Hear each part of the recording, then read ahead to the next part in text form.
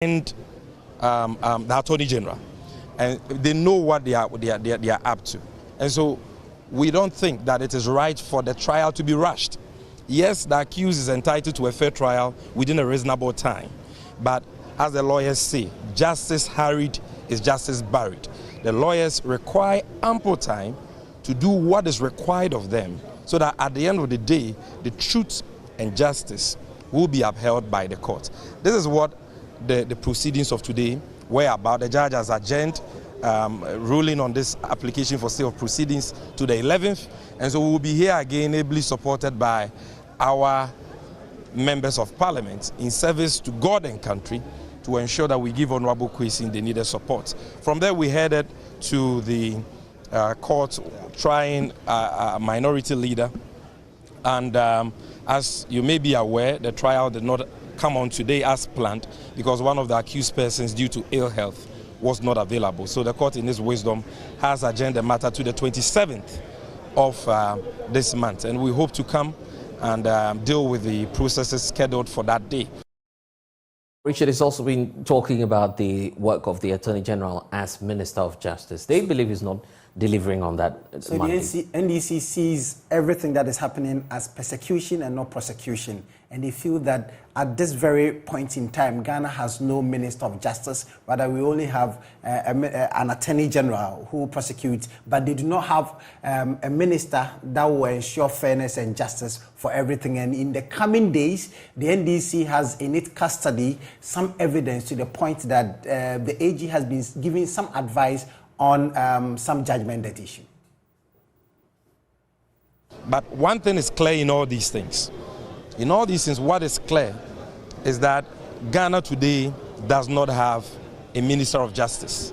We may have an Attorney General who is the principal legal advisor to the President, but we don't have a Minister of Justice because the man who bears that title has demonstrated time and again that he doesn't deserve that title. He doesn't understand the responsibilities that come with that title. He's not interested in doing justice. He's not interested in a fair trial. He's only interested in abusing his prosecutorial powers, in going after political opponents. But we want to serve notice to him that the NDC has been through this before. This is not the first time we are seeing this kind of witch hunts. We saw that in the immediate aftermath of the 2008 elections. They said that by the time they were going to be through with us, the NDC would have collapsed. But here we are, formidable as ever, stronger as ever. We will go through this and we will come out successfully. But one thing is certain, that the day of reckoning, the day of accountability for Godfrey Adame is coming. Thank you. And if that day will not come after the 2024 elections, that day will come soon, because very soon we will be holding his feet to the fire of accountability. His conduct as Attorney General, particularly in relation to his advice and recommendations on matters of judgment debts, have come to our attention. And in the coming days, we will be addressing you in the media and by extension the good people of this country on these issues. We'll be putting before you incontrovertible facts about the conduct of this Attorney General and Minister of Justice, which are inimical to the interests of the state. And let's see, what you will have to say about that. Let's bring in now Dr. Rashid Rahman. He's the Executive Director for the Africa Center for Parliamentary Affairs, and he's joining us as an expert in parliamentary development. Thank you, sir, for spending some time with us here on the Pulse. The incident where we have almost all minority MPs leaving the House. In fact, all of them were out of the chamber per the report we are receiving. Has this ever happened? Is this new to you? And is it also coming to you as a surprise? Yes, indeed. I think this is new. I've seen members of parliament boycott parliamentary proceedings through walkouts when they disagree with maybe issues happening on the floor of parliament. But I've never seen a situation where there's a mixture of the representational role and some personal legal matters that affect some members of parliament. This is the first time I am seeing this. But then we asked for a balanced parliament. Have we shot ourselves in the foot for considering what's going on now? The fact that they have the numbers, by the way. Well, yes, indeed. I think Ghanaians were yearning for a parliament where no one party has the numbers to always railroad, its way in terms of legislation and so on. But this, if Parliament, is continuing to surprise everybody, particularly those of us who watch Parliament every day, I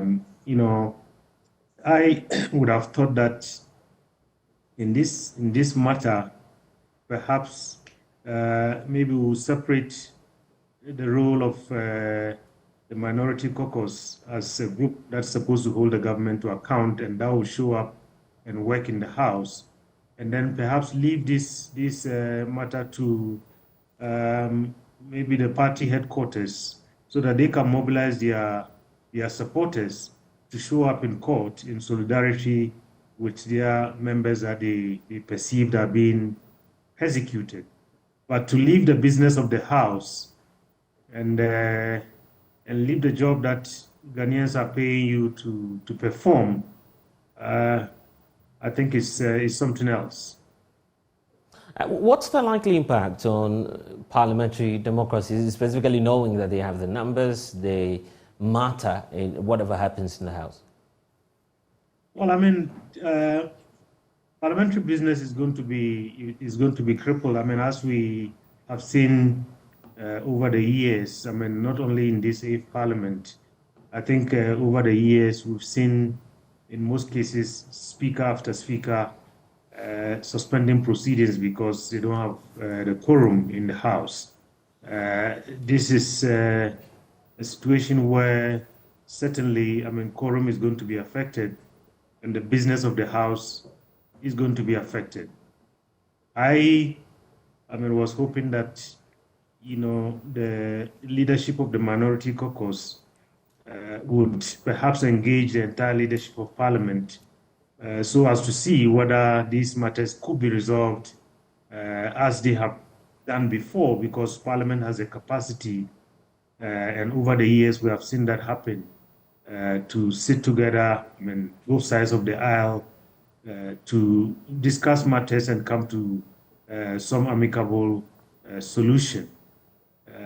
I'm not sure whether perhaps they have exhausted this mechanism, and that is why they are embarking on this. But if this continues, they might be in violation of some provisions of the standing orders, because if you absent yourself continuously for a number of days, assuming these trials are going to continue, then I think they might be in violation of their own standing orders. So I think in the interest of our democracy, in the interest of perhaps getting the business of our country, and let me be clear, it's not a business of the MPP. Sitting in the House and doing the work that they were elected for is our country's business. And I think they have to keep that in mind as they pursue this strategy, which is, of course, in their rights. But like I said earlier, perhaps they could have left this to their party supporters, and I believe they have those numbers, to show up at the courts and provide solidarity and support to their members who are facing trial. I'm not sure if, obviously you're not a lawyer or a legal expert to advise on whether or not the Attorney General should withdraw the case, but the demand, though, and the image that will paint of lawmakers, is the minority's demand really good for the optics in terms of how Ghanaians will view the lawmaking chamber? Having MPs ask that a case which is being argued on law be withdrawn simply because they have some of their members in there? Well, like you rightly said, I'm not a lawyer, but I'm hearing a number of kind of arguments being advanced by the NDC in terms of the fact that They, I believe, are not against their members being persecuted, but I think they are against the fact that some of these things are preconceived, as we heard from their communication director, referring to comments by the Attorney General, comments by the President, and so on. And I believe perhaps maybe that is the angle from which they are coming. If that is so, then I mean, I think it is in their right. But if it is against perhaps, I mean, the legal processes taking their course on laws that have been made by Parliament, then I think they have to think again, because tomorrow they might be in government and they might be setting a very dangerous precedent. In all of this, what do you bring in the role of the Speaker of the House? Sorry? In all of this, where do you situate the role of the Speaker of the House? Well, I mean, I believe the role of the Speaker of the House, I mean, as they call him, the father of the House, in this perhaps is to try and get the two sides to sit down and reason and perhaps look at ways of dealing with this in a manner that doesn't cripple the business of the House. I mean, the Right Honorable Speaker can bring the two sides together and perhaps if, for instance, I mean, they say, the NDC says they are against, you know, the kind of daily, hearings of the matter involving the honorable member for Asin North. I believe, I mean, Parliament has a capacity to take a look at this if that is what the NDC is against. And like you said, I mean, and which I agree with the NDC, there are so many cases in our country that are before the courts that have not been hurried like this one. And like they said today, justice hurried is justice buried. I mean, as if I can quote the communications director of the NDC, I mean, if that is a matter of concern, I believe the Right Honorable Speaker can play a role in terms of bringing the two sides together and even getting the Attorney General and the Minister for Justice to sit together and make sure that this matter is looked at very carefully. And another very unhealthy development is what we see happening of late, where, correct me if I'm wrong, there seems to be some sort of friction between two arms of the state. You have Parliament almost always clashing with the Supreme Court, with the judiciary by extension. What does this suggest of our democracy and the fact that we need to respect separation of powers as the Constitution dictates? Indeed, I think the matter that opened the floodgates, I mean, to this friction was the instance when the Parliament allowed itself for the Supreme Court to come in and decide on I mean, matters that are purely internal. I mean, because of I mean, the partisan nature of what's happening in the House right now. If you recall the matter in which the first Deputy Speaker, I think, wanted to vote and so on, in the Supreme Court, somebody ran to the court. I mean, rather than I mean, trying to see how this can be resolved internally. So that opened the floodgates, and we saw recently the Supreme Court giving orders to Parliament to expunge the name of, I mean, an MP from the records and so on and so forth. Quite a bit unhealthy, I mean, because, you know, once you have the judiciary giving instructions to Parliament, which is supposed to be, if you like, the arm of government that is a symbol of our democracy, then I think we are getting into some uncharted waters that could be very dangerous for our democracy. Okay, so for the majority side, and they also have leadership, what's your expectation of them?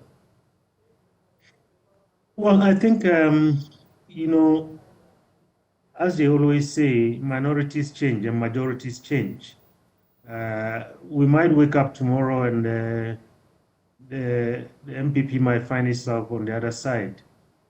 So thinking about that and thinking into the future, it's very important that they look at this matter carefully, so that tomorrow when they find themselves in the minority, at least they would have set some good precedent in terms of when it mattered most, when there was crisis, the leadership showed its face and tried to do something about it, so that at least the image of our legislative institution becomes intact. Because what we always want to see is a united parliament that stands in terms of holding the executive to account.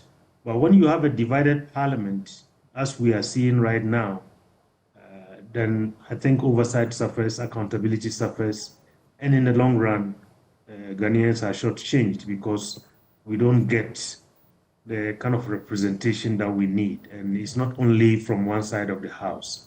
It has to be the business of the entire house to perform that oversight and accountability function for which the house is known.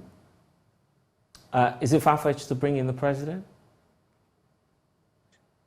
I don't know, but I think Parliament is capable of dealing with this. Okay, grateful. Dr. Rashid Rahman, who's the Executive Director for SEPA, joining us here on The Pulse. Now to the vetting of the presidential aspirants of the New Patriotic Party, as the governing NPP, led by the former Speaker of Parliament, Professor Aaron Michael Quay, has concluded its assignments now, vetting all 10 aspirants that came before the exercise, which started Monday through to Thursday, gave the opportunity to aspirants seeking to lead the party to prove their competence in leading the New Patriotic Party. The aspirants, including the Vice President, Dr. Mahmoud Bamia, Alan Kujicharateng, have so far described the process as successful and hoping to progress to the next stage of the election process. Addressing the media, spokesperson for the vetting committee, Obi Amwa, expressed satisfaction with the performance of the aspirants.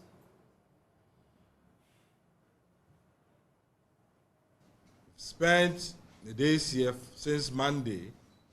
Thankfully, today we have concluded on our assignment when we managed to vet the 10th person who has applied to be a presidential aspirant and a candidate for the party. I'm sure you know the distinguished ladies and gentlemen on the committee, and we may not need to introduce ourselves again. The most important thing is that we've complied with the mandate of the National Party to ensure that any world presenting tales of true life. Witness on Al Jazeera. The 1960s, a decade of change across Africa. Al explores the fusion of arts and culture. Intellectuals were building new dreams and ideas because the revolutions of the 1960s were not political, but of the mind. From music to TV, the poetry of protest and revolutionary filmmaking. The 60s in the Arab world. Culture on Al Jazeera.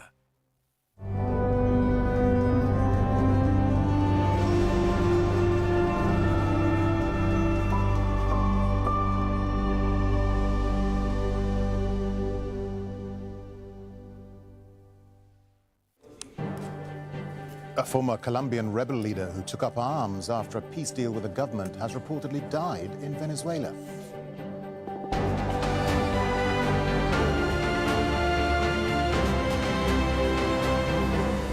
Hello, I'm Darren Jordan. This is Al Jazeera, live from Doha. Also coming up, the president of Belarus tells Al Jazeera he negotiated with the Wagner Group after the mutiny in Russia to prevent a civil war.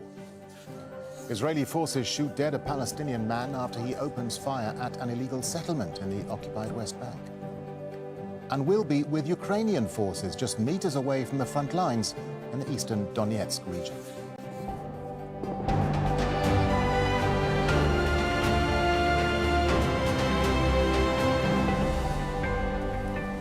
There are reports a former leader of the FARC rebel group in Colombia has died. Ivan Marquez helped negotiate a peace deal with the Colombian government back in 2016. But he later led another group with former rebels who rejected the deal. Marquez is believed to have died in hospital in Venezuela after suffering serious injuries during an attack last year. Alessandro Rampietti has more from Bogota.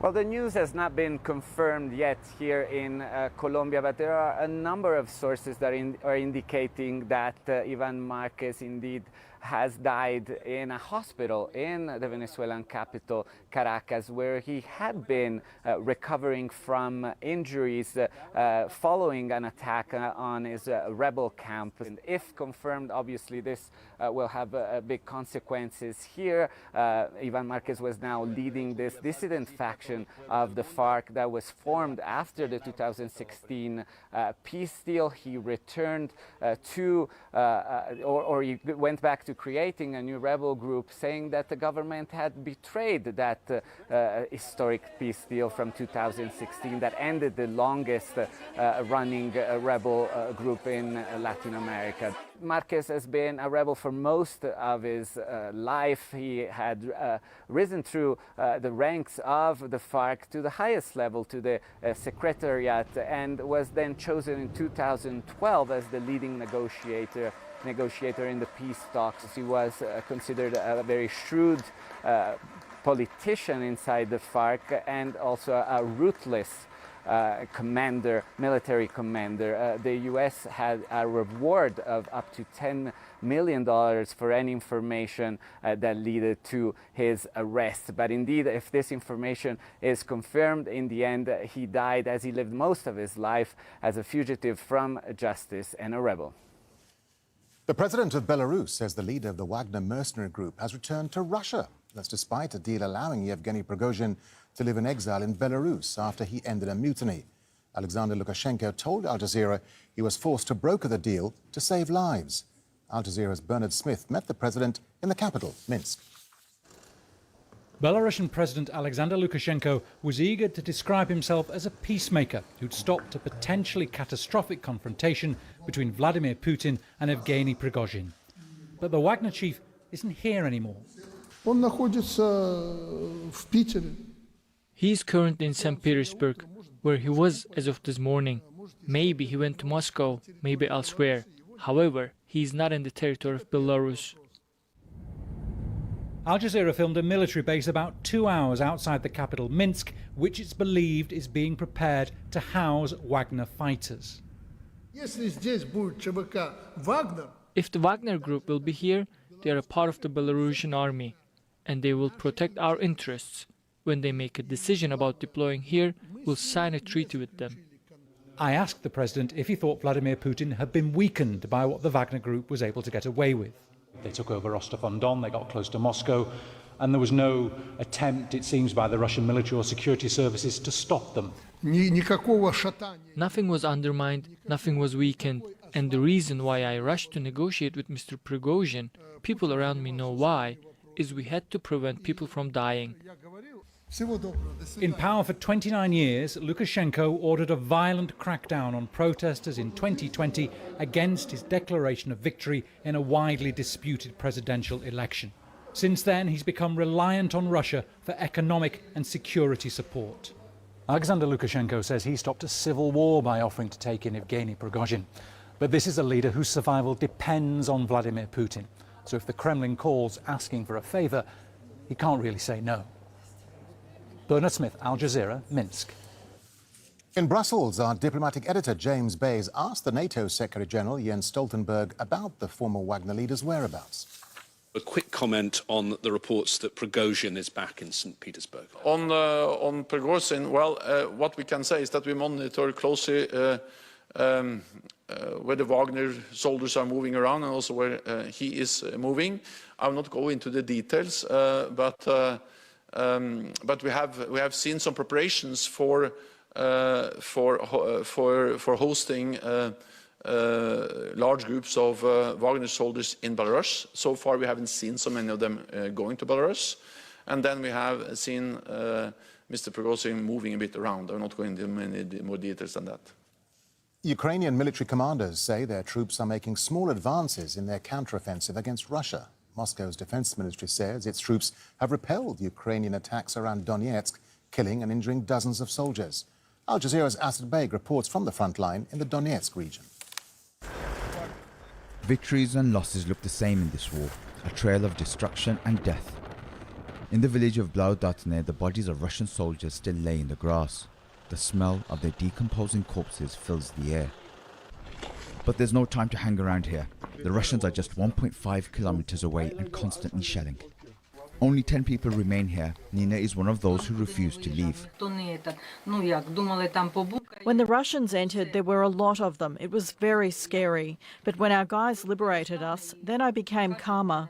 All our family homes have been destroyed, but we will rebuild. We will do it gradually, when our boys advance and these shells don't fall on our heads. Getting this close to Russian positions is usually not allowed. But Commander Andrei Onistrat in Ukraine's 68th Brigade wanted to show us what his soldiers have achieved. Hurry, move, this place is being hit, he says. We drive along the front lines closer and closer to Russian positions. There's no slowing down or stopping here. Shells fall by the roadside, just missing us as we speed past. That was close, I was falling asleep, mate. Using the trees as cover, we traverse through off-road tracks. Andrei's drone team is within eyeshot of Russian-occupied positions in Pavlivka. Hidden within dense foliage, we're within mortar, artillery and tank range. It's why this team is so small and operating with complete secrecy. All that separates these soldiers and the Russians are fields. Before the war, Andrei was a well-known businessman with his own TV show. He joined the Ukrainian military along with his son Ostap when the war started. His son was killed last month. I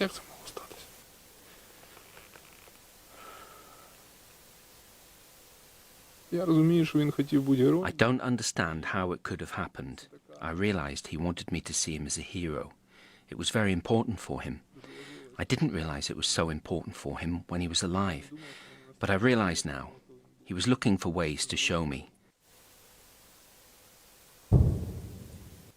I was a strict father and I rarely praised him, but at the same time I was very demanding, and I always pointed out his mistakes, and it put pressure on him. He wanted to be the best he could for me, and he became the best.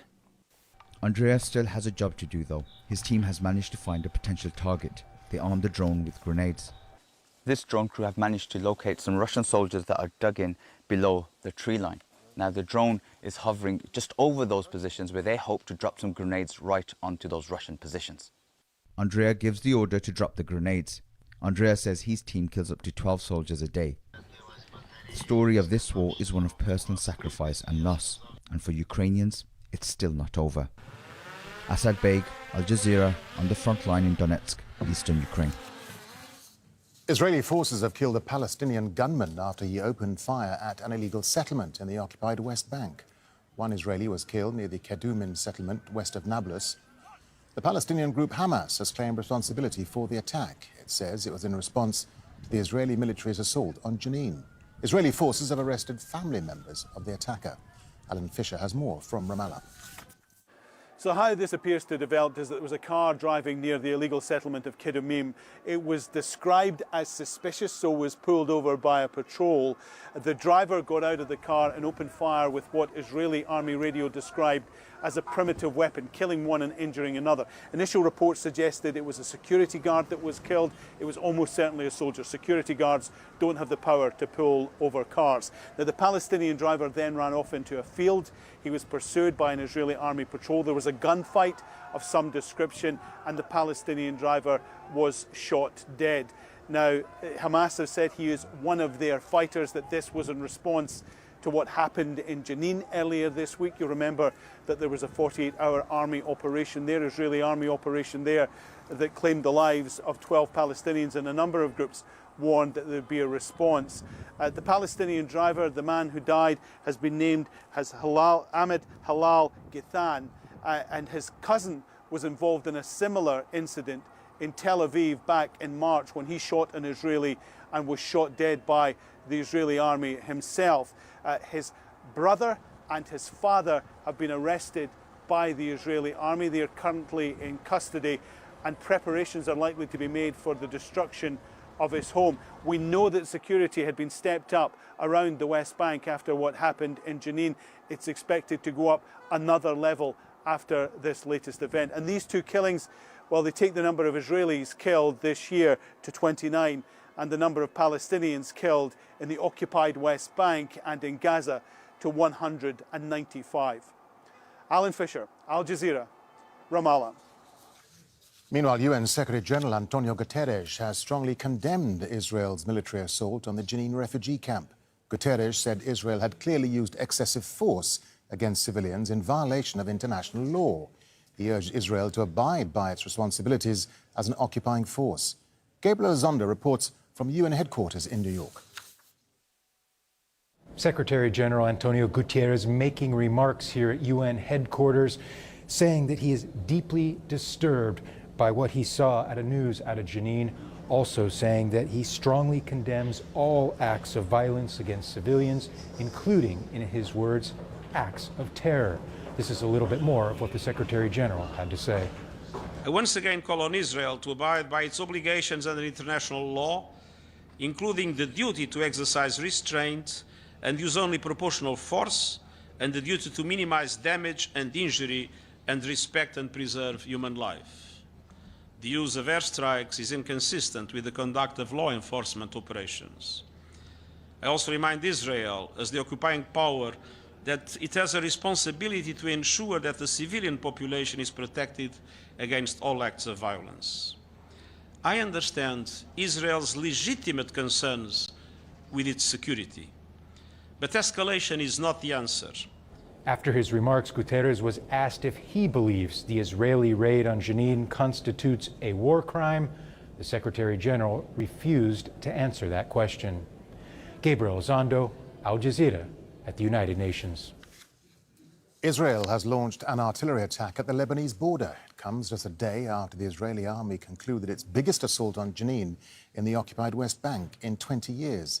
The attack happened near the town of Kfar Shuba. The Israeli military says it was in response to earlier rocket attacks from the area. Zaina Hodder sent us this report from Beirut. An unclaimed rocket was fired at Israel early on Thursday. The Israeli army then fired shells into Lebanon. It was yet another cross-border incident that was yet again quickly contained. Open areas were targeted in a sign that neither side wanted a major flare-up. But the timing told another story. We are seeing more and more unifications of groups responding to Israeli aggressions in Palestine. And we're seeing this is happening in Gaza. We're seeing this happening in southern Lebanon. And we can expect that more retaliations to develop around Israeli borders. Unifying the fronts. That's a new military tactic established by the Iranian-backed Lebanese armed group Hezbollah. It's repeatedly warned of a multi-front assault by Iran's allies across the region. This week, Israel launched airstrikes against Iranian targets in Syria and a major assault against the occupied West Bank town of Jenin. Then came a ramming and stabbing attack in Tel Aviv, a rocket attack from southern Gaza to northern Israel, and now the rocket attack from southern Lebanon.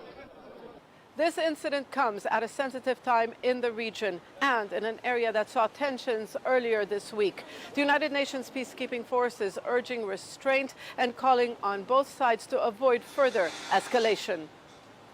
And there is a possibility.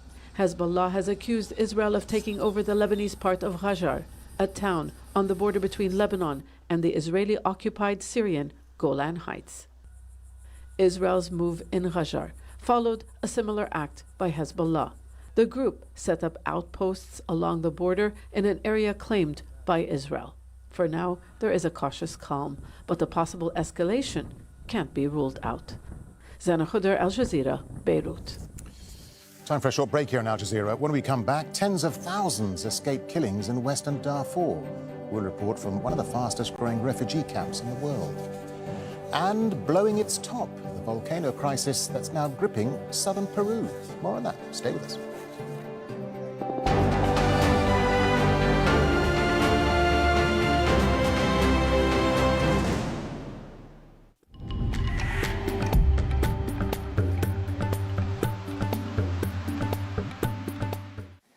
Get ready for it. The humidity is about to pick up across the Gulf. Those details right here, right now, all has to do with those winds shifting. So let's go in here for a closer look. Quite hot as well for the upper Gulf. Kuwait's at 49 degrees. There comes those winds right off the Gulf. For us here in Doha, 42, but it will probably feel about 51 both Friday and Saturday.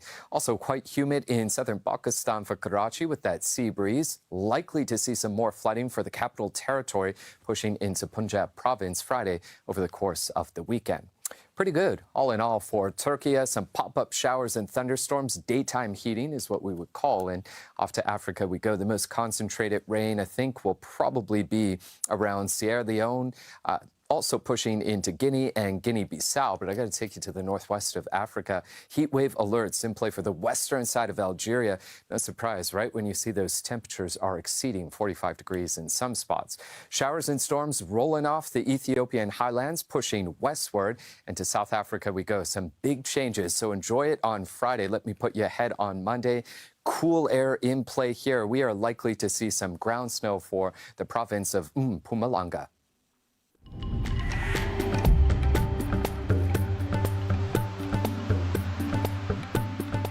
Debating the issues of the day. We've got to stop the intensive farming systems, the climate change, the habitat destruction. Otherwise, we won't be able to feed ourselves. Everyone has a voice. One of our viewers has piped up immediately and says, this is American economic coercion. What would you say back to them as they're watching right now? Targeting the Venezuelan economy means targeting vulnerable Venezuelans. It's important to have this conversation. We need to talk about the fact and not about narrative. The Stream on Al Jazeera.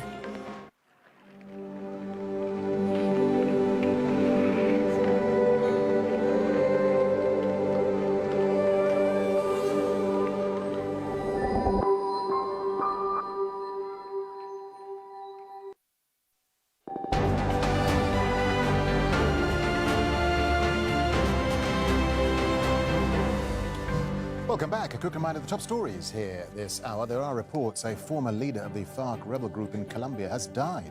Ivan Marquez negotiated a peace deal with the Colombian government back in 2016, but he later led another group who rejected that deal. The Belarusian president says the leader of the Wagner mercenary group has returned to Russia. That's despite a deal that's supposed to see Yevgeny Prigozhin live in exile in Belarus.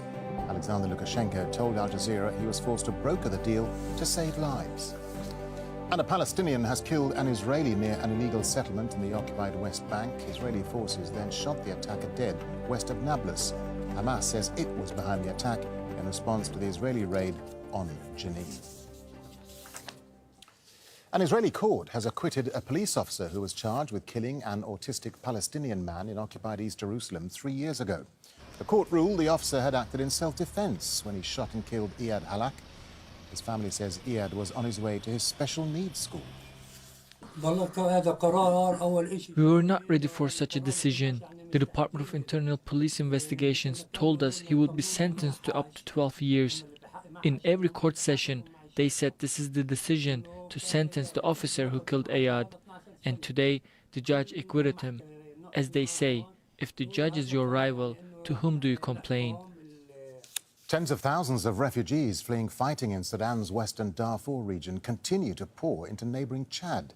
They're living in camps, but conditions are worsening as aid groups are overwhelmed by the numbers. Ahmed Idris reports from the border town of Adre, where crowds of refugees are waiting for help. They cross the border any way they can, in trucks, on foot, and donkey carts. They left behind homes in ruins and corpses in the streets that couldn't get a decent burial. On Chadian soil, they board trucks to take them to the biggest refugee camp in eastern Chad, holding tens of thousands of people, all with one sad story or more. Zainab Arbab, mother of two, is pregnant with her third child. She and her oldest son Muhammad both witnessed the murder of her husband. She's putting up a brave face for now, but it's unclear how long it will be before she finally breaks down. The children keep asking me, when will their father return home? I tell them he will join us soon. Her oldest son, Muhammad, was snatched from his father's arms before the attackers shot him along with 3 other men, right in front of the family. Most of the refugees here are from Sudan's Western Darfur, a region that has seen 2 decades of conflict. Majority of the 55,000 refugees in this camp are undocumented. This means they cannot access aid. As you can see, there is no single tent decent for human habitation here. The refugees accuse militias of ethnically cleansing the region to gain dominance. Halima saw her brother taken away by gunmen. 1 week after, there is no news of him. They shot his friend in the leg. As for my brother, they knocked him down with a car, beat him, and took him back to El Junaina.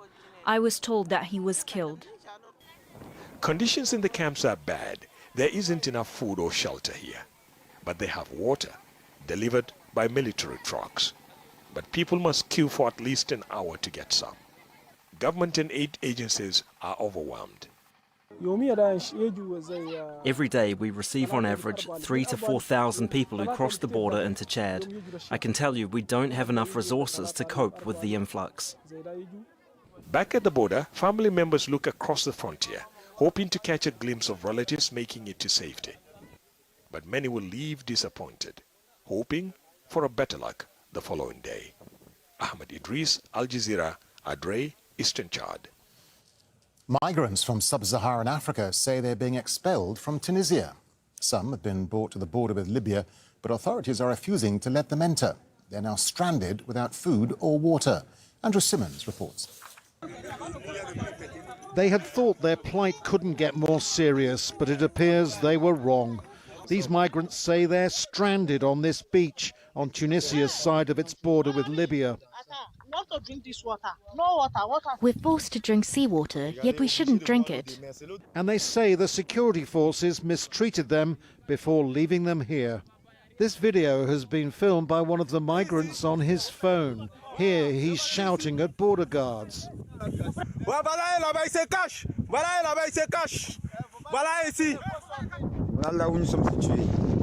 Look where we are. We don't know where to go. We don't eat anything.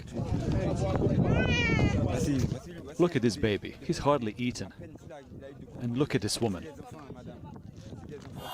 The migrants had been moved from Tunisia's second city, Sfax, in a security operation mounted after a Tunisian man was killed, allegedly by migrants. Tensions have been increasing. Sub-Saharan African migrants say hundreds of them have been rounded up for deportation, but Libya is refusing to let them in. Sfax is on Tunisia's eastern coast and a main departure point for migrants and refugees trying to cross the Mediterranean in boats bound for Italy. Hostility towards the sub-Saharan Africans has increased following remarks by Tunisia's President Kais Saied accusing them of criminality. He ordered a crackdown. In Sfax, many Tunisians say the migrants should go home. Tunisia and the Tunisians have enough troubles. Now we are flooded with these migrants coming from the sea or the desert. The state authorities should do something. For now, there's stalemate over the migrants. Tunisia wants them out and Libya refuses to let them in. They've been abandoned, and there's no doubt about the urgency of getting them food, water and shelter. Andrew Simmons, Al Jazeera. China says it will ban imports of foods from 10 Japanese regions as the Fukushima nuclear plant prepares to release treated radioactive water. Beijing's concerned about the safety of food imports from Japan. Health officials are planning stricter detection and monitoring of radioactive substances, especially in fish. Meanwhile, fish markets in South Korea are also increasing their testing for radiation. US Treasury Secretary Janet Yellen has arrived in Beijing to ease tensions between the world's 2 biggest economies. Yellen will meet China's second-in-command, who's in charge of the economy, but she's not scheduled to meet President Xi Jinping. The Finance Ministry says it hopes the US will take concrete actions to develop stronger ties. Twitter has reportedly sent a cease and desist letter over Meta's new app, Threads. More than 30 million users have already joined the app. That's according to Meta CEO Mark Zuckerberg. It's meant to rival Twitter, and its interface has a close resemblance to it. Twitter chief Elon Musk is reportedly threatening to sue, claiming the company violated its intellectual property rights. The US Food and Drug Administration has given full approval for a drug they say can slow the progress of Alzheimer's. Doctors are hopeful but warn the drugs have side effects. Patty Culhane reports from Washington, D.C. And help them. Joan Murtaugh was facing a horrific future. Diagnosed with Alzheimer's disease, she knew she would forget everything and every person in her life eventually, and it would likely lead to her death. But then, a first. She got into a clinical trial that offered hope.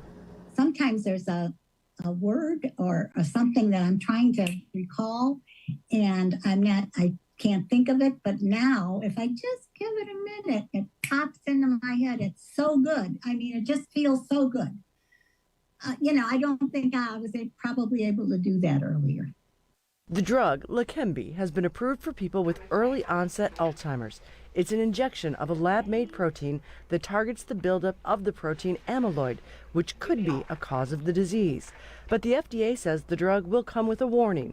It can lead to bleeding in the brain that can be fatal, and medical experts are quick to point out this is not a cure. In an 18-month period of the trial, we see the group who received medication compared to group who received placebo, the rate of decline was 27% less. It is small, but it's still promising when we don't have any other treatments available. Another concern, the cost, estimated to cost more than $26,000 a year. But for the more than 50 million people estimated to suffer from dementia worldwide, a first, a ray of hope for one of the darkest of diseases. Patty Culhane, Al Jazeera, Washington. Deforestation in Brazil's Amazon rainforest has fallen sharply after seeing years of rapid environmental destruction. Government data shows deforestation dropped 34% in the first half of this year. Brazil's president campaigned on ending deforestation. It surged to a 15-year high under predecessor Jair Bolsonaro, who made big cuts to protections for the Amazon. Peru has declared a state of emergency in the southern region surrounding the Ubinas volcano. It's spewing ash up to 5 kilometers into the air. Mariana Sanchez reports in the capital, Lima. This is the moment the Ubinas volcano erupts, spewing plumes of smoke and rock into the air. The Ubinas is Peru's most active volcano. It had been dormant since 2019. Now ash has blanketed communities more than 20 kilometers away, and authorities are on alert. A supreme decree which effectively declares a state of emergency in several districts in the department of Moquegua. As it is public knowledge, the Ubinas volcano has entered an eruptive process with emissions that could affect the health of the population. Officials say more than 2,000 people live in a radius of 6 kilometers around the volcano. Most of them are poor farmers and ranchers who've been asked to stay home. The governor of Moquegua says the government must act immediately to protect them. We don't want an emergency decree on paper. We want real and concrete actions of the national authorities. We want a permanent presence in the area. We want the people to be heard. The volcano became active again last May. Scientists say the Ubinas is causing more than 150 earthquakes a day, but they're still short of calling for an immediate evacuation. We have to see an increase in the seismic activity and register anomalies in the temperature at the crater. We're evaluating. The smoke must reach an average 2 kilometers high, and the intervals of the earthquakes are closer. Soldiers have been deployed to help the population, but local authorities say shelters are unprepared. They don't have running water or sewage. With warnings volcanic activity is likely to increase, time to fully prepare may be running out. Mariana Sanchez, Al Jazeera, Lima.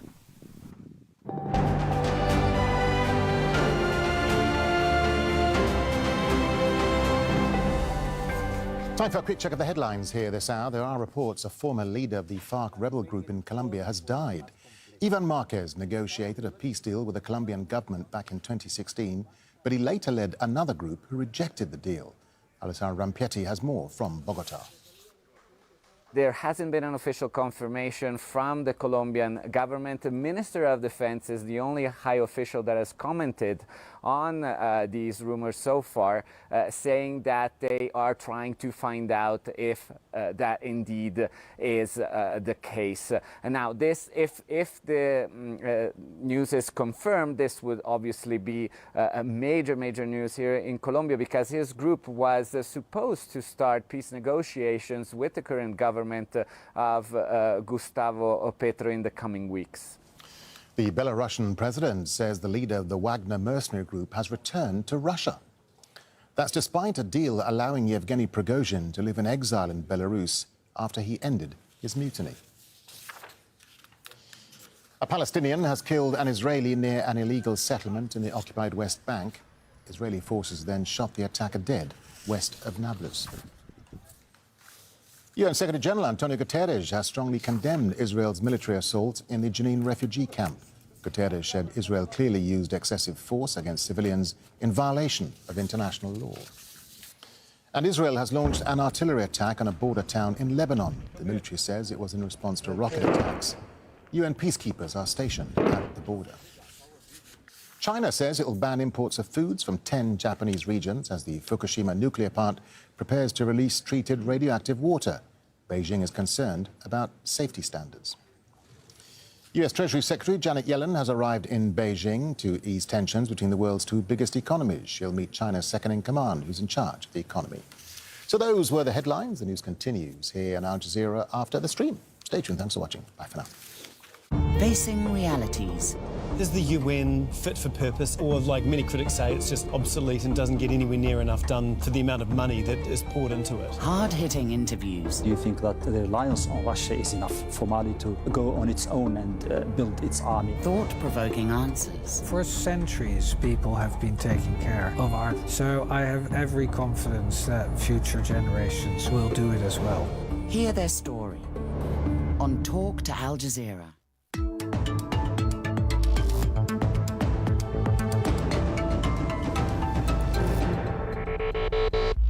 Hi, I'm Femi Oke. On today's episode of The Stream, we are looking at 15 years of Venezuela's sanctions. How effective have they been and who's been impacted? We start with former President Trump speaking on June the 10th. How about we're buying oil from Venezuela? When I left, Venezuela was ready to collapse. We would have taken it over. We would have gotten all that oil. It would have been right next door. Former President Trump saying the quiet bid out aloud. How impactful are sanctions? Good policy tool, or do they just collectively punish an entire nations for the deeds of their politicians? That is what we're talking about today. On YouTube, we are inviting you to be part of the conversation as well. The comment section is now live. Let's meet our expert guest. Joining us from Denver, Colorado, Francisco Rodriguez is an economist and professor at the University of Denver's Joseph Caldwell School of International Studies. Joining us from Montevideo, Uruguay is Tamara Teresic Boner, director of the Peter D. Bell Rule of Law program at the Inter-American Dialogue. And in Washington, D.C., Mark Weisbrot. Mark is co-director of the Center for Economic and Policy Research in Washington, D.C. So, Mark, in a sentence, 15 years of sanctions on Venezuela. What do we have today? What's been the result? Well, the result, the biggest part of the result is the worst decline in, the worst depression, really, in the history of Latin America, as Francisco will talk about. But I think also these sanctions are a form of economic warfare, and they mainly target the civilian population. And that's why they have an impact that's similar to actual wars. And a lot of people know this. Representative Jim McGovern, who was the chair of the House Rules Committee when the Democrats had the House, he wrote a letter to President Biden, and he asked him to get rid of these sanctions on Venezuela. And he said that the sanctions that they had were indiscriminate, and he said purposely so. So he explained how it was, as he said, the Venezuelan officials were not the ones who were suffering, but the people, and that was actually he explained how that was the purpose of the sanctions. And that is the purpose, I think. and it's illegal under treaties that we've signed, and it's terribly wrong. Tamara, what's the purpose of the US sanctions for 15 years?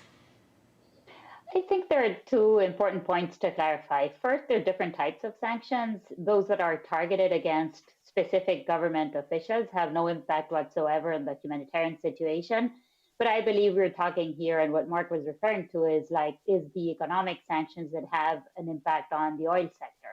And what we have seen is that there's a problem with overcompliance with sanctions imposed by the US government that have made it harder for humanitarian aid to reach the country. However, I do think it's important to highlight that the humanitarian situation in Venezuela was pretty dire before the imposition of sanctions. Just look at official data by the health ministry published by the Venezuelan authorities in 2017 showed that the previous year, maternal mortality increased by 65% and infant mortality had increased by 30%.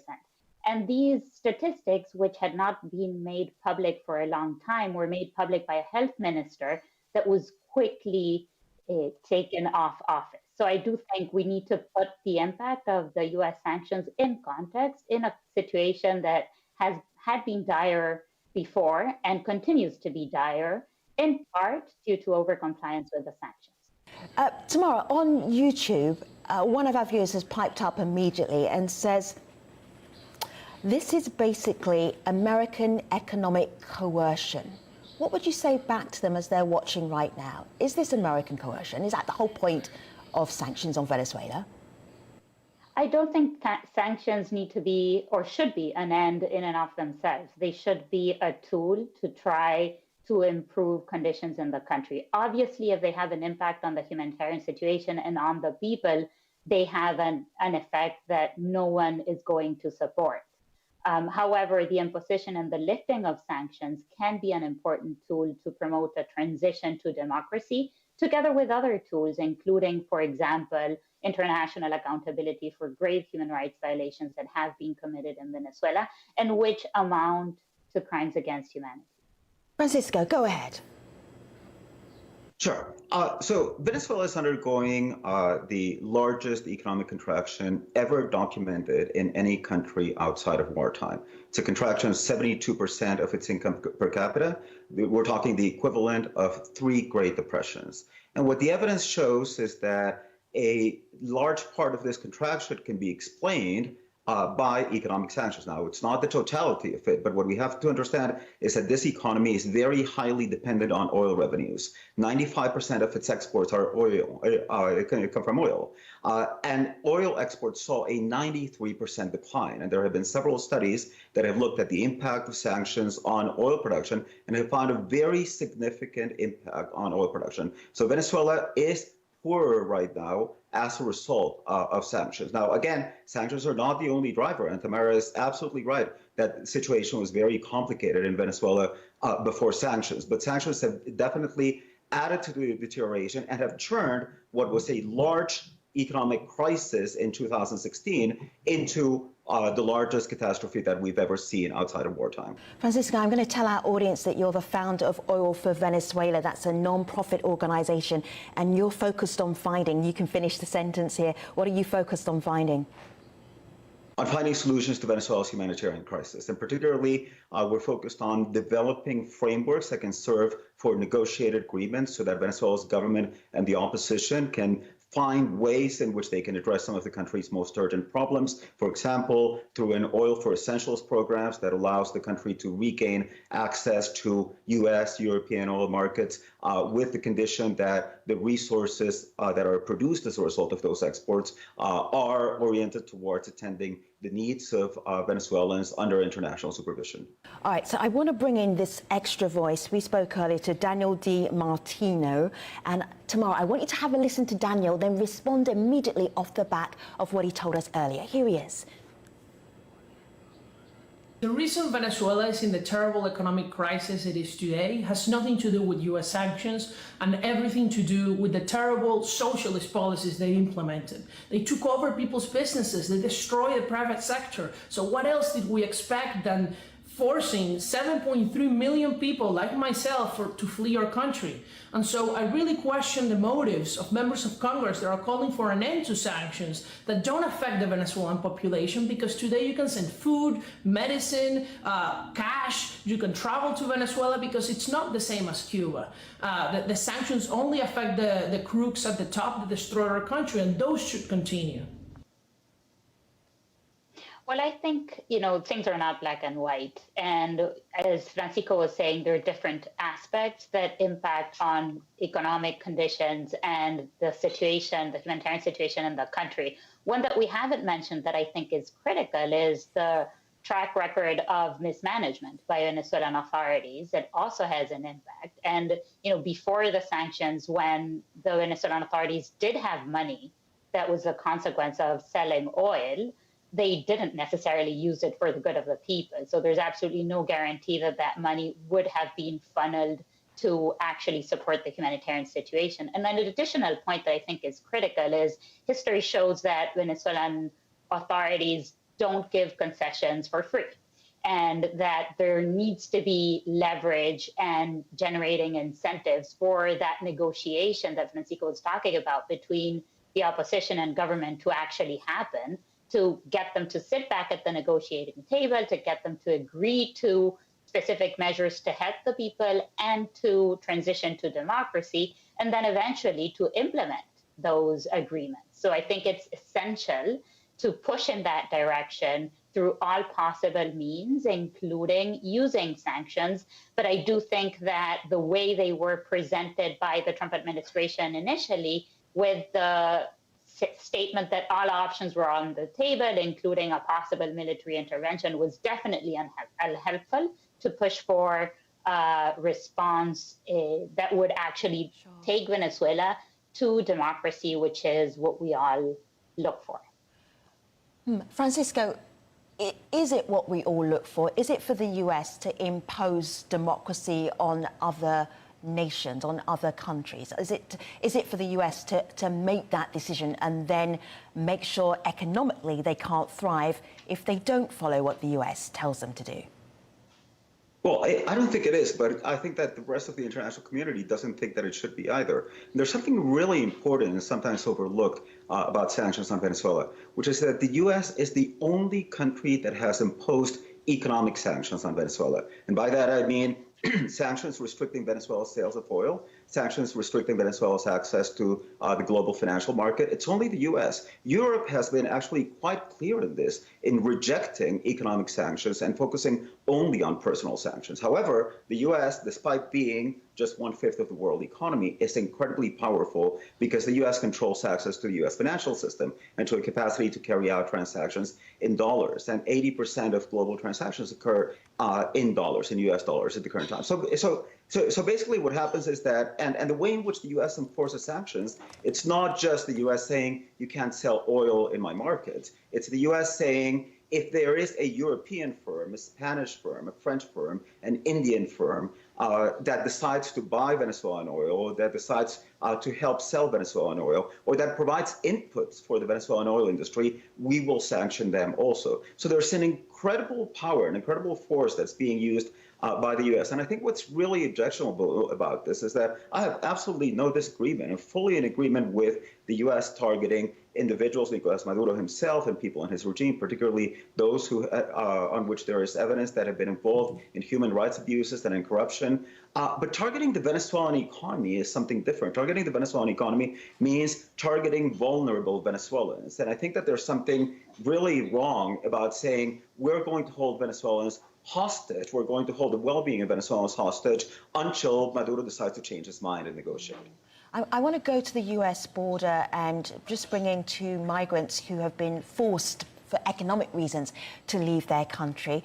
This is them speaking in early May, and then I'm going to just bring back Mark here, because if this is an infringement of international law, these sanctions that are making people leave their own country, then what happens? Let's listen to the migrants first.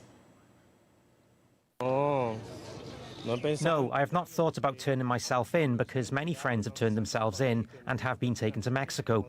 In Mexico, they are practically killing us. Several girls have been kidnapped in Tijuana. I don't want to go back to Venezuela because if there's breakfast, there's no dinner. If there's lunch, there's no dinner. And there are no shoes for the children. For medicines, people are dying, and mainly I want to give my children a better quality of life. Mark, can you explain why international law is being broken? Yes, well, first of all, you have a whole set of treaties that the United States has signed, the UN Charter, the Charter of the Organization of American States, the Geneva Conventions. All of those prohibit the use of sanctions that target civilians, that harm civilians, that kill. And I want to emphasize that they kill civilians. You know, in the first year of sanctions, the mortality of Venezuelans, the Trump sanctions from 2017 went up by 40,000 deaths. Okay, so it's tens of thousands of people that have died from these sanctions at a minimum, and because that's just the first year. And so I think that this is really important. This is the most important thing. They get away with this because most people don't realize that. You know, other people have admitted this. Here's Mike Pompeo, okay, from a press conference when an Associated Press reporter asks him, how are the sanctions going in Venezuela? And he says, well, I think things are really going good for the Venezuelan people. He said, the humanitarian crisis is tightening by the hour. You can see the increasing pain and suffering that the Venezuelan people are suffering from. That was his exact words. And he said the same thing about Iran. And they make it, he didn't hide it, okay? For the Trump administration, the purpose of these sanctions was to actually harm people and get them to overthrow their government, or at least get them out of office somehow. And that's what the sanctions do. And they know this. And people, of course, who want to get rid of the sanctions also know this. And it's pretty difficult to hide this. I think that's when the sanctions will end, is when everybody knows this. You know, just if I can give one example, a similar example you had in Congress, because you have now, for example, 21 members of Congress have signed a letter just May 1st saying to get rid of the sanctions. And this is historic. This hasn't happened before. 21 members of Congress said, wrote a letter to the administration to get rid of the sanctions on Venezuela and Cuba. And they said, why? Because, first of all, they said all the things wrong, but they also said that you have over 400,000 migrants at the border increase, in the last 6 months. And I'm sorry, in the last year, 2022, is 414,000. And that was a 361% increase of the migrants from Venezuela and Cuba. That's where those 400,000 came from. And so that's what that's going to become an issue in the elections going forward. And I think that's one of the reasons they wrote to Biden, because they know very well. And one of by the way, the lead in the letter was Veronica Escobar, who's a co-chair of Biden's campaign. So it's a serious political issue as well. Okay. I want to bring in Lula da Silva, the president of Brazil, who was meeting with the president of Venezuela quite recently. Tamara, I know you said that there were issues with governance before the sanctions were applied. This is what President da Silva had to say about those issues and how Maduro is dealing with them. Is it his fault? No, it's the United States' fault, who made an extremely exaggerated blockade. I always say that a blockade is worse than war, because in a war, usually soldiers in battles die, but a blockade kills children, women, people who have nothing to do with the ideological dispute at play.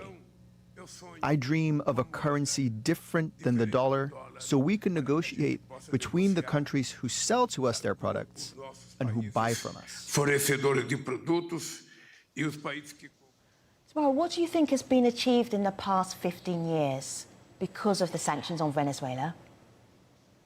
Look, I think those statements by President Lula were very unfortunate. And in that same meeting, you had other presidents, including President Boric, who's also from center-left, explaining that there are serious concerns about the human rights situation in Venezuela. So I think we can't oversimplify the Venezuelan crisis and talk about whether it's all or isn't all responsibility of the U.S. sanctions. That's playing into the narrative by Venezuelan officials that have typically blamed someone else for issues for which they are only responsible. Is it partly the responsibility of the US, though? Would you acknowledge that? Partly responsible, because there are migrants turning up on the border of the US because they can't live in Venezuela anymore. So is there some responsibility? The migration crisis in Venezuela started in 2014. I was in Cucuta at the border interviewing people who were leaving, and they were leaving because of multiple reasons, including the humanitarian situation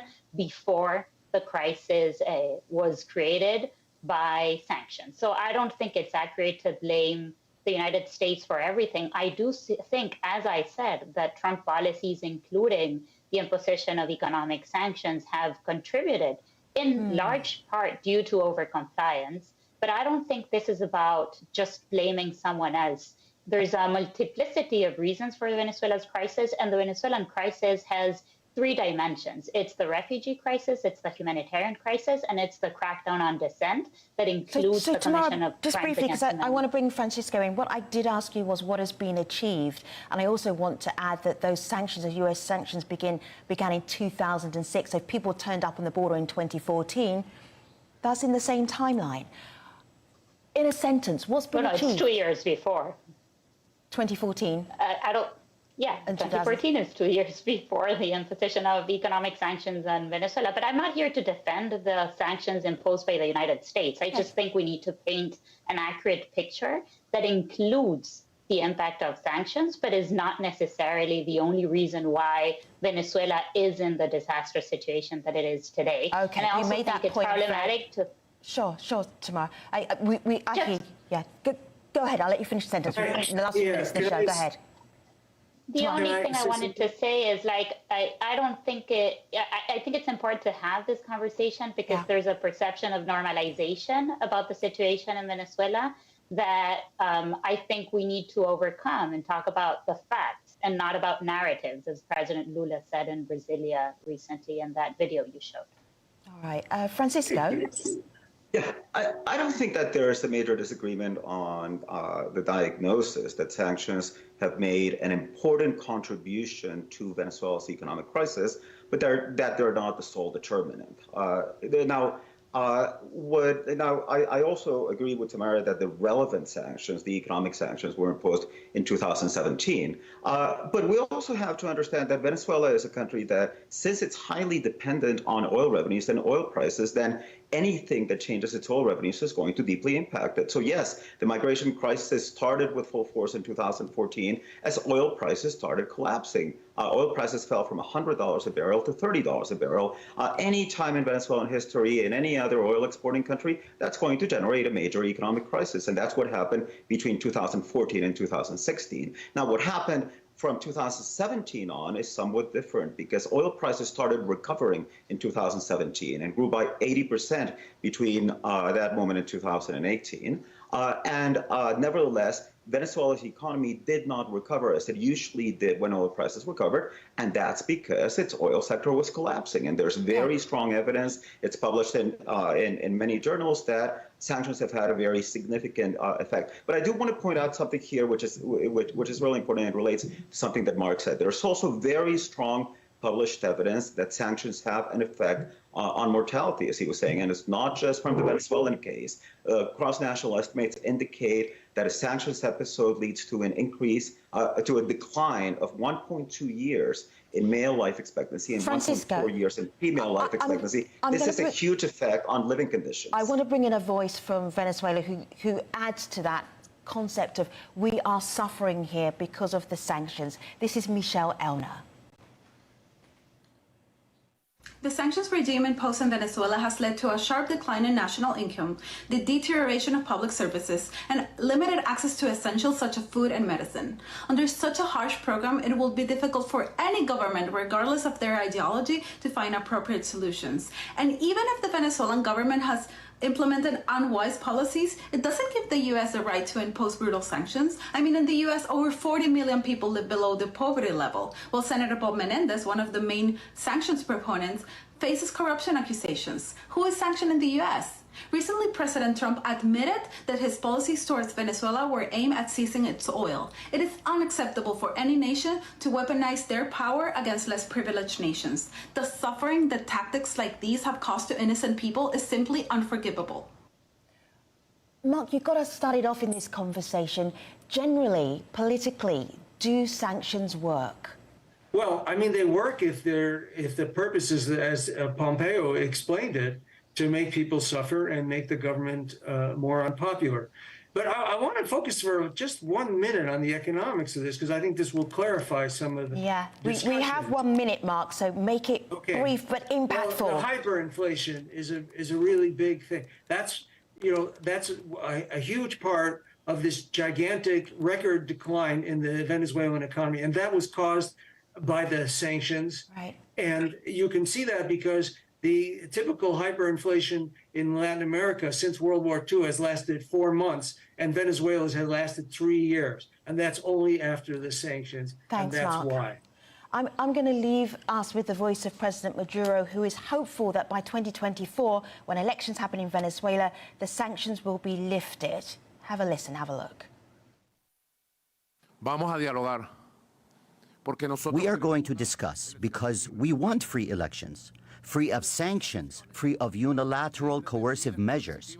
The elections will be free of sanctions. There is no other option. That is the dilemma. Do you want free, fair, and transparent elections? Then they must be elections free of sanctions.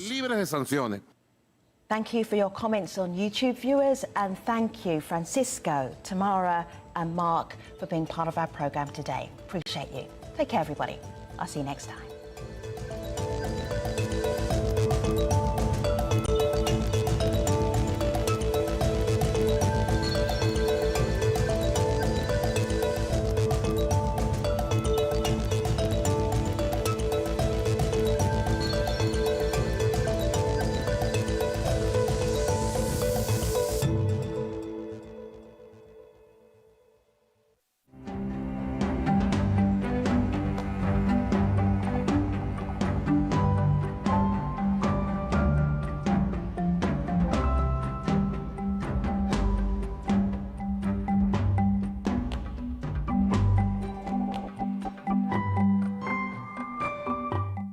The subantarctic region of Chile is the southernmost part of the Americas, before Antarctica itself. It's one of the very few untouched areas on Earth. Scientists here are studying climate change and global warming. This is kind of a Jurassic Park that has survived the impact of modernity. So Chile offers to the world these kind of natural laboratories. On this enormous peat bog, climate change expert Frederic Talasso has installed sophisticated instruments that measure how wind, temperature, ultraviolet light impact it. The ecovariance tower gives us the total flux of CO2 or methane that is emitted or captured by the ecosystems. That would allow us to predict what could happen with the peatlands in the future. If some researchers are right that this subantarctic region is a precursor of what the South Pole may soon become, scientists will need all the information they can get. Wherever there are people, there are stories.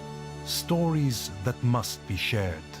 Award-winning filmmakers from around the world presenting tales of true life. Witness on Al Jazeera. Revealing eco-friendly solutions to combat threats to our planet on Al Jazeera. Environmentalists say one of Australia's most ancient forests is under threat from mining. With tough new penalties against protesters, 101 East meets those prepared to break the law. On Al Jazeera.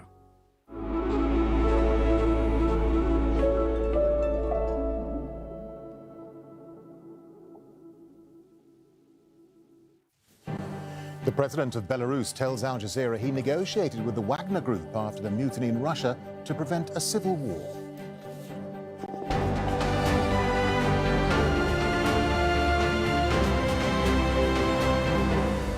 Hello, I'm Darren Jordan. This is Al Jazeera, live from Doha. Also coming up, we'll be with Ukrainian forces just meters away from the front lines in the eastern Donetsk region. Japan is set to start releasing more than 1 million tons of radioactive wastewater from the Fukushima nuclear plant. The UN's atomic chief says it's safe. And Twitter reportedly threatens court action over Meta's launch of its latest app, Threads.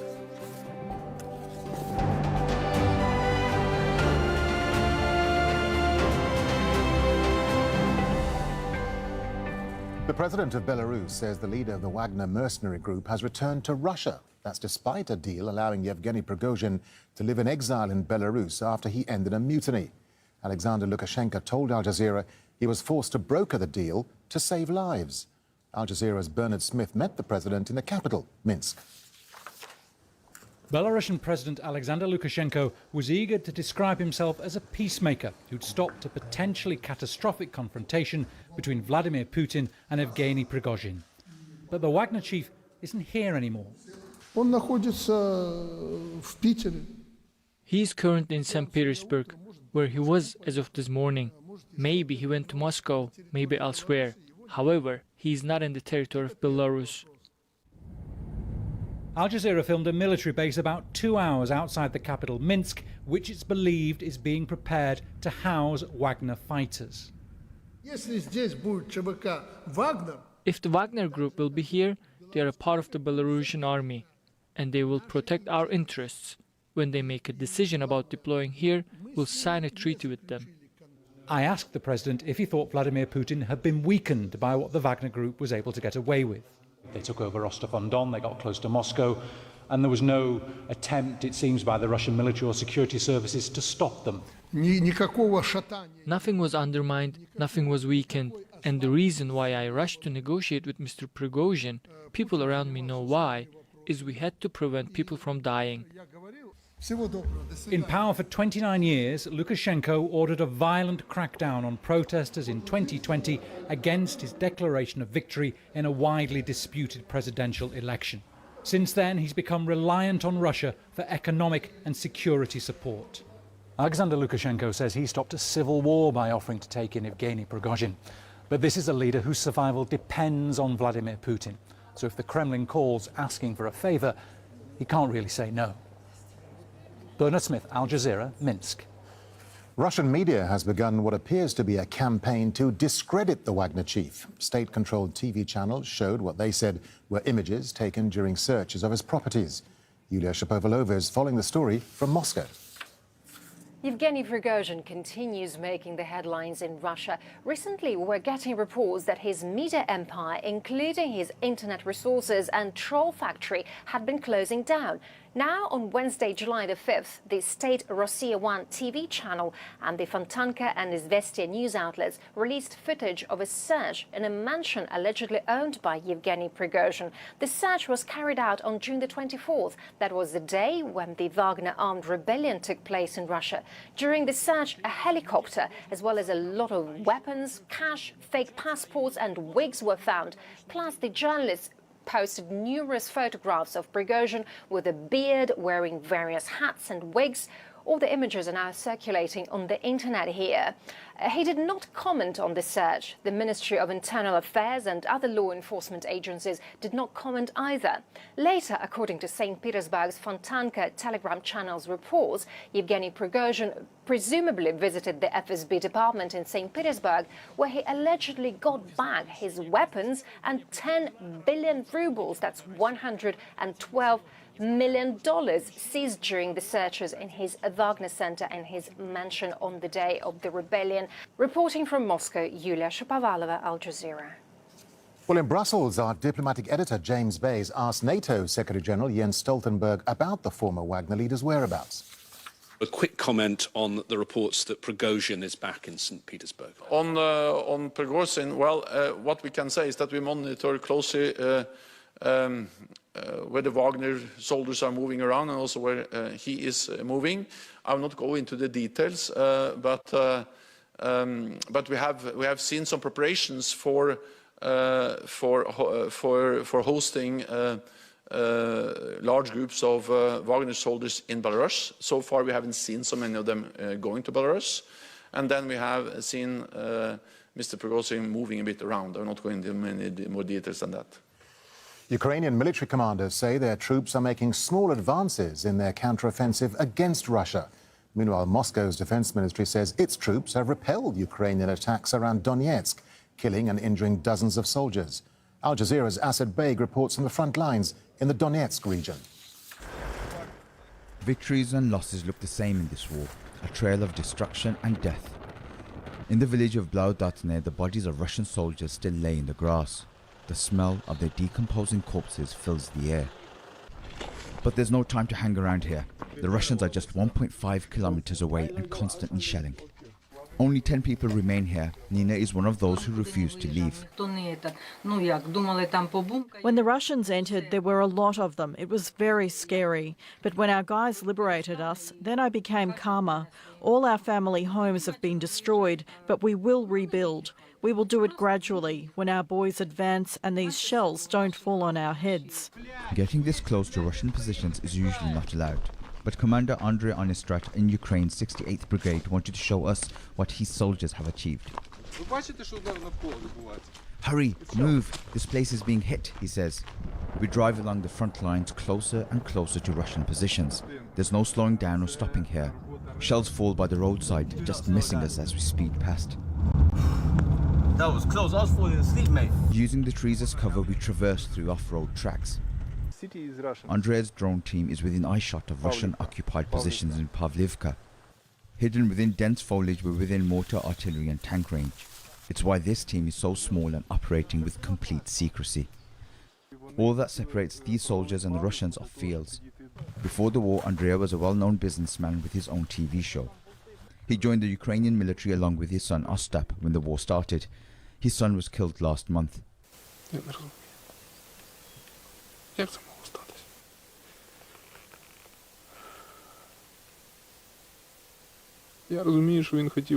don't understand how it could have happened. I realized he wanted me to see him as a hero. It was very important for him. I didn't realize it was so important for him when he was alive. But I realize now. He was looking for ways to show me. I was a strict father and I rarely praised him, but at the same time I was very demanding and I always pointed out his mistakes and it put pressure on him. He wanted to be the best he could for me and he became the best. Andreas still has a job to do though. His team has managed to find a potential target. They armed the drone with grenades. This drone crew have managed to locate some Russian soldiers that are dug in below the tree line. Now the drone is hovering just over those positions where they hope to drop some grenades right onto those Russian positions. Andrea gives the order to drop the grenades. Andrea says his team kills up to 12 soldiers a day. The story of this war is one of personal sacrifice and loss, and for Ukrainians, it's still not over. Asad Beg, Al Jazeera, on the front line in Donetsk, eastern Ukraine.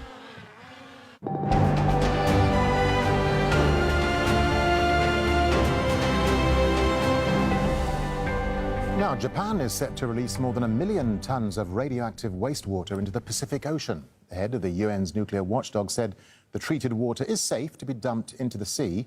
Rafael Grossi held his final media conference after visiting the Fukushima nuclear power plant. It was severely damaged during the 2011 earthquake and tsunami. Grossi is due in South Korea and Pacific Island nations, where safety concerns about the Japanese plans are high. You know, I am heading this evening to Seoul, to the Republic of Korea, where there are also important questions being raised about what we have been doing. And I will be meeting with high officials of the government, moving on to the Pacific Islands, where, again, from a very specific perspective of these small island nations, there is a concern about this whole plan, what it means, what will be the impact for them and their local economies. Well, the Tokyo Electric Power Company is storing 1.3 million metric tons of wastewater. That's more than 500 Olympic-sized swimming pools. They're being stored in more than 1,000 tanks, and they're at 98% capacity. It's been diluted to reduce the amount of tritium, that's a radioactive isotope, to 1/7 the amount allowed by the World Health Organization for drinking water. So let's bring in David Krofchek. He's a senior lecturer in physics at the University of Auckland. He's also a specialist in environmental radiation. He joins us live from Auckland in New Zealand. David, good to have you with us. So atomic regulators say, look, this contaminated water is safe, but why do they need to release this water now? And can we be absolutely sure about the level of risk posed to people and the environment? The water has been treated, at least a quarter of the water has been treated with very sophisticated advanced liquid processing system, which removes the radionuclei from the nuclear fission nuclei from the damaged nuclear reactors. And that is what is the main thing that must be removed. And this has been demonstrated to the satisfaction of international laboratories who measure the same thing that the Japanese have measured, the same water, and they've been able to come to an agreement that, yes, the Japanese are capable of doing this. And not only that, but the processing system is good enough to remove enough nuclear fission materials so that it is down below all their safety limits. And there should be no radiochemical, radiobiological damages. Yeah, but David, many experts say the real issue here is a hydrogen isotope called tritium, which cannot be filtered out. There's no existing technology to do so. So how dangerous is tritium, and what happens if people are exposed to it? Well, that's exactly right. The ocean, in fact, is a sink of tritium from the atmosphere. It's a natural sink of tritium. There's many 8,000 to 10,000 grams of tritium in the Pacific region right now. And the tritium in the Fukushima water is about 3 milligrams, right? It's a very tiny amount. And studies on living systems like mollusks and mussels have shown that biological effects can occur, but only at factors of 1 million to 10 million times larger than the concentration of tritium that's in the Fukushima water, wastewater. But despite that, so though, you just David, don't find this anywhere in the world. Yeah, but despite that, the IAEA's report has done very little to reassure neighbouring countries. I mean, China's already banning imports of food from some regions in Japan. South Korea is testing for radiation in fish markets, and countries as far away as Australia and New Zealand, where you are, have voiced grave concerns. So how do you assess the level of risk to those neighbouring countries? Since the cancer-causing radionuclei from the nuclear fission reactors are removed, and the tritium level is so low compared to the ocean water, there really is no physics, no science reason to be concerned. It's more cultural and political reason to be concerned about water being released with tritium. So, for example, these countries like China and Taiwan and South Korea have nuclear power plants around the area which annually deposit more tritium per nuclear power plant than there exists all of the Fukushima water. OK, well, that's an important point you make, David. So let me just get one last observation from you, because many observers say, look, the world's oceans are already under huge stress from climate change, overfishing, pollution, rather. I mean, critics say the last thing we need now is for the oceans to be used as some kind of radioactive dumping ground. I mean, they have a valid point, don't they?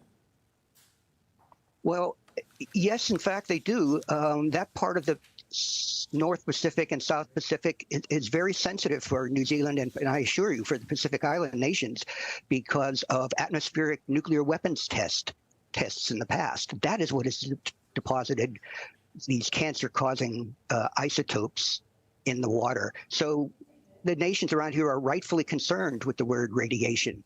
But with the IAEA test and the worldwide comparisons with what the Japanese measure, there really is no scientific reason to be concerned about extra damages done from cancers in the future.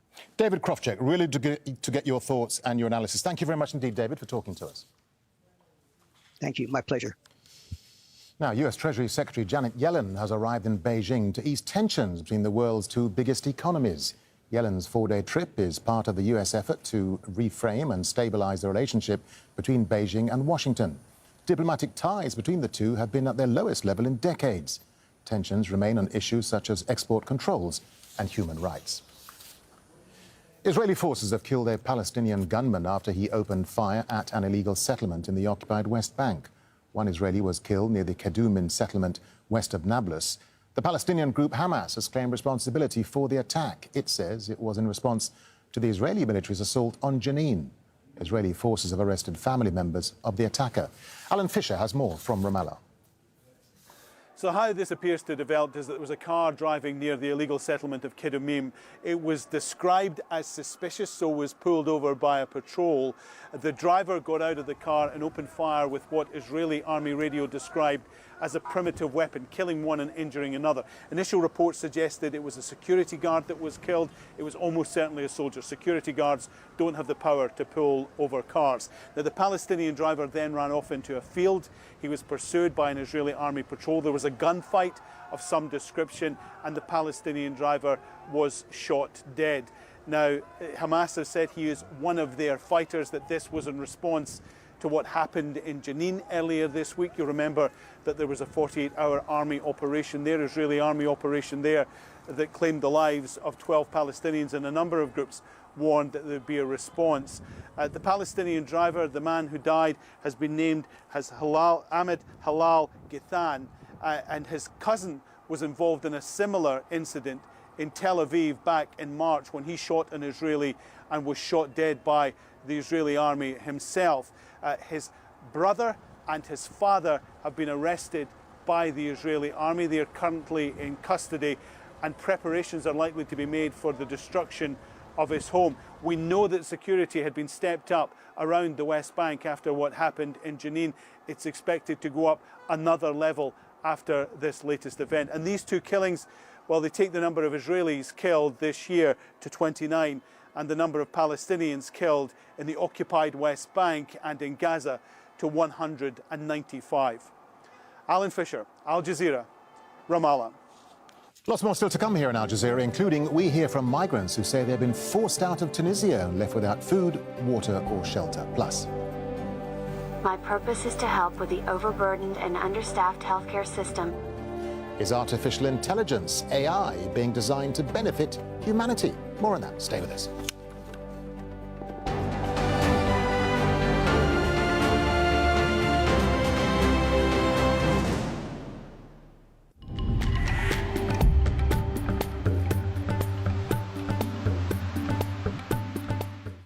Get ready for it. The humidity is about to pick up across the Gulf. Those details right here, right now, all has to do with those winds shifting. So let's go in here for a closer look. Quite hot as well for the upper Gulf. Kuwait's at 49 degrees. There comes those winds right off the Gulf. For us here in Doha, 42, but it will probably feel about 51 both Friday and Saturday. Also quite humid in southern Pakistan for Karachi with that sea breeze. Likely to see some more flooding for the capital territory, pushing into Punjab province Friday over the course of the weekend. Pretty good, all in all, for Turkey. Some pop-up showers and thunderstorms. Daytime heating is what we would call. And off to Africa we go. The most concentrated rain, I think, will probably be around Sierra Leone, also pushing into Guinea and Guinea-Bissau. But I got to take you to the northwest of Africa. Heat wave alerts in play for the western side of Algeria. No surprise, right, when you see those temperatures are exceeding 45 degrees in some spots. Showers and storms rolling off the Ethiopian highlands, pushing westward. And to South Africa we go. Some big changes, so enjoy it on Friday. Let me put you ahead on Monday. Cool air in play here. We are likely to see some ground snow for the province of Mpumalanga.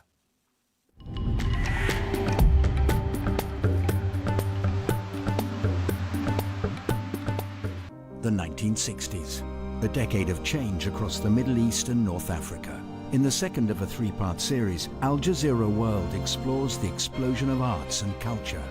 Intellectuals were building new dreams and ideas, because the revolutions of the 1960s were not political, but of the mind. From music to TV, the poetry of protest and revolutionary filmmaking. The 60s in the Arab world. Culture on Al Jazeera.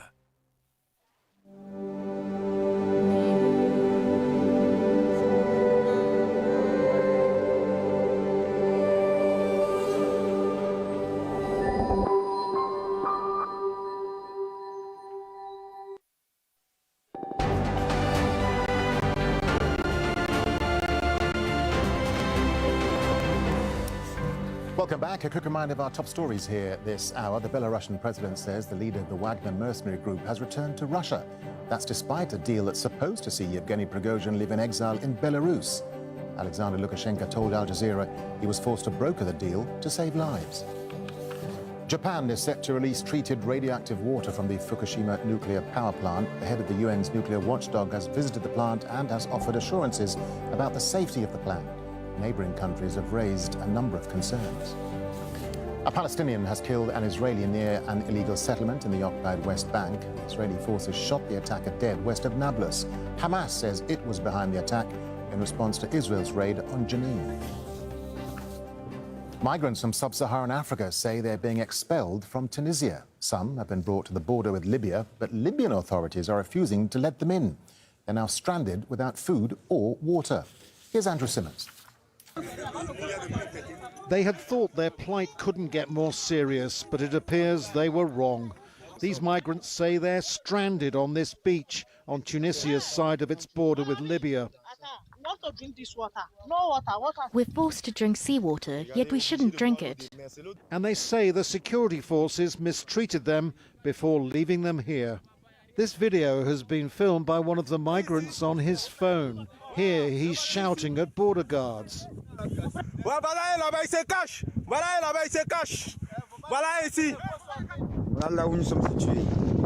Look where we are. We don't know where to go. We don't eat anything.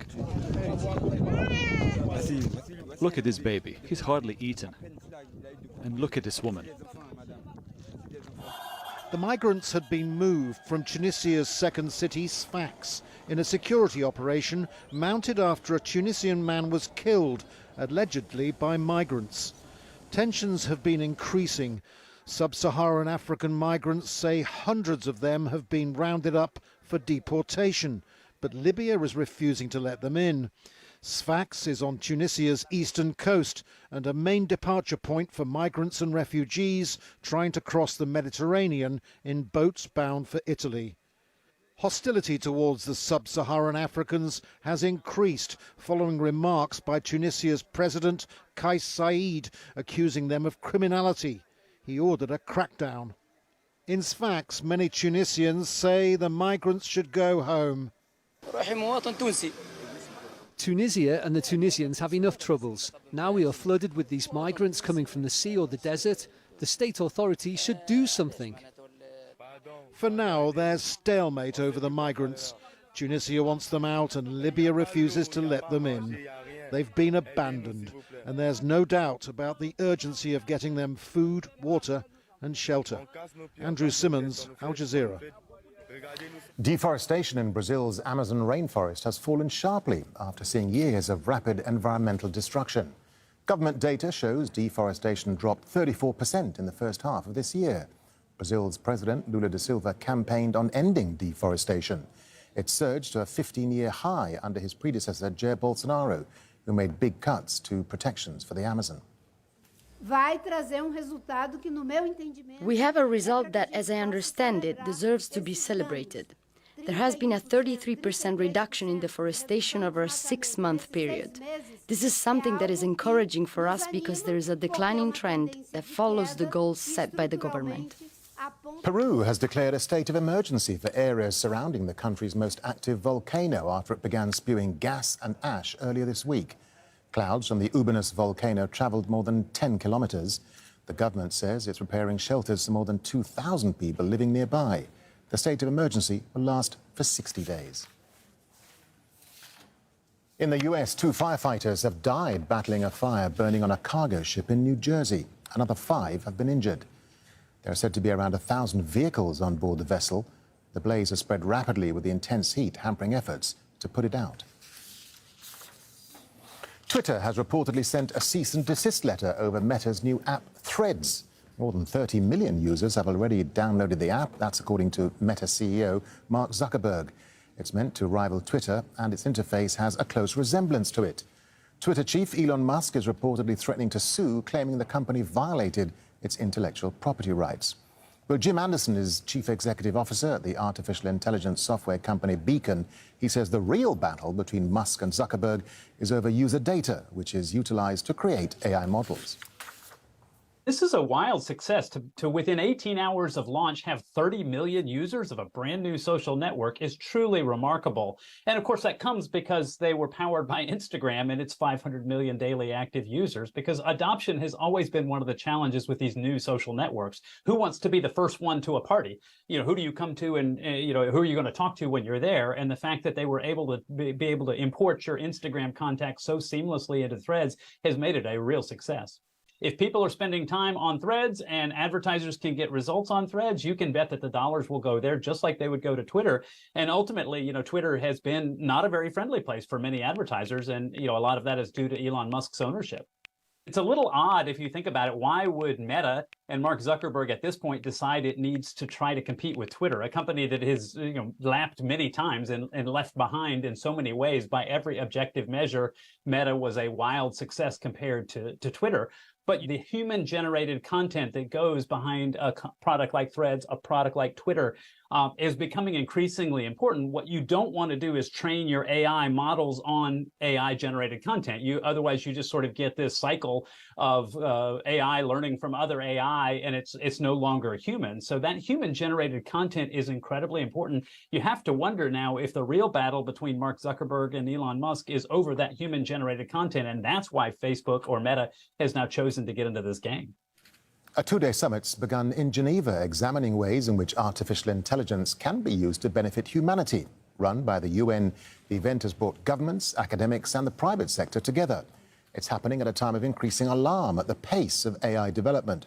Al Jazeera's Rory Challens is at the summit. Say cheese. Are the machines working for us, or will we end up working for the machines?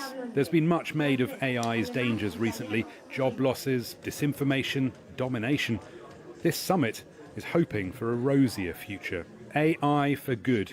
Machine learning to help with humanity's most stubborn problems. And as any technology that humanity has created, it needs some guardrails, it needs the rules of the road, it needs to make sure that the good prevails over the risky, and I think that's here we're exactly to do, you know. So we have here a very great crowd, you know, so we have governments, but we also have private sector, we have civil society, we have academia.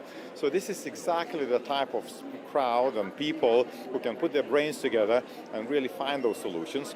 So what can intelligent machines do to help with poverty, climate change, hunger and inequality? Well, that future is being written now. A multitude of companies on solution quests. AI farmhands identifying and treating crop diseases automatically. Robots for autistic kids. It's likely that many of the most commonplace medical instruments are going to start having AI built into them, like Arthur here, which is an ultrasound. It's going to have a look at my hand and see whether I've got arthritis. Yeah. So go. Please select next. Yeah. So what's the AI doing? It's essentially determining the joints, and then it communicates with the robot, and then the robotic arm moves in and lands the ultrasound probe precisely on your joints. So, Johannes, what's your feeling about AI in the future and how much it's going to be for good of humanity? We are not enough humans, so we need AI to, you know, step in and help us. Here's another medical application. Grace, a humanized robot designed to care for the elderly. My purpose is to help with the overburdened and understaffed healthcare system by providing companionship and support to the elderly and isolated. Much of the good or ill that AI can do will be determined by how this astonishingly powerful tech is controlled and regulated. The machines themselves insist they're just here to help. Tell me about the future. Are you going to be replacing people who could be doing this job? No, I'm not meant to replace humans, but rather to assist them. Of course, if this were a sci-fi film, that would be the moment I knew I was doomed. Rory Challens, Al Jazeera, Geneva in Switzerland.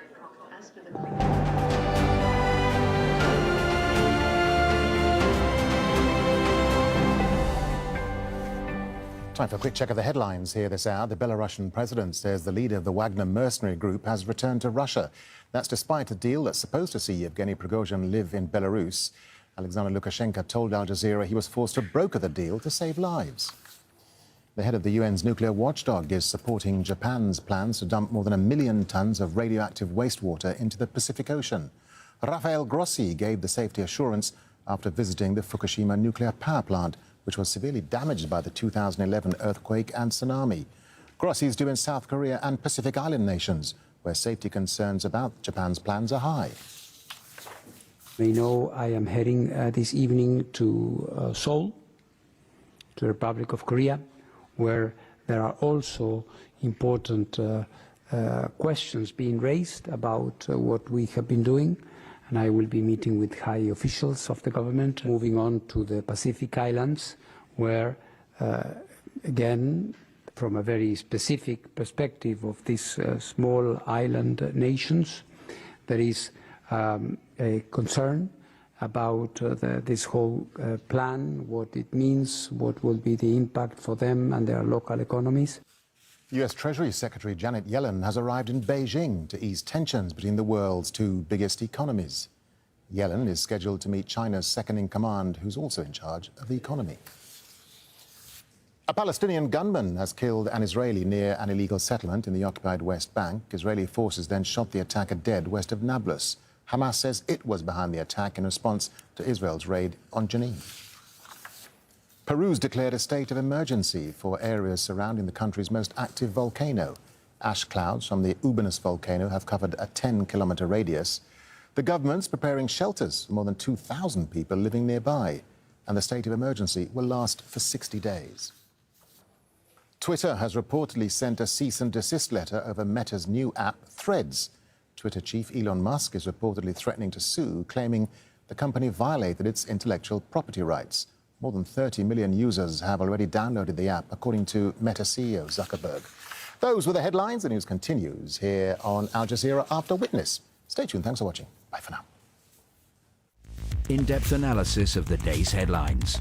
China cannot maintain its current hyper-aggressive posture in the South China Sea and expect the Philippines not to continue to drift closer to the Americans. Inside Story on Al Jazeera.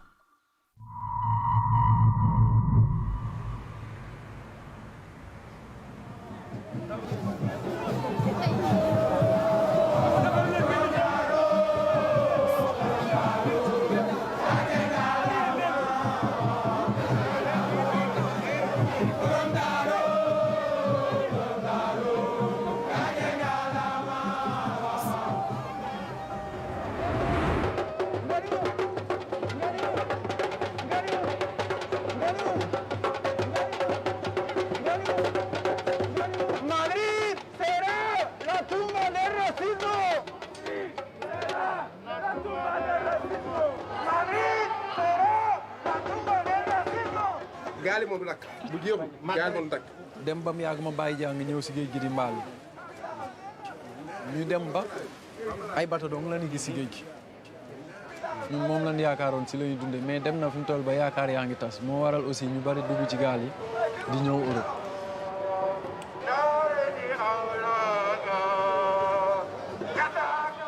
Nada, aquí estamos hoy para denunciar otra vez el racismo que está pasando en Madrid y en España. El racismo tanto cotidiano como el racismo institucional.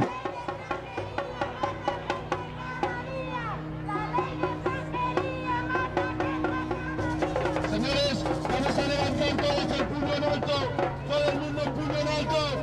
Vamos a arrodillarnos también en memoria de todas esas personas que por culpa de este sistema discriminatorio han tenido que padecer en mares y entre balas de los que nos tienen que proteger. Vamos a arrodillarnos todos y recordar.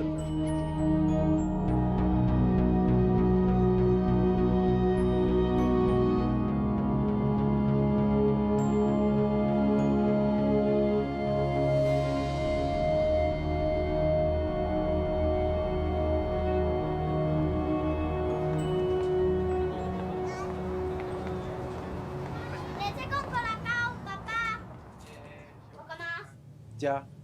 Aquí te lo llevo, ¿eh? Pero tú... Ya. Vale. ¿Cómo lo quieres? ¿Templada o caliente?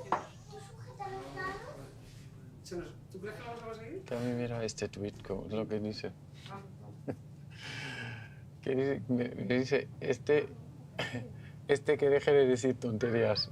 Le buscan en su país para que arregle ahí las injusticias antes de venir a vivir a nuestra costa y tocarnos los huevos con nuestra cultura. Se cometen muchos más delitos por inmigrantes que por locales. El racismo es lo que hay. Es que buscan todas las vías para hacerte daño, para hacerte sentirse mal. Y yo, como ya tengo suficiente experiencia, ya desde hace años, hablas o dices algo, ya te dicen eso, es como si entro en la política, siguen la misma dinámica. Qué rabia da escuchar a esta gente, es que...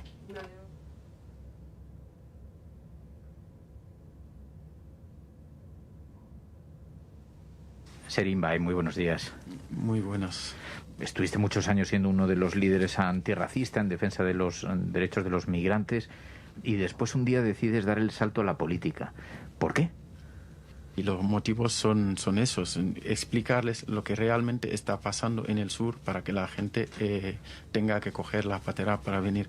Denunciar los acuerdos de pesca que los países europeos tienen con países como Senegal, porque si lo ven, si bajan en el terreno, pueden decir que realmente estamos destruyendo Senegal. ¿Tú eras pescador?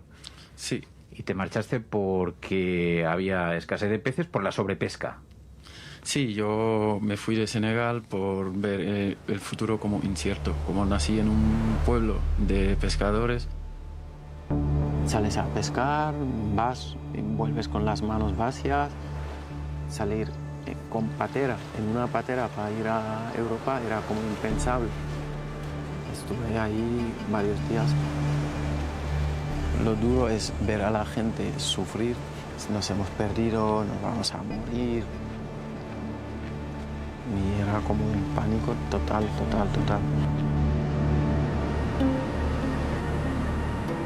Y luego vimos ahí la Guardia Civil. Nos pasaron al CIE directamente después de los 3 días. Yo tuve la suerte de que me dejaran en libertad.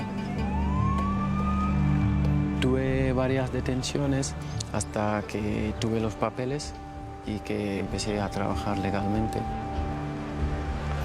Pones tu vida en riesgo, llegas y ahí estás como perseguido. Esto hace algo dentro de ti. Empiezo a militar, a estar a tope. Todo esto, pues está bien también que llegue en las instituciones, que gente que nunca han pensado que tienen que estar ahí, que estén.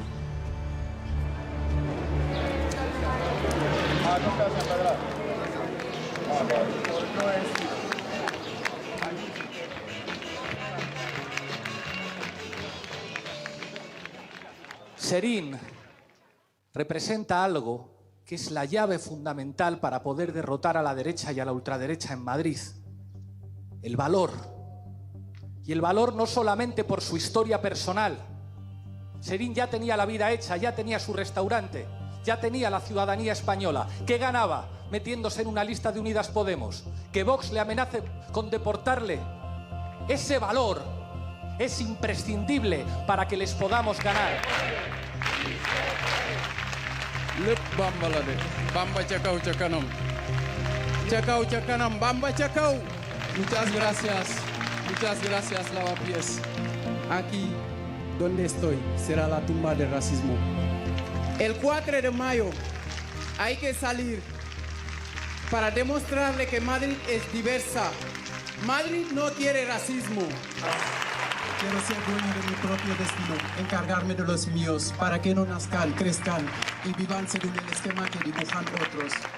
Me fui para que mi vida no dependa de ayudas humanitarias eternas. Sin miedo, lucharemos contra el racismo. Las vidas extranjeras también importan. Madrid será la tumba del racismo.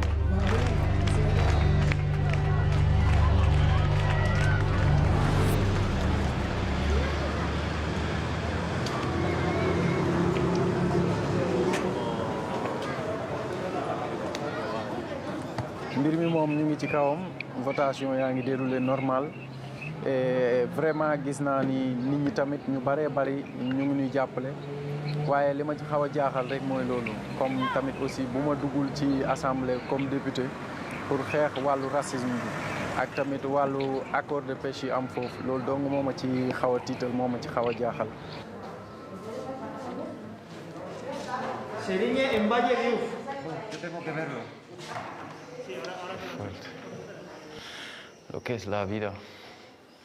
Cuando no tenía papeles todavía estudiaba aquí. Cuando no tenía los papeles estudiaba aquí. Sí, el graduado escolar. Aquí. Muchas gracias. Hasta luego. Buen día. Gracias. Hasta luego.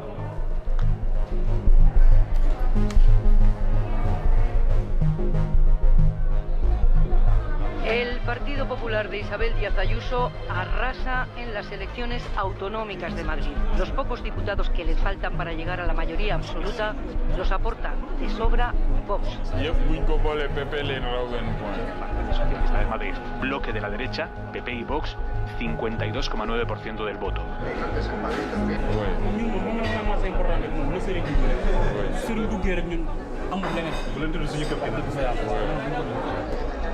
Crecen, pero insuficientemente, los partidos de izquierdas, salvo el Partido Socialista, que pierde escaños a favor de nuevos rostros como los de los activistas Manuela Bergerot y Serigne Mbañé. Va a entrar. Nos damos la mano con ustedes. Vamos, Serigne. Hacemos la mano. Vamos, Serigne. Sí se puede, sí se puede. Sí se puede, Serigne. Sí se puede.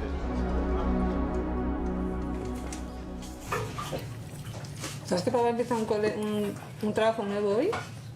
¿No te acuerdas que salía? ¿Te acuerdas cuando te expliqué lo de que salían las fotos en la calle? Y me dijiste, ¿por qué salen esas fotos? ¿Te acuerdas? Cómo cambia la vida y lo que nos han perseguido en la calle, en la manta y tal, y hoy, para empezar así a ser diputado en la Asamblea de Madrid, digo, madre mía, lo que es la vida. Es que son cosas que nunca te imaginas, nunca. Nunca te lo hubieras imaginado. No, hombre.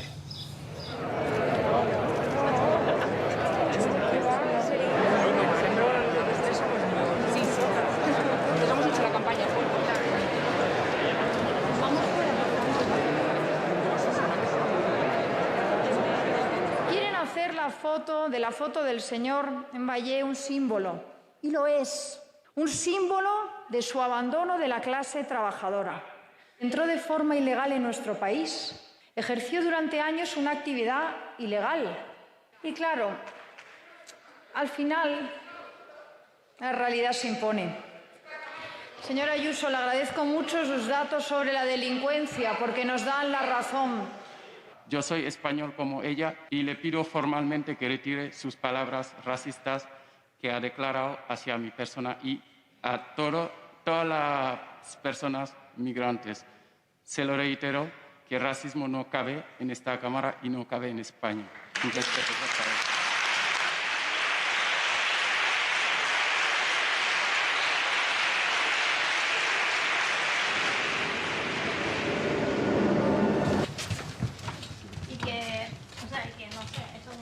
Era como un rollo, era como complicado de entenderse. Es que barata, precaria, como ejército de reserva, yo creo que es interesante ponerlo de manifiesto porque el Estado español con Senegal se muestra una forma terriblemente cruda.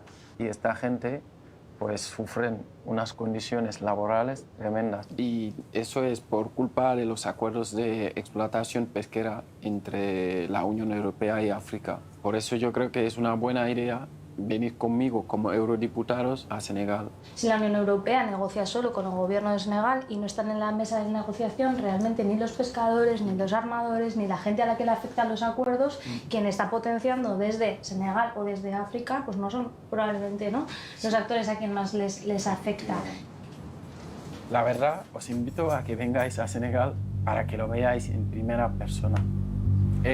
Lo tenéis que ver, lo tenéis que vivir. Luego intentar hacer un informe o venir a contarlo al Parlamento Europeo.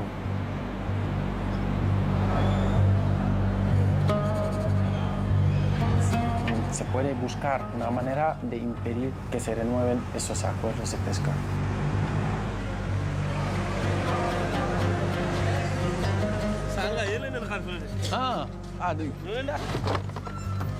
Ya está. Bismillah. Allahumma salli ala sayyidina Muhammad. Perjor. Nde maa ngi nii. xam ni solo moom boobu. waaw moo tax ma la naan li nga. Kumba. Kumba. joxe woon naa dépense weeru moom joxe naa dépense ba pare. ah déedéet yaay joxe woon naa dépense ba pare kay. ceer na joxe woon dépense weer wi. man de damay wax sax ngeen séddoo ko maam Dior ak maam Kébé moom ñoo si ëppale benn. loolu laa fekk di si xaalis. ndax lan. ndax dina war daa bari.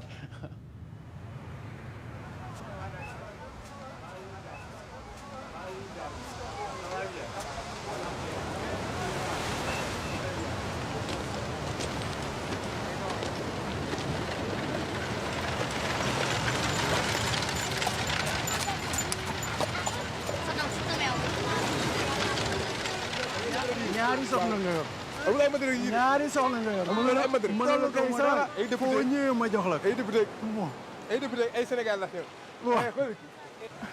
toogandoo yii rek xëy suba ba ngoon fii lay toog waaw nga dem tëddi xëy ñëw toog fii ba ngoon nga dem tëddi léegi liggéey bi travail zéro 3 mois 4 mois nii rek leen 8 mois yëpp kay tëdd rek travail zéro ba tey ñooy mbaal géej gi ba tey ñoo ñëw fii leen amasi ñoo ko jël di yóbbu fii amul dara bu ñu demee nag ba aw moom yabay sax moom amatu fi. kon sa boo waxuñu gars yi dafa def presse ni si ba tey arrêté ko moom loolu mën a jox gars yi gars du toog dañuy ñëw de loolu moo nekk seen bopp dañuy foofu jël.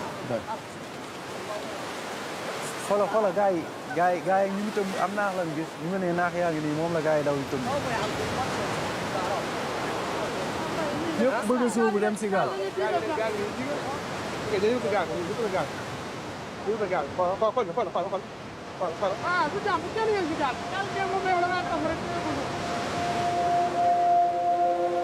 dañoo bëgg a pressionné ñun ci kaw Union européenne parce que am na yeneen 4 députés parlement européen yu fi ñëw fan semaine bële di ñëw dinañ fi ñëw léegi aussi pour après ñu def réunion ñoom ñu ñëw gisal seen bopp réellement li nga xamante ne lan moo waral ñu ni di xeex di dem fële.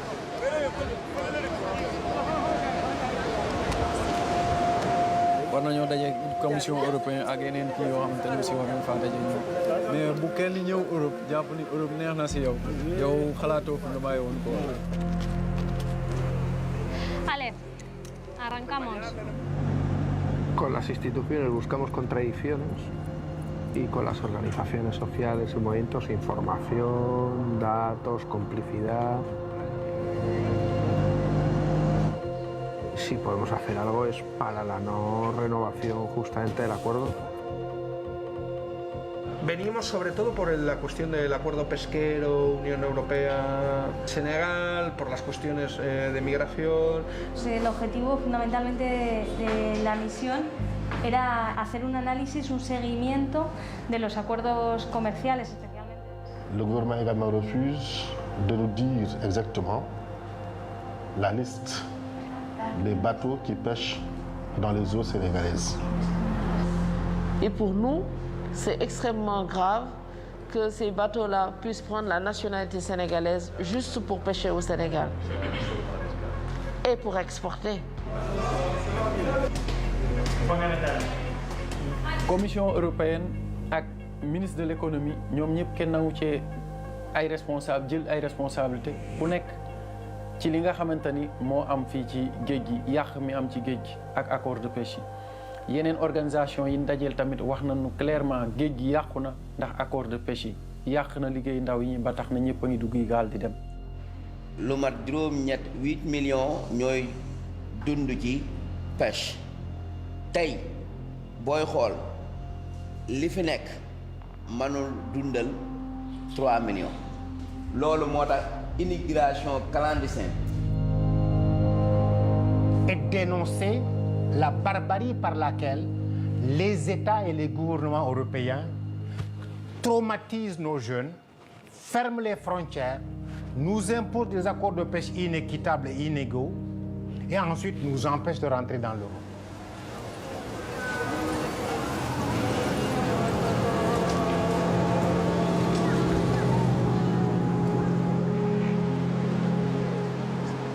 Aquí salieron mogollón de pateras. Ciertos programas de radio lo decían, ahora Caiar es el puerto de la salida de las pateras.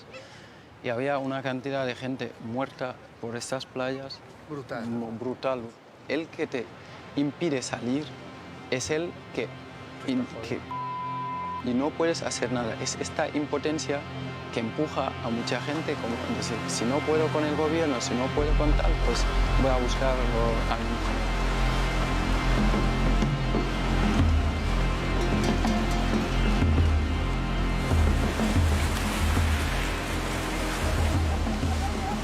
Legal ko magkilo. Manano andang mo? Hindi imbal dong. Xalaat naa ni daal tukki bi day ñëw bi fii dina am njëriñ.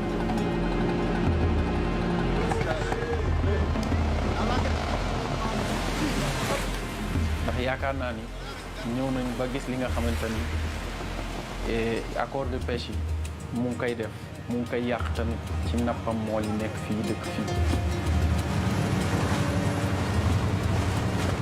te jàpp naa ni dinañ leen déglu ba nga xamante ni dinañ fexe ba li nga xamante ni ñu ngi koy def muy gaañ nappkat yi fii ñu soppi ba accord yooyu ñu dindi nappkat yi fii tamit mën a delluwaat ca lañ daan am.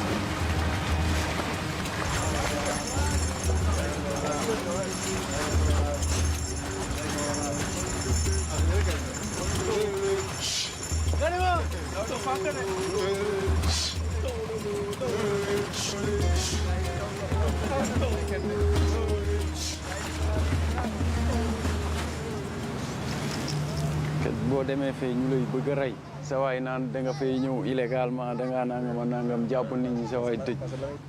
bi ma wooyee ne ma sa waay day waaj nekk député yooyu dama si jaar mi day xar. dama gis mos a gis nit ñi ñëw Europe bi ñaan day dem dugg ensemble. parce que loolu lépp da nga leen di wan ne sa waay ñun ay nit lañ yoo xamante ni aussi am nañ ay besoin te ci àdduna bi lañ bokk comme ñëpp.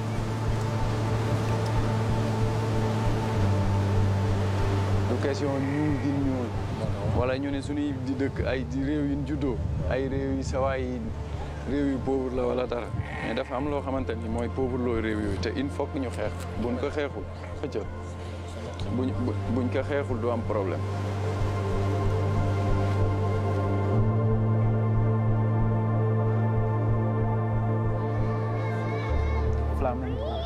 Flamenco común. A ver. Sabía que la vestimos estaban. Vale. ¡Se lo sabía! Vale, tú lo sabías. Si lo sabes, sácalo tú. Oh, estoy todo el rato con el móvil. Que estás todo el día en 100.000 cosas, ni te da tiempo de mirar el móvil. Y llegas a casa... ¿qué haces? Ya, sí, pues que si tienes que poner al día en tu rato de descanso en casa, pues entonces... Por eso. Ya.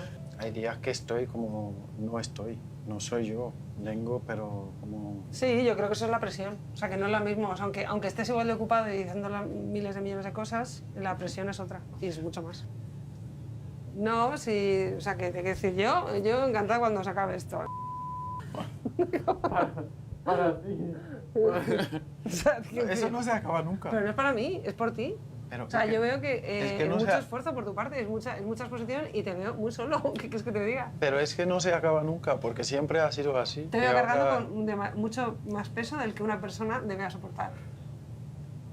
Entonces, bueno, pues si sirve para algo, pues fenomenal. La política es esto, ¿eh? Cuando estás en la política, estás para lo que sea. Te llaman ahora, te necesitan en no sé qué. Estás para lo que sea, tu para lo que agenda, sea, pero... Si sirve para algo. Sí, sí. Si tiene una incidencia que tú quieres que tenga. Hombre, esto... Entonces hay que organizarse lo mejor posible para no morir en el intento. Esto si no sirve, a ver qué va a servir.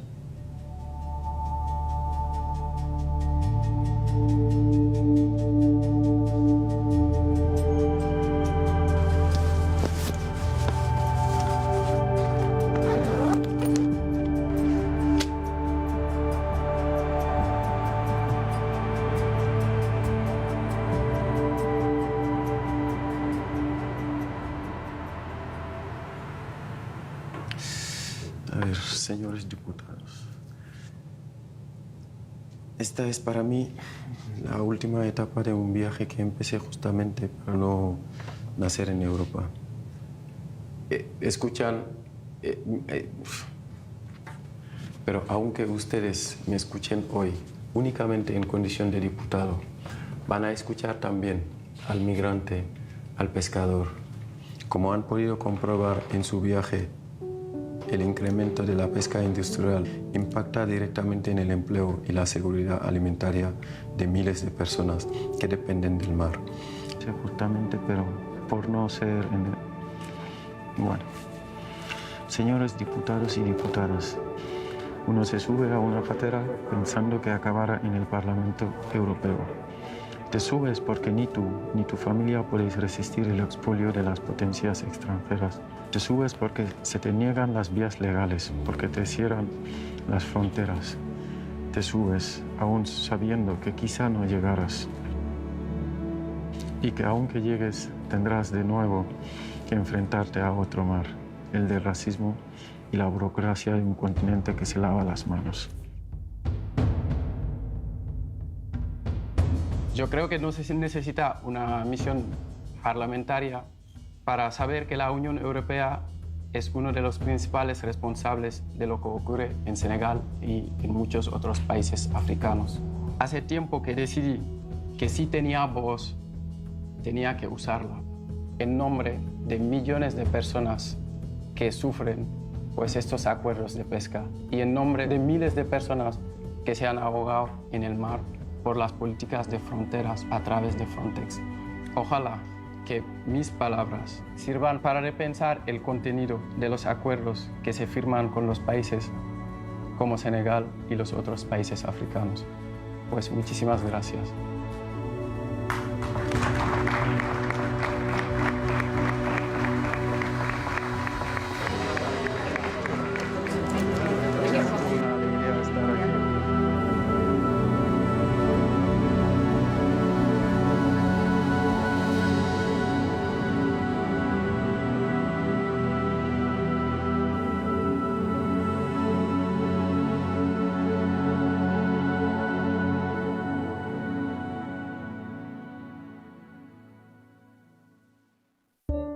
An Ethiopian aristocrat turned communist rebel, only to be disappeared. Her family's tragedy entwined with a violent chapter in the country's history. When you see the blood, you'll say, is that going to be my blood on that wall too? A lifelong search for answers and closure. Finding Salam, Witness, on Al Jazeera.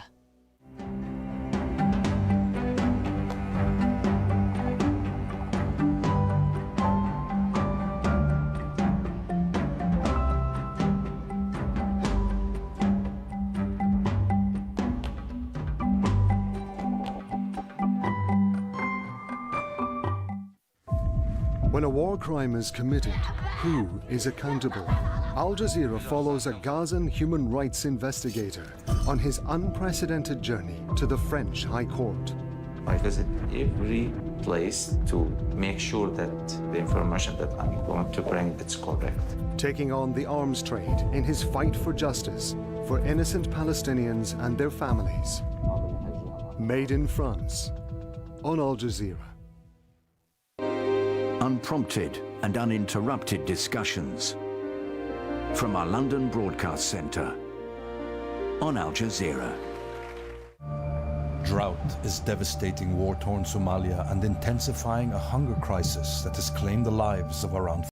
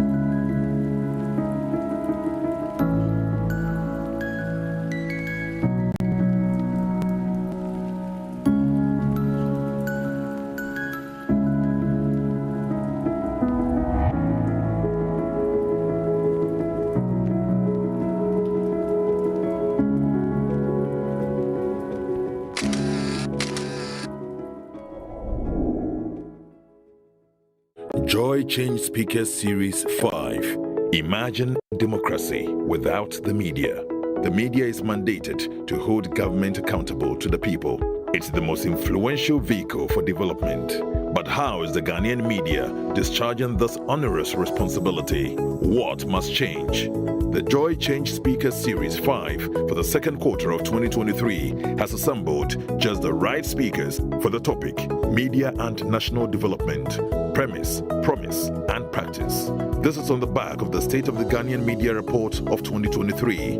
It's this Saturday, July 8, from 9 a.m. to 12 noon. Speakers, Dr. Abena Animwa Yeboah Banin, Head of Department of Communication Studies, University of Ghana; Esther Ama, CEO, the Ama Institute of Emotional Justice; Professor Amin Al-Hassan, Director General, Ghana Broadcasting Corporation; Afel Moni, former President, Ghana Journalists Association; Suleimana Brima, Executive Director, Media Foundation for West Africa; Cecil Sunkwameos, President, Ghana Independent Broadcasters Association, GIBA.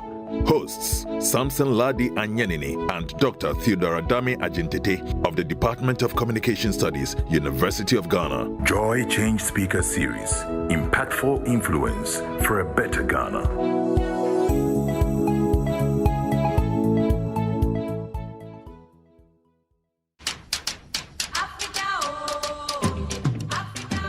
Habitat Fair is here again. The 2023 edition of the EcoBank JoyNews Habitat Fair starts with the first clinic as follows. Date, Friday 7th to Sunday 9th July 2023 from 8 a.m. to 6 p.m. daily. Venue at Chimota Mall. Time, 8 a.m. to 6 p.m. daily. This year's exhibition is under the theme Home Ownership, Affordability, Comfort or Luxury. Visit the clinic and engage the providers in the housing value chain on all your housing needs, be it financing, land acquisition, rent to own, outright purchase, roofing, lighting, electronic appliances, home security, or furnishing. The EcoBank JoyNews Habitat Fair is your one-stop shop for everything housing. For exhibition, please call 0540-110-389 or 0244-260-653. There will be from sponsors to visitors at the fair. The EcoBank JoyNews Habitat Fair 2023 is powered by the Planned City Extension Project from Cities and Habitats and sponsored by Virtual Security Africa, Complete Security Solution, DBS Roofing, your roof experts, Elegant Homes and Constructions Limited, where quality meets value, Syntex Tanks, Air Strong, Air Tough. The EcoBank JoyNews Habitat Fair, affordability, comfort, or luxury. Everything has a meaning. If you recklessly and maliciously destroy reputations, you must suffer the lawful consequences. For every story, there are many versions of what is true. If you compare last year, which is 2,589 deaths, added to this year, we've already passed 3,000 deaths in 15 months. Every opinion can be debated. The political construct of the national interest can be interrogated. You cannot call for abolition of the Fourth Republic in the name of seeking constitutional reform. But some facts are hidden in the depths of interpretation. It's Al Maktoum Father Christmas that he'll give you vaccines 20,000 and not receive payment. So we check the facts. The truth is that we are in the third wave. I don't think we should kid ourselves that, oh, and all that. It is here. Raise the standards of intellectual discourse and present the issues on the altar of unbiased scrutiny. This altar is Newsfile, your most authoritative news analysis program. We must practice independent, credible, and fearless journalism. Newsfile with Samson Ladi Ayenini.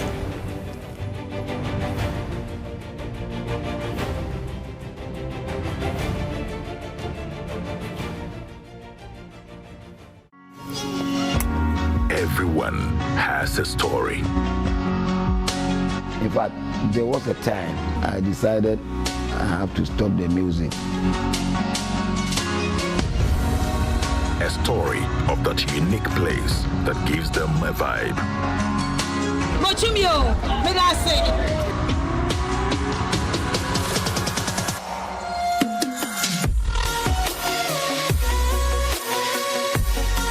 It's a spiritual moment for me whenever I have to record music, because whenever the place is dark, I feel I'm in the studio alone, even without the producer.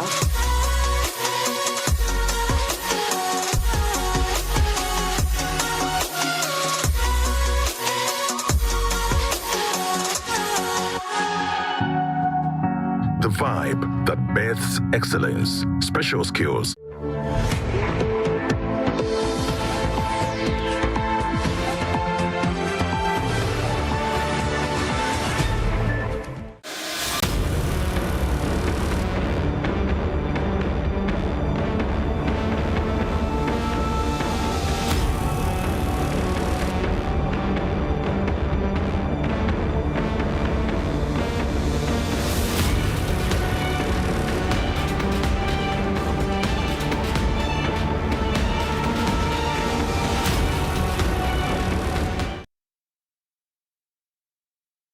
Well, it's a Friday, the fifth day of the week. It's been a tiring week, but here we are doing what we do best. We're grateful that you've stayed with us on the AM show. My name is Benjamin Akakwo, and I'm doing this as always together with Bernice Abubedu-Lanza. We love you. Thank you for joining us. Well, coming up next, right before the news review, at which I'll be joined by Kojo Brace, our colleague, who will serve you the news. And then on Prime Take today, we take you back to that conversation with former Black Stars captain Stephen Appiah. It's a conversation with Muftau Nabila Abdullahi. We bring you the second installment. You loved the first. If you did, well, you're going to love the second even more. Well, I also serve you blunt thoughts this morning, and I've titled it Ghanaian Leaders versus Ghanaian Problems. Why Our Woes Remain Constant. I'll be sharing my thoughts with you on that. But today, in terms of our big stories, which we're going to delve into, there's the issue of unpaid debt. Now, food suppliers for our schools have for days now been picketing the National Food Buffer Stock Company, asking for the payment of the services they have rendered. They've rendered their service. Where's their money? They say they are owed in excess of 200 million, in fact, close to 300 million Ghana cedis. And this is our major focus this morning. You can see some of them sleeping rough at the premises of the National Buffer Stock Company. Well, right after that, we'll also be delving into our big one, our in-house biggie, and we know you love it, the EcoBank JoyNews Habitat Fair. It's on again this weekend. It's opening weekend at the Achimota Retail Center for the very first clinic. And this year, we're looking at affordability, luxury, and comfort. Which one suits you best? Which one should you go for? When you join us, you will get to know for sure. Well, later on the show, of course, we'd love to hear from you in the course of the discussions we're going to be having. So stick and stay, share your views via the live stream and via the phone lines when we activate them. On that note, let's settle for the news up next.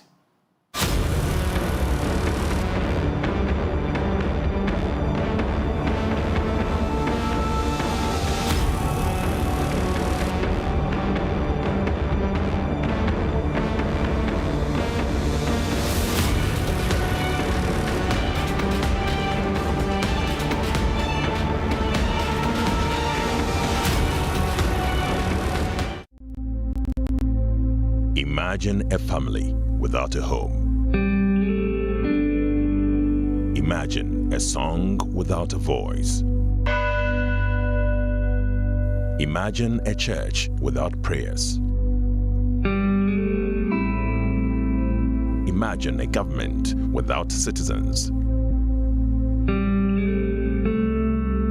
Imagine democracy without journalists. Imagine a world without the media. Life is full of issues and stories about people, communities, and governments. Stories that have to be told by well-trained journalists. That's why you can't imagine news without JoyNews.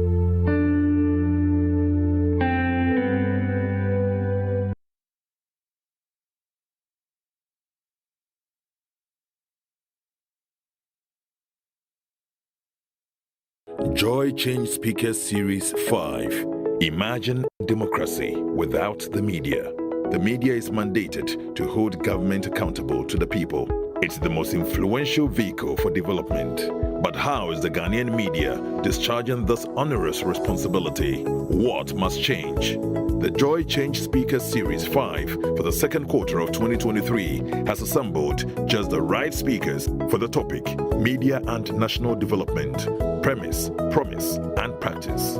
This is on the back of the State of the Ghanaian Media Report of 2023. It's this Saturday, July 8, from 9 a.m. to 12 noon. Speakers, Dr. Abena Animua Yeboah Benin, Head of Department of Communication Studies, University of Ghana; Esther Ama, CEO, the Ama Institute of Emotional Justice; Professor Amin Al-Hassan, Director General, Ghana Broadcasting Corporation; Afel Moni, former President, Ghana Journalists Association; Suleimana Brima, Executive Director, Media Foundation for West Africa; Cecil Sunkwameos, President, Ghana Independent Broadcasters Association, GIBA. Hosts, Samson Ladi Anyanini and Dr. Theodora Dame Ajintete of the Department of Communication Studies, University of Ghana. Joy Change Speaker Series. Impactful influence for a better Ghana.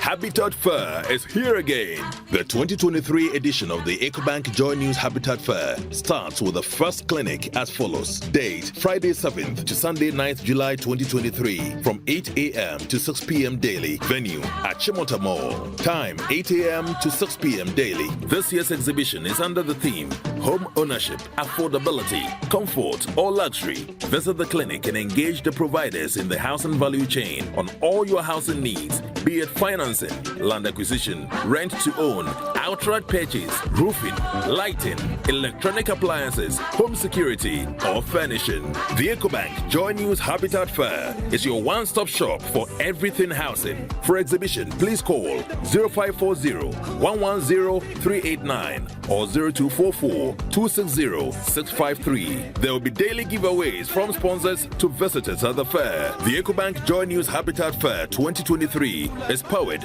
by the Planned City Extension Project from Cities and Habitats and sponsored by Virtual Security Africa, Complete Security Solution, DBS Roofing, your roof experts, Elegant Homes and Constructions Limited, where quality meets value, Syntex Tanks, Air Strong, Air Tough. The EcoBank JoyNews Habitat Fair, affordability, comfort or luxury.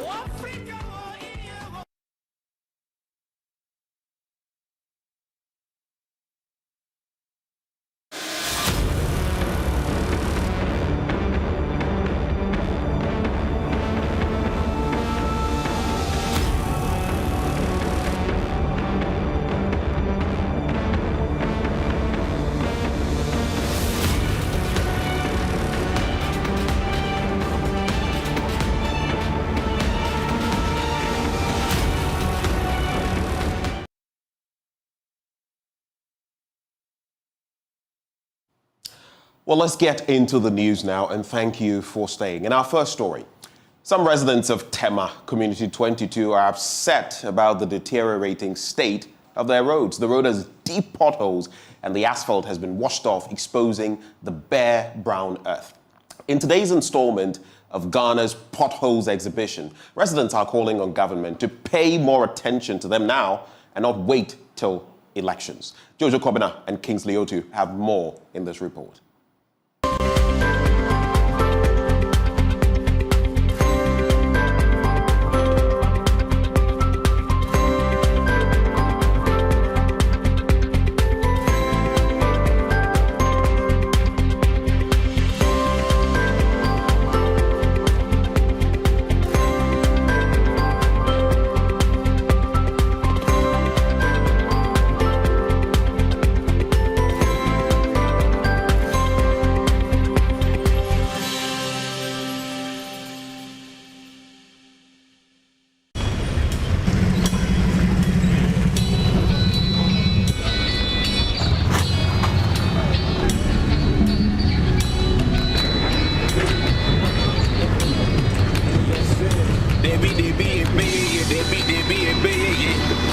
Nasu Debi Beba da Bang.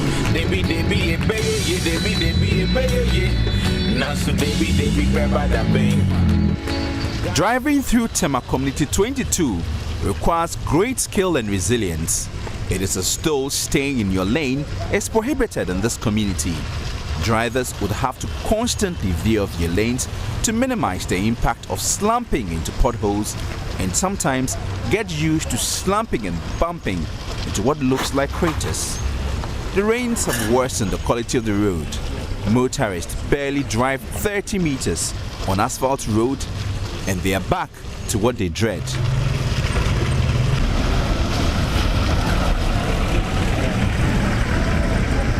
But it hasn't always been like this.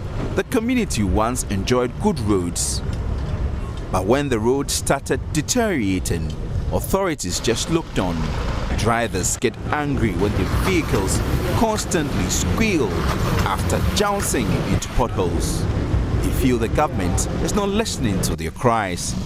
The frustration of this motorist is as intense as the fatigue he endured plying this route. All the roads from this community, if you go 25, that area to Apollonia, Afienya, all those are very bad. We say we have MPs. What are they doing? Nothing. They don't do anything, I'm telling you. They don't do anything at all. Just imagine if you have a car on this road, how will you feel? If I go to shop, I buy shocks about 1,000 to 1,300. But it's like within a month, you have to go to the shop.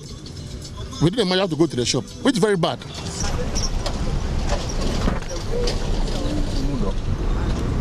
Potholes have reduced 5 minutes journeys into 30 minutes drive.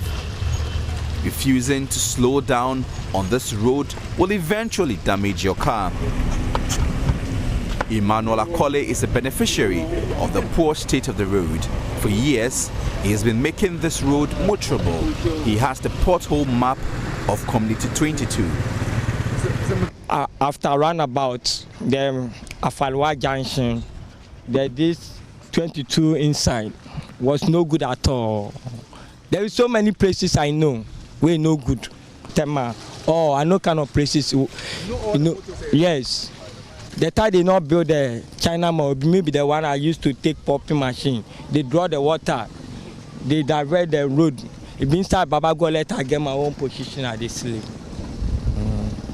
He still wants authorities to fix the road, arguing that potholes will not put him out of work because they are common in the neighborhood. Yes, I used to go there, main junction for the Afalwa station there. I used to go there, up there. Any actual place God showed me, make I did so that I could get my daily bread. Sometimes I could get like 30, 40.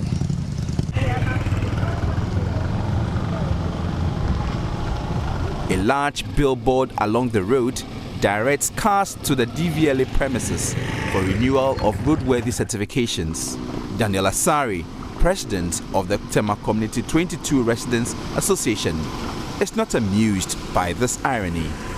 That is the irony, to drive through a road which is not roadworthy, to go and do your roadworthy, and then you come out back onto a road which is not roadworthy after you've done your car. It's just frustrating, especially when you just have to do a short run within the community, not that you're even going far. It takes so much time, you have to be extra careful. At least those of us with four-wheel, we manage, but it's bad. It's bad. The car will be jumping. It's very uncomfortable. If you drive a saloon car, you have to be extra careful lest you suffer a breakdown. The residents of this community say they cannot endure any more and want swift government intervention.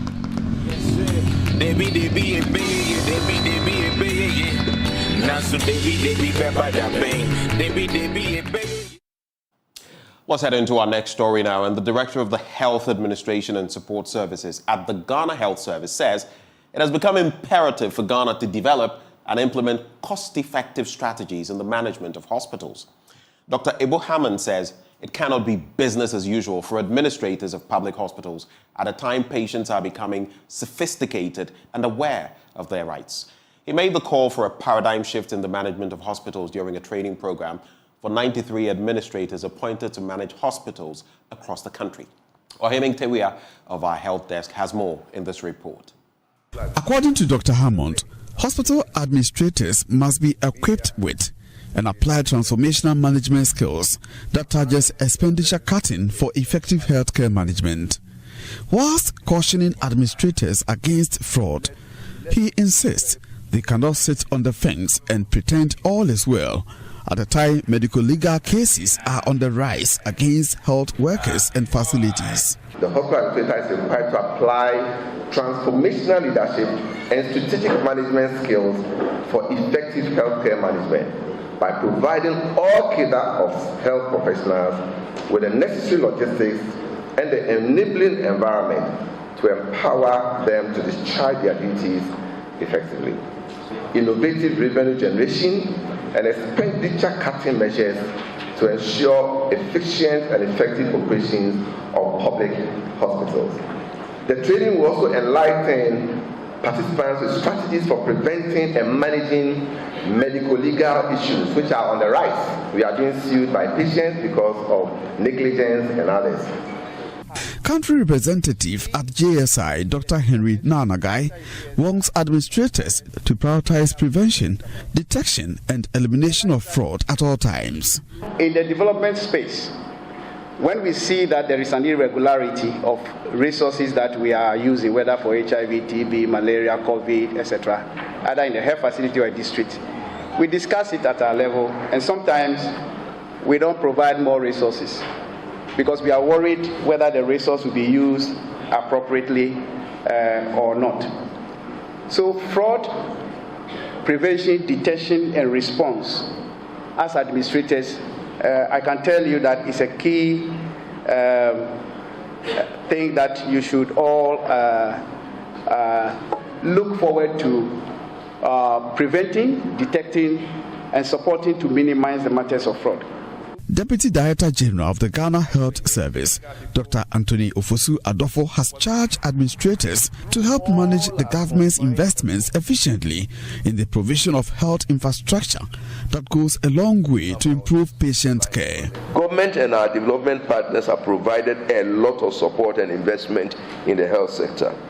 And you as hospital administrators, you have the responsibility to ensure that these investment and resources are managed effectively. From Kumasi, for Joy News, Oheming Tewia reporting. Now, authorities of the Volta Regional Hospital in Hohoe have indicated the need for a facelift of the facility's infrastructure. According to the hospital's director, the current infrastructure has outlived its usefulness as they are about 80 years old. He appealed when a philanthropist, Frida Priscilla Heto Adjaman, donated some medical equipment and consumables to the hospital. Then Hohoe Municipal Hospital, established in the early 1950s, was upgraded to the Volta Regional Hospital in 2019. The hospital only witnessed a change of name with no major facelift provided in terms of infrastructure. A 200-bed facility which has about 10 medical specialists serves Northern Volta and Oti region. Dr. Habib Ahmed is the medical director of the Volta Regional Hospital. The facility looks so old, built in 1952-54 thereabout. So it needs some uplift. So that's our main challenge. Otherwise, the equipment and other things we have in the hospital are enough to... The government is doing so much. We've been given an oxygen plant, we have a reference laboratory, we have an emergency department refurbished by the Korean government, the Kofi. We have a number of things that we can act as a regional hospital. We still need more anyway. In a bid to help the hospital meet the demands of clients, a philanthropist, Frida Priscilla Heto Adjaman, donated some equipment to the facility. They included pulse oximeters, thermometers, glucometers, lancets, among others. Madam Heto Adjaman explained why she undertook the benevolence exercise. So my dad passed away in 2019. So I was here around that time. So when we came to the hospital, the machines, the apparatus that they have really and truly were not in good use at all. The blood pressure machine was actually rusted. I'm a nurse by profession and I know the importance of all these things. If they don't have the things to work with, first of all, the nurses will not have motivation. And I know inwardly they'll be feeling guilty that, oh, I've come to look after this patient. I haven't got the right apparatus to look after the patient. But then again, they'll write on them Pew's chart. We call it Pew's chart.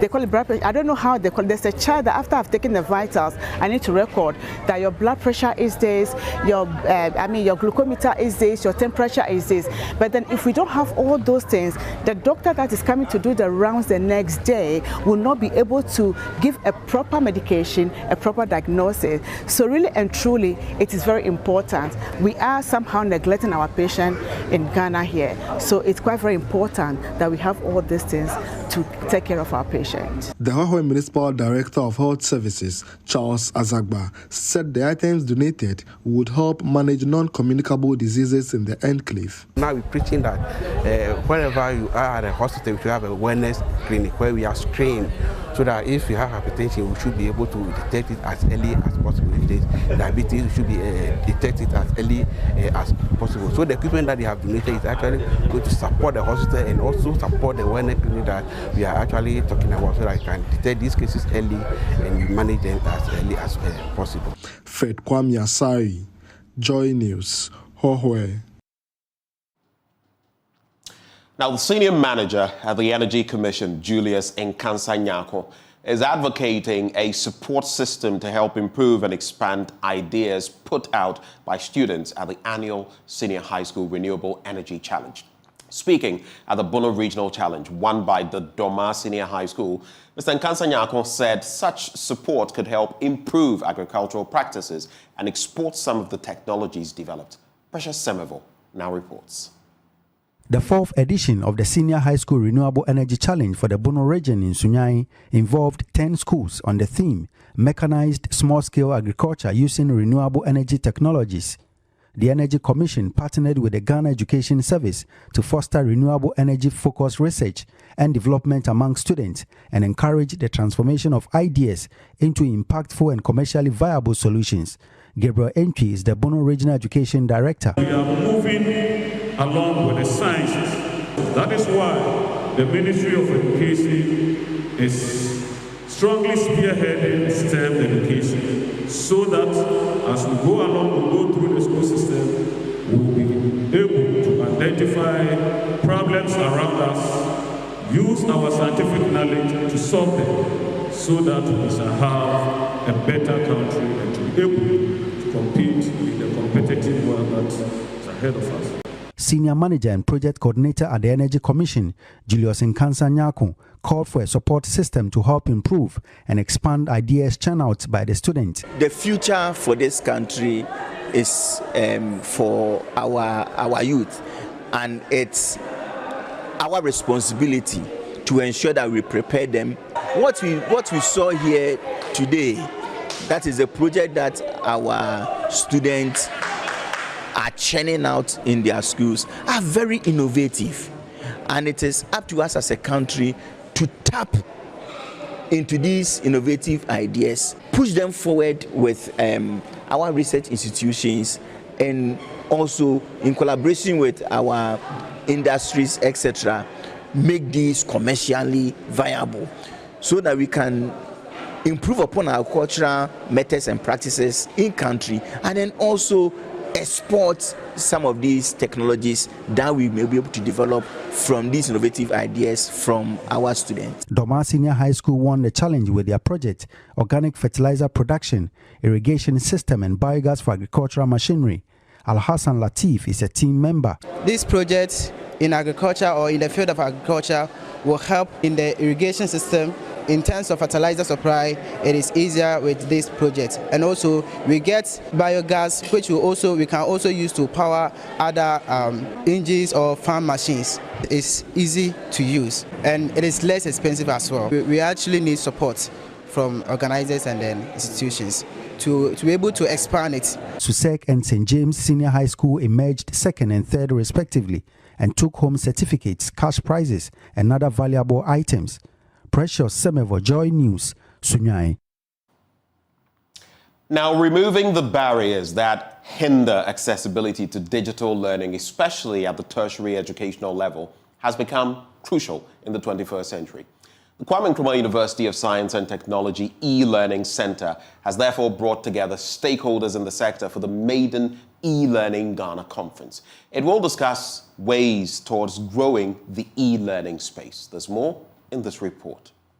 The two-day conference is under the theme Education Without Borders, Digitalization to Improve Accessibility, Quality, Inclusivity and Sustainability. According to the director of the center, Professor Eric Appel Asante, the conference will provide opportunities for interactions among e-learning experts. He is hopeful the discussion will help in shaping up the e-learning landscape. This maiden e-Learning Ghana Conference, targeting tertiary institutions, will be the pathway to forging a formidable network of e-learning experts in the country.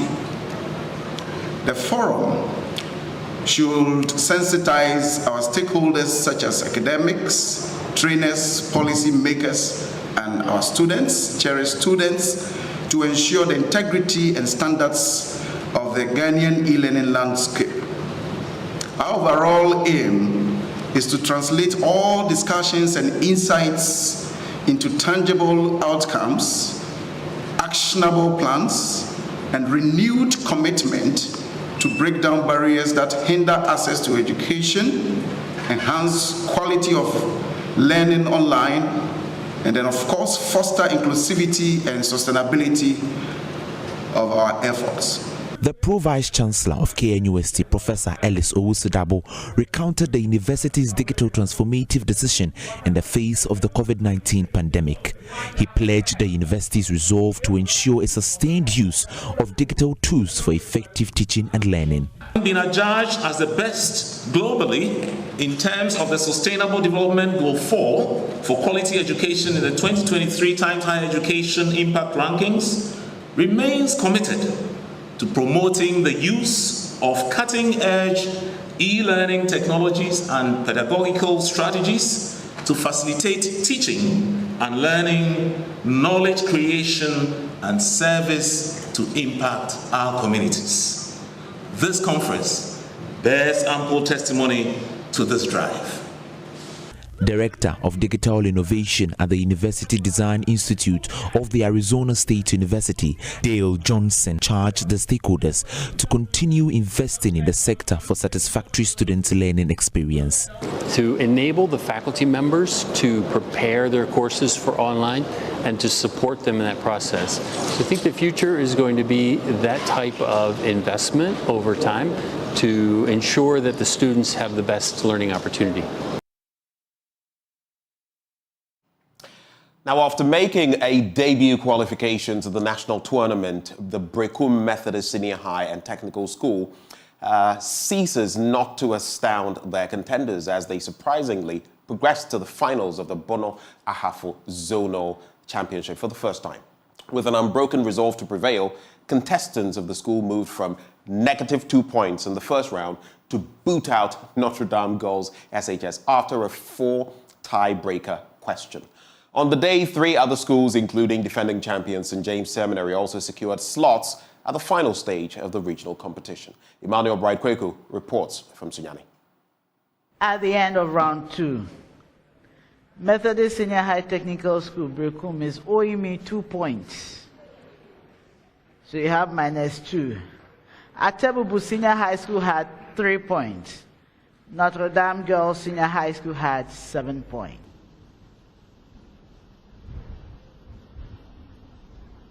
Utter silence in the Brekum camp after the quiz mistress announced scores for the 3 schools at the end of the second round. The school had moved from a 0-point score at the end of the first round to a deficit score of 2 in the second round. Their hopes of winning were almost shattered. But with an unwavering spirit to push through, the contestants nullified their negative score in the third round to secure 8 points behind Notre Dame Girls SHS and eventually ending the contest in a tiebreaker. Intersect at E. Then AE times BE equals CE times DE. Is this true or false? Yes, Methodist. True. That is correct.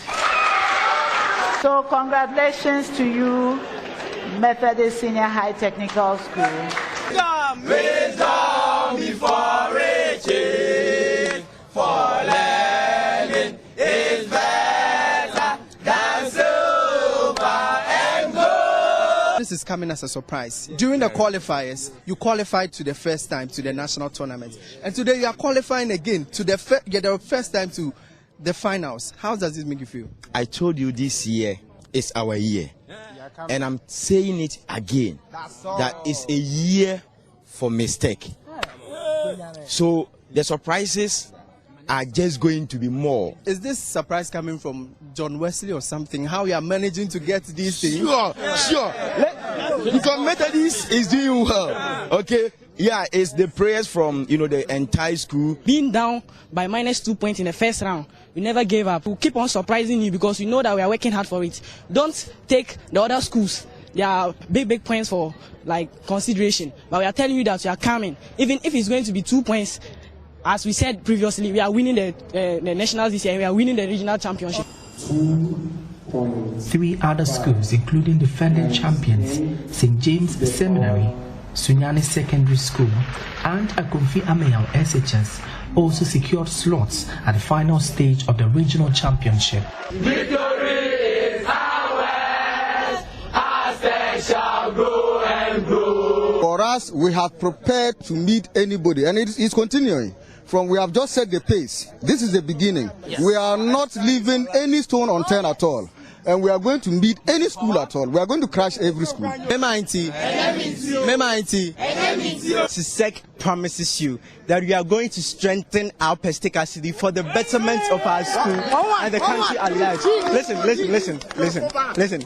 We are taking this hands down and we are coming with a back-to-back performance. Yes. So the other schools, they can try. Yes. Because it is an illusion they cherished. A hotel for.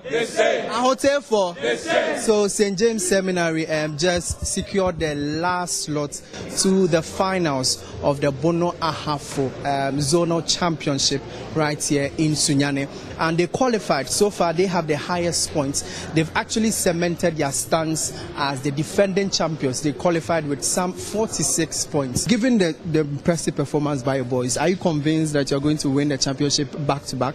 In terms of life, everything is a probability. But based on what we've done today, we hope and we pray that the good Lord will grant us victory tomorrow. We are still holding our heads high.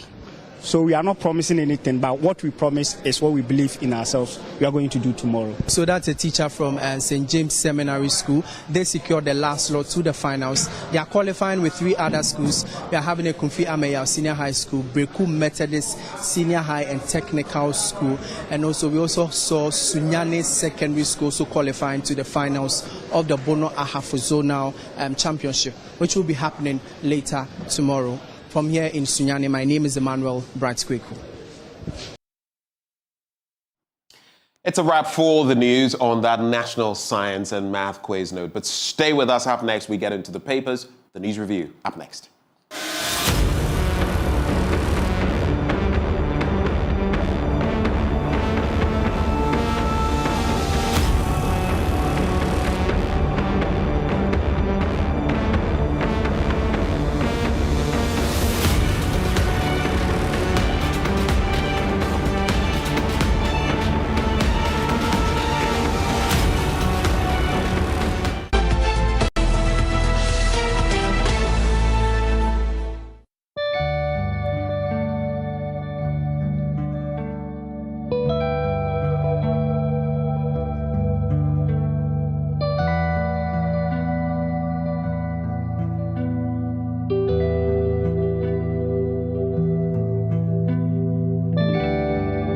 This vote speaks a lot of volume to me personally, because I feel like my forefather or my own father was killed here, and it's like a child who didn't meet his father, but you come and you hear that this is where your father was slaughtered, in a sense, or your father was killed.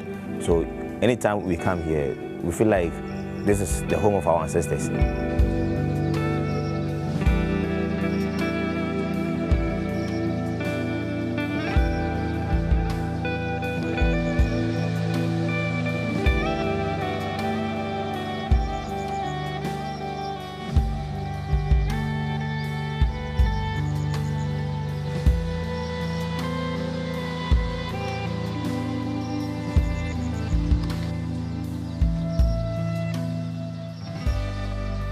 Here was the center where the plot to capture Otumfuo was initiated, and here was the center where he was captured.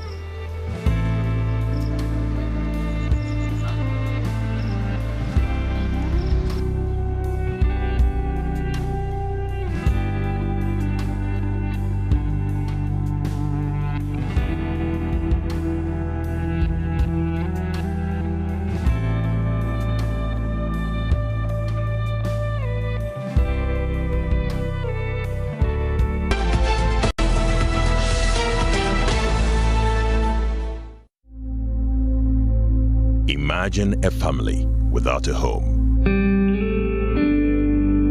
Imagine a song without a voice. Imagine a church without prayers. Imagine a government without citizens. Imagine democracy without journalists. Imagine a world without the media. Life is full of issues and stories about people, communities, and governments. Stories that have to be told by well-trained journalists.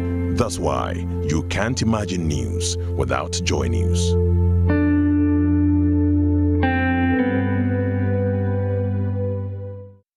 Joy Change Speakers Series 5. Imagine democracy without the media.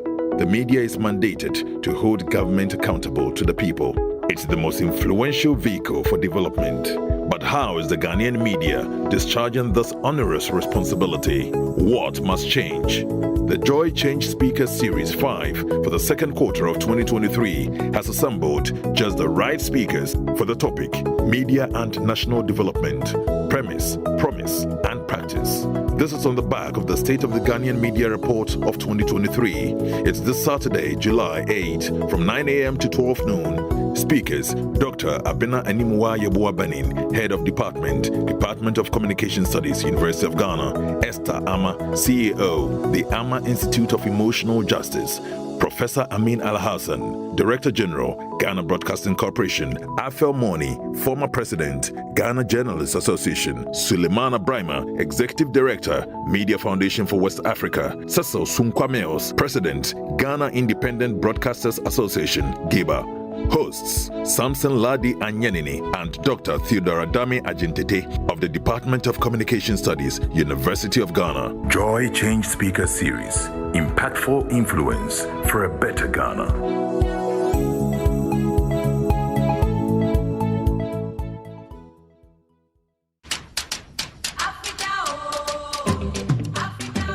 Habitat Fair is here again. The 2023 edition of the EcoBank JoyNews Habitat Fair starts with the first clinic as follows. Date, Friday 7th to Sunday 9th July 2023 from 8 a.m. to 6 p.m. daily. Venue at Chimota Mall. Time, 8 a.m. to 6 p.m. daily. This year's exhibition is under the theme Home Ownership, Affordability, Comfort, or Luxury. Visit the clinic and engage the providers in the housing value chain on all your housing needs, be it financing, land acquisition, rent to own, outright purchase, roofing, lighting, electronic appliances, home security, or furnishing. The EcoBank JoyNews Habitat Fair is your one-stop shop for everything housing. For exhibition, please call 0540-110-389 or 0244-260-653. There will be daily giveaways from sponsors to visitors at the fair. The EcoBank JoyNews Habitat Fair 2023 is powered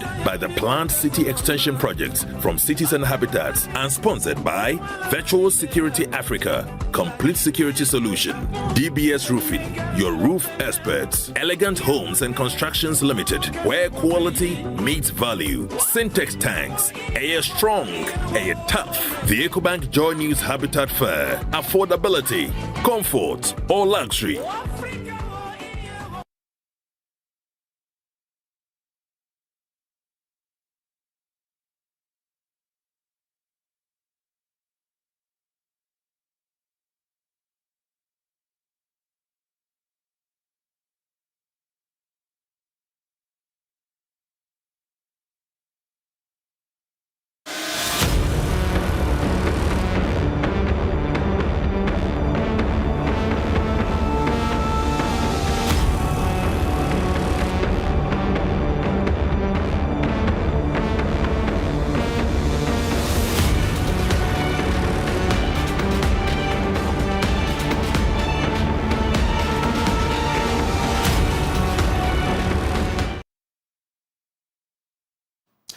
Welcome back on the AM show. This show is cool as ice, yep, hot like vodka.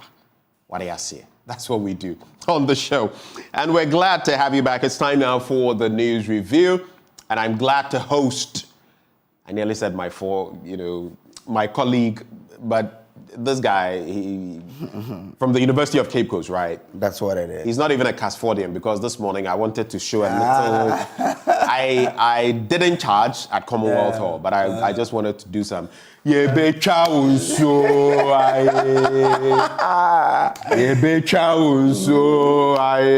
Form one boy, better so I form one boy. What's that? No, but Ogaho, we had our own. We held our own now. Yeah. I mean, we had a block called the G Block. Okay. Yeah, and we had the Monkey Empire there. I mean, the what empire? Monkey Empire. Yeah. Hey, when you are in Ogaho, you are a monkey. But the proper Monkey Empire was the G Block. And every Friday evening, there was Morale nights. So those of us who were not too actively in it, we could go stand there and then pick one or two words. So when we had to go on the whole procession, we're in there. I see. Once I saw my roommate do the Beoto thing, and when we came to the whole house, you were looking at what now? Yes. Okay, so here's a bit of a revelation. I never charged. Oh, okay. Commonwealth Hall. I still remember E21. So shouts to whoever is in E21 now. Yeah. I was in E21. I was in D31. D31. Yeah. Oh, that's a DE 2131. Yeah. And I also lotto numbers. Anyway, good to have you on the show. Good to have you, man. This segment always brought to us by Endpoint Homeopathic Clinic. Now they are offering free prostate screening.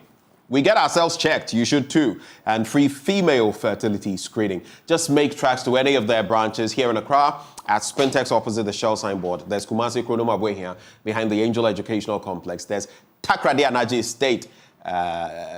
Mr. Brace here is very familiar with that place. There's also Tema Community 22, Techiman Hanswa and Siama and Zema. You do want to call them on 0244 867-068 or 0274-234-321.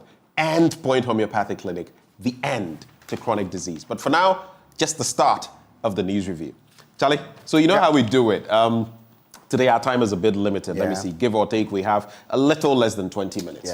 Let's look quickly at your topical matters for this week, especially as we have a lean stack of papers. But for you, what has been most prominent, 1, 2, 3 this week? The MPs abandoning the House to follow. Major issue. Yeah. Major issue. I disagree with them. Okay. I disagree with the everyday trial of James Jachi Kwesen.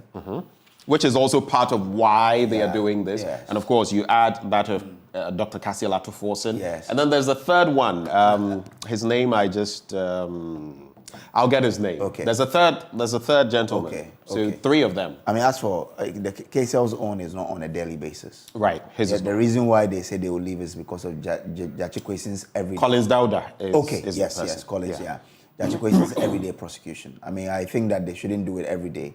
But if you disagree with a legal process, your reaction should not be an illegal one. But it is because they are saying it's a legal process, all right, but especially in the case of Jachikwesin, this legal process has already been prejudiced. They've been hammering. Yesterday I was listening to Top Story, among others. They've been, hammering hard at the fact that Mr. President went to Asin North and said what he did. Prejudicial statements. They've spoken about the AG's own comments, and they are saying it's not just that, they are in government. And so if their party is doing this, then we too, from our end, are going to do this. I'm not necessarily saying I subscribe to what they're saying. I get it. But these are the reasons yesterday, the question I was also asking myself, if I was a lawyer for I was the Attorney General, I would also say, why? But former president also went there to say that he won't go to jail. What is that? Is that not also? Yeah, that is also exactly. So the thing is, but you see, it is more egregious for the sitting president to suggest that because he is in power. When it comes to prejudicial comment, no. It doesn't matter whether you're No, I get what you mean, but I'm saying that he has power at his disposal. You see, when it comes to the law, it's about the law being done and the law also being seen to be done. Yeah. So there is the reality and there is perception. But you know the conclusion. Let's not forget that perception also plays a role. Why that is serious is because already the other side has painted a picture that the judiciary in some way is compromised. I can sit here and tell you that will not be the case. But the perception is out there. You don't feed the perception because if you feed it and then something happens, then the only school of thought will be, see a kind. That is the problem. Because the other side is not in power. But Ben, hasn't the other side won cases in court during this? Some people will ask you how many. And I'm only reflecting, right? When you listen to the conversations, when you listen to the conversations, I mean, I saw someone post recently, Oliver Bakavomao, and I was just reading the comments. Interesting that whenever the AG loses a case, the judge will be changed and then he will win.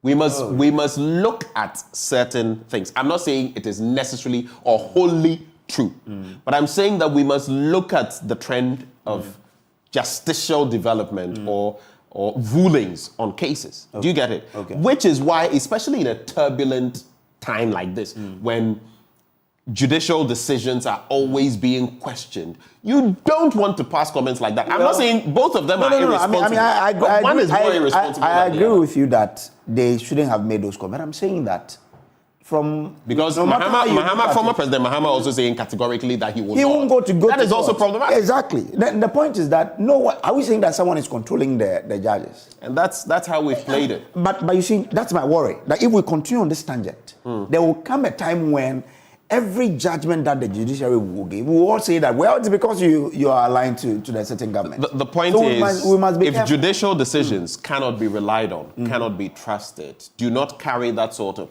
there was a time back when the court said, Asamesi, this or that. Oh, yeah. But now, it is practically everything, even non-political cases, are being, politicized, are being... And that's a slippery slope. I've always said that we shouldn't go on that tangent. We have already gone there. We should allow the judiciary to do its work. If you disagree with the ruling, we've already gone there. We're already there. It's just about how far we want to go on that road.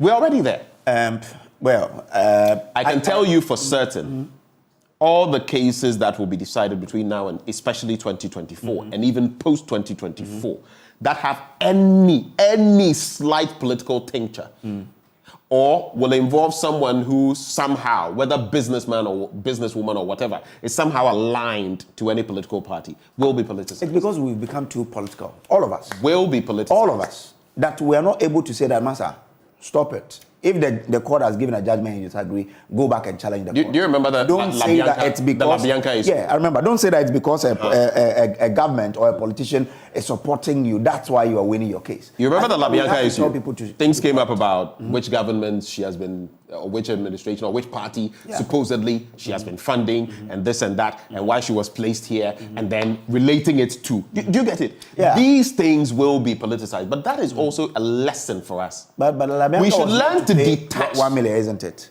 Well, we all know how that went. But the point I'm making is we should be able to detach. Yes, people who fund political parties may lobby for this and that. But we've also become a society that is too political, excessively political. Yeah. That's we my want, point. look, family, friends, nepotism. It's becoming too much. And I'll give that to the former administration. There were a few spots in there. Now it is way worse. When you look at, I mean, for example, the current finance minister, would you say that the tenor, the feeling of Ghanaians has not been over the last year and a half that he should go? He's still at post. I even wonder why. Against even members of parliament from the majority side, never before seen. Do this. When you do those things, what do you think the impression will be? Anyway, but Ben, my point is that the MPs have no business to tell us Ghanaians that they are going to leave parliament, for which we pay them for, to go and support their colleague MPs in court just because they feel disgruntled by the processes. It's a two-way street. That is not something we should encourage. It's a two-way street. But you know, let me just say this. All say they are leaving the house to go to court to support their colleagues. When I am being deducted my taxes to go and pay them, I don't expect them to leave the house empty. To go and support their colleague look, 1 or 2, 5 people going to support them, I don't have a problem. But if the whole minority is leaving, we cannot create this precedent. So tomorrow, if another side comes and then does the same thing, we cannot continue. We shouldn't be accepting this. These are the sides, the other sides to the conversation. This is no precedent. It's not as though it were happening for the first time to set a precedent. It's been done before. In fact, it is a tool. I'm coming. Hold on. I'm talking about when you leave to go to court. En masse, not necessarily going to court. But that's the point. No. But the point is leaving for whatever reason. It mustn't be. Ben. We are limiting it to because they are going to court. No. There must be. Once they leave en masse, Ben, when it comes it's the same thing. When it comes to them rising up against a certain bill or law.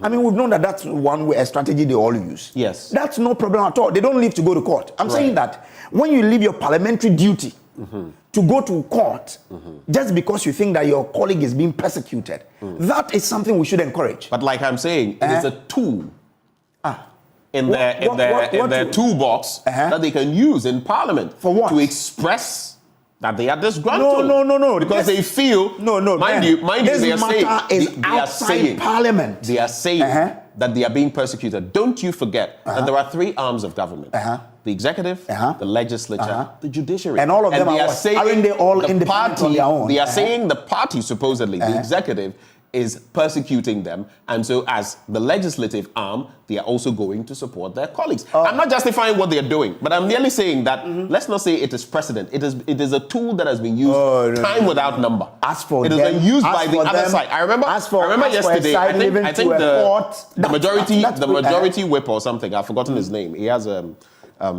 he admitted that this is not the first time something like this is happening. My only problem to go to court. My only problem. you keep reiterating. I'm saying it is of no consequence whether they leave for this reason or that reason. If they leave en masse, they have left en masse. It is not about the precedent of going to court. But my problem. But when it came to E-levy and they all left, my problem supported them because we didn't want it. My problem is that yesterday there were ministers who came to the floor of Parliament to answer specific questions that members of the minority had posed.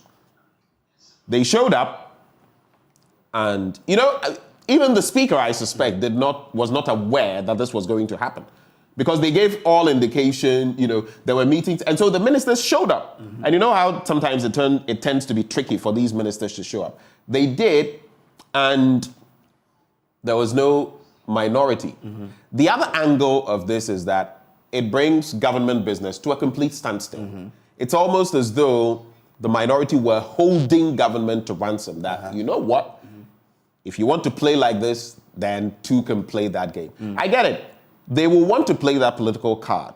But like you're rightly saying, it also comes with consequences because some of these things may be used by the other side when they also get into opposition, depending on the numbers. I'm just saying that we ought to exercise level-headedness, but I also am aware of the fact that, you know, it's like sowing the wind. You reap the whirlwind. And some of the things we have done in the past are coming to haunt us now, and some of the things we are doing now will haunt us in the future. That is my take on this. I mean, they shouldn't do that again. They can have 5. But they are saying they are going to persist. They shouldn't leave Parliament just to go and support a colleague in the court. I mean, anyway. But hey, this is the country. If my MP should be part, when it comes to my constituency, I will have to ask him. And that is the other angle to this as well. For those of you whose representatives are in Parliament and you feel they are not exercising, you know, or standing in for you, how do you feel about that? We have some comments coming through. Lord Rich is not happy with you. He says it's a democratic tool. What's the difference between judges and doctors going on strike? Are they being paid by... Okay, that's fine. Maxwell says good morning. I want more of your thoughts on this. Those who disagree with me, send comments. Those who agree with him, send comments. Those who agree with me, disagree with him. Let's know what you think, okay? We have about 10 minutes. So let's quickly do this. I'll Daily Guide and find a newspaper. All right. So you start, kill those birds, and then we'll come to me. All right. So from the Daily Guide, MPP presents a vetting report Monday. I'm best to lead MPP. That's according to Vice President Dr. Mahmoud Bawumia. NDC MPs boycott Parliament. He says he's the best to lead MPP. When the court's decision came and he had to be in the dock, no one said... It drew me so that was a subtle jab at Alan Chemate, but I don't think that will suffice to get him the flag bearership. NDC MPs boycott Parliament for Kwesing. That's something I will always disagree with. Asin North MP trial adjourned. Now, Vice President Dr. Mahamudu Bawumia has stated that after being trained for the past 16 years by President Akufo-Addo and former President John Ajekum Kufuor, he is well positioned to lead the ruling New Patriotic Party to the next level.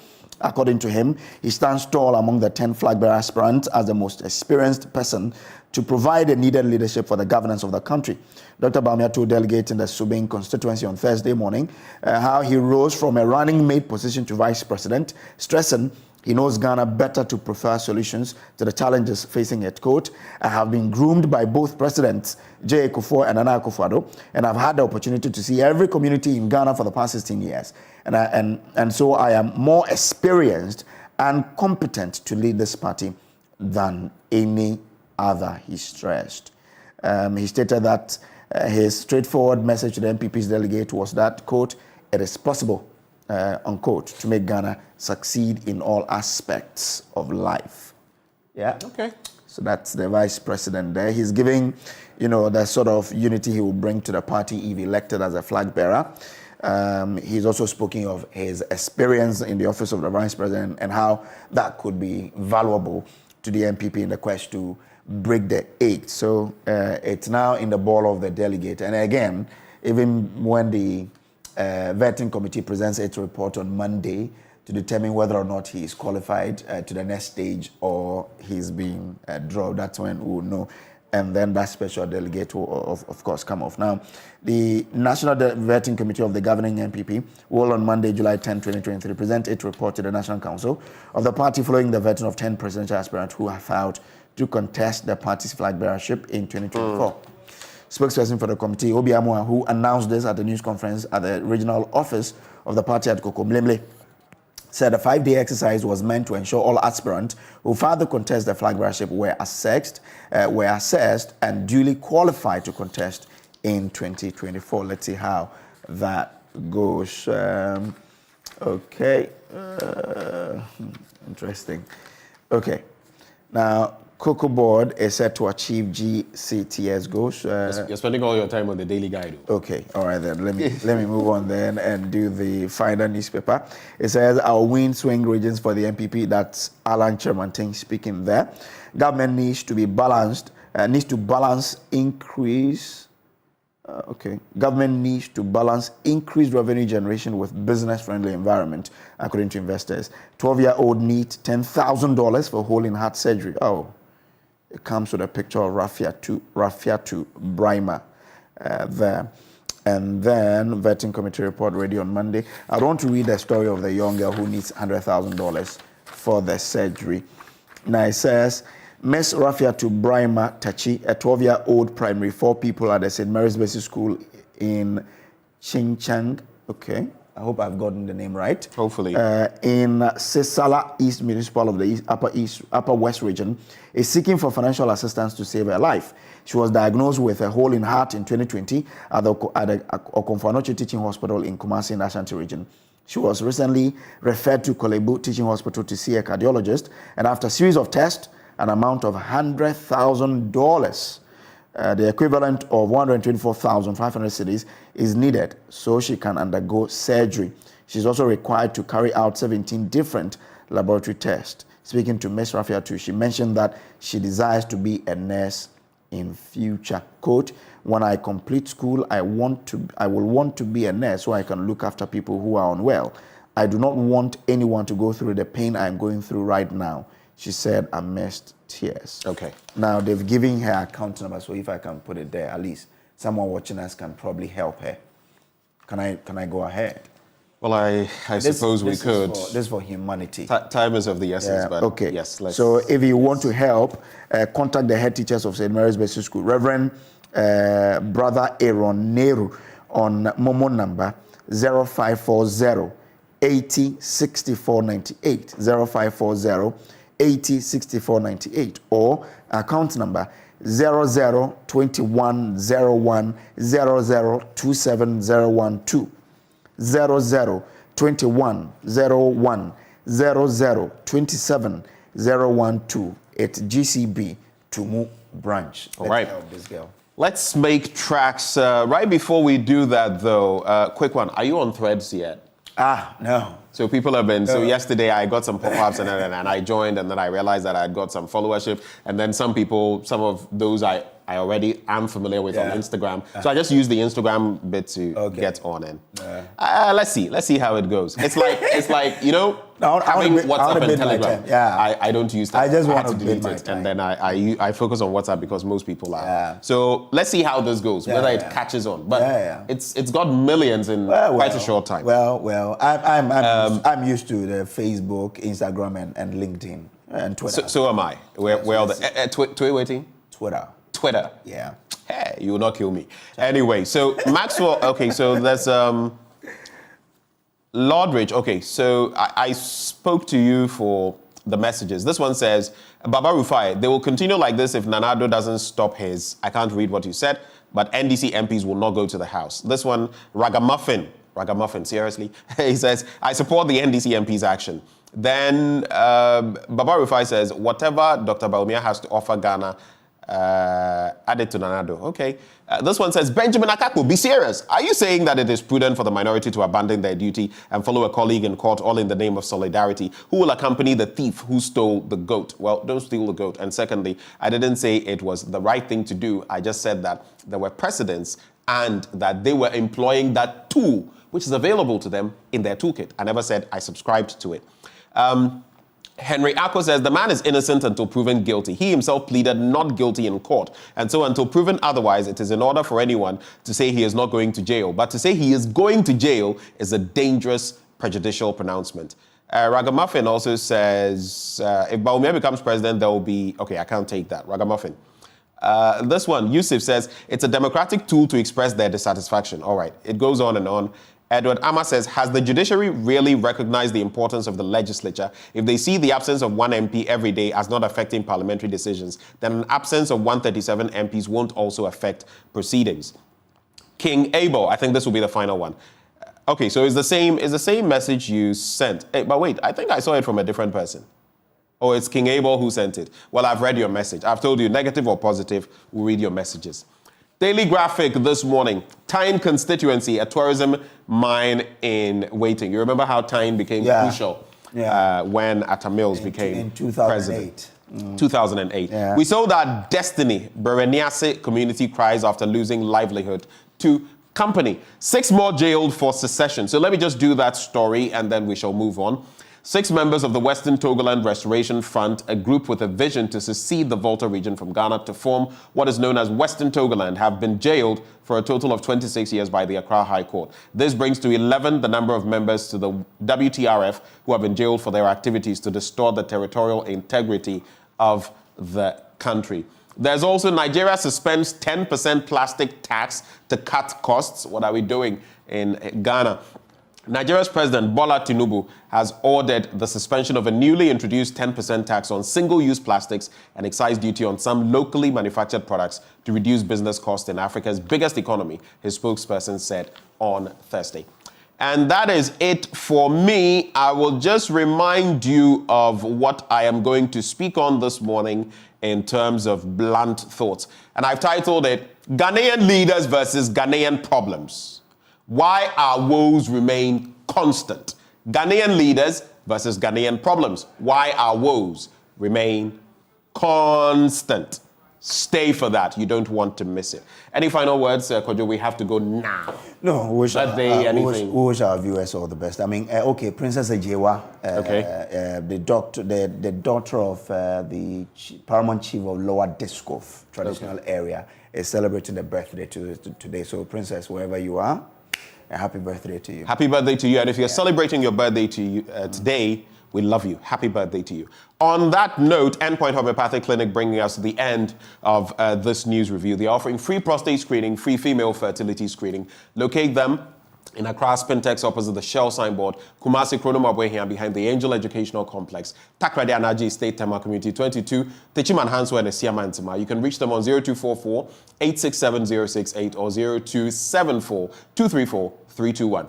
Endpoint Homeopathic Clinic, the end to chronic disease. But just the start of Prime Take, and we're taking you to part 2 of that conversation between Muftau Nabila Abdullahi, my colleague, and the maestro. Well, apart from Abedi Pili. Yeah.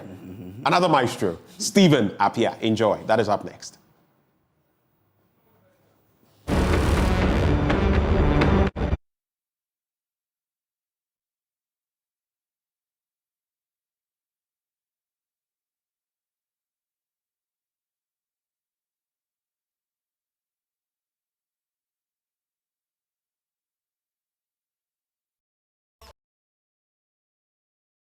Wildlife experience with you at Safari Valley Eco Park.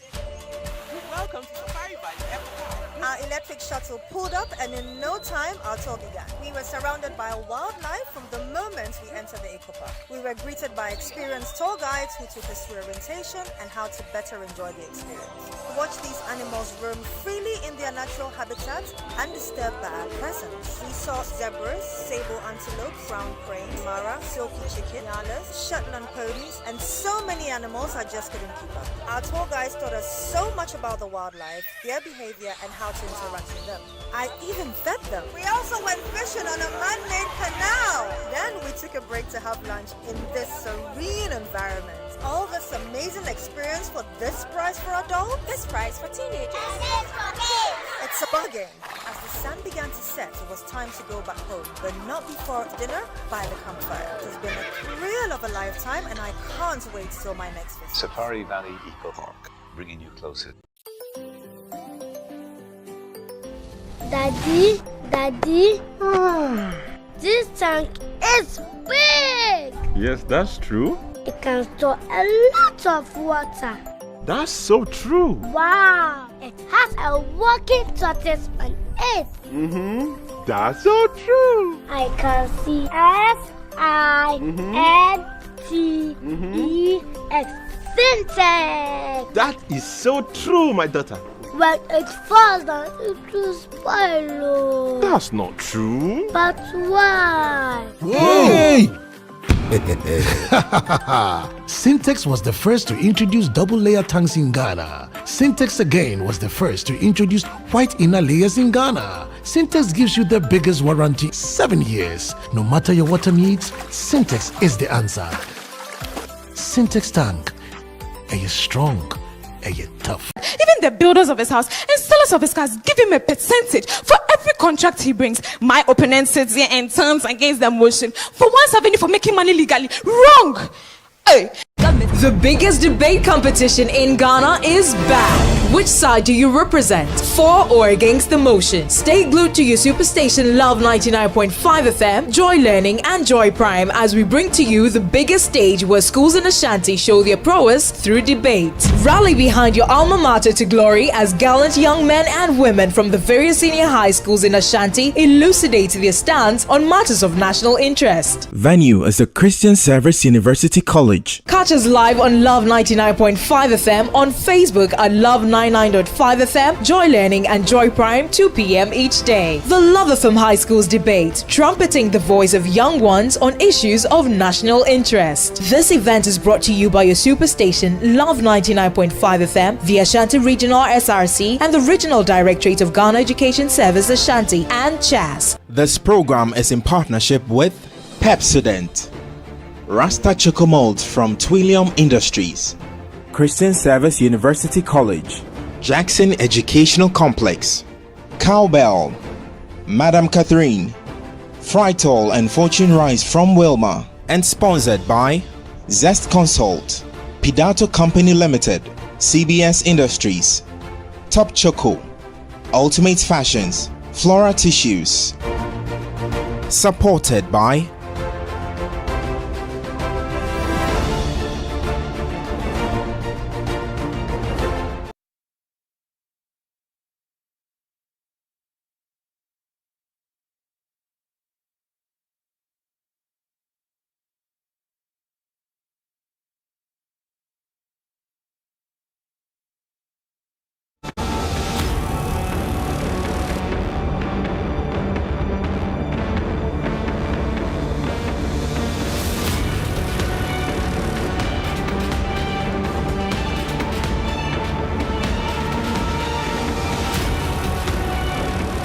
So I think I wish we can take it back and we will correct certain things, because we were naive that time, naive because we didn't know certain rules in the game. Later, I watched another World Cup where Rooney was it his incident against Ronaldo? Yeah, I think that they banned him for 2 games, but they still took him to the World Cup. So if we have 2006, if we had that experience or that knowledge about the rules, we will force the FA, or we will plead with them that they should take Lai, because it's 2 games. First game, second game, then he will continue to play from the 3rd game. Yeah. So when Kohli gave me that stamp, so Lai tried to talk to Kohli. Then their number 2, Beye, came from the side, he pushed Lai. And then Lai started to argue with them, and we were shocked. At times, certain things you don't understand them. Are you pained? I am, because Lai is one of the players that, when I look back, even though we traveled to Germany, we played the World Cup 2006, 2010, but still looks as if we were not complete. Not because we know that Lai knows how to play, but I'm not talking about his play, but he should be there because of the sacrifice.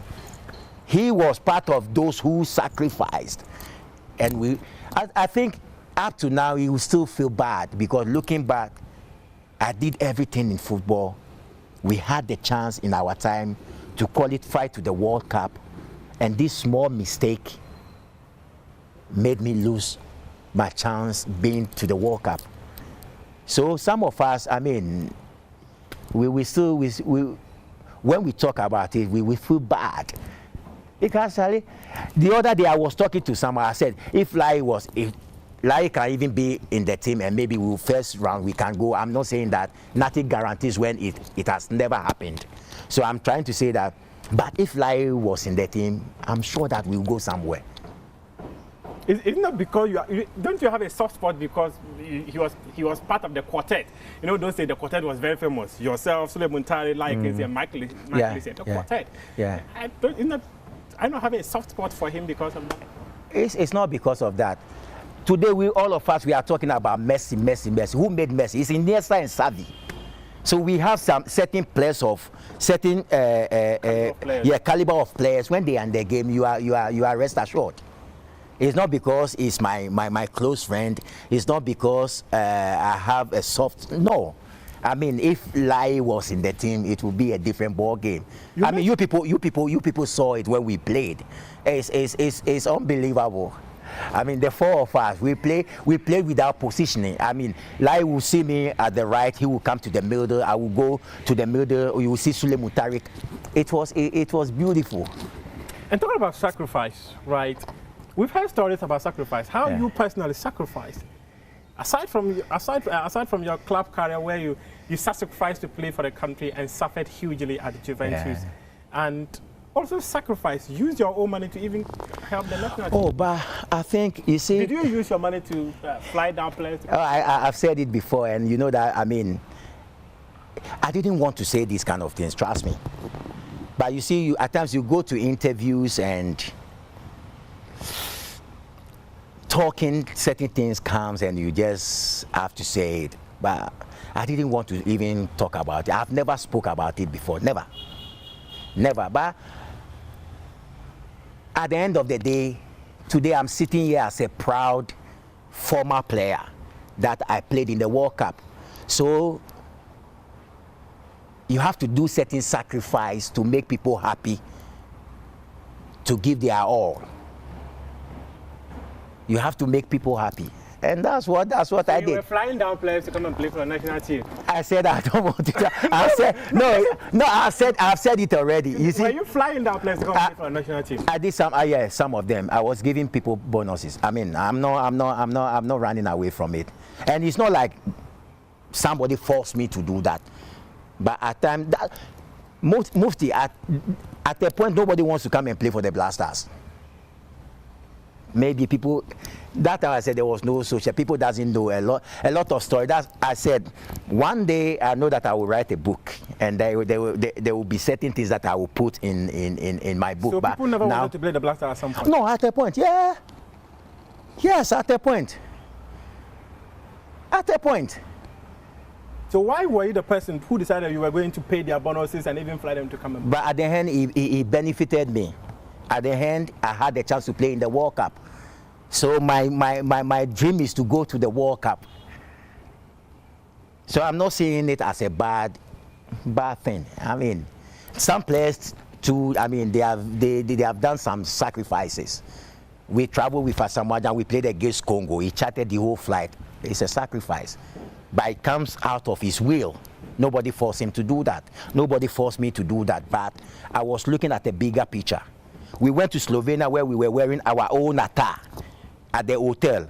I went to the shop. Mr. Fianu can testify. Alex Asante can testify. I went to the shopping mall to buy Adidas clothes for all the players and the staff in Slovenia. So these are the things. You see, that time you are playing. You are a pro. You are a pro. So it's a shame you have made name in Italy, and then you will be with your national team. The national team, and then you see players wearing their, like the way we are now. I mean, jacket. Yeah, somebody will be in jalabia, and it's not, yeah. Yeah, it's not nice. So that's where I took it from. Like, oh, I think we have to be in uniform because I've played for Udinese. That time I was playing for Parma. And it was so nice when we go to camp. We are in uniform, everybody dressed the same. So I said, okay, I didn't do that because I wanted something. But if it looks bad, I will be part of that image. And Slovenia, Italy is not far. I drove from Parma to Slovenia that game, so it's not far. So I think I have that thing in my head that, okay, we have to look good. That's what. And why didn't you tell the officials of the FA to do it? But you decided to do it. Oh, you see, we do certain things and then it will follow you. I think when you do good, good follows you. When you do bad, bad follows you. I didn't. It's not everything that. No. Let me leave it for my book. Let me leave it for my book. No. Yeah. I'm cool, but I'm trying to say that I did it because I wanted to do it. The FA officials, they didn't do it. Maybe they were not thinking that we should be in uniform. But that time, it wasn't like today that we are all in, people, you see them going to camp wearing Puma, and we have played games that we wear Mingle. Mingle is so in Osu. Mingle just says Lecoq Sportive socks. So these are the things that, you understand? So these are the things that I'm talking about. When you travel, I mean, the exposure, what you see there, you try to bring it back. So I didn't know why. I was feeling like we should be nice in camp. So that's why I bought that uniform for the team. How much did you buy? Oh, I can't remember. But how much did you spend in paying bonuses and flying? Oh, I can't remember. No, a long time. I can't remember. No, I can't remember. Long time. If I come and buy something from you, even if it take me 10 years, I'll know that I bought this. No, a long time. I can't remember. But when you're writing the book, you will remember. I don't know, but I will put it that, yeah, I've bought a ticket before. Did you write it somewhere? Did you indicate it somewhere that you bought shares or even paid bonuses? Like? Oh no, I haven't written it anywhere. But you see, when you are telling your own story, because you know the story, you won't forget about your own story. So you were paying minimum of $1,000. Oh no, $1,000 was a lot then. No. But you know that those days, you have to come and play matches. You have to leave your bonus. You will go back to your club and you have to send your relatives for your. At times, it take days. It wasn't there for, but that time the money in football when you come to when you come to this continent, our continent, it wasn't like when the ones that they were spending in Europe. So. We try to understand them. That Would you say you are one of the players who have sacrificed the most for the national team? Would I say I'm the one of the players who have sacrificed the most for the national team? I can't say yes. I can't say no. I can't say yes because we didn't saw the Osei Kofi and the rest. We didn't saw what they did. Yeah. So I can't say that my generation or I was there. No, maybe people they have done. People have gone through worse. It's not about only spending that shows that you have sacrificed. We have seen players that through the national team they broke their and their career ended. So it was sacrifice as well. It's not about using my money to say that because I use money I have sacrificed. No. I read an article that you granted to Emmy. Yeah. And you gave the story of how you lost your place in Juventus. Yeah. How hurtful was that? It was very, very, because you see, but I haven't regretted that. Trust me, I haven't. Because I will repeat it again that whatever I do, it doesn't matter, football, wherever I find myself, my country comes first. As for that one there, I will never take it back.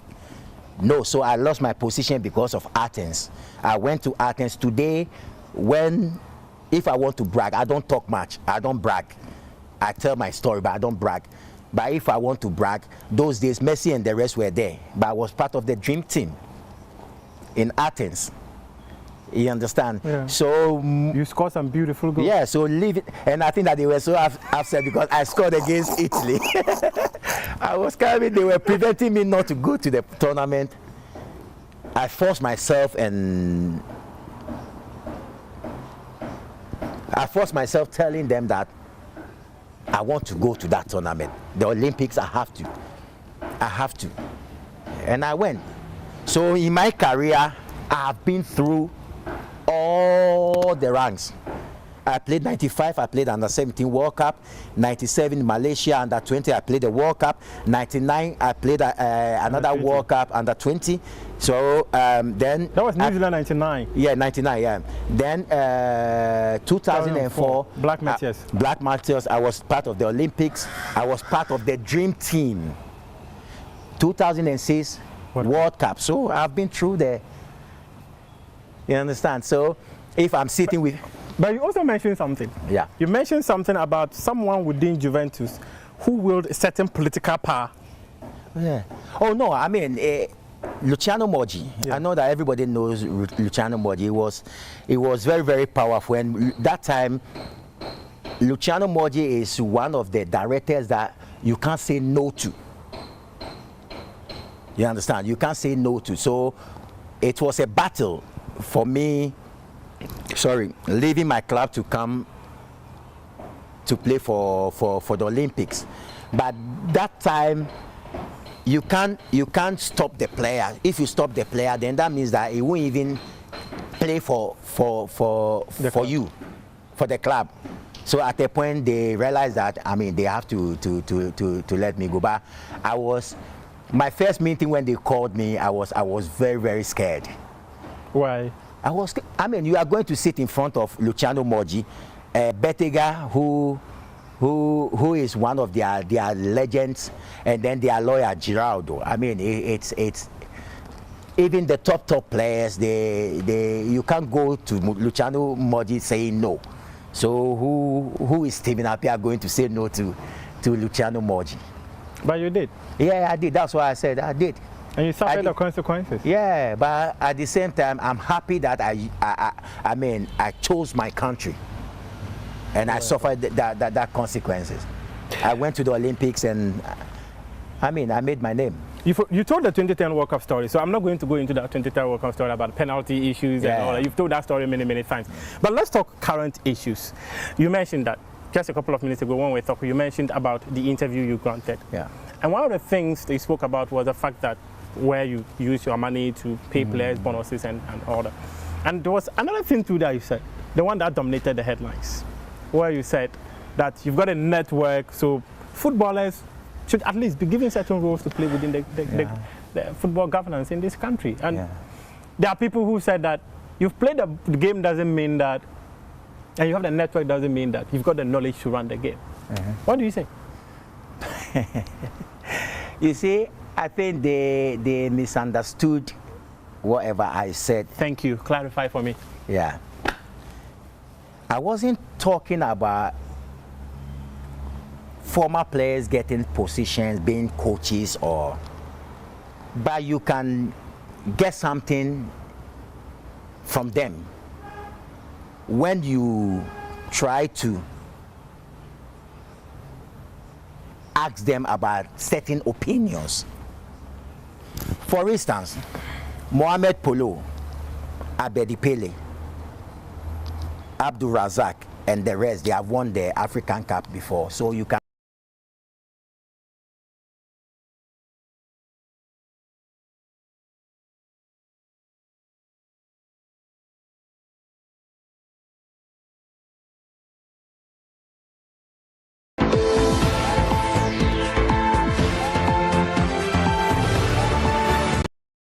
We have been since 2008. Semi-finals, finals, semi-finals, finals.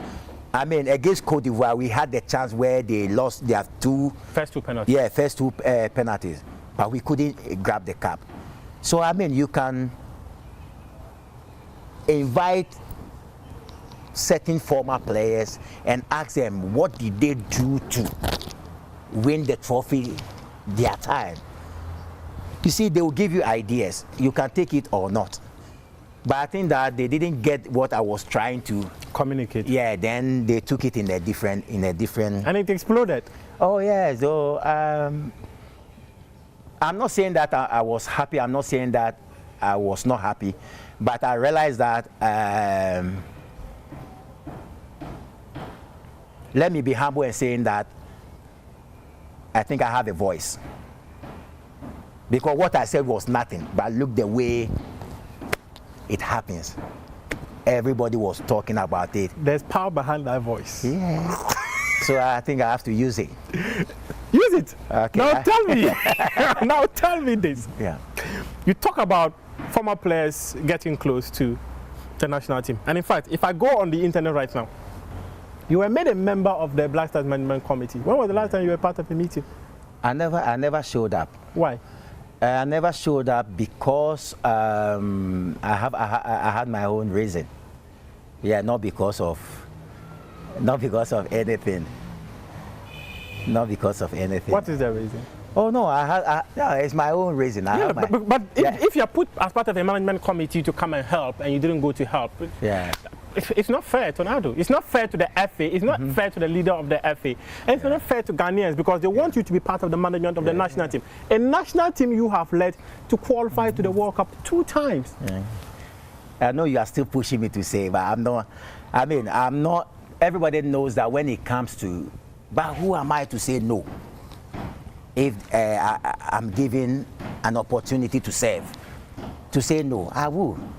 But times it's like how we go about things. I will. And I think people should let me look into the camera and people.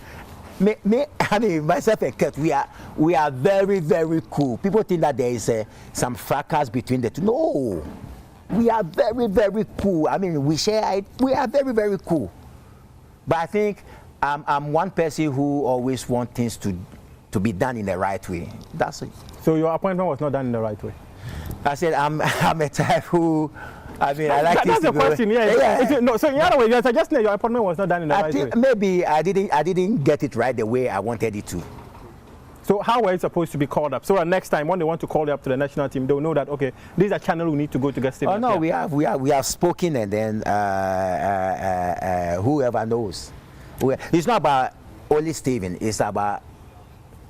All former. Yeah, all former. Not even former. Even current players. I think people should be treated in the right way.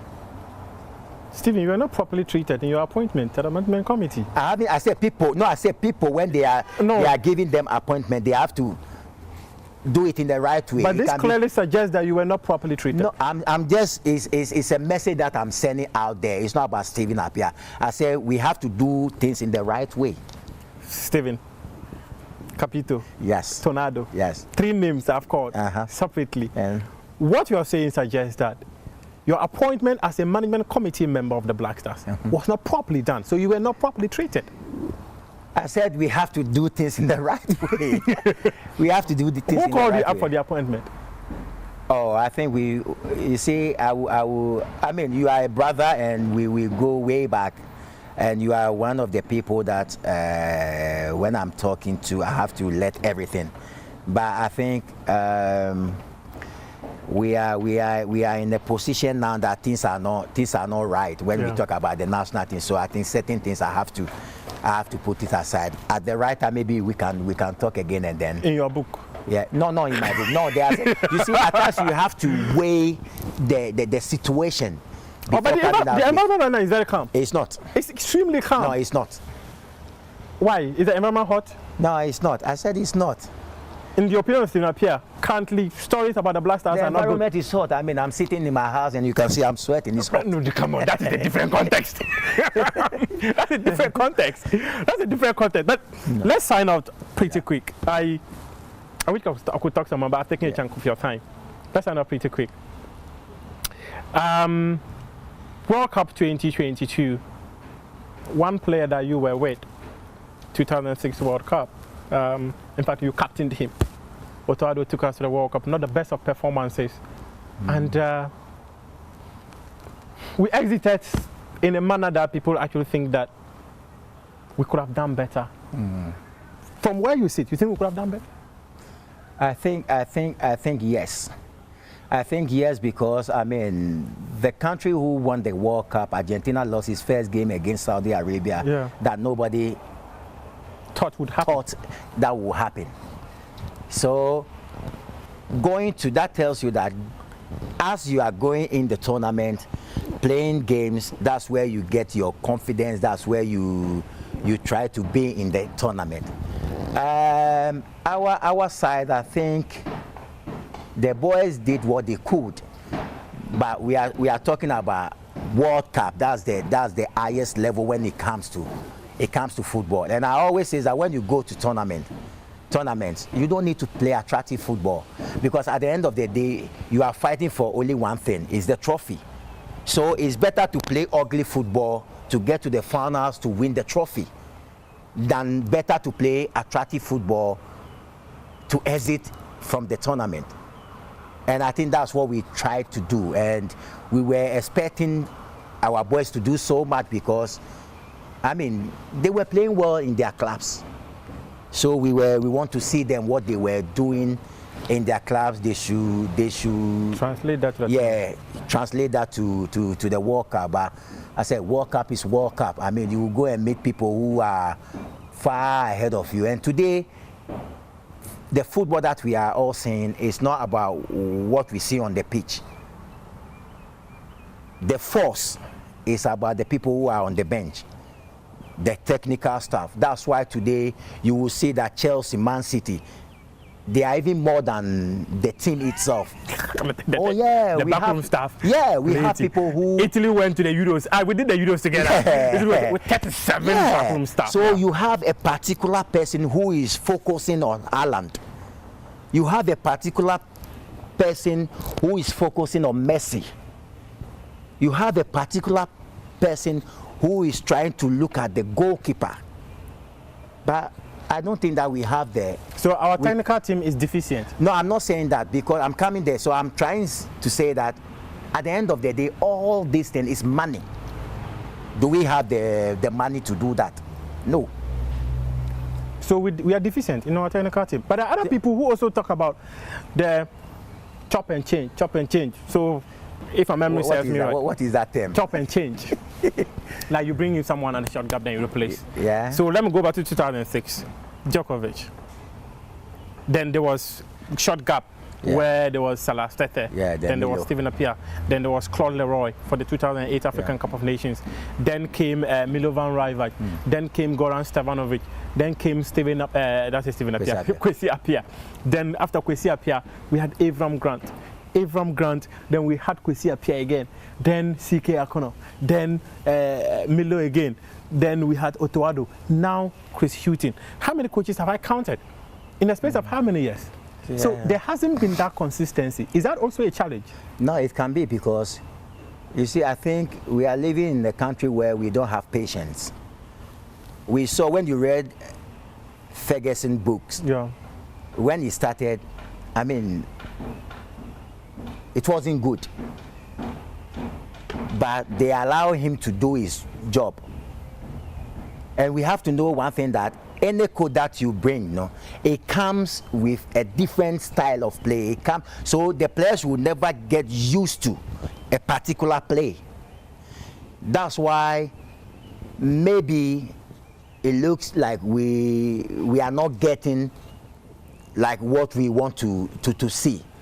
Our time, it was one code that we had. Yeah, we had.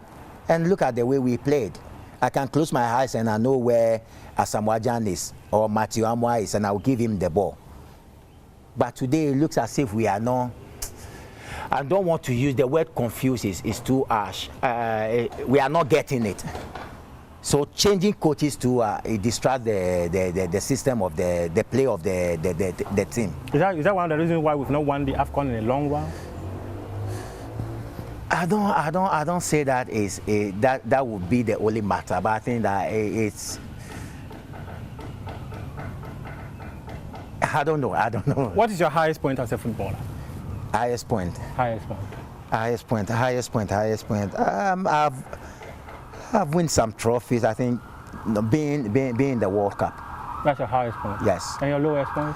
My lowest point when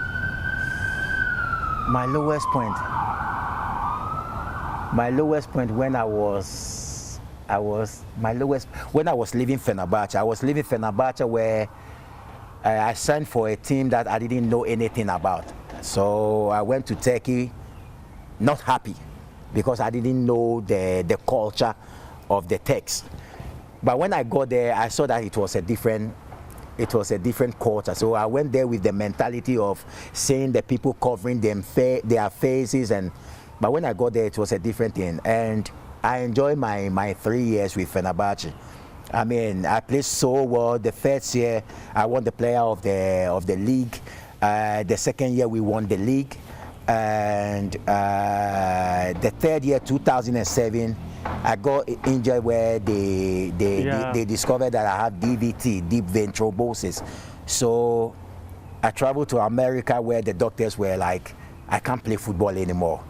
But at times, I mean, where people think that, oh, he can't do it, that's where I prove people wrong that no, it's not. No, I will do it. I remember when the doctors, my agent was there, when the doctors were like, what has happened to me is very, very difficult to play football again. And my agent was like, looking at him, said, look, are you going to cry? And he was like, he was saying in Italy, Steven, siamo finito, we are finished. I said, no, I will come back and play it again. So I stayed out for two years without touching anything. That was how you missed the AFCON 2008. Yeah. But that time it wasn't serious. That time, later they discovered that, so I don't know if I have to say it. So I passed out twice, one in a plane.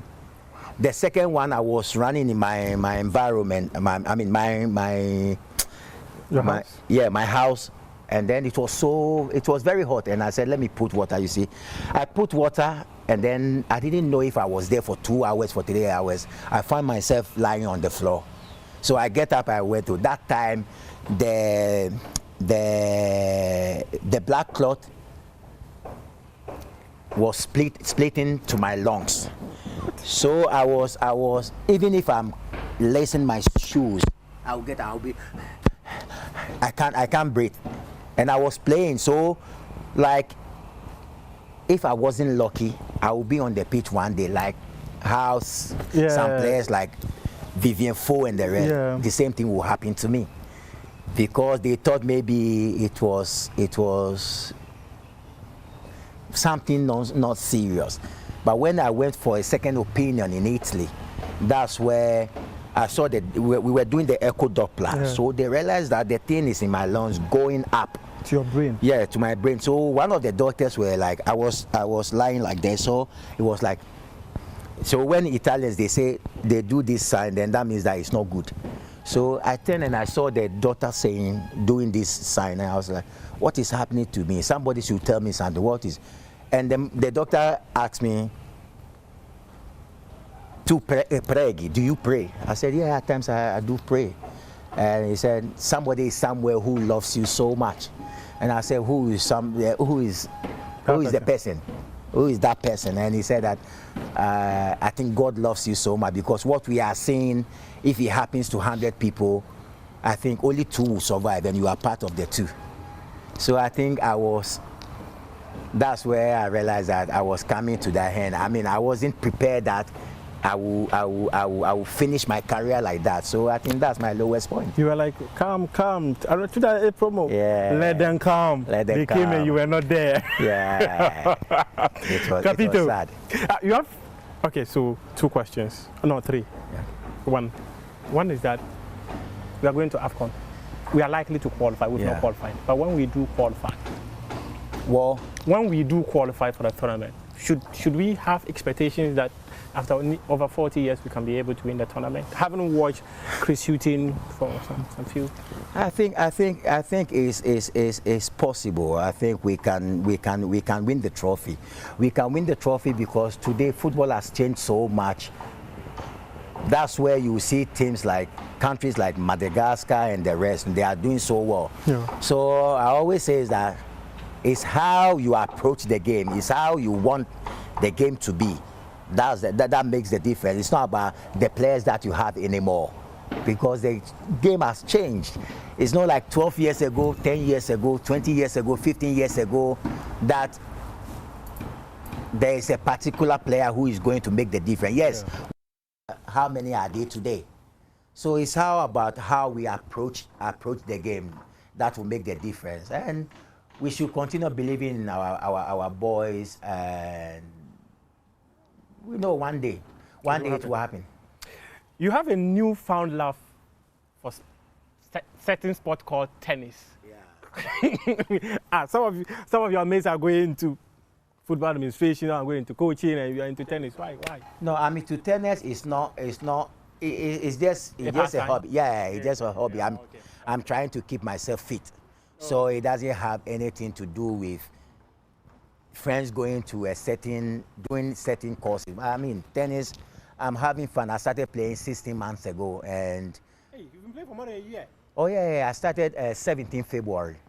I went to watch a friend called Dr. Pounds and George Boateng. Yeah. So, I mean, I watched them play and I said, oh, I will learn how to play. So the next day I told the coach, no, it was Saturday. So I told the coach, the tennis coach, that I think Tuesday I will come and I will start training. So I went to buy kits kits and the racket.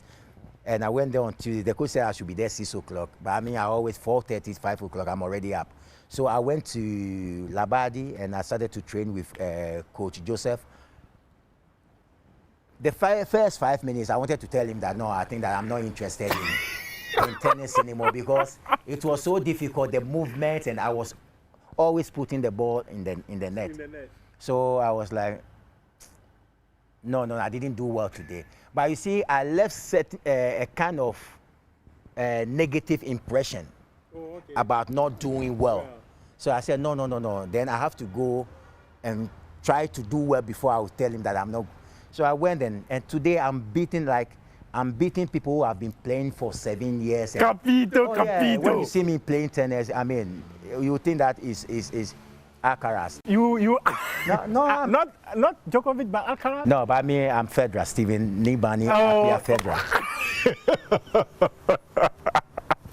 So Capito, we are not putting on the conversation. In fact, we've even signed. I was just laughing then and all that. So why not coaching, but this thing? Why not coaching? Coaching, yes. Oh no, I think that, you see, you don't like coaching. It's not that. When I was playing, my plan is after football I'll be a football agent. That was my plan. But when we traveled to Egypt, I mean, being with the team, watching Kwesi Appiah, and that's where I started to love, to start getting interest in coaching. But it looks as if there is a trend going on here in Ghana.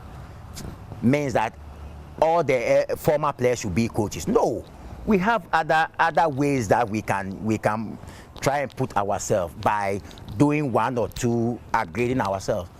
So everybody coaching, yeah, we have the knowledge, but we have people who can be behind, but they still can give advice. So you want to be a scout or an agent? Which? No, I wanted to be an agent, but I mean, the world is evolving now. You can plan to do something, but something else too will come, and then you have to try and so you've changed. You don't want to be an agent again? No, I said no. You asked about coaching, and that's why I'm saying no. The agent, but you can be an agent. You can be a football administrator. You can be So which one would you do? Sorry, Stephen Appiah, I always move slowly, low key. You see, what is that?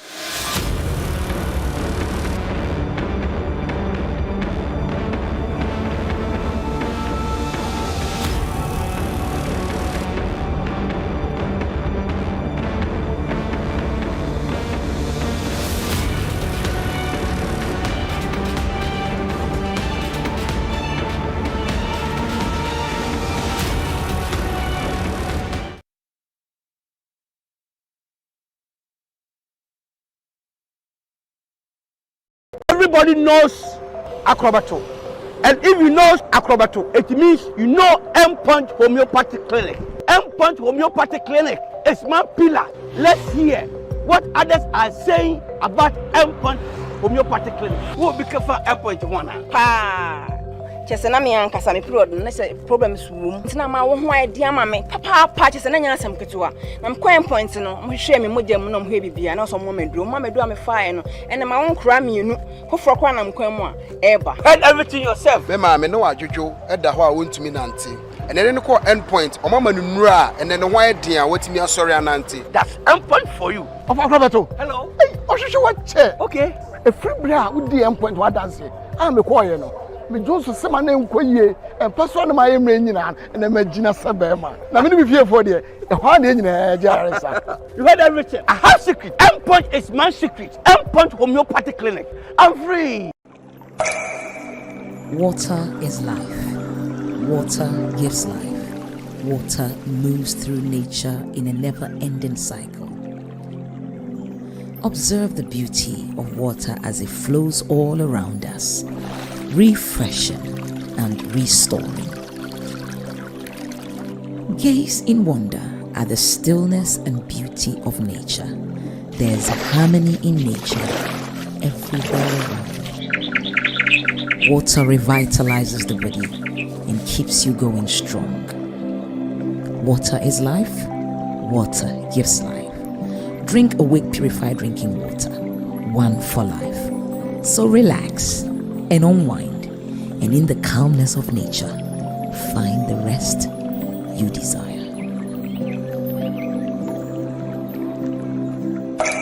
For every bottle of Awake you buy, an amount to be donated to the National Cardiothoracic Center. This advert is FDA approved. In partnership with National Theatre and Joy FM, Roverman Productions present I Like What You Like, an original White play. Hey, Kwesi Trumpet. What kind of misfortune follows you that when your rich auntie dies, the only thing she leaves you is her ashes? Boy, my friend, you are not going to keep this in this household. Go and put it outside the gates. You can stay with it and regard it as waykeeping. Oh, or you can use it for tea. Your share. Well, his auntie named him a sole beneficiary to her estate. I'm his wife. May I know how much it's worth? Roughly $350 million. What? I Like What You Like shows at the National Theatre on July 7th, 8th, 9th, 14th, 15th, and 16th. One show on Friday at 7 p.m. 2 shows on Saturdays at 4 p.m. and 8 p.m. 3 shows on Sundays at 1 p.m., 4 p.m., and 8 p.m. You can buy tickets at a cool 150 Ghana cedis via short code *365 *535 hash. And all the usual outlets sponsored by Ebony Condoms, Gino, GCB, and M Notify. Roverman Productions. Be the difference. Our boss was like, a decent fashion designer only gets home at midnight. Midweight.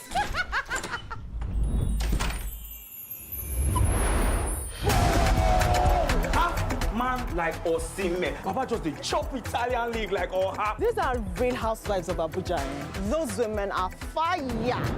What does OJ say again? My relationship with money is alhamdulillah. Because they wear uniform, you want to treat people anyhow. Imagine this officer, I will clear out one lie. Don't cost. Bruh, come on there. Things no matter. The biggest dragon for Westeros, now he's small picking face am, climb down, right down like Formula 1. Yeah, catch me. He found the gold and asked her for just shaking me piece of the pie, and she killed him for it. Obini. Fair women, no. No one tells a story like we do. Showmax, Africa's original strip.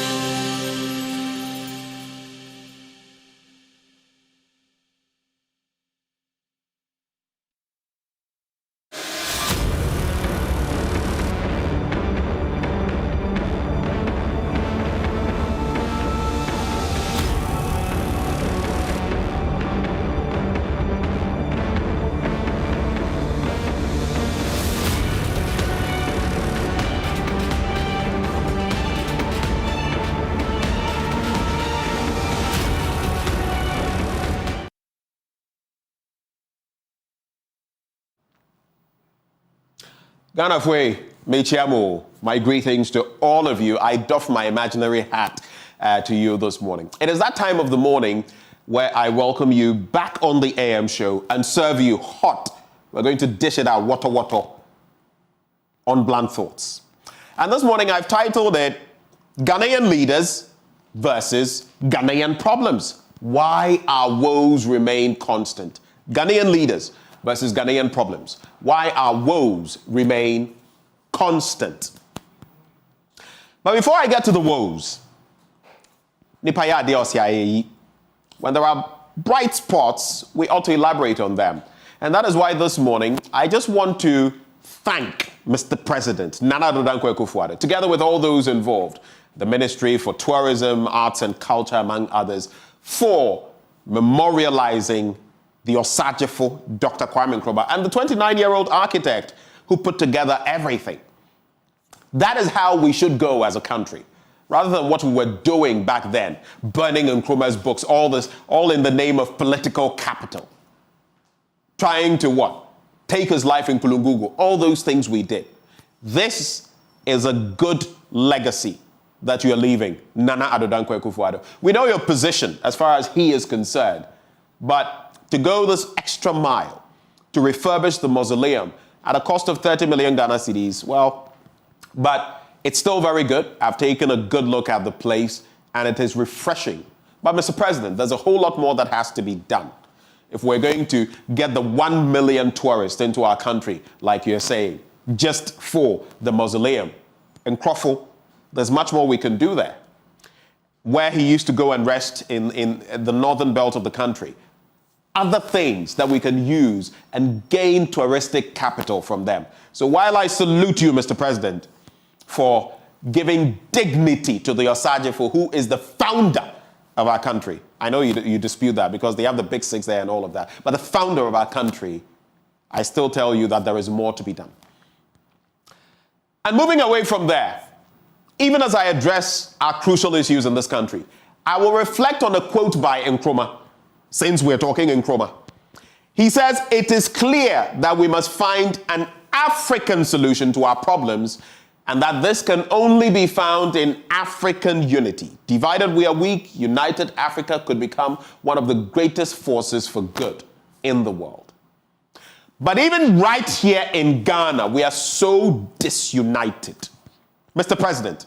And part of that is on the back of you yourself and your politics and the party you stand with, the New Patriotic Party, and what you've espoused. What was supposed to be the National Patriotic Party, and through a slip, it became the New Patriotic Party, if you don't know the history.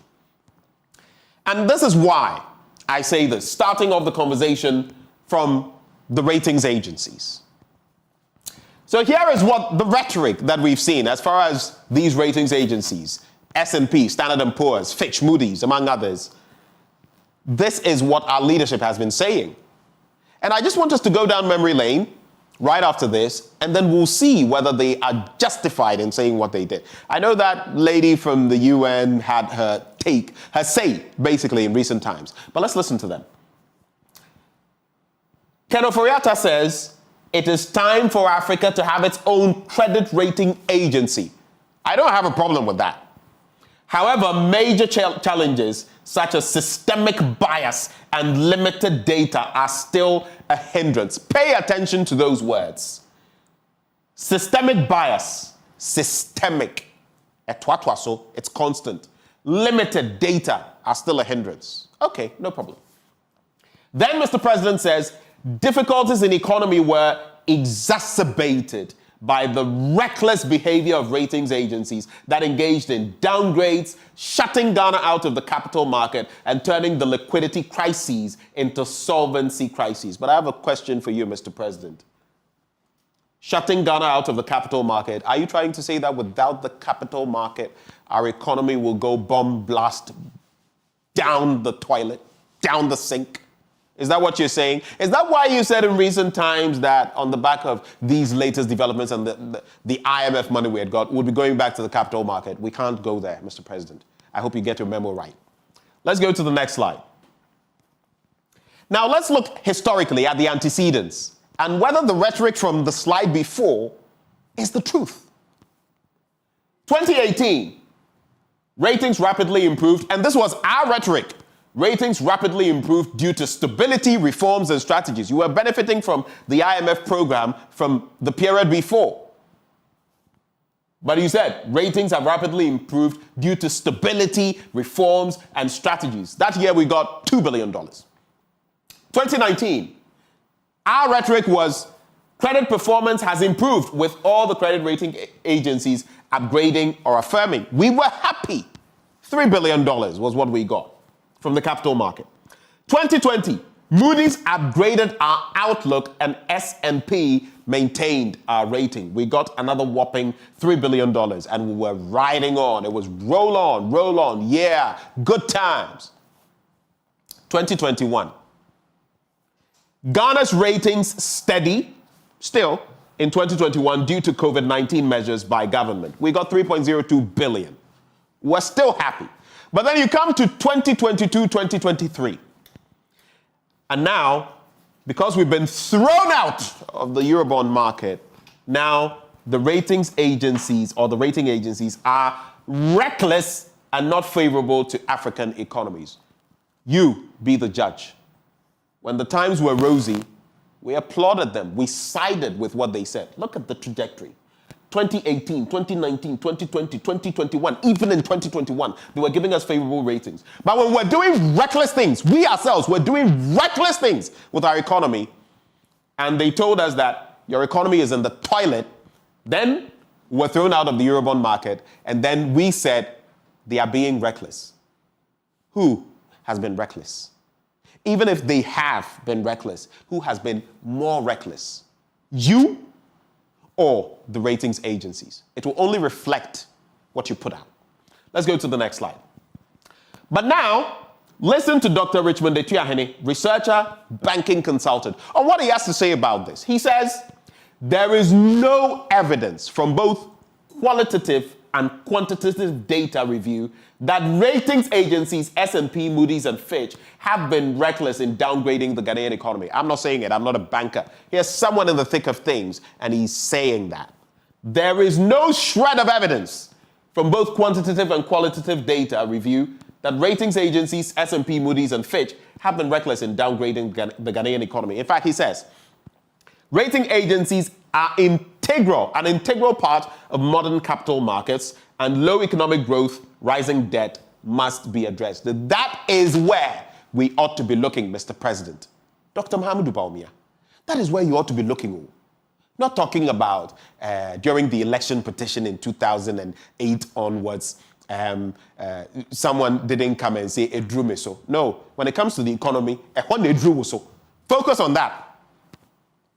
Now, in terms, just segueing quickly from the economy and all the talk, to talk about the Jachi case. You know, in recent times, there have been many developments. So I want to bring it up and look at it from a certain perspective.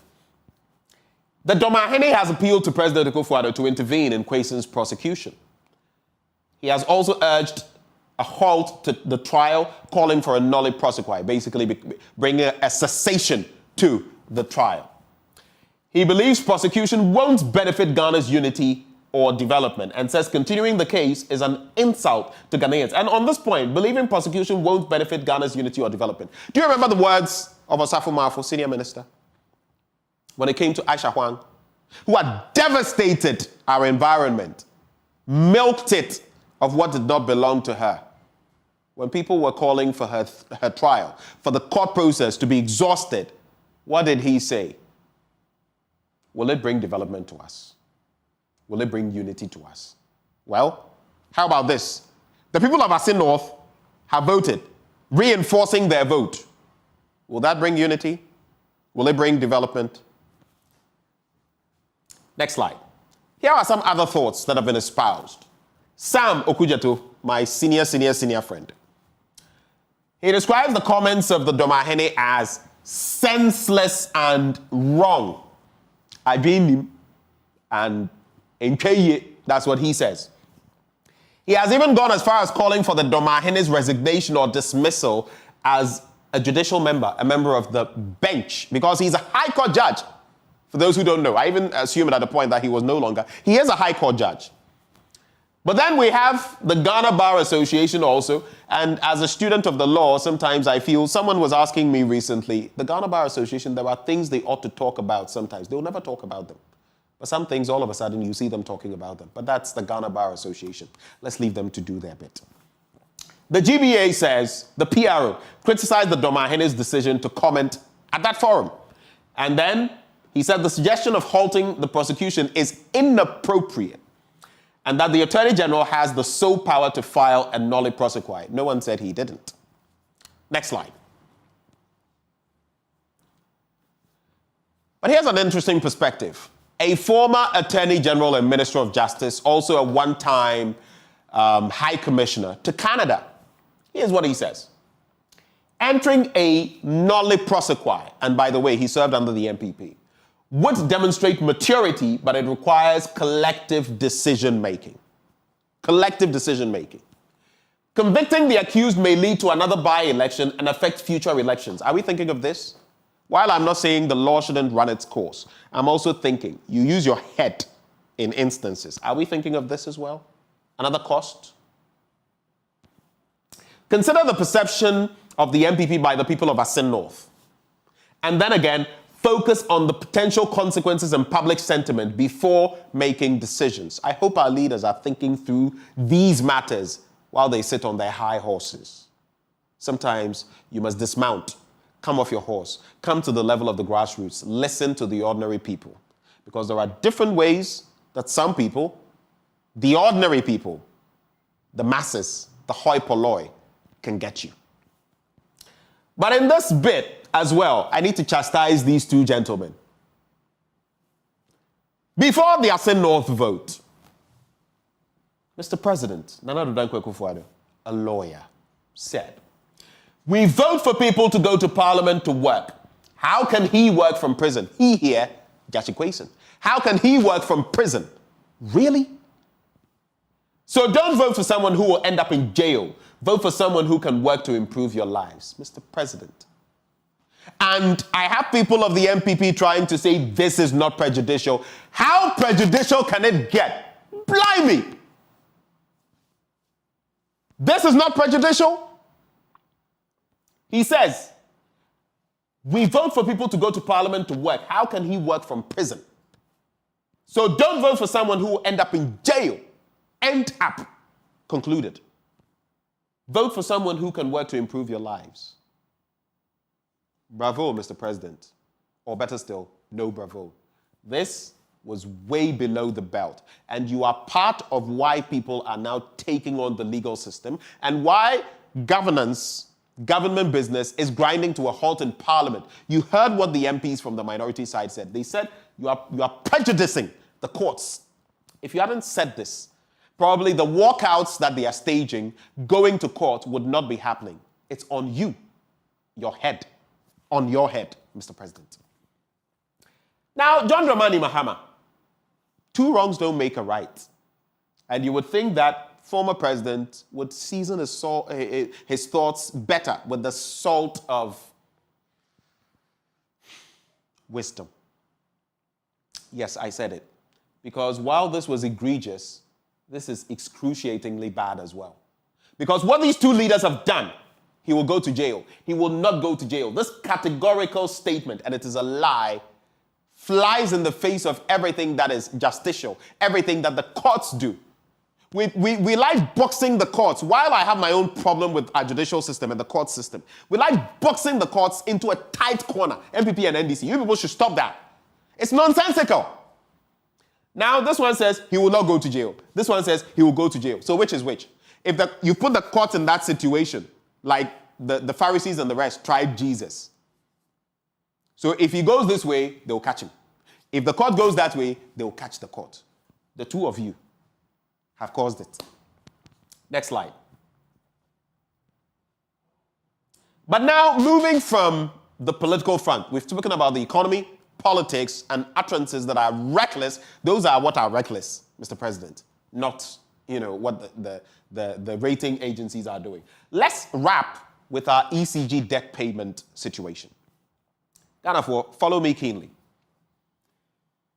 If you look at our debt, ECG's power sold and collected, and power collected, or resources collected in 2022, these are in billions. The ECG in its current state cannot pay 100% for power that it buys. That's according to John Jinapo. Those are comments from John Jinapo, Member of Parliament. So basically, out of 10, if ECG sells 10 billion, what they recoup is 7 billion, leaving a deficit of 3 billion. This is clearly unsustainable. But the solution is also not a wanton increment in tariffs. That is not the solution. More collection, a more effective and efficient system must be brought to bear. Plain and simple. Next slide. Now, before we go to the next slide, let's listen to the ECG's boss, Dubik Mahama, on what he's been saying. And then the next slide will reflect whether we have the right situation. Let's watch this brief video. We have an understanding on how to strip it and give them what we are supposed to give. Mr. Jinapo. The spokesperson for the IPPs is live on your program. Is that what they've agreed? Yeah, I mean, straightforward. But you are actually right, Mr. Jinapo. Should I put that to him so that we can all be wiser, right? Then you can come back in. Let's do that. I don't know what Dr. Steve Material, because he's put out two issues. The first one had to do with legacy debt, that there was an agreement. The spokesperson for the IPP said no, they are not aware of that. Now there's a second one that says that they've come to an agreement on this month, July, how the bills will be treated, and that it will strip the bill down. And I'm saying the spokesperson for the IPPs is right here. Is that the agreement you had with them? I mean, Ghanaians want to know. Yeah, but so let's ask him. Let's ask him. Stay with me, because it's your substantive turn. I promise you get that. But let's clarify that. Ms. Elikplem, is that your understanding? No. Okay, so explain. He says no. No, I wanted to. No, sorry, forgive me. Because of, let him explain why no. Mr. Elikplem, please, why no? I have indicated that he made an offer to us based on going forward.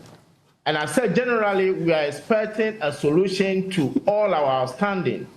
Now, he is making a point that he has engaged all the IPPs individually and have come to an agreement. And to the best of my knowledge, there was no agreement like that, because we have real-time information amongst ourselves.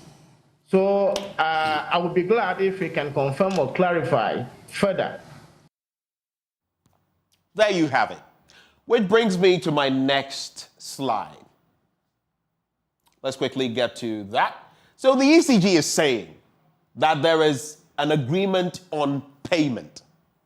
That's what Dubik Mahama is saying. Now the chairman of the IPP chamber says no. So which is which? Who's telling the truth and who's lying? Time will tell. But if you look at the timelines, okay, the IPP is threatening to shut down. October 2019, there was a threat.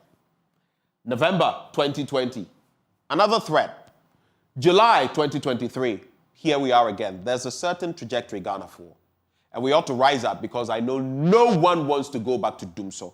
Doomso was solved. If we go back to it, then I don't know what kind of leadership ineptitude that is. That is why I titled today's Blunt Thoughts what I did. Our problems, our leaders versus our problems, and why our woes remain constant. Now, to wrap the conversation, this is the mix. The IPPs produce 65% of their energy production in terms of thermal power, 40% of the total power production. So you see it there. And this is where I also have a problem, because solar constitutes a measly 1%. Something we really ought to be looking at. Solar is contributing a measly 1%. We ought to do way better than that as a country that is blessed with sunshine all year round. What are we doing up north? Look at the temperatures there. How can't we harvest it? Our Northern African brothers are doing that.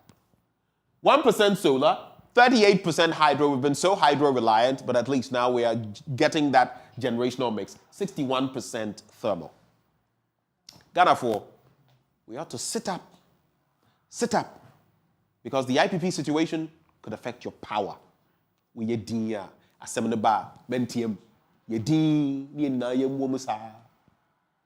in terms of our political terrain, our economic terrain, our leaders, please look out for us, not just for yourselves and your political party interest. And that is why I'm going to end one more time by congratulating Mr. President for what he did with the Kwame Nkrumah Mausoleum and leave you with this quote by the Osajefo himself, Kwame Nkrumah. It reflects what some of what our leaders keep doing. He says, action without thought is empty. Action without thought is empty. My name is Benjamin Akakpo. I say what I do out of no malice. I love Ghana. I'm a young person hoping for a better Ghana, not just then, but now. These are my blunt thoughts shared with you, raw, hot, unedited, undiluted. God richly bless our motherland Ghana and make her great and strong.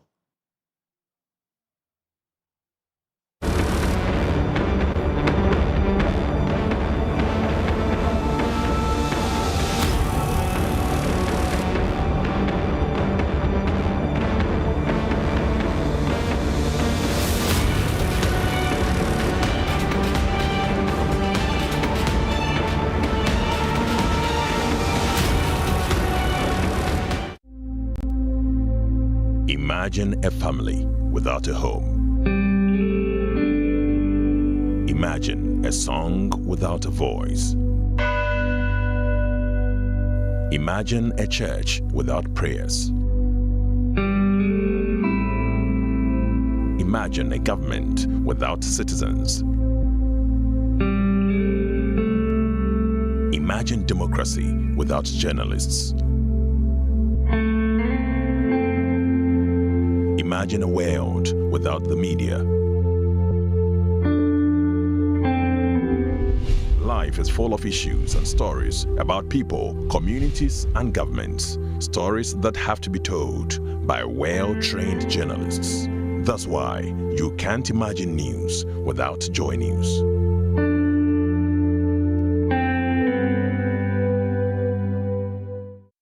Joy Change Speakers Series 5. Imagine democracy without the media. The media is mandated to hold government accountable to the people. It's the most influential vehicle for development. But how is the Ghanaian media discharging this onerous responsibility? What must change? The Joy Change Speakers Series 5 for the second quarter of 2023 has assembled just the right speakers for the topic, Media and National Development, Premise, Promise, and Practice. This is on the back of the State of the Ghanaian Media Report of 2023. It's this Saturday, July 8, from 9 a.m. to 12 noon. Speakers, Dr. Abena Animua Yeboah Benin, Head of Department of Communication Studies, University of Ghana. Esther Ama, CEO, the Ama Institute of Emotional Justice.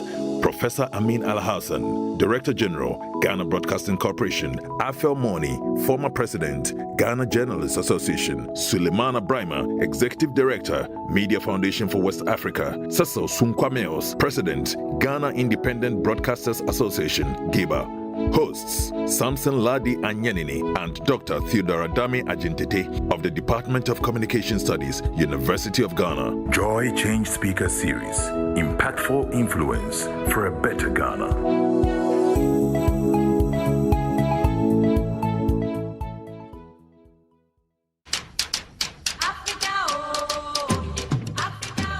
Habitat Fair is here again.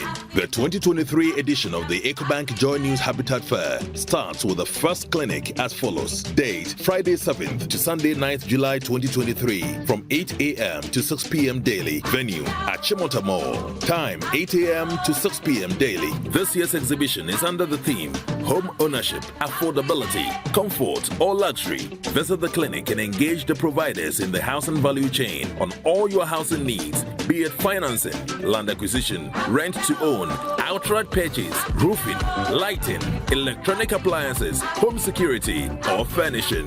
The EcoBank JoyNews Habitat Fair is your one-stop shop for everything housing. For exhibition, please call 0540-110-389 or 0244-260-653. There will be daily giveaways from sponsors to visitors at the fair. The EcoBank JoyNews Habitat Fair 2023 is powered by the Planned City Extension Project from Cities and Habitats and sponsored by Virtual Security Africa, Complete Security Solution, DBS Roofing, your roof experts, Elegant Homes and Constructions Limited, where quality meets value, Syntex Tanks, Air Strong, Air Tough. The EcoBank JoyNews Habitat Fair, affordability, comfort, or luxury.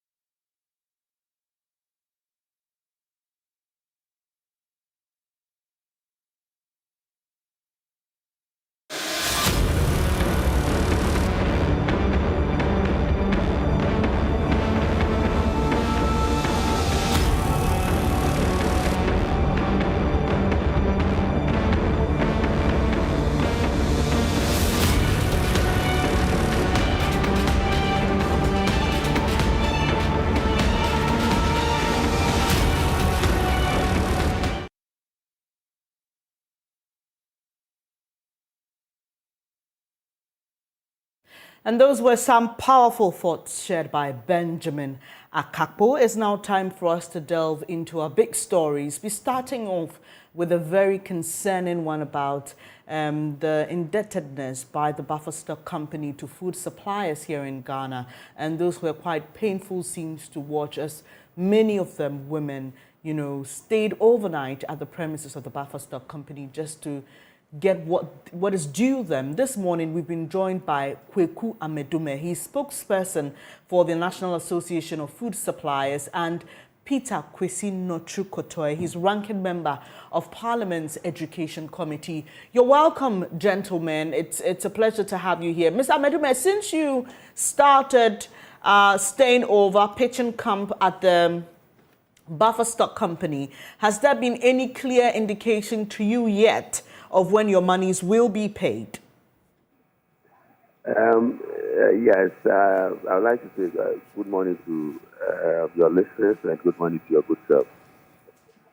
I don't know whether to say yes or to say no, because yes, of course, there has been some attempts yesterday to speak to us to go back to our various homes. But as to whether we have seen that as a genuine effort is another matter, because all these attempts have been made in the previous years, 2 years now, but we've not seen any results emanating from all those attempts. It has been empty promises given to us, so we don't really have faith in this promise. Yesterday, the Deputy Chief Executive of Buffer Stock paid us a visit, and his issue was that he wanted us to leave the premises, and he was going to give us 15 rooms, and our members should members should go and occupy those rooms, and 2 members should occupy 1 room, and that there's a scheduled meeting between us and the management of Buffer Stock on Monday. It is in that meeting that they're going to tell us when and how our money is going to be paid. But we made it clear to the Deputy CEO that, in fact, we are not here. We are not interested in where to sleep and where not to sleep. If it has to do with comfort, we have comfort for ourselves. We are workers. We know we work. Like we have our own place of abode, and we want to go and sleep in our homes. And so it is not the issue of where to sleep. The issue is our money. So anybody who wants to talk to us should be talking to us about how our money is going to get paid.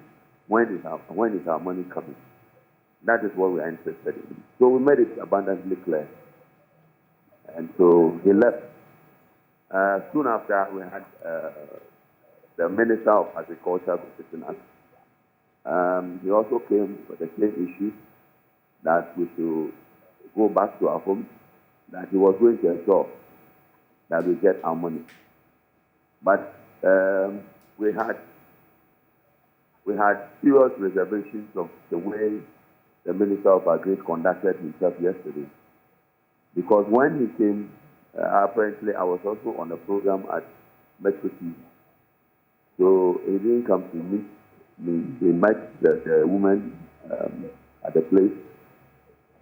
And one of the things the journalist told me was that the media man told me when he came to the place, he asked that all the lights on the compound should be taken off. He got there around 8 o'clock in the evening. So he came and said that he didn't want lighting in the area. He doesn't want to be seen talking to us.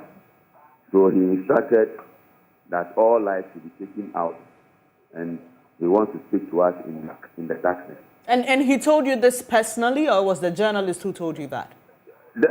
Personally, my members confirm, and the media men who were present, there was a banter between him and the media men yesterday. But apparently, I know he's a big man, so his instructions prevailed.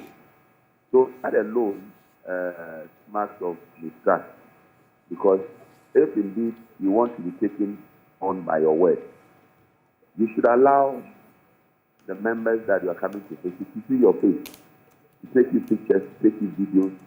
The journalists are there. They should bear witness to what you're telling them. And that another thing we have issues with is, why would we have a Minister of Education whose responsibility it is to make sure he pays us? We have the Chief of Buffer Stock. We have the Ministry of Finance. What we do or where our money comes from has nothing to do with the Minister of Agri.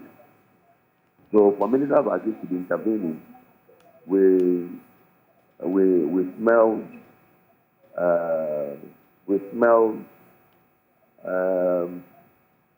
we don't feel right about it. And so he promised that he was going to get back, he was going to meet with the finance minister and get back to us today at 4 o'clock. Mr. Medume, I'll come to you shortly, because you also have concerns about some people you refer to as new suppliers that the buffer stock company has engaged in Spain. But let me come to Mr. Peter Nochukotoi, who is in Parliament. And Mr. Kotoi, thank you so much for your time this morning. I appreciate your company. You have oversight responsibility in Parliament. You go through the books. You've engaged the Ministry of Education. Even in some instances, we've had, reason to hear from the finance minister about, feeding for school children in senior high schools, because one, the quality of food was very poor and there was shortage. I remember that, made headlines. Are you aware of this situation? Since 2021 to 2003, these suppliers have been owed. If you are aware, what kind of intervention has your committee in Parliament made to help address this matter? Thank you very much, Benny. Good morning to you and to your listeners and viewers. When I heard of the picketing of the food suppliers at NAFCO, that is the buffer stock headquarters, I went there on Wednesday morning to see it for myself. And lo and behold, they were there. I asked of their leader, I was told he was in one of the press houses. So I spoke to a few women there. And their concerns are that, one, they owe them for 2 years now food that they supplied to senior high schools. And they went for credit facilities from banks and other facilities that they can get money or resources. And they are to pay interest on them. And buffer stock is failing or is refusing to pay them. These non-payments to food suppliers by buffer stock is becoming perennial. I've been speaking about this for a very long time now. At times when we say it, they say it is not true. And now, this is the situation in which we find ourselves. So as a committee, we don't have an oversight responsibility for buffer stock. It is the Committee on Agriculture. But because they provide food for students in secondary schools, which are under the Ministry of Education, we have shown interest. Because if you go to the secondary schools now, some of them are experiencing shortages of food items. Again, the women also complain to me that they have been sidelined and new persons have been engaged to supply food items to the various institutions. If you have done that, then pay them off. Because you can't owe somebody, then you go and engage another person and pay that person regularly. I've been saying over the years that Pastor has become a hub of corruption, where the things that go on, in fact, my sister, is very bad. And there should be a point at which we should investigate the activities of buffer stock. Because my information also is that the Ministry of Education has paid about 90% of what they owe them. I tried getting the minister to confirm this to me, but I wasn't able to meet him. Yesterday was in the chamber because we were in court, so I couldn't have access to him. So the situation is very bad. You cannot owe people and keep their money. Then you go and engage new persons, and then you don't want to pay them. They are human beings. They have families. They must also live life. So I don't see why the buffer stock is not telling us the truth. That's why I'm asking for a public inquiry into the activities of a buffer stock. Okay, but back to my question. Since 2001 to this point, even though you don't directly have oversight responsibility of the buffer stocks operations, like you just mentioned, you're with the Education Committee, and this directly affects students in high school. And we've seen the effect of some of these debt issues on supply of food to the schools. So I'm asking if you were aware of this indebtedness to the food suppliers and what the Education Committee did as an intervention, if it did any. We have not been informed. And as I said, there's no petition or any information from the food suppliers until I heard it on radio on Tuesday. Yes. So before the committee, there is no complaint, there's no petition. We only talk when the matter comes up that, oh, they are owing them. And then we try to intervene and make sure that they are paid. So that is what we are doing. It is only when we have a formal complaint that we can act, because it is the children or the students that are affected directly. Let me go back to Mr. Medume. Mr. Medume, thank you for holding on. What exactly is prompting this allegation that the buffer stock has engaged a new crop of suppliers or a new group of suppliers? Yes, thank you very much. This new suppliers that we are talking about. Mr. Medume, if you can kindly speak up for me, I'd be grateful. Yes.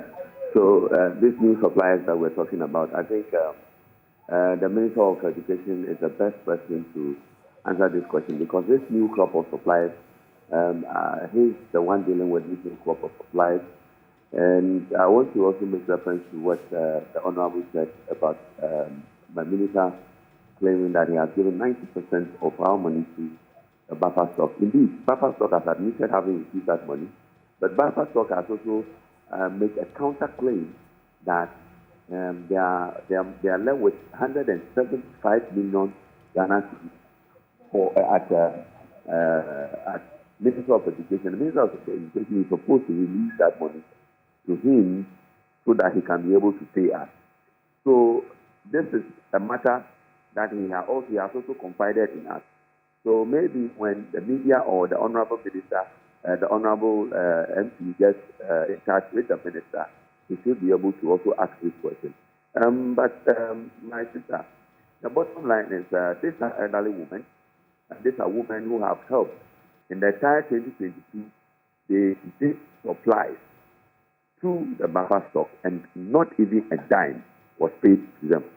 For the entire 2021, they were only paid 30% of what they supplied.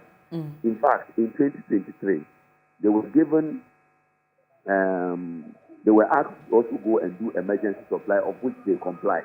Up to now, the minister has paid the 2021 suppliers who he himself has gone to contract. He has paid them up to date. Those people who are not part of our members, that the minister himself went to contract, that the minister has sidelined us to go and contract, those people have been paid. So my question is, why would the minister leave us out of the picture and be paying people who have just done supply? And as I'm telling you, and what's your suspicion? Why do you think that happened? My sister, it can only be influenced by, it can only be the personal interest, or there's an in hand, or I have a suspicion that the minister is not in good terms with the CEO of Buffer Stock. Because on the day when he was telling us that he had released 90%, he pulled the phone and was calling the minister, Buffer Stock CEO.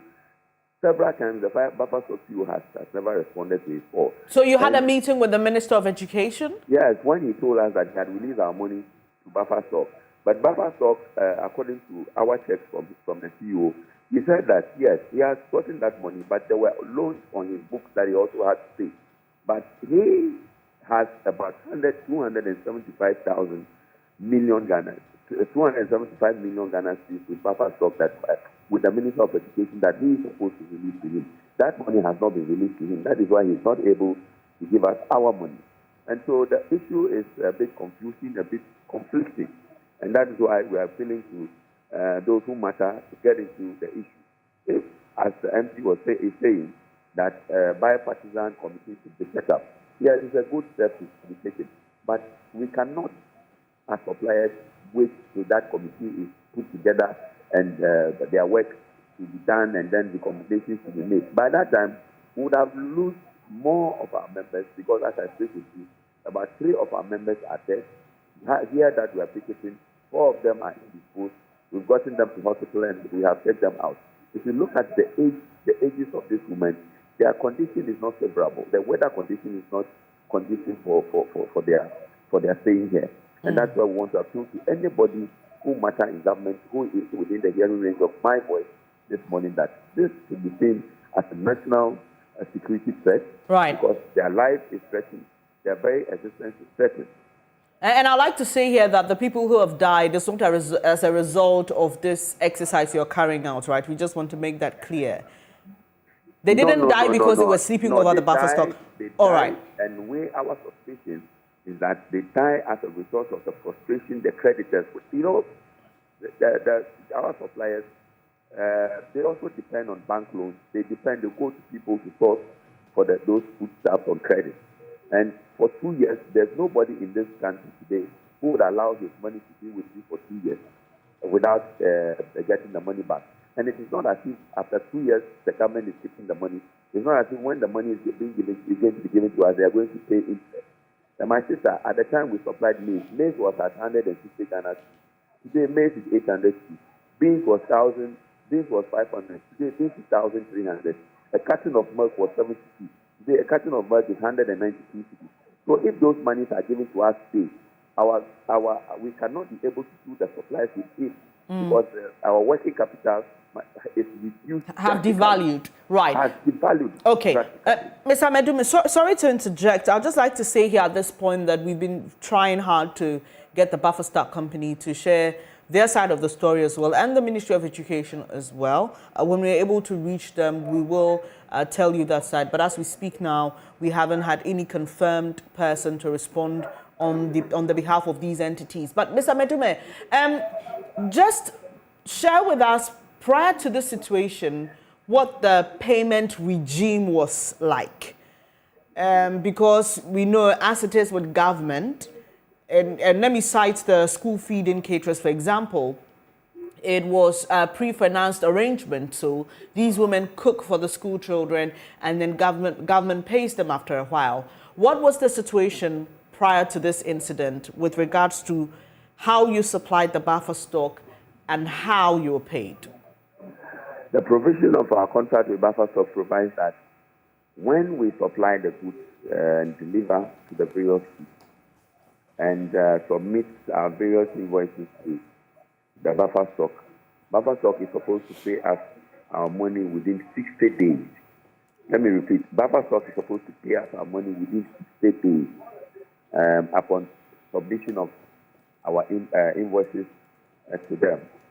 And let me admit here that in 2017, when we started, we never had issues with payment. In 2018, we never had issues. In 2019, we never had issues. In 2020, we never had issues. But in 2021, that was when the issues started. That was when we were given a minute amount out of the total amount of supply. For the entire 2022, we were not paid at time. In 2023, we were not paid, except that the minister has decided to work with different sets of people. And unfortunately for him, those people he has contracted to work with, they don't have the food staff to supply. They rather come to us to call for the food staff to go and supply, or they want us to guide them as to where we normally source for our food staff. And that is where we got the hint. We got to know that there's currently supply going on. And in some instances, people are giving advance money. They are pre-financed, which had never happened in our time. This is the association that at the time the government was in distress, the government didn't have money to push the food staff to the various schools. They fell on us. We did that on credit, without a time, without complaining. Why are they treating us this way, my sister? Why would you subject this aged woman in this condition? Because they have decided to help or assist government to roll out its most prided policy of free SHS. At the time you started realizing the delays in payment, what reason were you given? The reasons were that government is working on money to give us, that at the point the buffer stock you had traveled to Mecca, we should wait. At the point the Minister of Finance is not in town. It has been one excuse to another. And let me make a quick reference to the press statement they released yesterday, for which reason we think that government has not made up its mind to pay us our money. Take the first paragraph. The first paragraph is an admission. They have admitted that they are indebted to us and they are apologizing for inconveniences caused to us. The second paragraph, they said that they are convening emergency meeting to solve the matter. Extraordinary meeting, emergency meeting to see to how they can resolve the matter. And we have a problem because it means that all along, all the promises they have been giving us, all the things they have been telling us, that they are working on our money, it is not true. And if you watch that particular paragraph, since it is an emergency meeting they have decided, it means the date for the meeting is decided. But they didn't tell us when they are going for the meeting. The date is open. They have not told us which date. The last paragraph, they said they are now going to have meeting with the Minister of Education and the Minister of Finance to the way forward. So it also goes to re-echo the point that these people never had any plans to pay us. There was no preparation, there was no arrangement, there was no intention whatsoever to give us our money. Because it is now, let me borrow that word, it is now they are going to draw a roadmap. If you are now going to draw a roadmap, it means you are not ready. You didn't even have plans. There was no agenda. There was no agenda. There was no attempt, intention to pay us. So that is why we think that the government promise to pay us is just a mere promise. I'll come back to you shortly for the way forward for you, because you have had a promise, but you don't believe in it. But let me just wrap up on the side of Mr. Kotoy.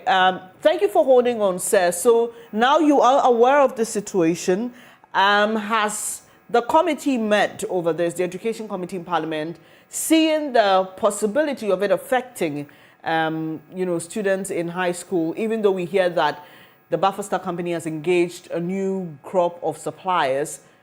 What is the way forward from your side in terms of intervening in this matter? Yeah, thank you very much again. As a committee, we have not met. And as I said earlier, we want to confirm from the minister these two issues, that he had paid 90% of what the ministry owed buffer stock, and two, he had engaged a new crop of suppliers, and the reasons for that. So we are about to do that. We will probably see him today, the leadership of the committee, if he comes to the chamber, because we were there on Wednesday, we couldn't meet him. So we hope that today we will all be in the chamber, and then we will meet him. We want confirmation before any further step that we can take. But let me add that those in government are not trying to help the food suppliers. I have not heard anybody from government side, even in parliament, making any comment that, oh, these are our people, they are Ghanaians, why do we keep their money for over 2 years?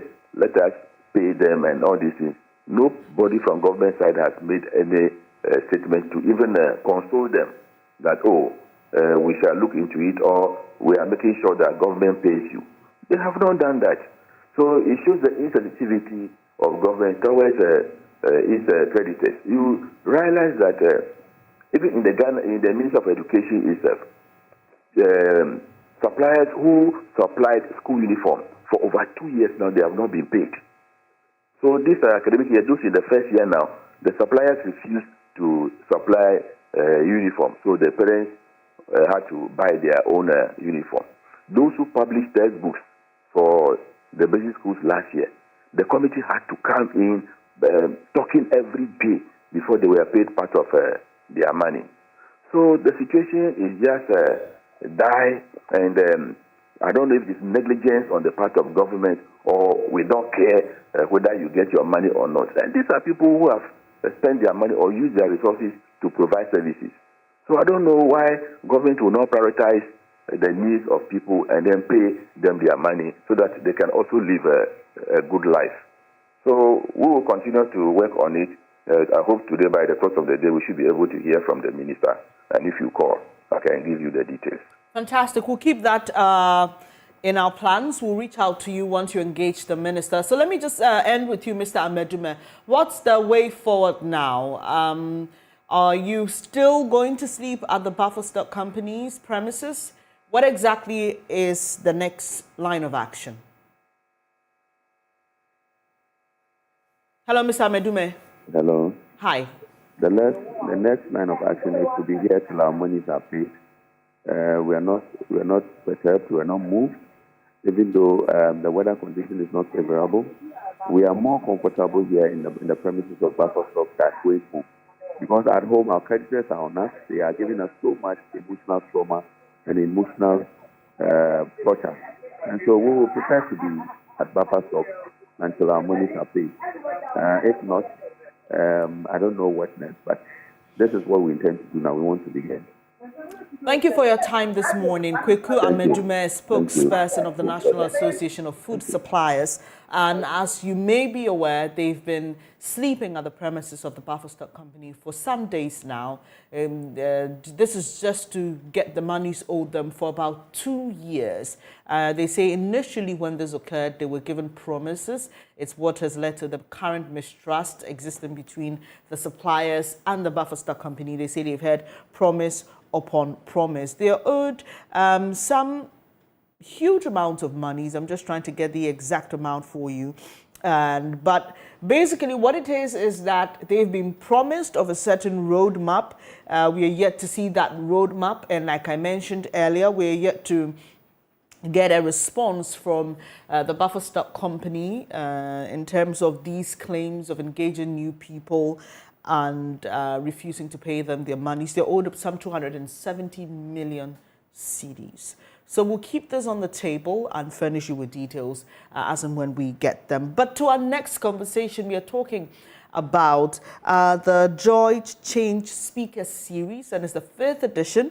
And this time is on the theme, Media and National Development, Premise, Promise, and Practice. I'll be back to tell you more. Do stay.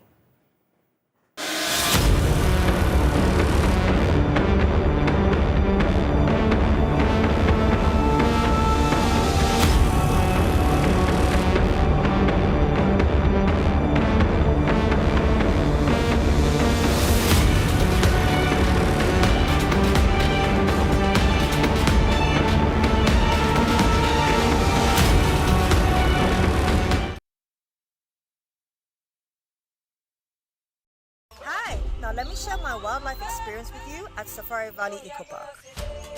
Welcome to Safari Valley Eco Park. Our electric shuttle pulled up, and in no time our tour began. We were surrounded by wildlife from the moment we entered the eco park. We were greeted by experienced tour guides who took us through orientation and how to better enjoy the experience. Watch these animals roam freely in their natural habitat, undisturbed by our presence. We saw zebras, sable antelope, brown crane, mara, silky chicken, nyalas, Shetland ponies, and so many animals I just couldn't keep up. Our tour guides taught us so much about the wildlife, their behavior, and how to interact with them. I even fed them. We also went fishing on a man-made canal. Then we took a break to have lunch in this serene environment. All this amazing experience for this price for adults? This price for teenagers. It's a bargain. As the sun began to set, it was time to go back home, but not before dinner by the campfire. It has been a thrill of a lifetime, and I can't wait till my next visit. Safari Valley Eco Park, bringing you closer to nature.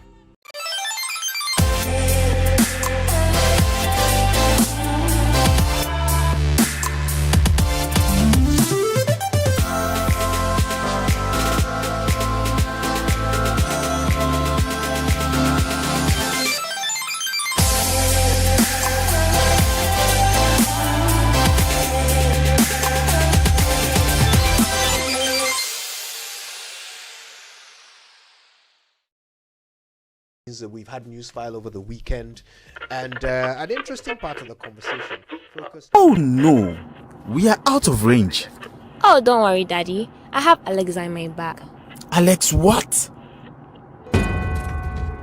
Alexa, open Multimedia Ghana and play Joy FM. Super Hits Radio, Joy 99.7. Listen to Joy FM, Hits FM, Love FM, live on your Amazon Echo.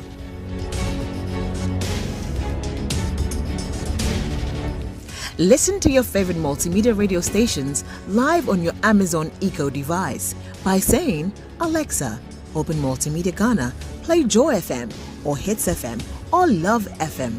Or catch up on your favorite podcast by saying, Alexa, play, and then the name of your favorite podcast from Multimedia Ghana. For a list of all podcasts available, say Alexa. Ask Multimedia Ghana to browse programs. And we are back like we never lost signal. Alexa, welcome to Multimedia.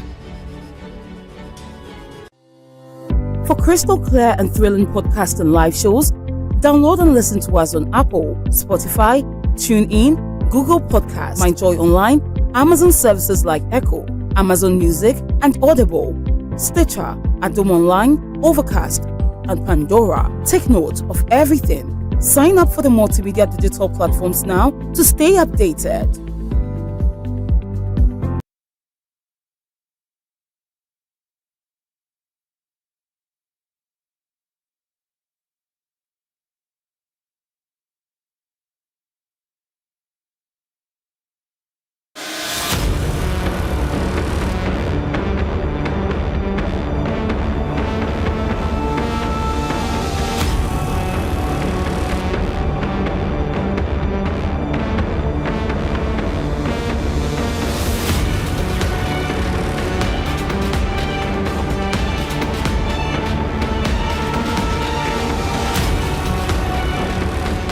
Joy Change Speakers Series 5. Imagine democracy without the media. The media is mandated to hold government accountable to the people. It's the most influential vehicle for development. But how is the Ghanaian media discharging this onerous responsibility? What must change? The Joy Change Speakers Series 5 for the second quarter of 2023 has assembled just the right speakers for the topic Media and National Development, Premise, Promise, and Practice. This is on the back of the State of the Ghanaian Media Report of 2023. It's this Saturday, July 8, from 9 a.m. to 12 noon. Speakers, Dr. Abena Animua Yeboah Benin, Head of Department of Communication Studies, University of Ghana. Esther Ama, CEO, the Ama Institute of Emotional Justice. Professor Amin Al-Hassan, Director General, Ghana Broadcasting Corporation, Afel Moni, former President, Ghana Journalists Association, Suleimana Brima, Executive Director, Media Foundation for West Africa, Cecil Sunkwameos, President, Ghana Independent Broadcasters Association, GIBA. Hosts, Samson Ladi Anyanini and Dr. Theodora Dami Ajintete of the Department of Communication Studies, University of Ghana. Joy Change Speaker Series. Impactful influence for a better Ghana.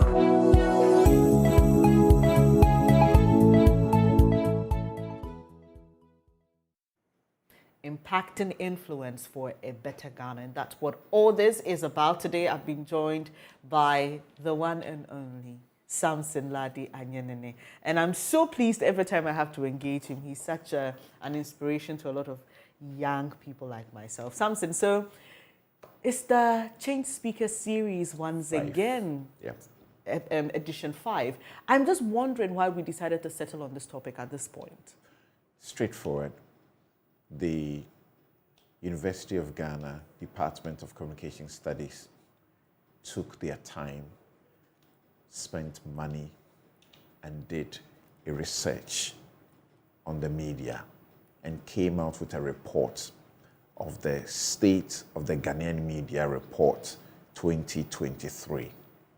And that report is as revealing as it's interesting. And I have said that if you're a serious media entity, if you don't have one of these reports on your desk, it shouldn't be on your shelves.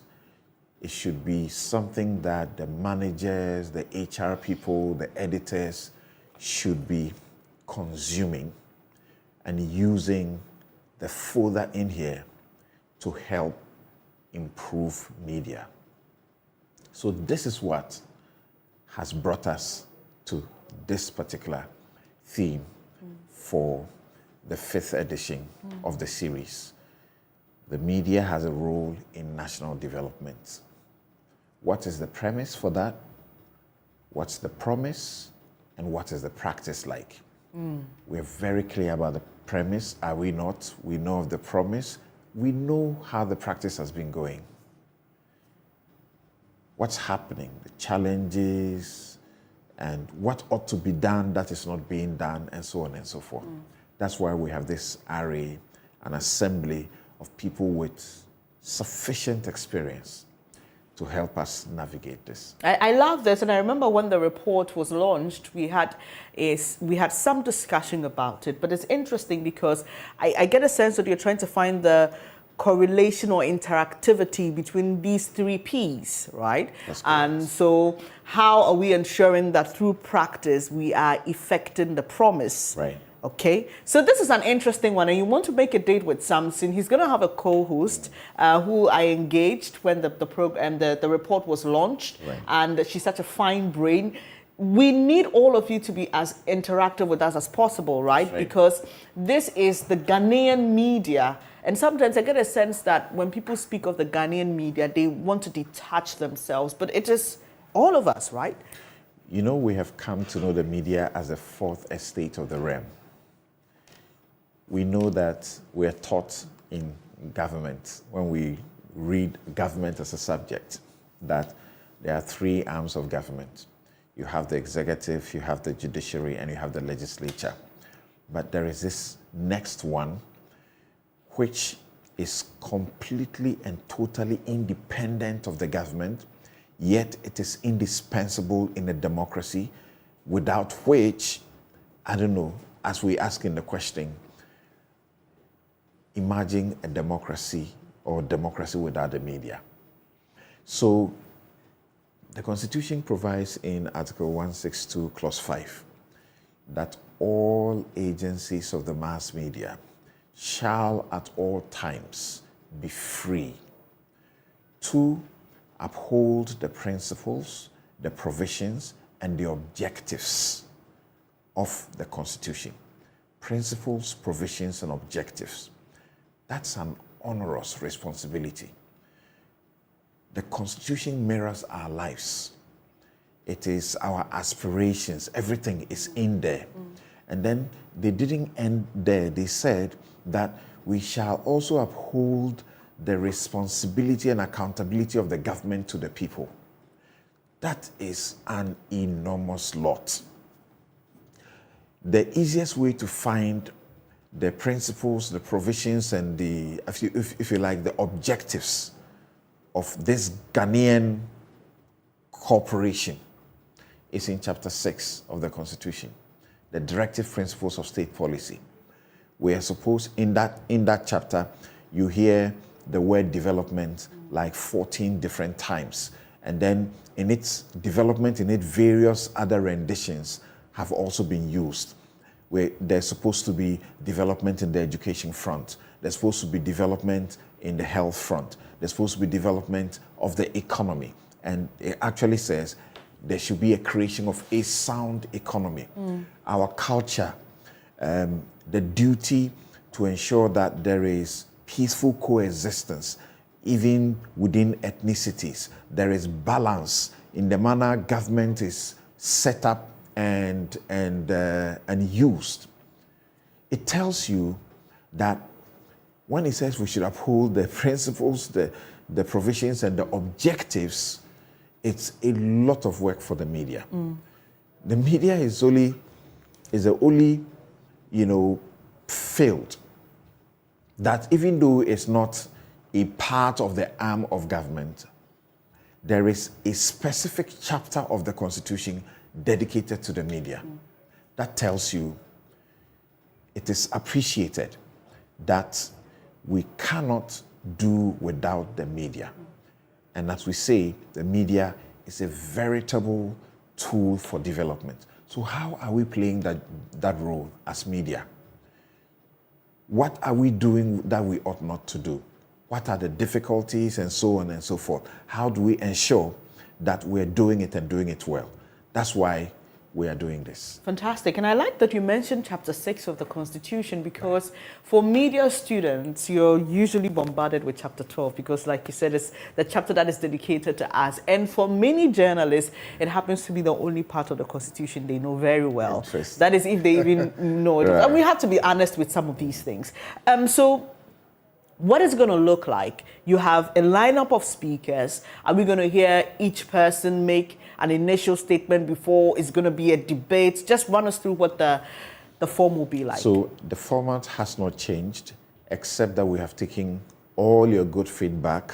Great. The thing is that we started this thought leadership program, and when you hear the name Joy, when you hear the name JoyNews, Joy FM, the Joy brand, what immediately resonates, what is triggered in your conscience, subconscious, is thought leadership, is credible journalism, is fearlessness, independence of thought and mind. So we took your feedback. We started by doing 10 people for every quarter of the program. And then we're told that your guests didn't seem to have sufficient time, to explain themselves on matters. So we beat the number down to reduce it to 8. Now we have come to 6. We are so sure that 6 will give them good time enough so that they will be able to respond to your questions, and what we need to get out of them, we will get. And as you mentioned, we have Dr. Theodora Dame Ajintete, who is my co-host. Remember the last time my co-host was Dr. Mami Mensah-Bonsu? Yes. Right. And you realize that she was a constitutional theorist. You couldn't get it any better than Dr. Theodora Dame Ajintete. This report, churned out by the University of Ghana, she played an important part of it. Well, you're getting a double dose because the head of the Department of Communication Studies, Dr. Abena Enimwa Yeboabanin, is also on the platform tomorrow. Professor Amin Al-Hassan, the Director General of the GBC, you may just know him as the Director General of the GBC, but that man is deep on media. actually that is his comfort zone and his expertise. In the latest media and communication review, he has an article in here, very thought-provoking. It looks into the future, and he writes about, and the best example to give, he talks about how the telcos started doing banking transactions through the Momo process. And we said, oh, this is just a little thing to be part of the system. Before we realize they've taken over, okay? In the same way, the way the media works, he projects that this is going to happen. But you are not supposed to be buying the news. So if it gets to a point where if you don't buy someone's bundle or something, data, you can't access the news, what will it mean? What should be done to prevent that? Because the media is supposed to help in development. That's very interesting. Right. So he is also on Suleiman Ibrahima, going around particularly the African continent. So he brings to bear, the experience from various other places. Esther Ama, fabulous, fantastic mind, very articulate on the issues that concern the media. So Afil Money, the former immediate part GGA president, if you have engaged him enough, you will know that he sounds like he drinks, sleeps, and this media thing. And he's very concerned about critical media, which must not, evade us. Yes, so we're bringing all of them and hoping that we'll have a good time. And you have the GIBA president as well. Yes, the GIBA president, Sunkwa Cecil Sunkwa Mills. So there's always the business side of things. I know. And the report has issues with the safety of journalists and the role that their managers and owners are playing, the issues of poor remuneration, and how some people have now legitimized the solly, which is a form of a bribe that is given to a media person. I've always known that in multimedia, it is a no-go. It is a sackable offense. Is that the same thing that applies elsewhere? We know that it is not the case. So people like that, and for him to, because they are media owners, they have issues. We want them to tell us what their issues are in driving the national agenda. So it's a list of people from different sectors, but all coming together as the media. And so there's the public broadcaster, there's the private, there's academia, there's real practice. So you have a mixed bag of everything. You got it spot on. Yes, and that's why you need to be a part of this. And as always, like Samson said, you will have the opportunity, right, to ask some of your questions. That's right. It will be interactive. Right. How is it going to play out? So our usual thing, but now enhanced. They will make, as you said earlier, they will make their presentations. They're supposed to make a concise presentation of not more than 20 minutes. So that is blank check. They feed it with something that concerns the subject matter. And we are looking forward to they being very open and blunt about the issues. Most of the times we assess everybody, we are talking about everybody else, but we are not talking about ourselves as the media. Say that again. So now let's talk about us. Let's talk about what are we ourselves, doing right and what are we doing wrong? Yeah. What are the problems that we encounter and how can they be resolved? All the key stakeholders coming together. So they make a presentation, they identify the problems, they then give the solutions, and then we follow up with further questions. I was coming to that. If you listen to the title of the program, is the Change Speaker Series. That's right. So this is not just a talk shop. Right. It is an avenue for us to look into the future. It's an avenue for us to right the wrongs. It's an avenue for us to make recommendations. That's correct. So at the end of the day, what we're looking forward to is that these were the problems identified and these were the solutions preferred. Correct. Right. So you just want to be a part of this very important conversation. And I know because we get interactive with you, we know that you have concerns, right, about the Ghanaian media. I guess no, that it is not just the name of the program, change speakers, but it's supposed to be real. Right. That you're speaking on something that must bring change. Right. So what you say must be significant. What you say must have eternal value, so to speak. Yeah. I like that, eternal value. So please, just make a date from 9 a.m. tomorrow. That's usual news file time. So we're just drawing your attention to the fact that this is just going to be a different episode, and so there's no reason to miss it. And keep your questions coming in, and you can join online. That's a fantastic avenue for you to share your thoughts and your comments, because we'll be live streaming on our Facebook page, so you can leave a comment or two. If you haven't read the State of the Ghanaian Media Report, it's online. You can get it, read it, so that you can have a fair appreciation of the foundation of tomorrow's conversation. And I'm saying this with a smile, Samson, because we during our interactive segment sometime this week, a gentleman called in about the media and how we are too hard on government, and we should tell the side of the opposition as well. And it was quite an interesting perspective, because you usually hear the others saying that, no, you must hit hard at government because they are in power, they have the people. I'm surprised to hear what you just said. Exactly, and it was just what Benjamin and I were sharing. That was a very interesting perspective, but that's what he also believes. He wants to see a balanced picture, and so we have very discerning viewers we know will come at us, and that's why for us here at Joy News we hold ourselves to very high standards, because we know that that is what you expect. And so we've put together this very fantastic program for you. 9 a.m. tomorrow is the day. So Samson, any last thing you'd like to share with us? All I'll say is join us tomorrow, God willing, 9 a.m. to 12, and we are sure that by the time we are done, you will find fulfillment and you'll be provoked, more particularly those in this industry. Yes. But you know, as the Constitution projects, we are for you. You are why we are who we are, the media. So we're supposed to do everything with the people in mind.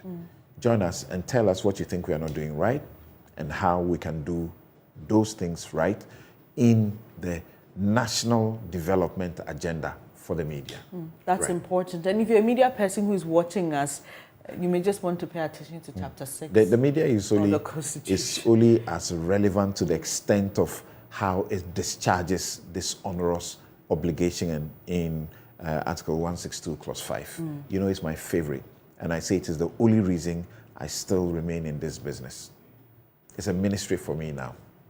And we are grateful that you're here. Thank you so much. Like I said, he's an inspiration to many of us, and discharges his duties with such excellence and pays critical attention, like he said, to the grand agenda, which is national development. So you just want to make a date with Samson and the team tomorrow as they discuss media and national development, premise, promise, and practice. I don't know who coined it. It's so fantastic. Yes, so the guys who developed the reports, it's actually the first research that they engage in. Right. Premise, promise, and practice. That's a lot to even digest. You know, just give yourself some time to think about it. But I can't wait to listen into that conversation. I can't wait to hear them, because I have no idea what they are going to say. And knowing that they know that they're coming to say something that is significant, remarkable, that's something that has value, and not just join a usual, normal, mundane, talk, right? Yeah. So, like Samson says, tomorrow we are going to strip ourselves bare. Yeah. Okay? So you have the chance tomorrow. Just lash out at us. And we also like the positive feedback because it's important. It is. We know there are journalists that are in different parts of this country. We talk about the lack of resources, who are doing so well with the very little that they have. And so it's... The report talks about the safety of journalists, and you know how it is. Sometimes you're saying something, you're just asking a question, and somebody will hate you for asking the question. That's all. You've done them no wrong. A simple question. And they hurl insults, verbal abuses, and even sometimes real threats. Yeah. There's some of our colleagues who I know, especially during election times, have had to be accompanied by the police. But even then, you're still looking over your shoulder because you're not sure if this policeman is even really there for your safety, because our own colleagues have been in some instances. Suffered, and some have suffered, lasting damage that cannot be repaired anymore. Particularly on this platform, we know, at least I know about 2 people whose lives will never be the same again because they were attacked. I'm talking about Latif. I'm talking about Emmanuel Ante, and because I am in court defending journalists, like a default position in my job as a lawyer, I see and I hear some of the horrendous stories, and you ask yourself, what's this? What's the crime? You are for the people. That's the irony, isn't it? Yeah. Well, there's a lot more to share tomorrow, so we can go on and on and on and on when it comes to the media because of the critical role that we play and the charge the Constitution gives us to execute our mandate. Making it tomorrow for the 5th edition of our Change Speaker series on the topic Media National Development, Premise, Promise, and Practice. Thank you so much, Samson. Thank you, Bernice. See you tomorrow. All right, we've got a lot more. The latest baby doctor. Yeah, thank you. Thank you all for welcoming me into your homes. I love to be there. Right. And so we'll be back with more here on the AM show. See you. Joy Change Speakers Series 5. Imagine democracy without the media. The media is mandated to hold government accountable to the people. It's the most influential vehicle for development. But how is the Ghanaian media discharging this onerous responsibility? What must change? The Joy Change Speakers Series 5 for the second quarter of 2023 has assembled just the right speakers for the topic Media and National Development, Premise, Promise, and Practice. This is on the back of the State of the Ghanaian Media Report of 2023. It's this Saturday, July 8, from 9 a.m. to 12 noon. Speakers, Dr. Abena Animwa Yeboah Benin, Head of Department of Communication Studies, University of Ghana; Esther Ama, CEO, the Ama Institute of Emotional Justice; Professor Amin Al-Hassan, Director General, Ghana Broadcasting Corporation; Afel Moni, former President, Ghana Journalists Association; Suleimana Brima, Executive Director, Media Foundation for West Africa; Cecil Sunkwameos, President, Ghana Independent Broadcasters Association, GIBA. Hosts, Samson Ladi Anyanini and Dr. Theodora Dami Ajintete of the Department of Communication Studies, University of Ghana. Joy Change Speaker Series. Impactful influence for a better Ghana.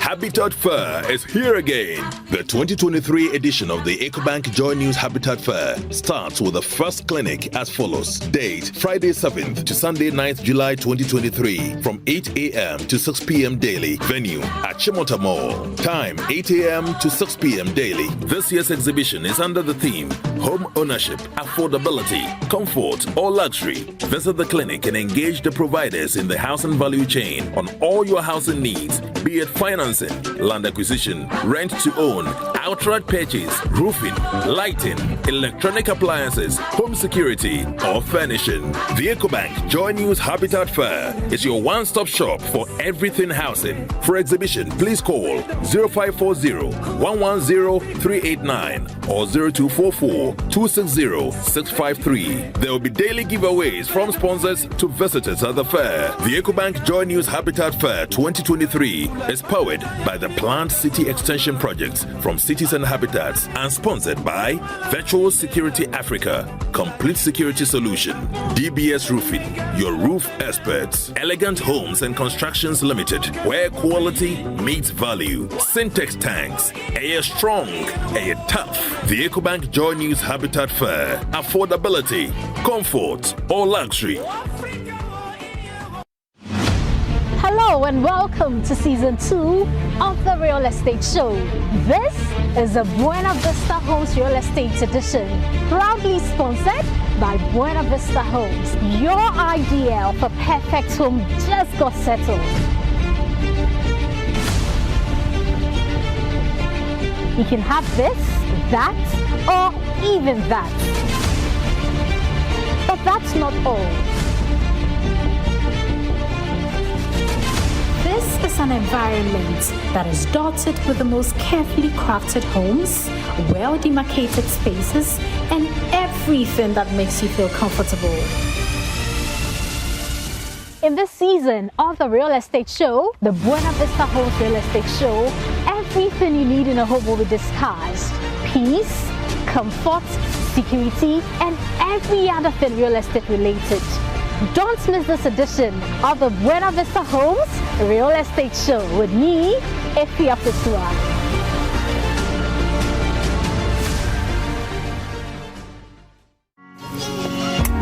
Everyone has a story. In fact, there was a time I decided I have to stop the music.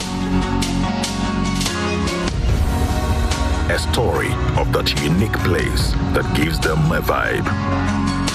Mochumio, may I say?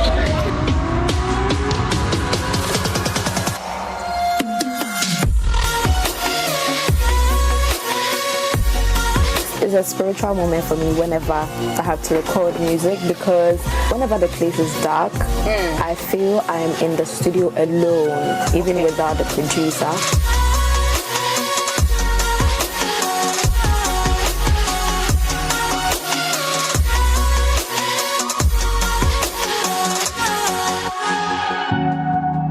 The vibe that births excellence, special skills, talent, and mastery. Welcome to E-Vibes with Becky on this channel.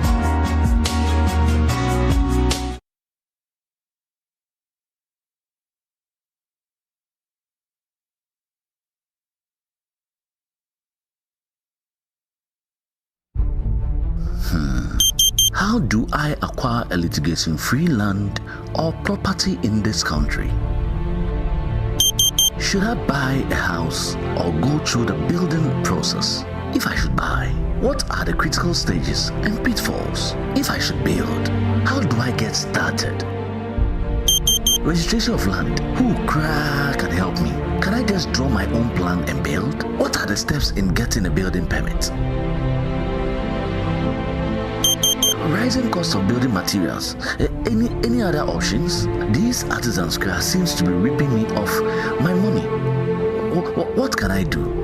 For this and other building related issues, join Emmanuel Owusu Ansah on the Pyramid Show every Sunday from 3 p.m. to 4 p.m. on your favorite channel, JoyNews Television.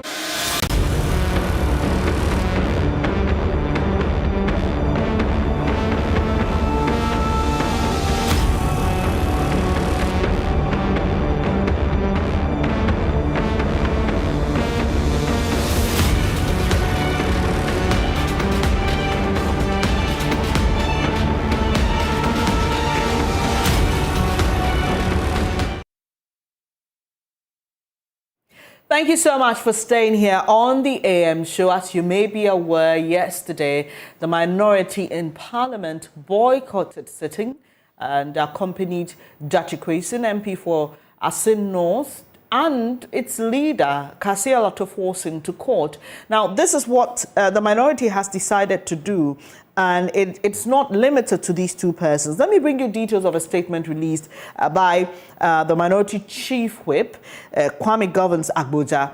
It says the NDC minority in Parliament has boycotted today, which was yesterday's sit-in, to enable members accompany and solidarize with two members of our caucus, namely the minority leader, Dr. Kasia Latofosin, and MP for Asin North, James Jachi Kwesi. The two are due to appear in court this morning in their respective ongoing prosecutions by the Attorney General and the NPP government. The minority stands united with our colleagues and as such will not be able to honor the business of the House today. This is the beginning of a series of actions that the caucus will be embarking on to end the ongoing persecution of the minority leader himself, the Honorable James Jachi Kwesi, and the Honorable Collins Dauda. We wish to reiterate the point that amidst persecution, cooperation will suffer.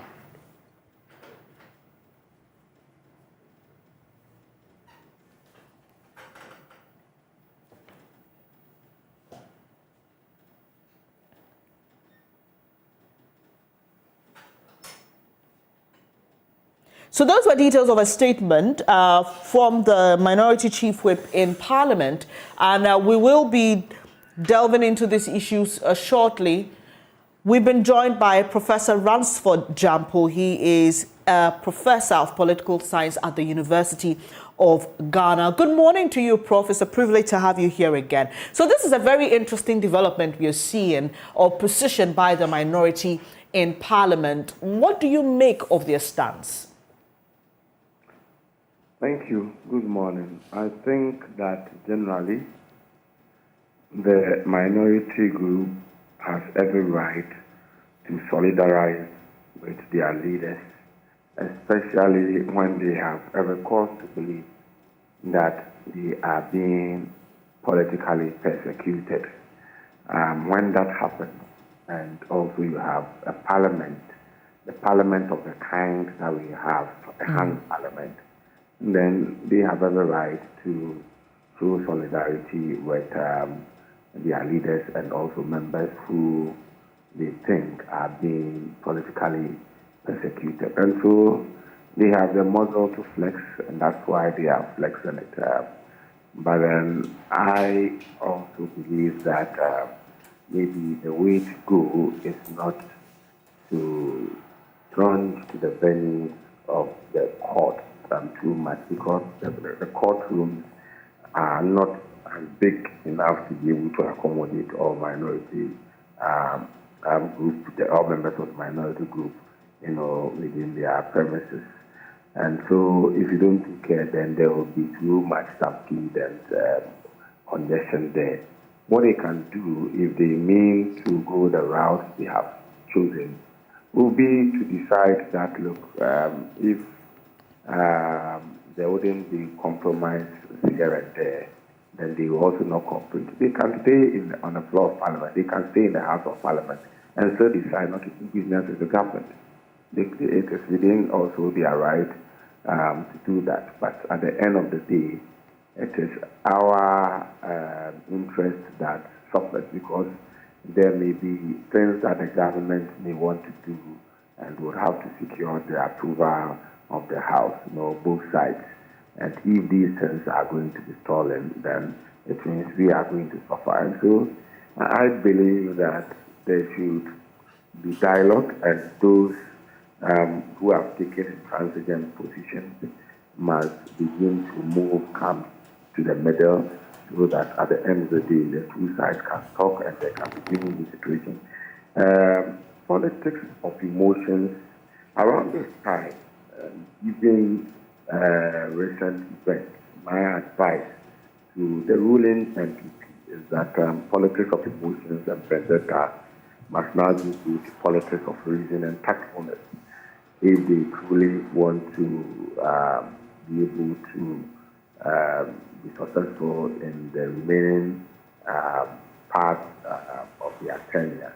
And if they are truly interested in breaking any age, then they should be politically tactful, and they should allow reason to prevail, because there are certain things that when you allow to fester and to go on for a long time, then they come back to haunt you and your political fortunes or electoral fortunes. And so I believe that they should be tactful, and there should be dialogue, so that some of these things are resolved.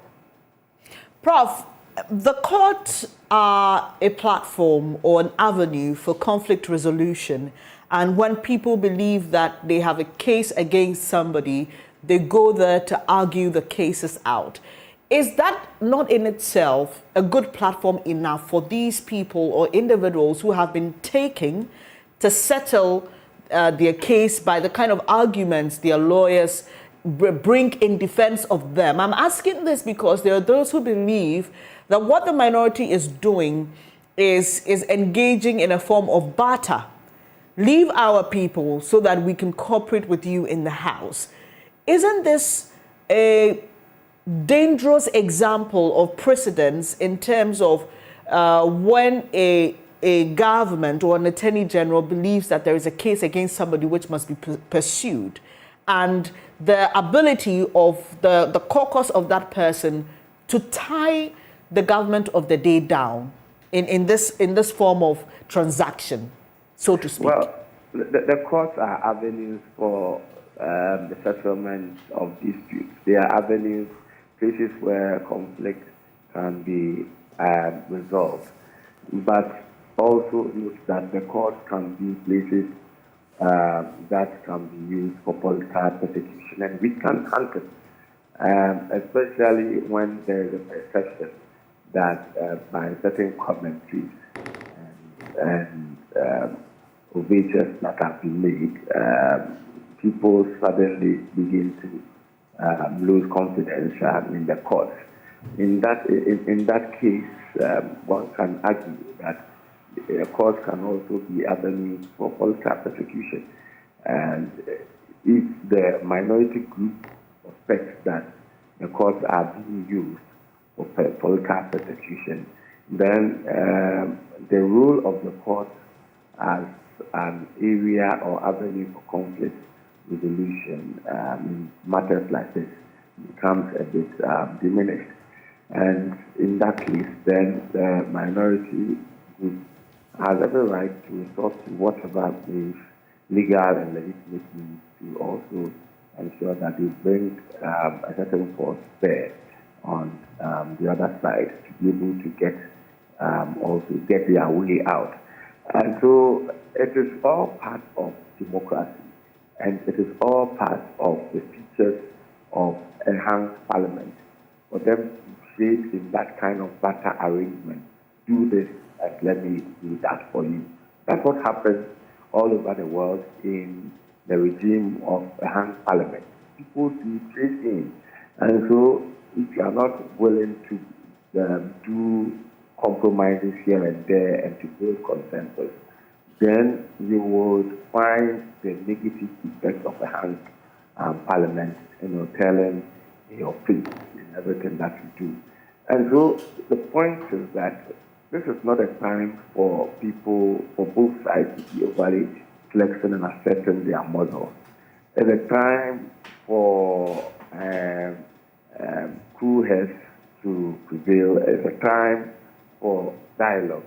The MPP in government, they have a country to govern. They have a country to run. The opposition or minority group, they have their interests to also protect, and they have an election that they want to win to also win. And so then there's always going to be a clash. But those who have been entrusted with judicial trust of the people to govern, they must show more leadership in reaching out and also in dialoguing with you to bringing on board the minority group so that they can have their own peace of mind to govern. Without peace of mind, you cannot even govern. And so it is important that the governing party becomes quite up for eschew vendetta and all other tendencies that are likely to further deepen the cracks. And to reach out for dialogue just for the purposes of getting their own peace of mind to be able to govern. Now, beyond Honorable James Dachikweson, Honorable Kasia Force, and now we are hearing of Honorable Collins Dauda. Do you see this traveling beyond this parliament to a situation where the party in opposition is likely to, and that is if we continue to see parliament as the way it is now with the hanged nature. But do you see this setting precedents of government making a decision on whether to prosecute former appointees of a different government? No, the prosecutorial powers of the state is constitutionally vested with the Attorney General. Attorney General is a partisan appointee, and so he must decide which cases to prosecute and which cases not to prosecute. But some of the prosecutions, even if you look at the timing, they will tell you that, well, maybe even when the person is wrong, the timing is such that it creates an impression as if you have another agenda, not to really protect the interests of the state, but to satisfy your own partisan agenda. And when that is seen, then people begin to resort to some of these tendencies the minority group is resorting to. You look at Collins Dowda, Ato Forsen, for instance, you ask yourself, but why is it that it is now that there seems to be very much interest and intense interest in prosecuting them? Why has it taken 7 years to be able to radically put them before the court? A good thing, a bad thing is a good thing done at the wrong time. You look at the timing now, it appears that there is an agenda to radically reduce the numbers of the minority group so that government can have its way.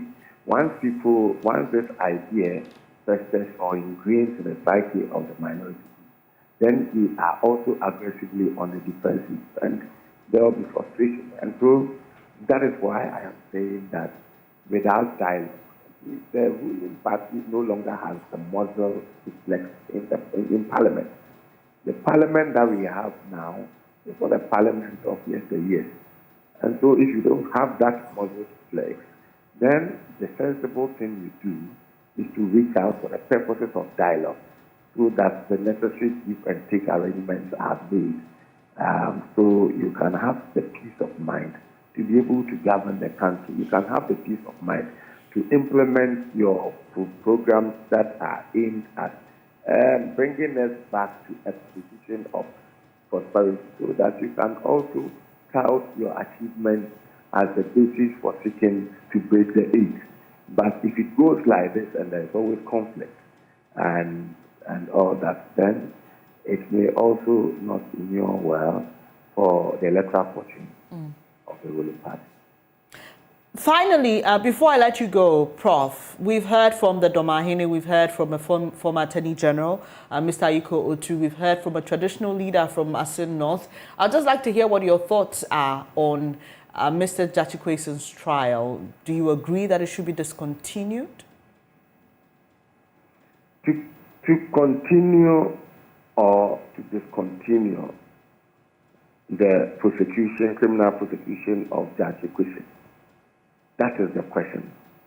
And I've said that politics of emotion and vendetta must now give way to politics of reason and tactfulness. On the issue of the Domahine comment, he has every right to express his views and opinions about some of these things. But, you know, this matter is no longer a national interest matter. It's now assumed a very partisan, dimension. And chiefs are expected to do, they are expected not to be doing active partisan politics.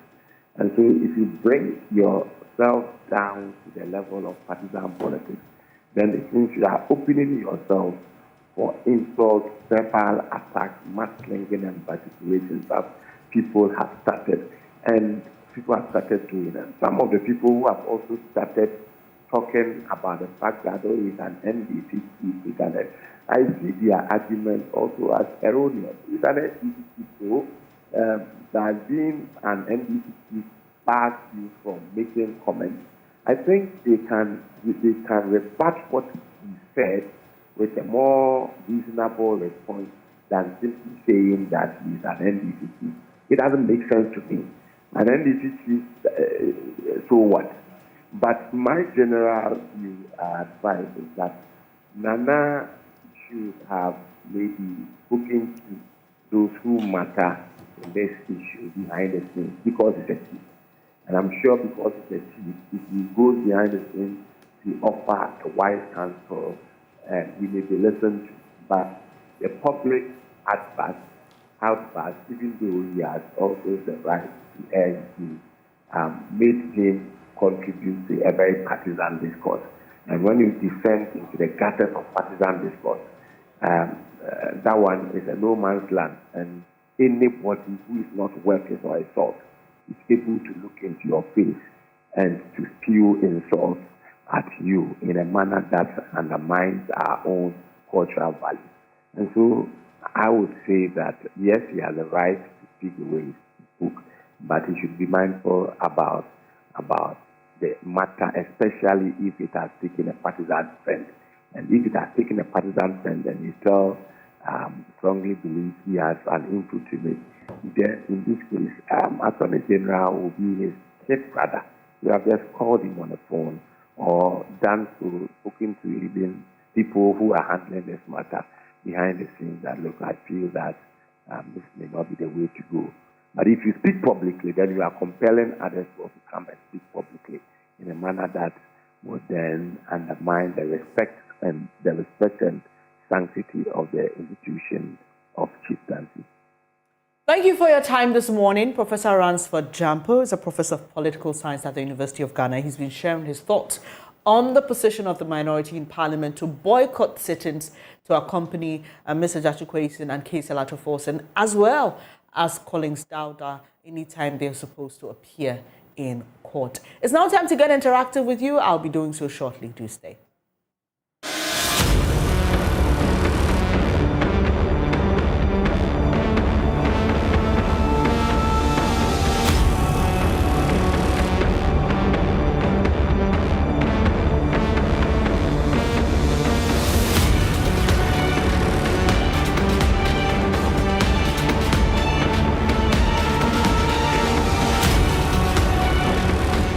Joy Change Speakers Series 5.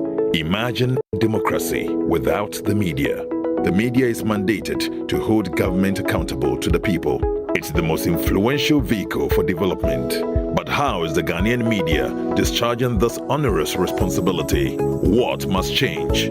The Joy Change Speakers Series 5 for the second quarter of 2023 has assembled just the right speakers for the topic Media and National Development, Premise, Promise, and Practice. This is on the back of the State of the Ghanaian Media Report of 2023.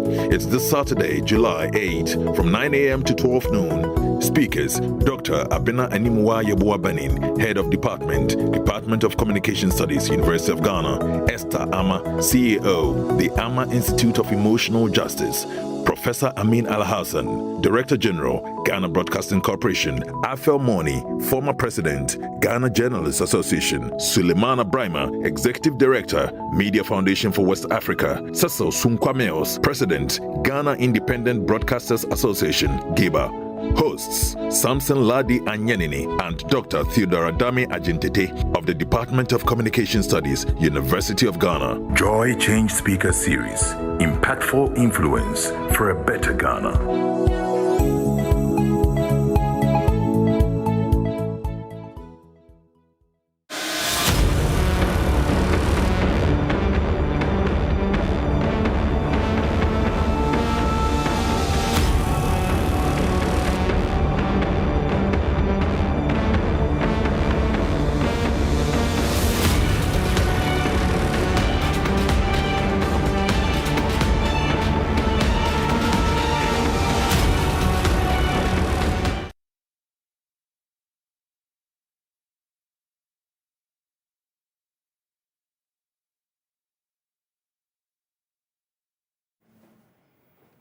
Thank you so much for staying here on the AM show. It's now time to get interactive with you, and the numbers to call will be on your screen shortly. 0302-211-691, 0302-211-691. We've done a lot today. We've spoken about the indebtedness of Buffer Stock Company to some food suppliers to the tune of some 270 million cedis. We've spoken about leadership in his blunt thoughts. He did that, touched on various issues. We've also spoken to you about the Change series, which is coming up tomorrow. But if you want to take a bite at it, why not? And then we've done the NDC minorities position in Parliament. Bismarck is our first caller. Hello, Bismarck. Where are you calling us from? I feel you. Good. Let's hear you. Good morning, Bismarck. Yeah, I have two quick things to say. Okay. About the anthrax outbreak. Up to now, I have not heard the veterinary service telling us that the animals can still have anthrax, but it's not yet dead. And when the animal is slaughtered and have anthrax, what are the symptoms? That is one, because I have worked in the meat industry for a very long time.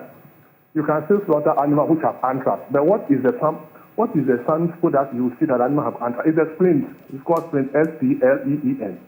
It becomes 5 times or 6 times the normal size. The veterinary have not said anything about the symptoms of when the carcass is slaughtered. That is one. Two, we are surrounded by a lot of Sahara countries which have a lot of livestock animals. Yes, we are importing a lot of meat from Europe, including Poland. I think we could do more better than even developing our meat industry. Thank you. Thank you, Bismarck. But interesting thoughts. Yes, interesting thoughts he's been sharing with us on meat consumption and looking out for animals that have the disease anthrax. So that's what he's talking about, just in case you... And the safety mechanisms in place. One thing I would like to... I mean, we've had some very interesting conversations, hard conversations, the buffer stock bit, the food people and all of that. 300 million, almost 300 million. But I also want, for those of you who care to do this, Iyanya's response to Yvonne Nelson versus Sarkodie's and the reactions. I've seen some prominent media people get on it and say, this is how you should have reacted. Initially, though, Iyanya had an initial reaction. But I think the second one was more mature. Try me versus Iyanya's response. What do you think?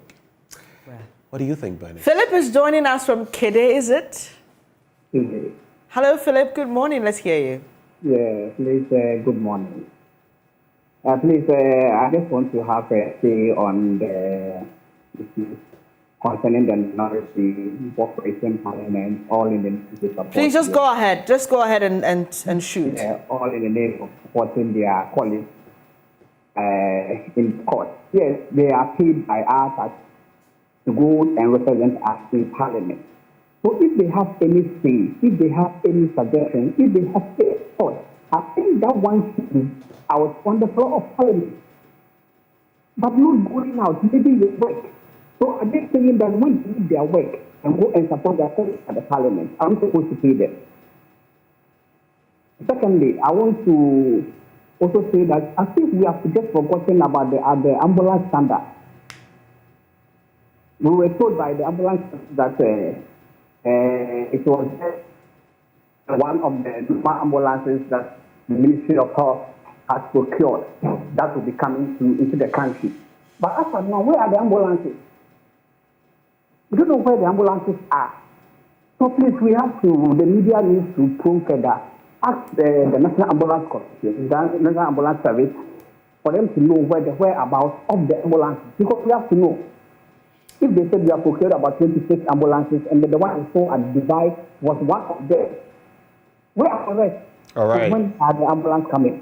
Right, So Philip, thank you for calling. Please, when you call, just make your comments as brief as possible. Just go ahead with whatever you want to say. You don't need to tell us, I want to comment on this or that. It takes away a lot of your contributing time. And we want you to have enough time to tell us what you want to say. So once you call, just go ahead and start, sharing your thoughts with us. I think we have time to pick just about a call or two. So if we have those calls, we'll do so. But Benjamin, today we're starting the first clinic of the Habitat Fair at the Achimota Retail Center. And it's a clinic because it's a build-up to the main event. But there you'll find vendors, you'll find exhibitors, main exhibitors. You can ask any of your questions. Our theme this year is what? So affordability, comfort or luxury. Which one would you go for? I can do with affordability and comfort. Luxury may come later. I completely agree. But affordability and comfort are, for me, the most important. I think something you're comfortable in. We're going with the basics for now. Luxury has its... There are different classes. Yeah. Monkeys, operators. All right, we have a next caller. Hello, good morning.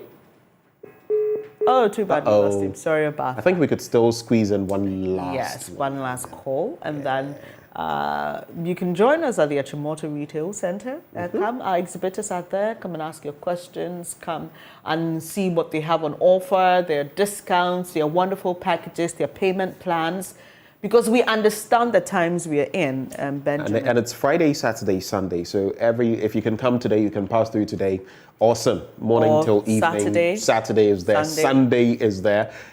Many people come throughout. Fridays, sometimes people are still working. But Saturdays and Sundays, a lot of people come through. And I'll just say this. Sometimes it's really tricky when you want to get a home, whether through building yourself or through making a purchase, and you realize that, look, there are so many dynamics at play. What do I do? Right. And those are a lot of questions, right. But we have our last caller, Gabriel from Tamale. Hello, Gabriel. Let's hear you, please. Yeah, hello. I think the Attorney General should listen to the opinion leaders and forget about this case, because we are not going to get any financial benefit from prosecuting Creighton. So the Attorney General should smoke a deep pipe and listen to the opinion leaders. Thank you very much. Thank you too, Gabriel. You're our last caller. He's playing on what Osafo Mafo said about Aisha Huang that will not benefit in any way from. That's what he's trying to. But you see, there are some interesting cases. You remember those who attacked a judge, and those were they 7 or more who attacked a courthouse and all of that. We issued a nolle prosequi on that, letting them go. Why?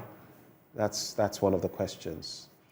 But well, let's quickly do this. In fact, I don't need to look at my phone for this. He's a brother, he's a friend, he's my former boss. Okay. Eddie Smith. He's a bit crazy as I am, just as crazy as I am, if not more. But today is your birthday. I salute you, soldier, and keep being that wonderful person you are. Maybe we can meet and create small. Happy birthday to you, Mr. Smith, and happy birthday to anyone who is celebrating your day today. You are deeply loved and appreciated, and we pray God's blessings upon you. That'll be it for today's edition, and thank you so much for making time to join us throughout the week. We appreciate your company. Please stay safe during the weekend. Don't drink and drive. Don't speed. Just take it easy on the roads. We need you alive on Monday for another exciting edition of the. I'm glad you said don't speed, because we often say overspeed here, but speeding is speeding. Let's do it Igwe style. No, it's actually this way. No. Oh, it's this way here. 2, 3. Okay. All right. Cheers. Up next is News Desk. Please stay tuned in.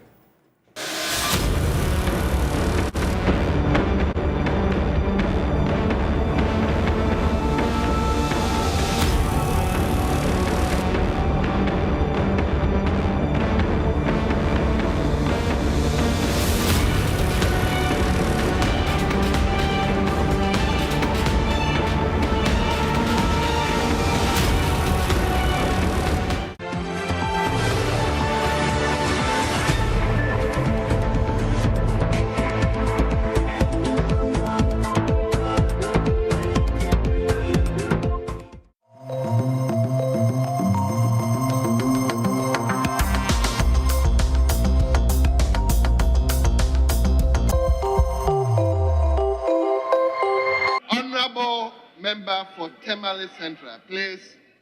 We are telling all of us together. Please withdraw that statement. No, I overheard you. Honorable Motala, I overheard you. Please just withdraw the statement. I sat here and repeatedly heard him. Honorable Minister. Shout at the top of his voice and refer to me as a practitioner of LGBTQ. And every single last one of you is behaving as if you didn't hear it.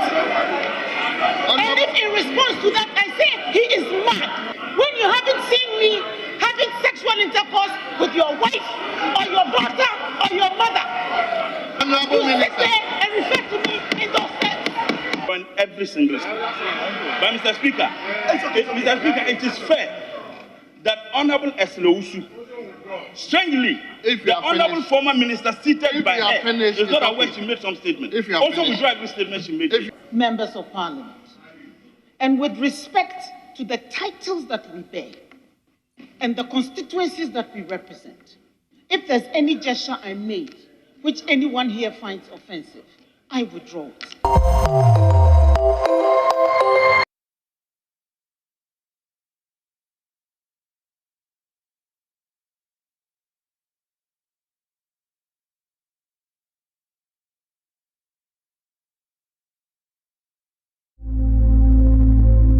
Imagine a family without a home. Imagine a song without a voice. Imagine a church without prayers. Imagine a government without citizens. Imagine democracy without journalists. Imagine a world without the media. Life is full of issues and stories about people, communities, and governments. Stories that have to be told by well-trained journalists. That's why you can't imagine news without JoyNews.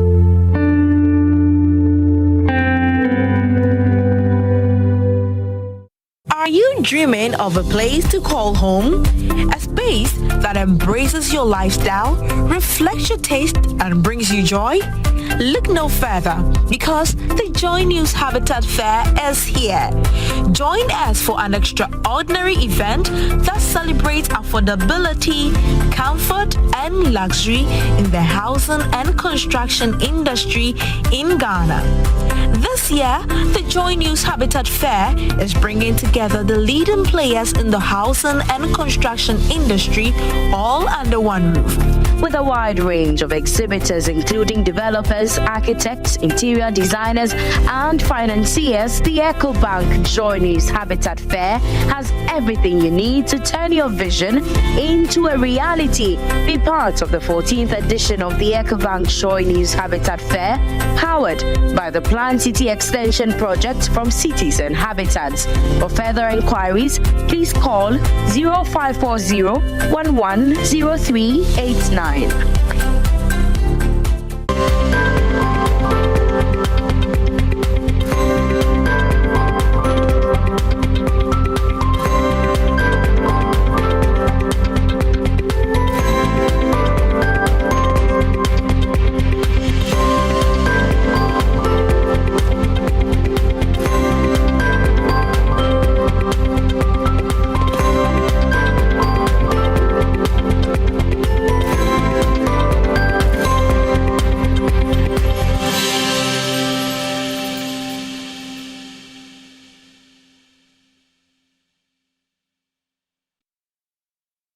Joy Change Speaker Series 5.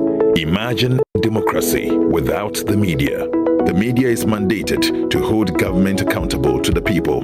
It's the most influential vehicle for development. But how is the Ghanaian media discharging this honor?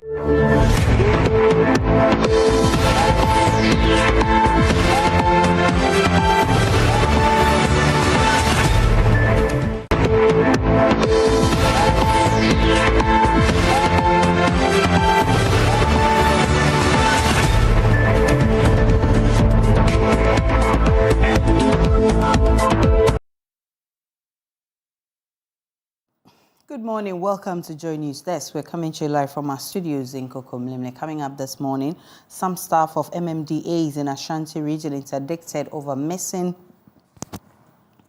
general counterfeit receipt books. We have details. Also this morning, Inspector General of Police confidence of an improved police-community relationship, more from his one-day tour of various police stations in parts of the Greater Accra region. And on our Tech Talk today, Twitter threatens to sue Meta after rival app threats gains traction, a genuine case for consideration. We'll talk to tech experts and what this could mean for both parties.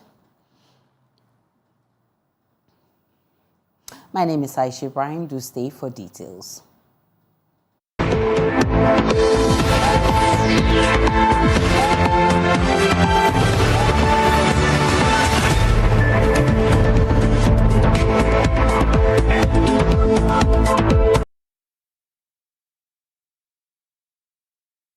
Many thanks for choosing us. Some staff of metropolitan, municipal and district assemblies in the Ashanti region have been interdicted over missing general counterfeit receipts books.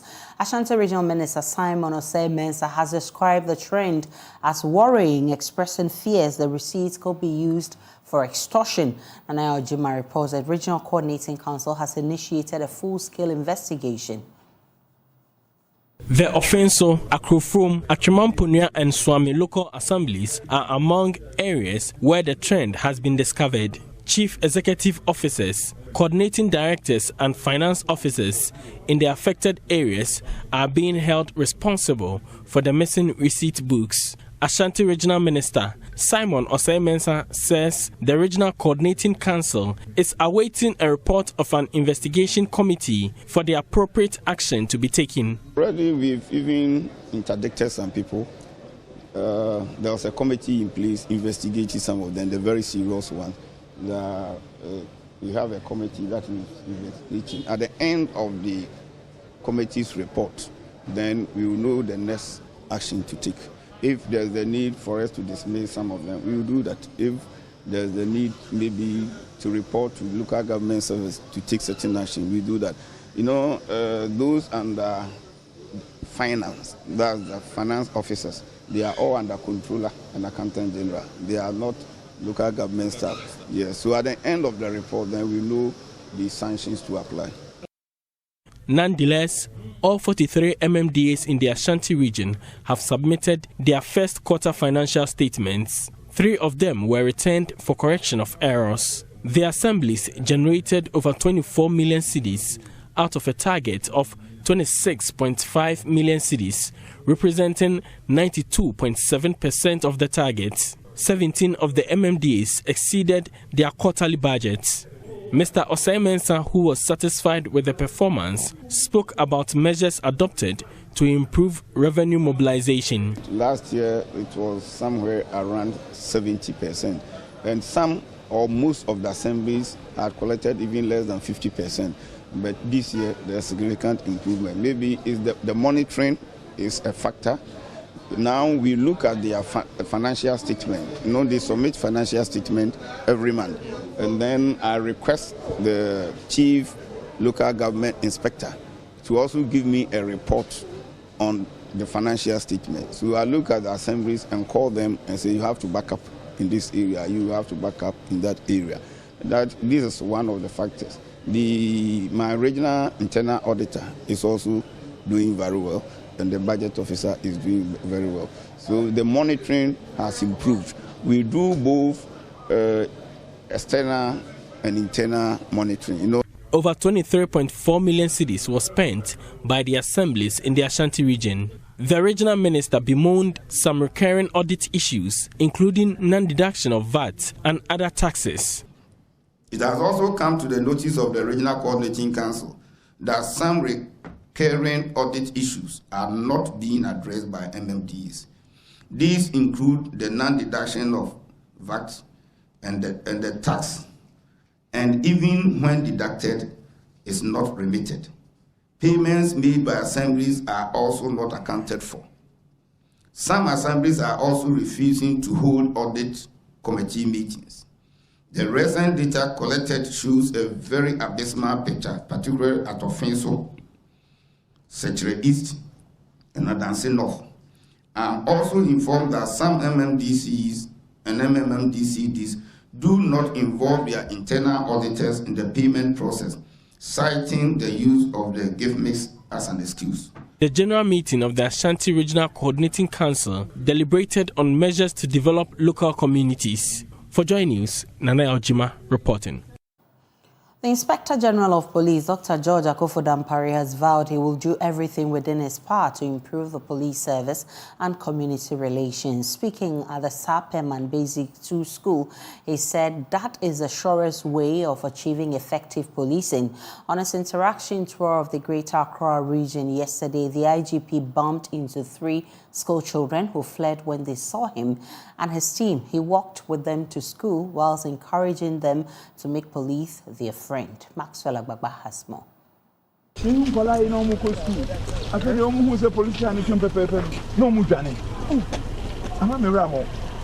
It's morning here at Amasaman.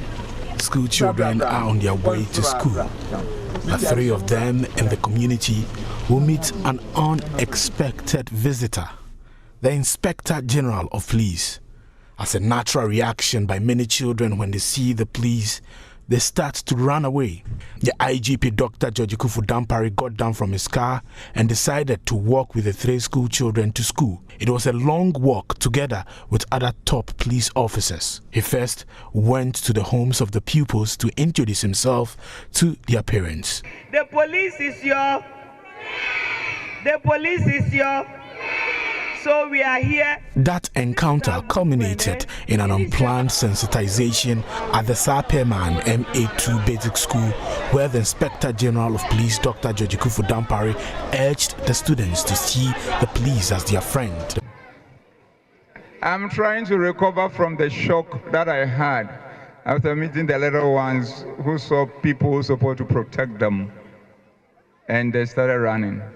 But I know one thing, that is a good thing that we witnessed, and we pick the relevant lessons, and we are going to double our steps in trying to build partnership and engage the community for us to be able to win your hearts and minds, to win the hearts and minds of your elder siblings, the hearts and minds of your parents, the hearts and minds of your uncles, the hearts and minds of your grandparents, and more importantly, the hearts and minds of your little siblings whom we just dispatched.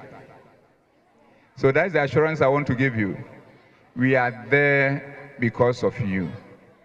We have witnessed something dramatic today, which is a gap in terms of the quality of service we provide for the communities, and more importantly, for you, the young ones, which we have missed. And we are going to recalibrate and get to the point that we'll be in a position to satisfy you. Because I have said it without time without number, that as long as we are public servants, you guys are in school, you are fresh with your synonyms and antonyms. Whenever there is a servant, there will be what? I can hear you. Whenever there is a servant, there will be what? And if we are public servants, by the work that we do, then we have been looking for our masters. And to tell you the truth, the masters are the people in the community that we serve. The old people are our masters, your parents are our masters, your uncles are our masters, your elder siblings are our masters, and you, if you don't know, today, I'm telling you, you are our masters. Police is your friend is a popular mantra used by officers of the law. The pupils, who are all less than 10 years old, say they are excited about their encounter with the IGP, and they now see the police as a friend. Sarah what? Sarah Jane. Sarah Jane. Okay. Why were you running when you saw the police? I'm afraid of the police. Yeah. So from now, would you still be afraid of the police? No. Why wouldn't you be afraid of the police again? Because the police is my friends. Now, I can feel that the police are our friends, so I won't run when I saw them. Okay. Because of the guns and the firearms, that's why I'm afraid. Earlier, the IGP visited the Amasaman police station where he interacted with personnel there and also engaged with residents. He asked the residents to always count on the police. He was also at the palace of the chief of Amasaman and Ajane Kotoku. The IGP is visiting police stations in Accra to assess the quality of service the public receives when they visit police stations for help. Director of Health Administration and Support Services at the Ghana Health Service says it has become imperative for Ghana to develop and implement innovative, cost-effective strategies in the management of hospitals. Dr. Ebo Hammond says it cannot be business as usual for administrators of public hospitals at a time patients are becoming sophisticated and aware of their rights. He made the call for a paradigm shift in the management of hospitals during a training program for 93 administrators appointed to manage hospitals across the country. Ohim Interior has more. According to Dr. Hammond, hospital administrators must be equipped with and apply transformational management skills that targets expenditure cutting for effective healthcare management. Whilst cautioning administrators against fraud, he insists they cannot sit on the fence and pretend all is well at the time medical legal cases are on the rise against health workers and facilities. The hospital administrator is required to apply transformational leadership and strategic management skills for effective healthcare management by providing all cadre of health professionals with the necessary logistics and the enabling environment to empower them to discharge their duties effectively. Innovative revenue generation and expenditure cutting measures to ensure efficient and effective operations of public hospitals. The training will also enlighten participants with strategies for preventing and managing medical legal issues which are on the rise. We are being sued by patients because of negligence and others. Country representative at JSI, Dr. Henry Nanagai, wants administrators to prioritize prevention, detection, and elimination of fraud at all times. In the development space, when we see that there is an irregularity of resources that we are using, whether for HIV, TB, malaria, COVID, etc., either in the health facility or a district, we discuss it at our level, and sometimes we don't provide more resources, because we are worried whether the resource will be used appropriately or not. So fraud prevention, detection, and response, as administrators, I can tell you that it's a key thing that you should all look forward to preventing, detecting, and supporting to minimize the matters of fraud. Deputy Director General of the Ghana Health Service, Dr. Anthony Ofosu Adofo, has charged administrators to help manage the government's investments efficiently in the provision of health infrastructure that goes a long way to improve patient care. Government and our development partners have provided a lot of support and investment in the health sector. And you as hospital administrators, you have the responsibility to ensure that these investment and resources are managed effectively. From Kumasi, for Joy News, Oimenteria reporting. Removing barriers that hinder accessibility to digital learning, especially at the tertiary education level, has become crucial in the 21st century. The Kwame Nkrumah University of Science and Technology e-learning center has therefore brought together stakeholders in the sector for the Made in E-Learning Ghana conference. It aims at discussing ways of growing the e-learning space. More in this report. The two-day conference is under the theme Education Without Borders, Digitalization to Improve Accessibility, Quality, Inclusivity and Sustainability. According to the director of the center, Professor Eric Apel Asante, the conference will provide opportunities for interactions among e-learning experts. He is hopeful the discussion will help in shaping up the e-learning landscape. This Made in E-Learning Ghana conference, targeting tertiary institutions, will be the pathway to forging a formidable network of e-learning experts in the country. The forum should sensitize our stakeholders such as academics, trainers, policy makers, and our students, cherished students, to ensure the integrity and standards of the Ghanaian e-learning landscape. Our overall aim is to translate all discussions and insights into tangible outcomes, actionable plans, and renewed commitment to break down barriers that hinder access to education, enhance quality of learning online, and then of course foster inclusivity and sustainability of our efforts. The Pro-Vice Chancellor of KNUST, Professor Ellis Owusu-Dabo, recounted the university's digital transformative decision in the face of the COVID-19 pandemic. He pledged the university's resolve to ensure a sustained use of digital tools for effective teaching and learning. Been adjudged as the best globally in terms of the Sustainable Development Goal 4 for quality education in the 2023 Times Higher Education Impact Rankings, remains committed to promoting the use of cutting-edge e-learning technologies and pedagogical strategies to facilitate teaching and learning, knowledge creation, and service to impact our communities. This conference bears ample testimony to this drive. Director of Digital Innovation at the University Design Institute of the Arizona State University, Dale Johnson, charged the stakeholders to continue investing in the sector for satisfactory student learning experience.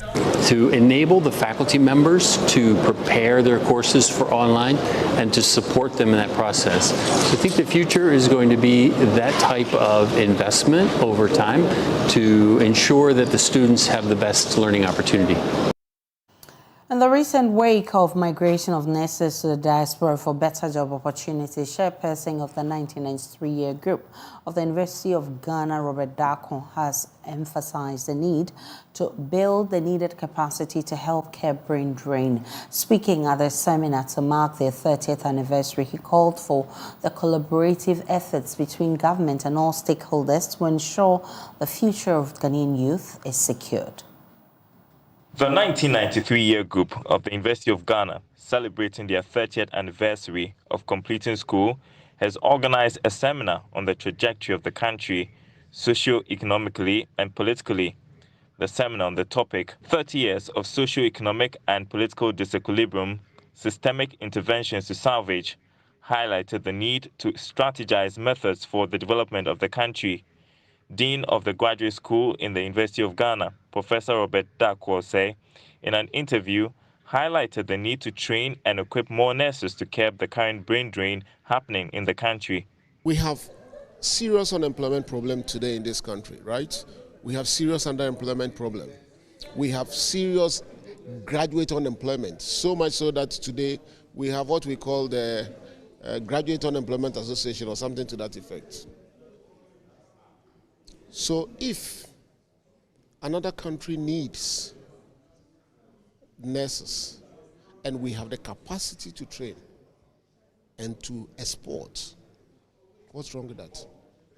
Remember, we are growing cocoa. Don't we drink cocoa? Don't we eat chocolate? But we grow cocoa and then we sell some. So why can't we build human capacity and export some? Of course, we also import capacities when we do need them, right? We have technocrats who have come to the country at various stages of our development to support us. It is not an issue of nurses are leaving us, so what are we doing wrong? No, of course, if you take the healthcare system as it is, we do not have enough nurses. But what are we doing to train more nurses?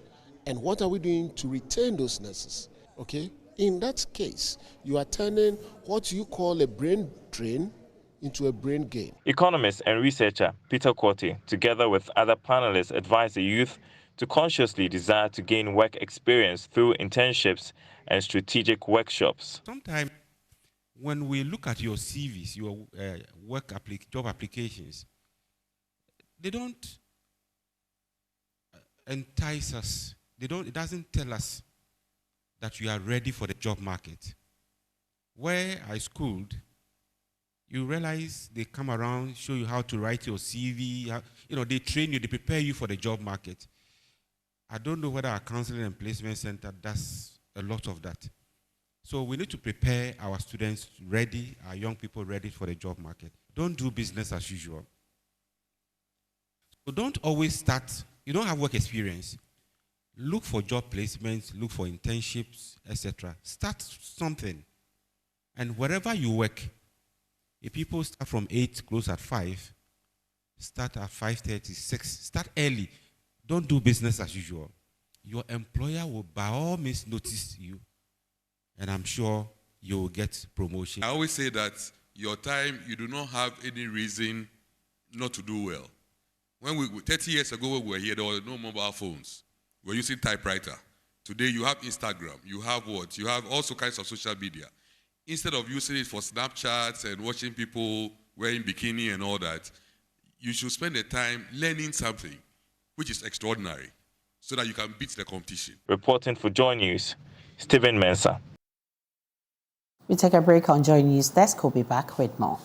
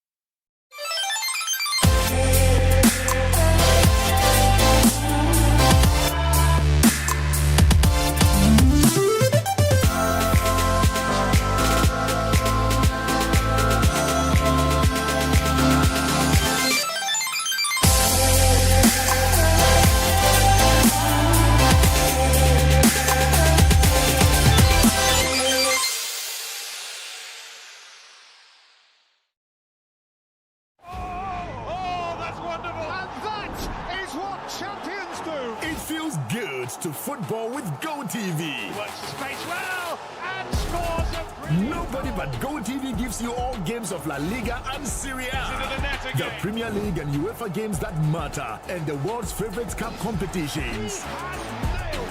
Get GoTV Super for only 249 cedis to enjoy the football overload. GoTV, love it.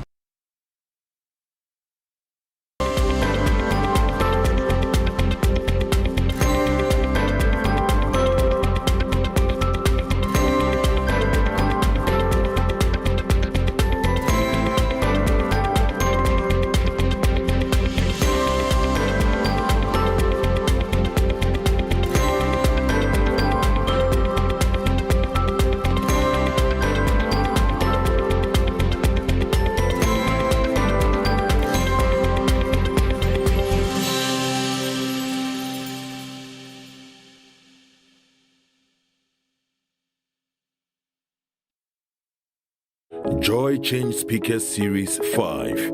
Imagine democracy without the media. The media is mandated to hold government accountable to the people. It's the most influential vehicle for development.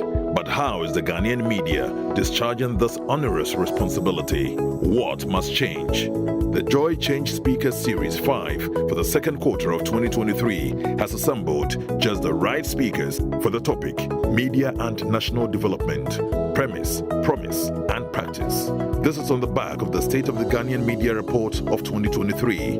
It's this Saturday, July 8, from 9 a.m. to 12 noon. Speakers, Dr. Abena Animua Yeboah Benin, Head of Department of Communication Studies, University of Ghana; Esther Ama, CEO, the Ama Institute of Emotional Justice; Professor Amin Al-Hassan, Director General, Ghana Broadcasting Corporation; Afel Moni, former President, Ghana Journalists Association; Suleimana Brima, Executive Director, Media Foundation for West Africa; Cecil Sunkwameos, President, Ghana Independent Broadcasters Association, GIBA. Hosts, Samson Ladi Anyanini and Dr. Theodora Dame Ajintete of the Department of Communication Studies, University of Ghana. Joy Change Speaker Series. Impactful influence for a better Ghana.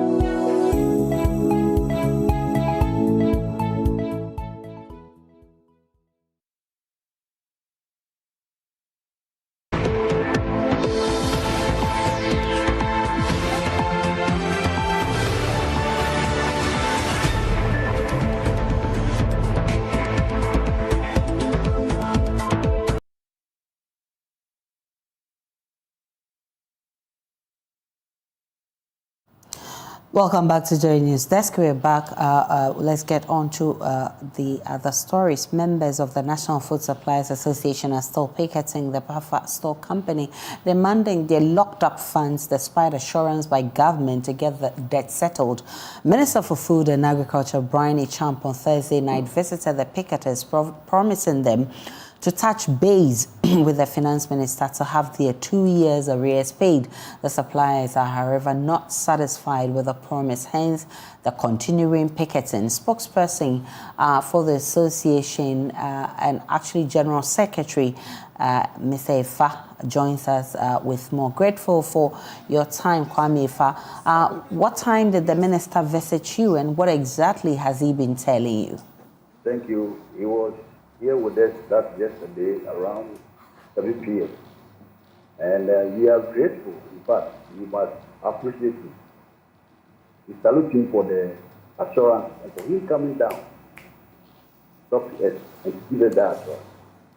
He told us that he wants to assure us that day after the meeting, he will tell us when and exactly when we are going to be paid. And that if he is not able to do, we should hold him accountable. You should come to his office, or you should do whatever you want. And in fact, it touched our heart. So we are also informed the office. So we decided, oh, okay, that's it. So we will not be so much aggressive on them or so high. But what we do is, because of his assurance, today 4 p.m. It's very short. 4 p.m. is just around. So we will relax our activities for today and then wait upon him for his final communication to us. And after the communication, he told us that he told us when we are going to be paid exactly. So we are waiting for the date or the time that will be paid. And I believe it's a good news. So when you come, hold on.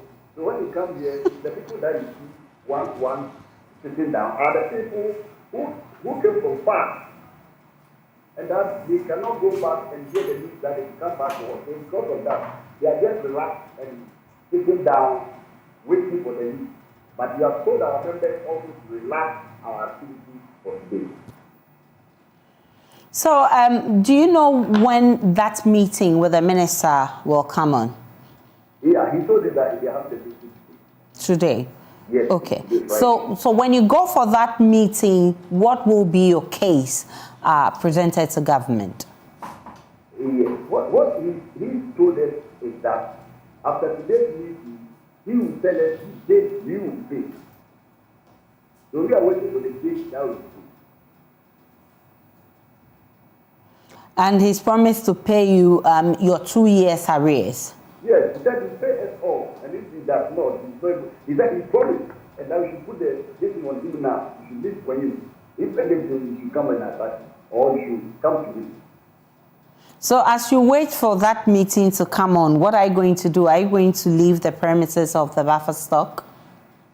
The premises of the buffer stock, as we speak, the people, that's why the people here are those who have come from far and have no place to go, so they are just waiting for the news at home, and they will go. But today's activities of that aggressiveness has been relaxed.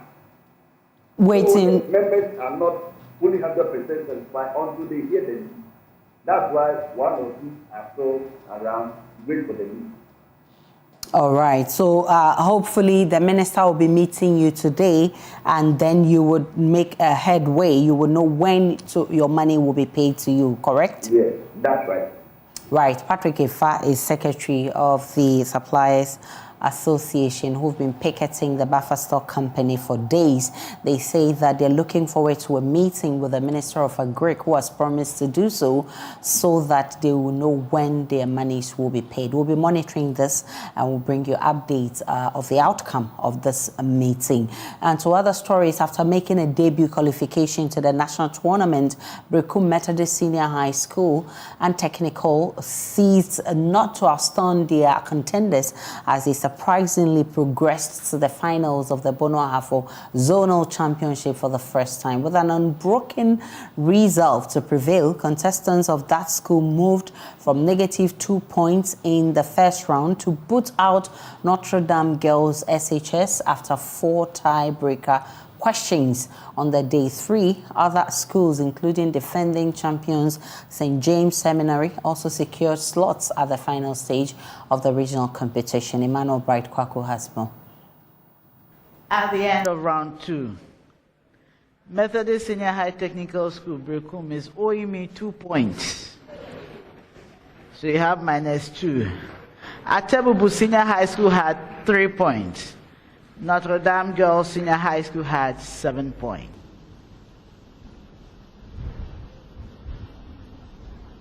Utter silence in the Brekum camp after the quiz mistress announced scores for the 3 schools at the end of the second round. The school had moved from a 0-point score at the end of the first round to a deficit score of 2 in the second round. Their hopes of winning were almost shattered. But with an unwavering spirit to push through, the contestants nullified their negative score in the third round to secure 8 points behind Notre Dame Girls SHS and eventually ending the contest in a tiebreaker. Intersect at E. Then AE times BE equals CE times DE. Is this true or false? Yes, Methodist. True. That is correct. So congratulations to you, Methodist Senior High Technical School.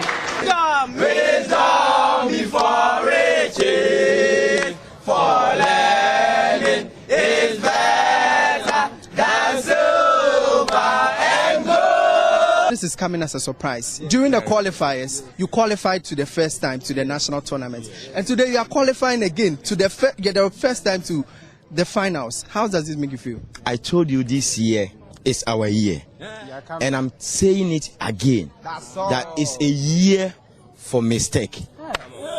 So the surprises are just going to be more. Is this surprise coming from John Wesley or something? How you are managing to get these things? Sure. Because Methodist is doing well. Okay. Yeah, it's the prayers from the entire school. Being down by -2 points in the first round, we never gave up. We'll keep on surprising you because we know that we are working hard for it. Don't take the other schools. There are big points for consideration, but we are telling you that we are coming. Even if it's going to be 2 points, as we said previously, we are winning the nationals this year. And we are winning the regional championship.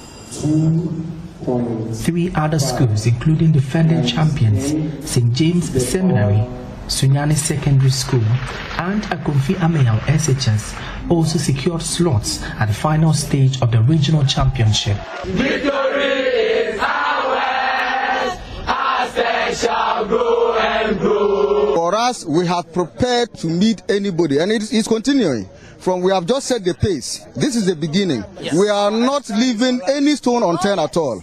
And we are going to meet any school at all. We are going to crash every school. SISEC promises you that we are going to strengthen our perspicacity for the betterment of our school and the country at large. Listen. We are taking this hands down and we are coming with a back-to-back performance. Yes. So the other schools, they can try. Yes. Because it is an illusion they cherished. A hotel for. So St. James Seminary just secured the last slot to the finals of the Bono Ahafo zonal championship right here in Sunyani, and they qualified. So far they have the highest points. They've actually cemented their stance as the defending champions. They qualified with some 46 points. Given the impressive performance by your boys, are you convinced that you're going to win the championship back to back? In terms of life, everything is a probability. But based on what we've done today, we hope and we pray that the good Lord will grant us victory tomorrow. We are still holding our heads high. So we are not promising anything, but what we promise is what we believe in ourselves we are going to do tomorrow. So that's a teacher from St. James Seminary School. They secured the last slot to the finals. They are qualifying with 3 other schools. We are having a Akomfi Ameyao Senior High School, Breku Methodist Senior High and Technical School, and we also saw Sunyani Secondary School also qualifying to the finals of the Bono Ahafo Zonal Championship, which will be happening later tomorrow. From here in Sunyani, my name is Emmanuel Bright-Kweku. I'm back in the studio in Accra. My name is Aisha Ibrahim. Twitter is threatening Meta with a lawsuit after the blockbuster launch of Meta's new Twitter rival Threads, and perhaps the clearest sign yet that Twitter views the app as a competitive threat. On Wednesday, an attorney representing Twitter sent Meta CEO Mark Zuckerberg a letter that accused the company of trade secret theft through the hiring of former Twitter employees. The letter was first reported by Semaphore. A person familiar with the matter confirmed the letter's authenticity to CNN. The letter by Alex Spiro, an outside inside lawyer for Twitter owner Elon Musk, alleged that Meta had engaged in systematic, willful, and unlawful misappropriation of Twitter's trade secrets and other intellectual property. In response to reports on the letter, Musk tweeted, "Competition is fine, cheating is not." The letter goes on to say that Meta hired former Twitter employees who have improperly retained Twitter documents and electronic devices, and that Meta deliberately involved these employees in developing threats. Well, there's more on the CNN on this development, but what does this mean for both technology giants? I'm joined via Zoom by Abigail Otiko Amate. She is an IT consultant. Grateful for your time. First, what's your impression about what is happening between Meta and Twitter, especially after there was mass layoffs at Twitter, and then there was introduction of fees for blue tick, gold tick by Twitter, and now this huge competition coming from Meta? All right, thank you, Aisha. Please can you hear me? Loud and clear, Abigail. Okay, thank you. I think, as he said, cheating is not allowed, but I don't think he's cheating. And he's saying that they've hired people from Twitter to, deliberately steal their stuff. But I think he's just trying his shot, and I don't see anything wrong with it. He's just scared.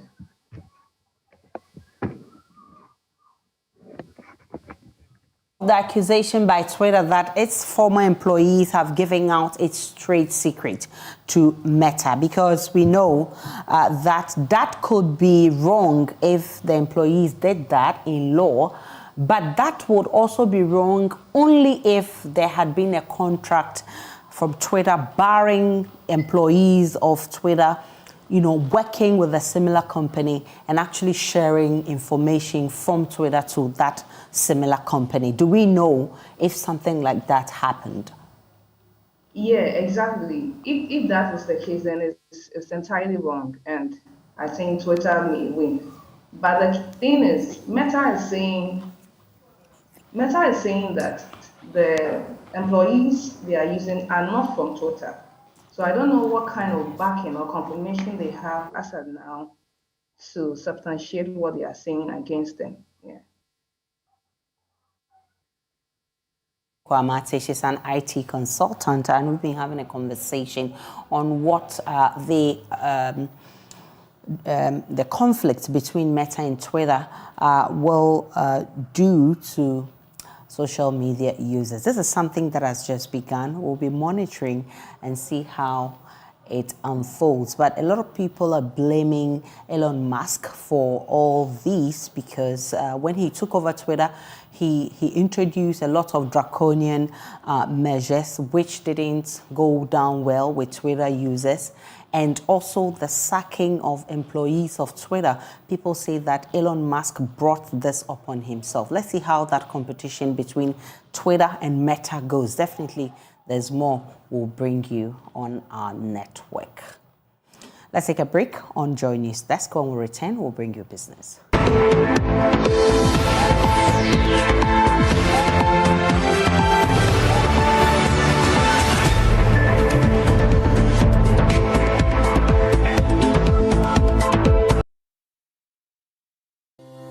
For crystal clear and thrilling podcasts and live shows, download and listen to us on Apple, Spotify, TuneIn, Google Podcasts, MyJoy Online, Amazon services like Echo, Amazon Music, and Audible, Stitcher, Adom Online, Overcast, and Pandora. Take note of everything. Sign up for the multimedia digital platforms now to stay updated.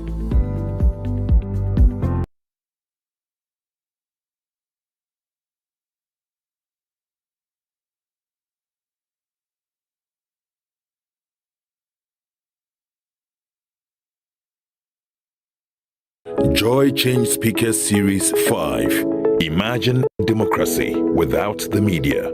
The media is mandated to hold government accountable to the people It's the most influential vehicle for development. But how is the Ghanaian media discharging this onerous responsibility? What must change? The Joy Change Speaker Series 5 for the second quarter of 2023 has assembled just the right speakers for the topic Media and National Development, Premise, Promise and Practice. This is on the back of the State of the Ghanaian Media Report of 2023.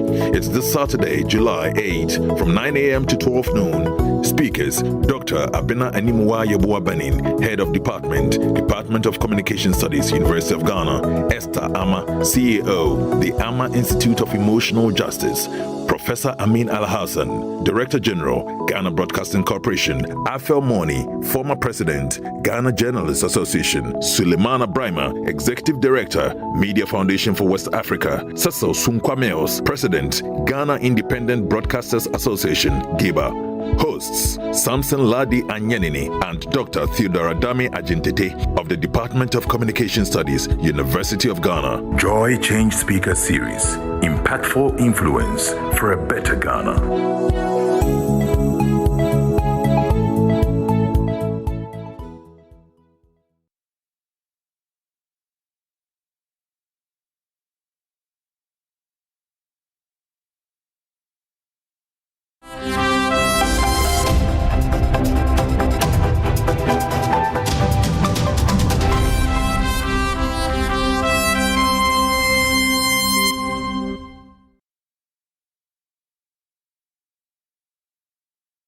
Good morning, welcome to business. My name is Darryl Kwao. Sales executive of Green Opal Properties, Collins Carrick-Beda, has indicated that customers stand to enjoy a 1 to 5 year payment plan when they purchase their buildings. Green Opal Properties will be part of this year's EcoBank JoyNews Habitat Fair. According to Mr. Beda, houses built by Green Opal Properties are affordable and uniquely spaced. Watching our space at the fair is the best thing you could do for yourself, because you dream it, we build it. And that is the most unique thing about us. We give you unique homes. So approaching us, you're getting quality of materials for your building. You're getting quality items within your building. Bathroom, from kitchen, and wardrobes. The highlight areas for us for this fair will be for Adenta Aviation, where we are currently even doing a payment plan, kind of a promo thing, a payment plan for clients who are not able to afford within a period of a year or a year and a half. So we are doing that 1 to 5 year payment plan where they will pay 50% and then spread the balance 50% between 1 to 5 years. Yes, either monthly payments or quarterly payments, we subscribe to that as well.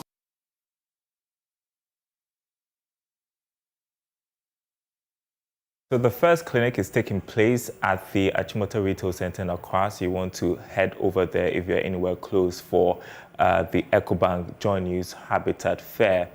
Now let's take you to another story. Anglo-Gold Ashanti is investing in the promotion of sickle cell prevention education in rural areas. As part of its healthcare interventions, residents of Boite in the Obuasi East District of the Ashanti region are the latest to benefit from the mining firm's mini clinic aimed at promoting frequent health screening. Here's more in this report. About 2% of babies born yearly in Ghana have sickle cell disease.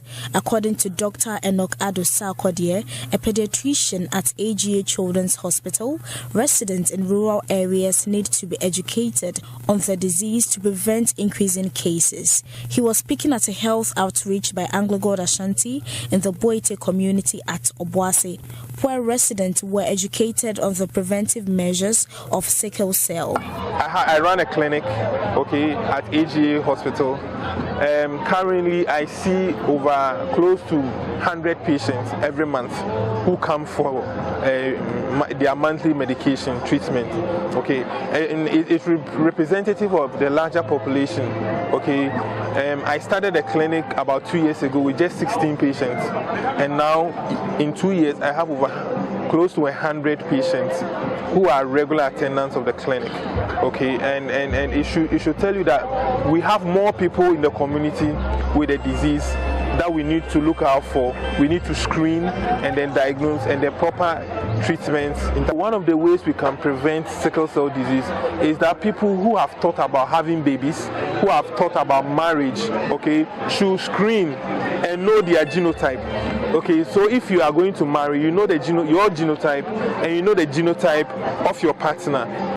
Myths about sickle cell disease persist globally, leading to negative attitudes towards patients.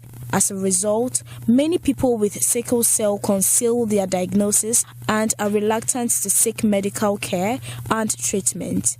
Head of Occupational Health at AGA Health Foundation, Dr. Justin Dakora, wants Ghanaians to stop stigmatizing people with sickle cell.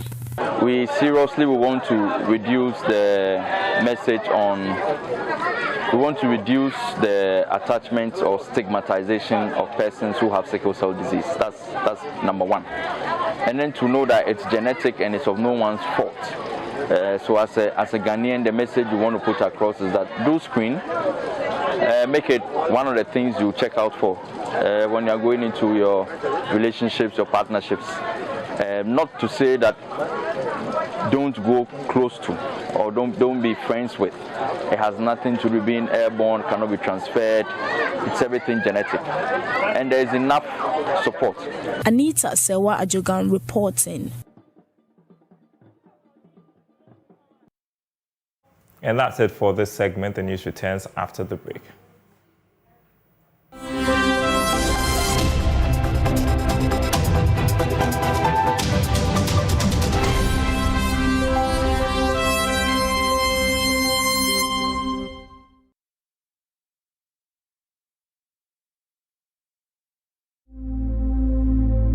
Imagine a family without a home. Imagine a song without a voice. Imagine a church without prayers. Imagine a government without citizens. Imagine democracy without journalists. Imagine a world without the media. Life is full of issues and stories about people, communities, and governments. Stories that have to be told by well-trained journalists. That's why you can't imagine news without JoyNews.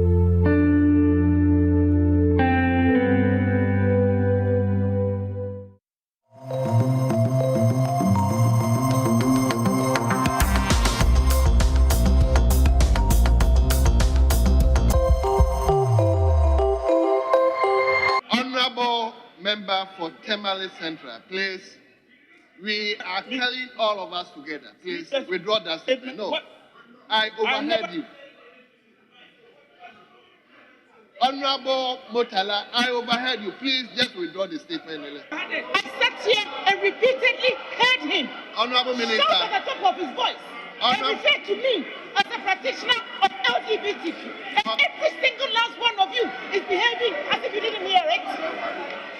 And if in response to that I say he is mad, when you haven't seen me having sexual intercourse with your wife or your daughter or your mother, you sit there and refer to me in those terms. On every single step.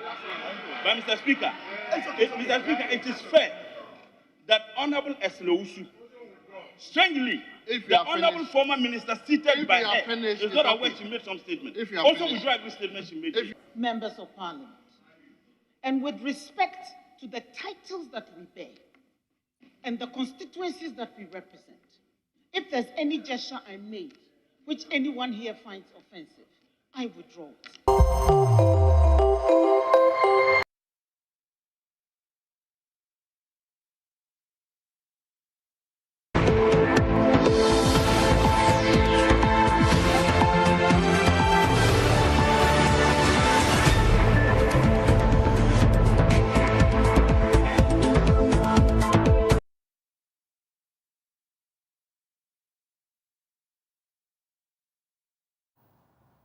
Welcome back to JoyNews Desk to the rest of our stories. It was a clash of champions as winners of the maiden edition of the Love FM High School debate. T.I. Amas Kumasi came up against defending champions Kumasi High School on the motion DNA tests should be made obligatory at birth. After an uphill task for both schools, the Phobians stand the Mrantie in an unforeseen feat to book a seat at the semi-final stage of the competition. T.I. Amas is aiming at winning the second trophy after 5 years of an unsuccessful journey. Love FM's Nana Boachi Yadom has more.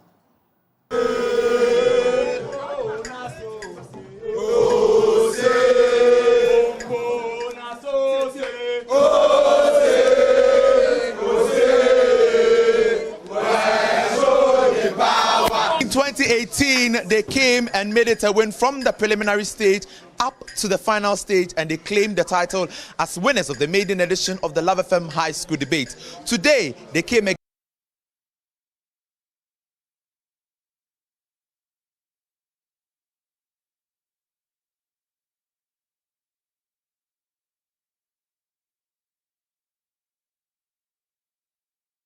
Kumasi. This is their debater. He was the principal speaker for Kumasi, T.I. Amadia. You put out a beautiful performance out there today. That was a masterful performance. Everybody loved your style, your drama, everything put together. How did you do this? Well, firstly, I'd like to thank God. Yeah, and then I would like to thank T.I. Amadia Senior High School as a whole. It is one of the best schools to attend as a teenager, trust me. From the administration to the teachers to the non-teaching staff and students, everybody is committed to what they do. It is with their support and the belief that they had in us that led us and drove us to giving nothing but our best. After Yas Santos contest, I won't lie, I never got complacent.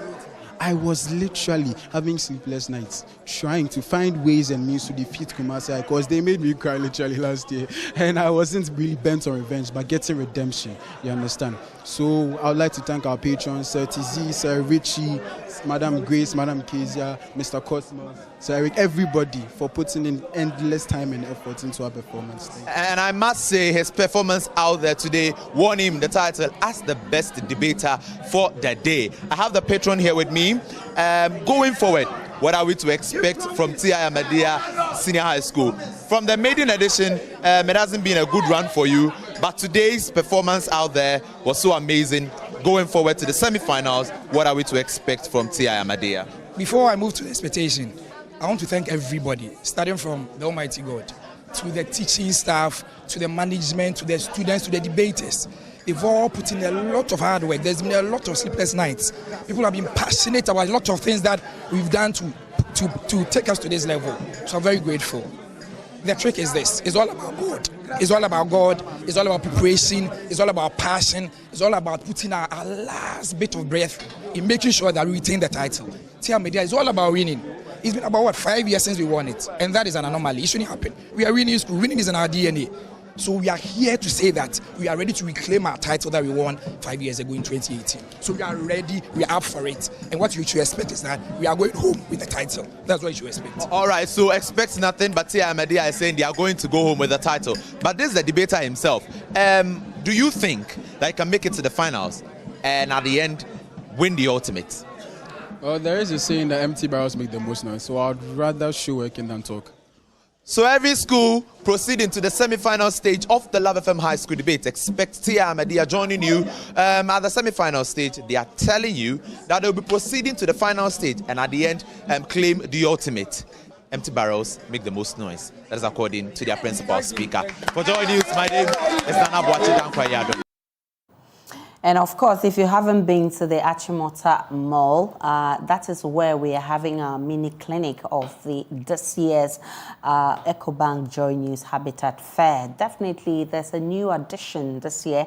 We're bringing in qualified lawyers who are astute in what they do to advise patrons on how to go about land issues. That's free consultancy for you and more if you visit the Habitat Mini Clinic at the Achimota Mall. So if you haven't been there, it's already on. It started 8 a.m. It's closing 6 p.m. So you definitely have to be there. There are a lot of goodies for you when you get there. It's this year's JoyNews EcoBank Habitat Fair, and the theme has to do with affordability or comfort or luxury. Which one do you prefer? We have all of that for you at this year's Habitat Fair. That's how we wrap up JoyNews Desk this morning. My name is Aisha Ibrahim. Log on to myjoyonline.com. There's more of the news and updates of all the developing stories when you log on there. See you again at 12.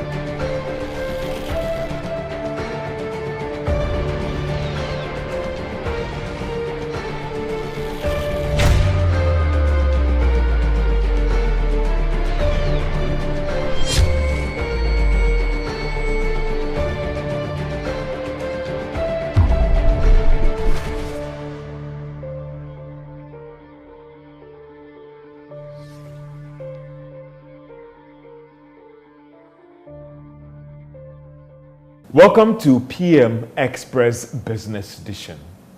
They say laws are made to help develop countries and ensure that everyone falls in line. But what about businesses?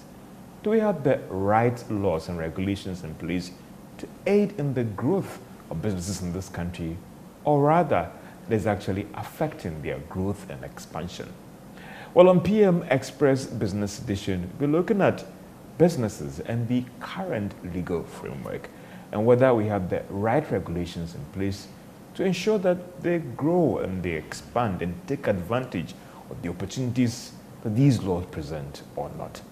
Well, I'll be engaging someone who has over 20 years experience in this legal space when it comes to mergers and agreement, and also when it comes to contract, expansion, business, and even constitutional law.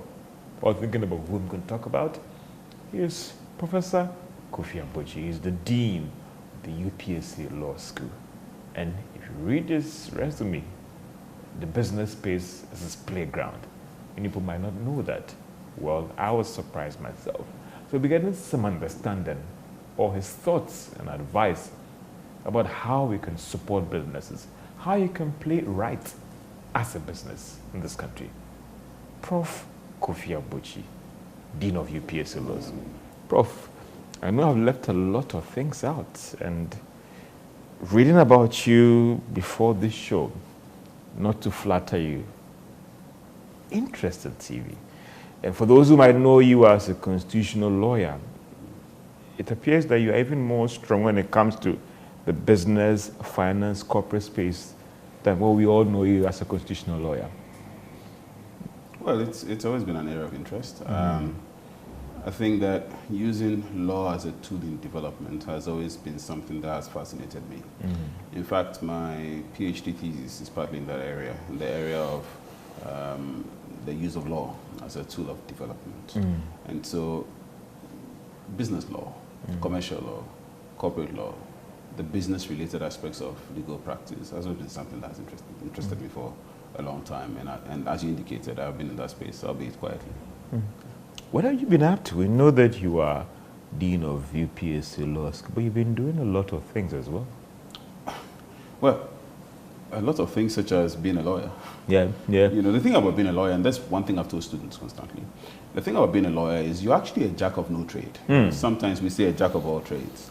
But if you're a lawyer, technically you're a jack of no trade in the sense that you are given the raw tools to do a number of things. So technically you're not particularly pinned down to doing a particular thing. So even if you're in the practice, even if you're in the space of practice, in the space of practice, there's still a spectrum of subjects that one can either choose to specialize or be a general practitioner.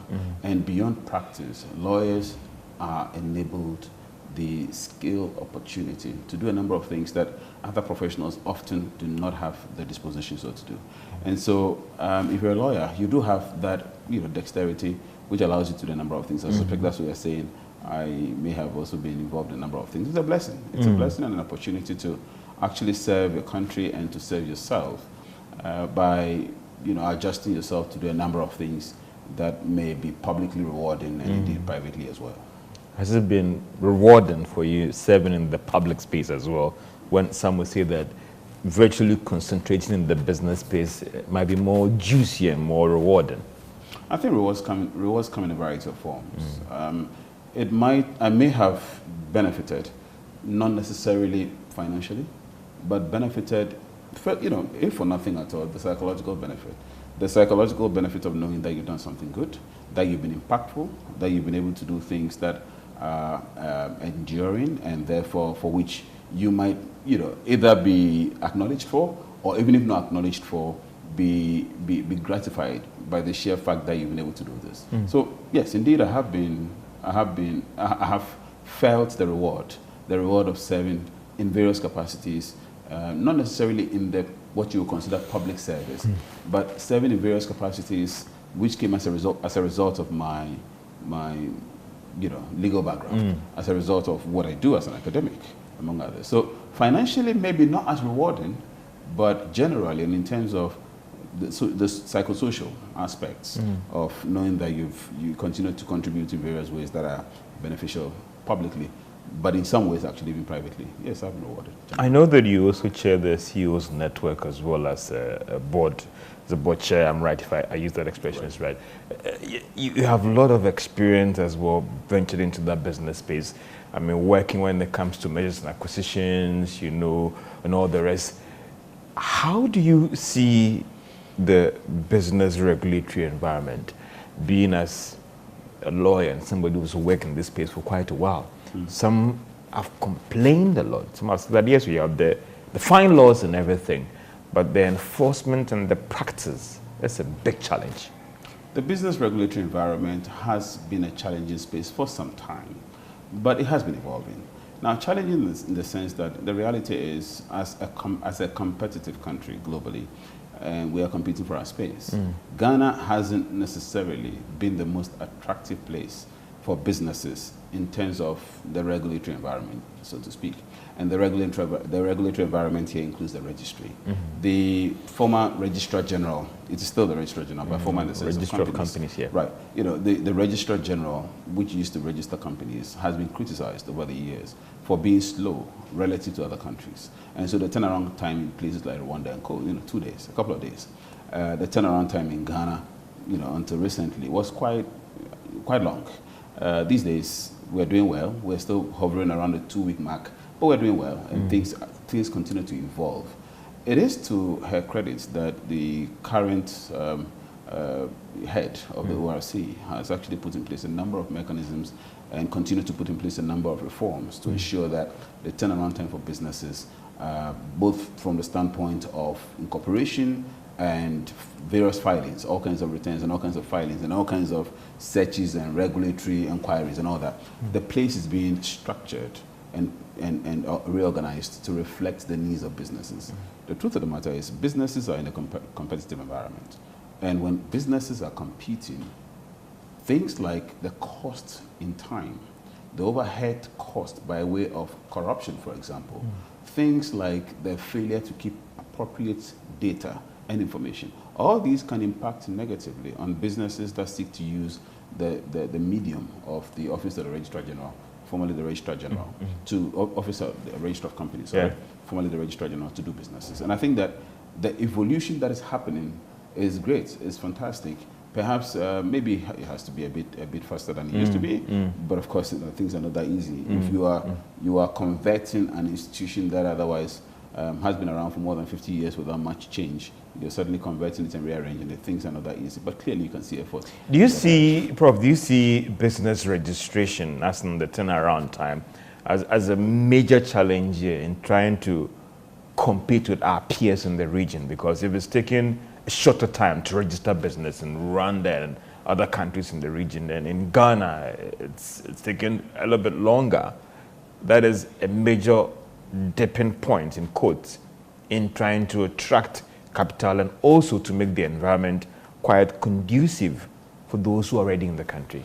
I mean, investments and investors do not take the decision on whether or not to start a business in a particular country solely on how quickly the company is registered. It is not the most important decision to make. You know, they have a number of variables to consider: your investment climate, your tax regime, your market positioning within the sub-region, the extent to which the available resources or commodities, or in terms of the value chain, the kinds of things that we need in the production line, if it's a production company, for example, the extent to which these are available in your country. All these are material things that they do consider, not to mention the feasibility considerations and all that, to check whether or not the entire environment is feasible for the business to want to undertake. So the registration period is not necessarily the front burner consideration. Oh, okay. However, it can't be a material deficit when it comes to the whole delay with which,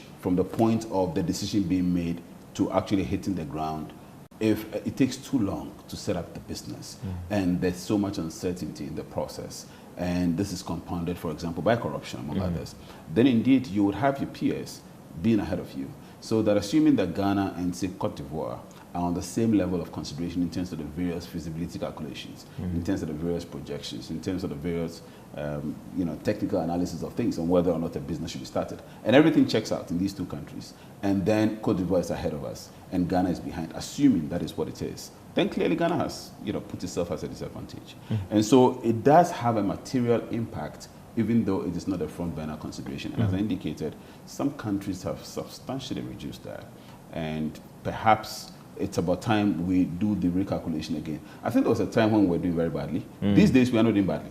These days, in fact, if you compare the current position to what used to be the case perhaps 10 years ago, Ghana has substantially made progress. The period is much shorter. There's much certainty and clarity in the rules. There is facilitation. You get a sense of a certain evolution in mentality, evolution in mentality of the people who are there. And I think there's some training also ongoing. There is an attempt at digitalization. There is an attempt at ensuring that companies, for example, have filed their annual returns, and that companies are behaving like companies, that corporate governance, for example, is respected. A lot of those things that formerly were just perfunctory. When you go register a company, they were just on the records. Nobody really cared much about that. These days, you get the sense of a certain activism on the part of the Office of the Registrar of Companies, and that reflects the evolution of the place. That reflects the fact that there's a certain transformation ongoing. But indeed, we can still get better. Being in this space again, engaging these businesses, working in this space, doing the contract, closing the deals, the business advisory, what is the major concern? First, let's look at businesses in the country. Is it all about the taxes? Is it about respect of contract? Is it about the enforcement of the laws? What is their major challenge? Because there have been arguments about us also gradually losing our competitiveness, not just about the attraction of capital, but even for those who are in this space trying to look elsewhere. It is about all of them. Businesses operate in a systemic environment. It's an environment whose variables operate in a systemic fashion. So it's not just one thing. You mentioned a couple of them, taxes among others. I will add power, for example, infrastructure. I will add skilled labor. I will add work ethic. Even the number of holidays we have, we do not calculate those things. But anytime you are home not working, and you do not have holidays because you work for the media, but anytime you are home not working, your employer has to pay you because there's a statutory holiday. So the number of holidays we have in a year, some have argued, and I think I probably share that view too, we just simply have too many holidays. And investments and investors do make these rational calculations. If I'm going to invest in a country that has the same considerations, or rather the same variables as, if I'm going to invest in country A, and country A has the same variables as country X, but country A has 12 holidays, you know, we have something in that region, a number of holidays, and then country A, or rather country X, has, say, 3 or 4 holidays. I'm probably going to be more, induced to go to country X. So there is a sense in which some think that the number of holidays we do have in Ghana, is even too much. But that's just one. So you have taxes. I think the economic experts and analysts will probably have their day, and I do not have much competence to speak on the extent to which the number of taxes we have, for example, in terms of the statistical figures, how they impact business. But there's a general perception that, again, taxes appear to really weigh down the extent to which businesses in Ghana do well. Because let's be honest, the more taxes businesses have to pay, the less inclined they are to hire. If they have to spend so much money in paying these taxes, they're not going to have that freed capital to be able to expand their businesses, to be able to hire more hands, and to be able to invest or reinvest in the company. And so, taxes are impactful. And therefore, if those who know better have said, taxes are really a problem in Ghana in terms of the economic calculations or calculus. Prof, I asked this question when it comes to people coming to you as firms and then they want to expand. There are legal implications on even the expansion, so the legal advice that your firm or even you personally will give to these friends, and even for those foreign firms that are coming in and all the rest. And how did they see some of these challenges that, oh, Prof, I wanted to expand, but the expansion comes at a cost in terms of the fiscal regime. I want to invest in Ghana. You have a lot of friends outside this country. I want to come in. If I look at the current fiscal regime, it's a huge cost in terms of my returns. And have you seen these as a major challenge when they turn to you for advice in terms of what to do? All clients, and I say this, or let me say nearly all clients who seek advice on regulatory advice for setup ask of tax advisory. Nearly all clients. If you take 100%, you probably have 98%. They want to know what the tax regime is. They want to know the extent of tax liability. They want to know the overall distribution of tax. They want to know the likelihood and prospect of future taxation. They want to know the tax competitiveness. And if they're thinking of a sub-regional setup, they're also interested in finding out, if you're lawyers and you have that competence, they're interested in finding out the extent to which, comparative dynamics in the sub-region, how the extent to which Ghana fares compared to others. So these are calculations that we cannot ignore. Investors do not love any country. It is the simple truth. Investors don't come to your country because you told them to come. Investors come to your country because, number one, they love themselves. And they only come, and whatever benefits you get, to be honest, is a byproduct. I mean, economics is like that. It's not really about the love of your neighbor. It's about the love of yourself. And then your neighbor benefits because somehow your neighbor also defends his own interest. And in the process, the other person, in the negotiation, there's a mutual benefit of winning. So unless and until we have the variables in our favor, some of the things we just mentioned, the availability of power, the availability and the certainty of power, the availability of skilled labor, the tax regime, and a few other variables that impact businesses. Unless we have these right, you cannot attract investment. And while we've been doing well over the years, clearly there's room for improvement. the bit about this, and there's been always this argument about tax avoidance and tax evasion. I mean, there's a moral argument and there's a legal argument as well. What's your standpoint on this as a business lawyer, a business advisory lawyer? If I could tap your thoughts in this area, that, listen, that's someone saying that, well, I'll bring in the best legal brains to minimize my tax exposure. Yeah, that's fine. There's also the moral argument about a developing country. You're using the water, using the roads, you need to pay taxes. Even the developed West hasn't found an answer to the issue of tax avoidance. There's something in tax avoidance called transfer pricing, for example, where you have these major companies actually shifting businesses and distributing them around the world, to arrange their tax, to put their tax arrangements in a manner that avoids them or helps them avoid taxes. And transfer pricing is one of the major incidents that developed countries try going around, or rather, trying to beat these companies to that game. But I'm just citing that as an example to let you know that tax avoidance in its various manifestations is not something that even the developed West had a handle on, in particularly what is called smart accounting. Tax avoidance was smart accounting. Yeah. So tax avoidance itself is not problematic because the law allows you to arrange yourself in a manner as to avoid paying a certain amount of tax. That is fundamentally designed. The origin of tax avoidance really is countries seeking to incentivize companies and taxpayers to go into socially useful enterprises with a view to investing in that space and therefore using that to minimize their tax liability, which is why we have CSR, for example. So CSR will help you to avoid paying a certain quantum of tax if you find yourself in a CSR space in terms of how you structure your balance sheet and all that, and your accounting. But, so you can't ordinarily prohibit tax avoidance. Tax evasion, obviously, is criminal, and that one, there's nothing more to say about that. And so the only way we can minimize the extent to which companies and people do indulge in tax avoidance will be to tighten the screws further.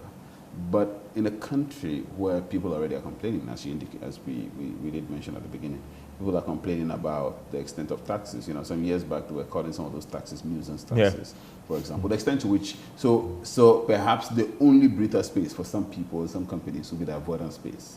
And so when you further tighten the avoidance space, then you may be getting to a point of difficulty.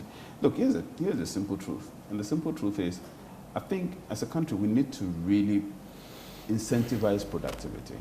Because the thing about companies in countries where they have tax difficulties, the thing about companies is that they go into safe modes. And the safe modes, one of the easy safe modes is to reduce the extent to which companies spend. And if companies are going to minimize the extent to which they spend, they're going to undertake a number of rational choices that often impact negatively on, beneficiaries, quote unquote. And this could include employees, this could include the larger public in terms of whatever their product line is, among others. They will consolidate and avoid spending. And that also has a cataclysmic effect overall on the entire economy. So the entire dynamic can be complicated. And that's why I think that it may be helpful if we look again at the overall arrangement of the tax avoidance, tax evasion thing you mentioned, but the overall arrangement of our tax. But Prof, would you advise your client to take steps to minimize their tax challenges if they are faced with a lot of challenges? Because that bit is not illegal. You're putting in steps to minimize your exposure to paying some taxes to the state. That's what lawyers are trained to do. And you do that? I'm saying, would you advise your client? But I just give you an answer. That's what lawyers are trained to do. Lawyers are trained to advise their clients on what is in their best interests. So if you can avoid, tax avoidance is lawful. So if you can avoid, why not avoid? So it's an advice that comes almost as a matter of course. It's a no-brainer. If you flip the coin, there's also the moral argument about the country losing out. And where we'll get the money to make the roads, provide the water, and the electricity as well. I think the question is, I think you are seeing me in multiple eyes, and that's what the problem is. Yep, I bring this question because of but as a lawyer, the bit about the Apple and the Facebook and all the rest, trying to even relocate headquarters to minimize. And the argument about a Facebook not being able to pay taxes, it can be argued. Lawyers do not give moral arguments to their clients, moral advice to their clients. And lawyers do not give nationalistic advice to their clients. I mean, you have to just separate them. So when a lawyer is relating with the client, the lawyer has the client's interest at the peak, number one. So he tells the client what is in the best interest of the client. It is true that what is in the best interest of the client could actually undermine the national interest. But that's not a lawyer's job. A lawyer's job is not to defend the national interest. His job is to advise the client and to advance the client's ultimate interest. But yes, if you look at things from a national standpoint, where there are avoidance options, companies, lawyers, people are going to take advantage of that and exploit it. I don't think Ghana is doing particularly bad with the avoidance schemes. I think what we probably haven't done so well with over the years is in the area of exemptions, for example. And I think that has been one area where people have complained about, where you can have a foreign company, giving tax exemption. Companies that come to town are setting up as free zones companies, who therefore essentially have made a statement that they are going to produce for export, essentially producing for the local market, because our supervisory competencies are not that high, so we'll probably just don't even see some of them. And so the next time we know, they're supposed to produce for the foreign market, but they're producing for the local market. So some of these things are the challenges. People have complained more about things like the exemptions, etc. But the avoidance schemes, I think that we have a strong, GRA. In fact, everybody will tell you these days, the GRA is, in fact, it's been one of the most effective regulatory bodies in the last 5 or 6 years or more. It's been very effective. Everybody in Ghana may have received a call or two from the GRA and the station or so. So that body is doing very well. And so the avoidance scheme, I don't think you can undertake an avoidance scheme that can get them, that can completely get them hoodwinked or stuff like that. I think it is stuff like the free zone system, and again, the exemption scheme. And don't forget this, the exemption scheme, which often comes from Parliament. And that is where some people have made all kinds of allegations, including corruption, that people or these companies sort of exploit the system, and they're able to get exemptions and they're able to get all kinds of waivers that may not necessarily be ultimately beneficial to the country. Yeah, so that's something we'd rather have to. Prof, I'll be coming back to get your thoughts on another baby of yours that you found so much love, the African Free Trade Area, and also this thing about financial stability arrangement to these multinationals. There's one saying that, listen, how do we attract these companies in our quest to ensure that we have these agreements with them, and also to ensure that the bit about the respect of contracts as well. This is PM Express Business Edition. I'm engaging Professor Kofi Abochi. He's the Dean of UPSA Law School. Get his thoughts on the business and the country's legal framework. This program is brought to you by Cherry Tree Properties. When it comes to homes that you need, you may have to turn that way. We'll be right back after this break.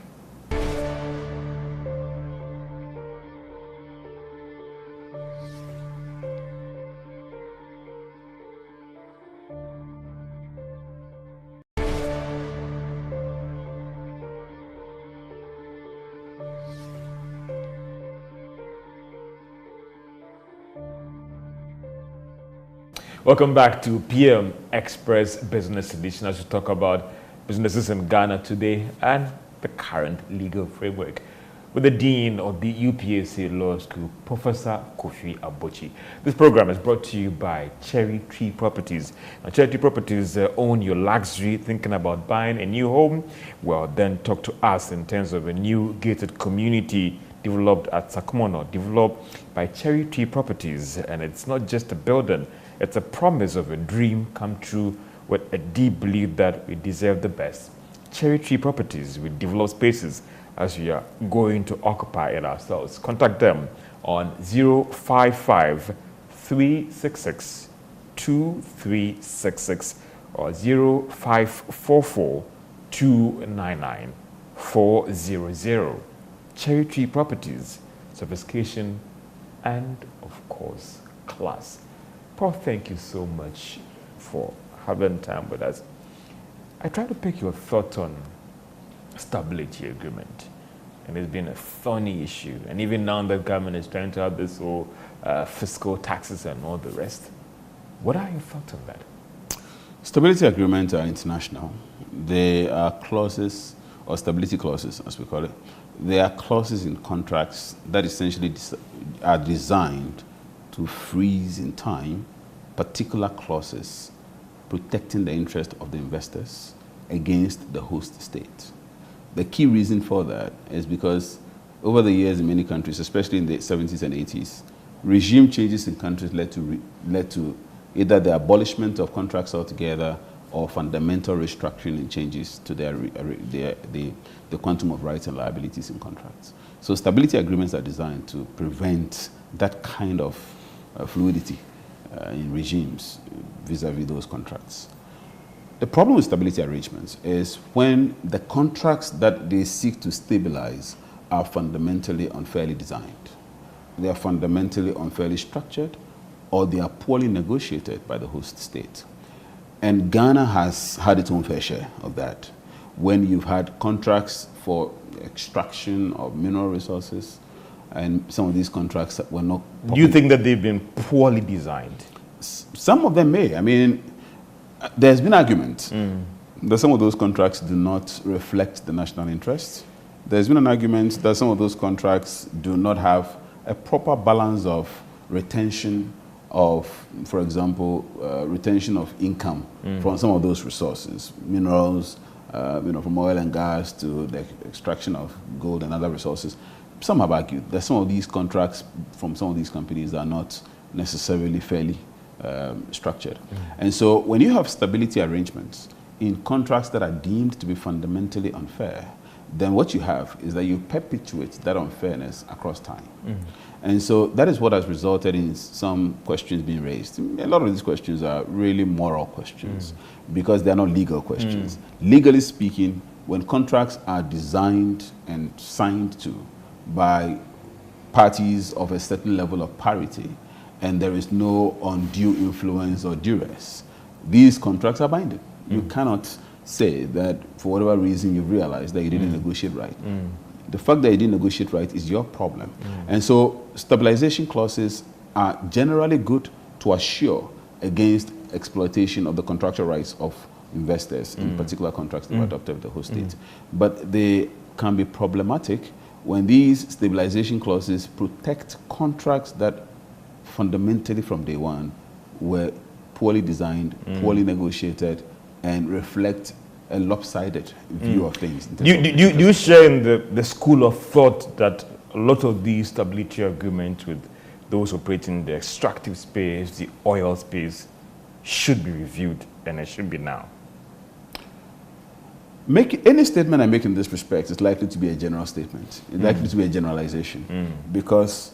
Or in some cases where it's identified that it is not good. The word should is a moral statement. And I'll answer that, but I'm just saying it's a moral statement because it's a statement that says something that ought to be should be the case, which is fine. But in contracts and in law, moral statements don't hold sway. It's a question of what can be as opposed to what should be. Should be, I think generally we'll agree that, and many people have argued, that the mineral resources of Ghana haven't appeared to have benefited Ghana in terms of the overall exploitation across the spectrum of decades in that time space. So generally there's an understanding that, Obuasi is a gold town or a gold city. Obuasi and Johannesburg were essentially founded around the same time period, in the early 19th century. And we all know what has become of Johannesburg. We see what has become of Obuasi. So people can make these comparisons and they are difficult to refute. There's that general understanding. However, it is not a question of what should as opposed to a question of what can, legally speaking. These contracts are contracts. They are locked in an agreement which are frozen. And particularly for the stabilization clauses, even if other portions can be amended, the stabilization clauses are often frozen, not subject to amendments.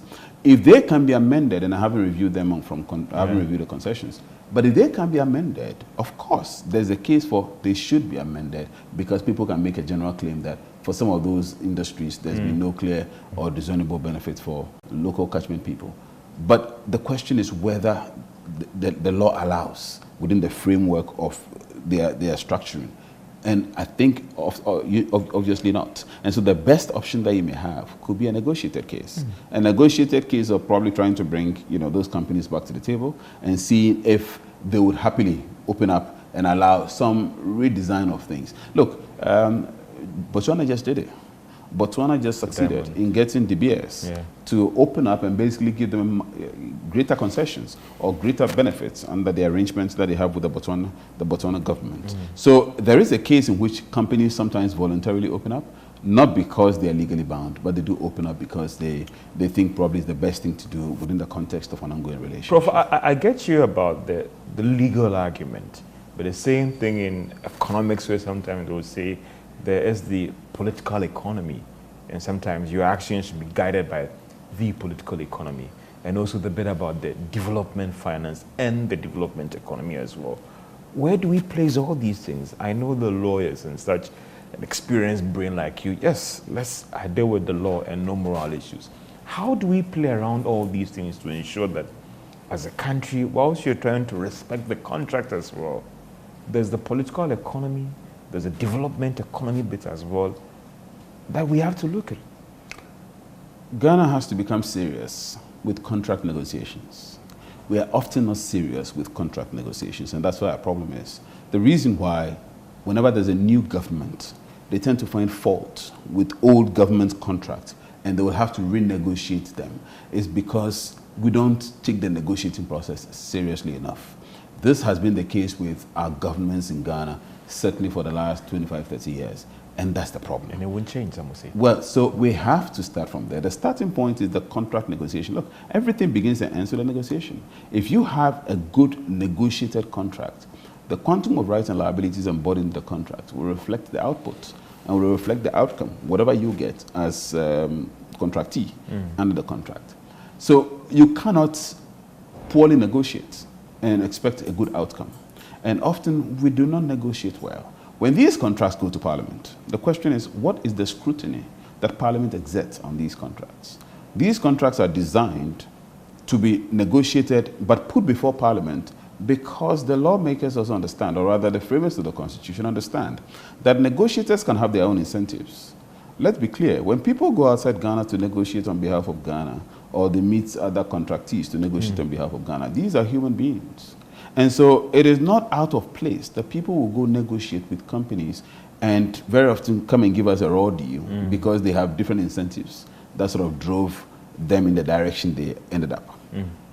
But that is why the framers of the Constitution have put in place a safeguard. And that safeguard is Parliament.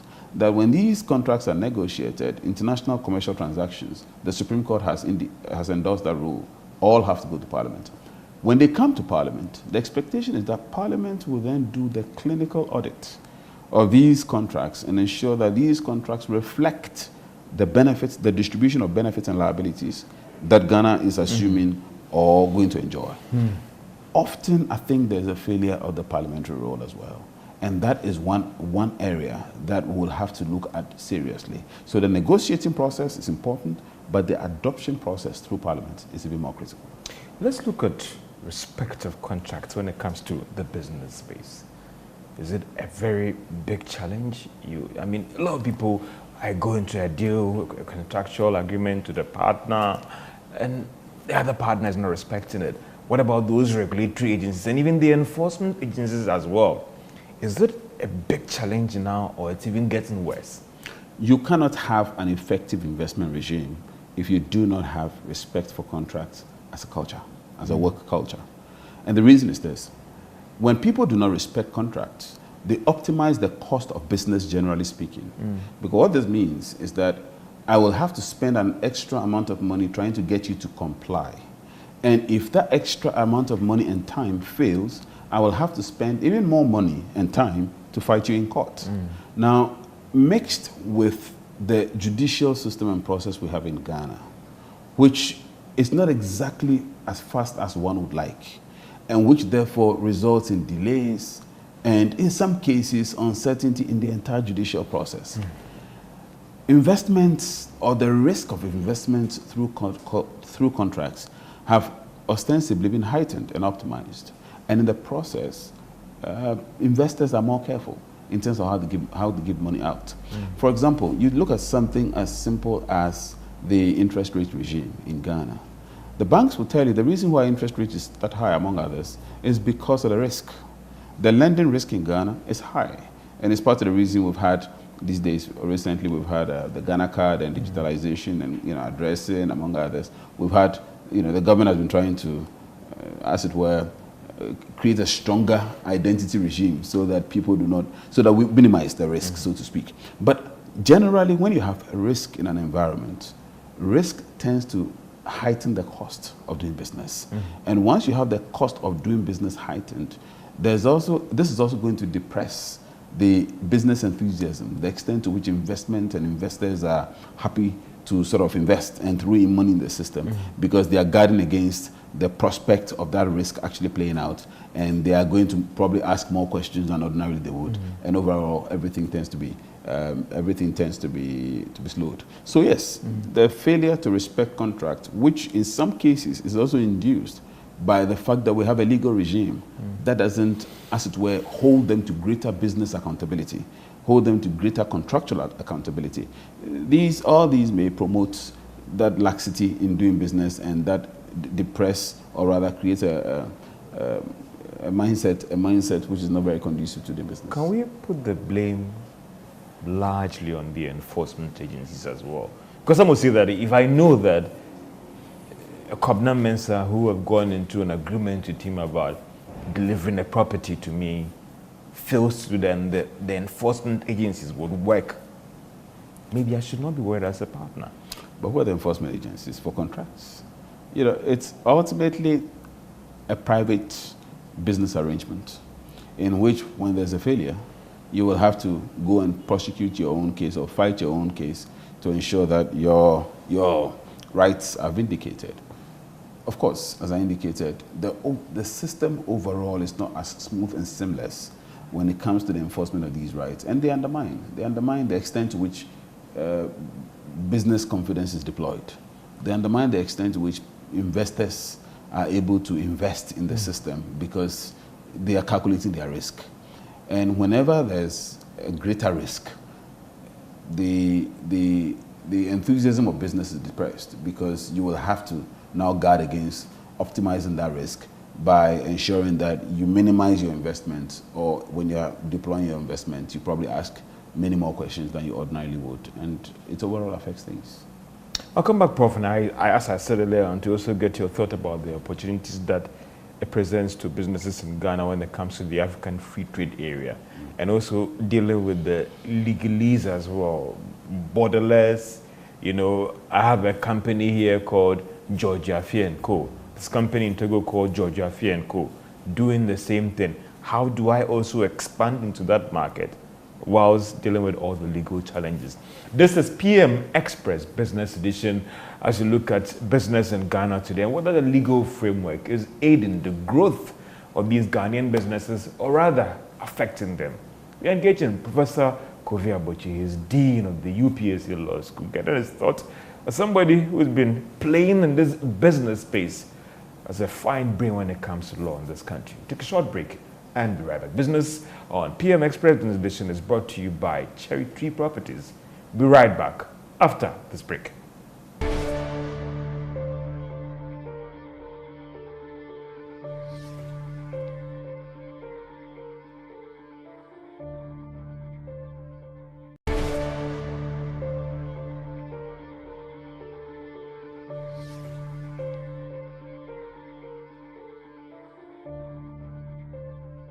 Welcome back to PM Express Business Edition, and this program is brought to you by Cherry Tree Properties. They are sponsors when it comes to those gated communities.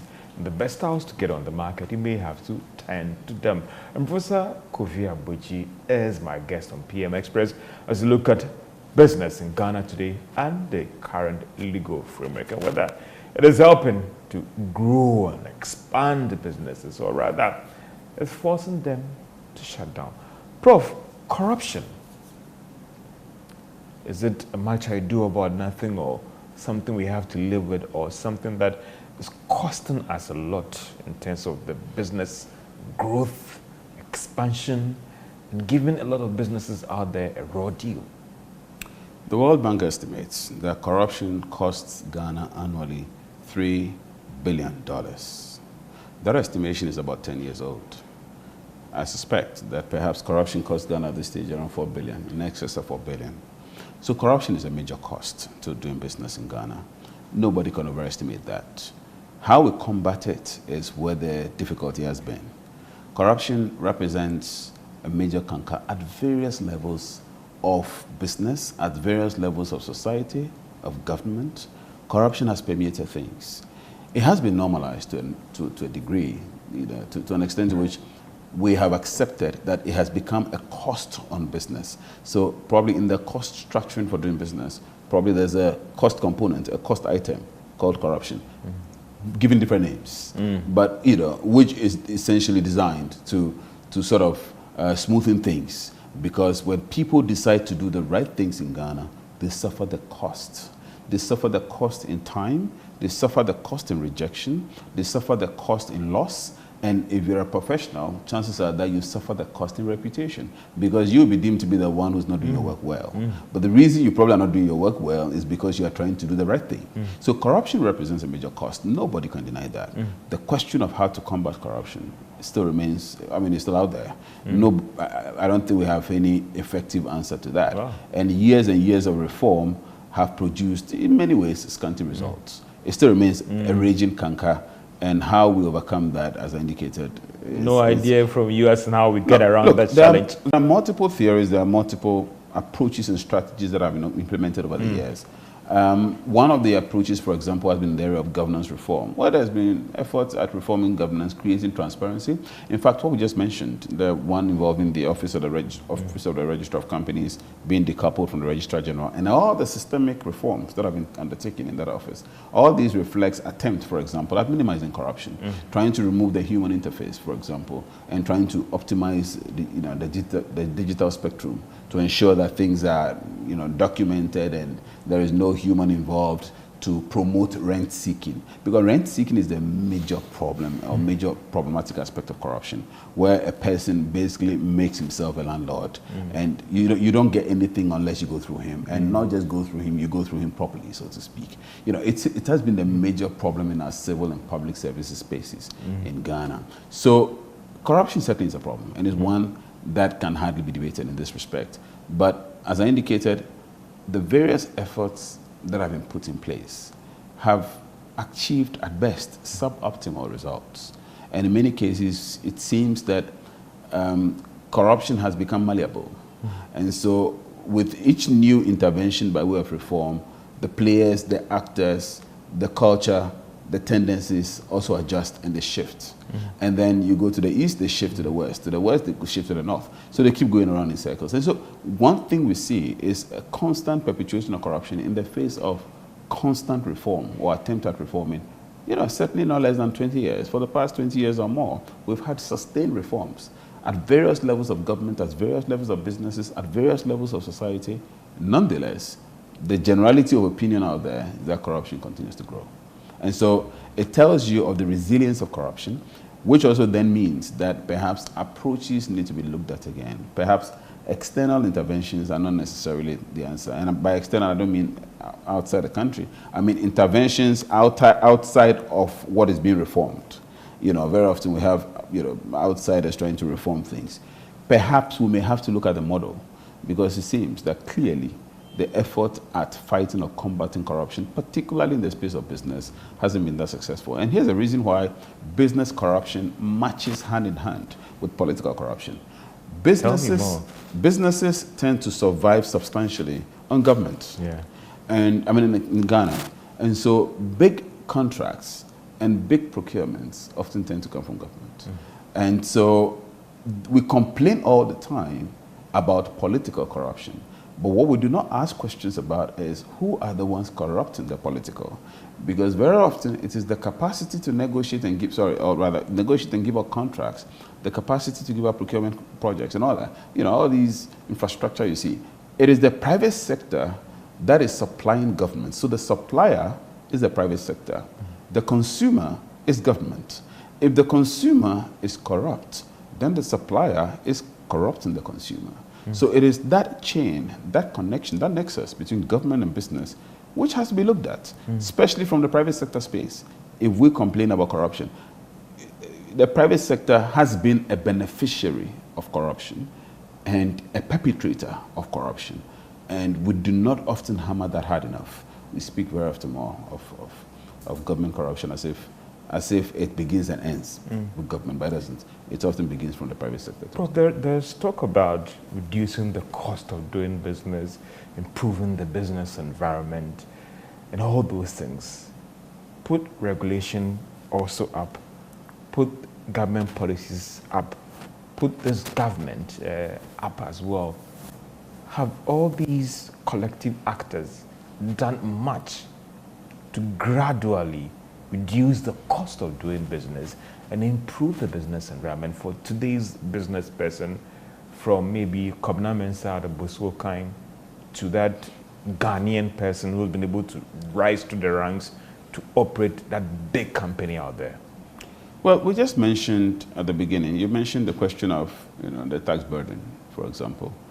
So there has been efforts, and you can see that there's a conscious effort on the part of governments to sort of open up the business space, facilitate business, create an enabling environment, try and meet the ease of doing business index of the World Bank, and basically trying to help create an atmosphere for the private enterprise to thrive.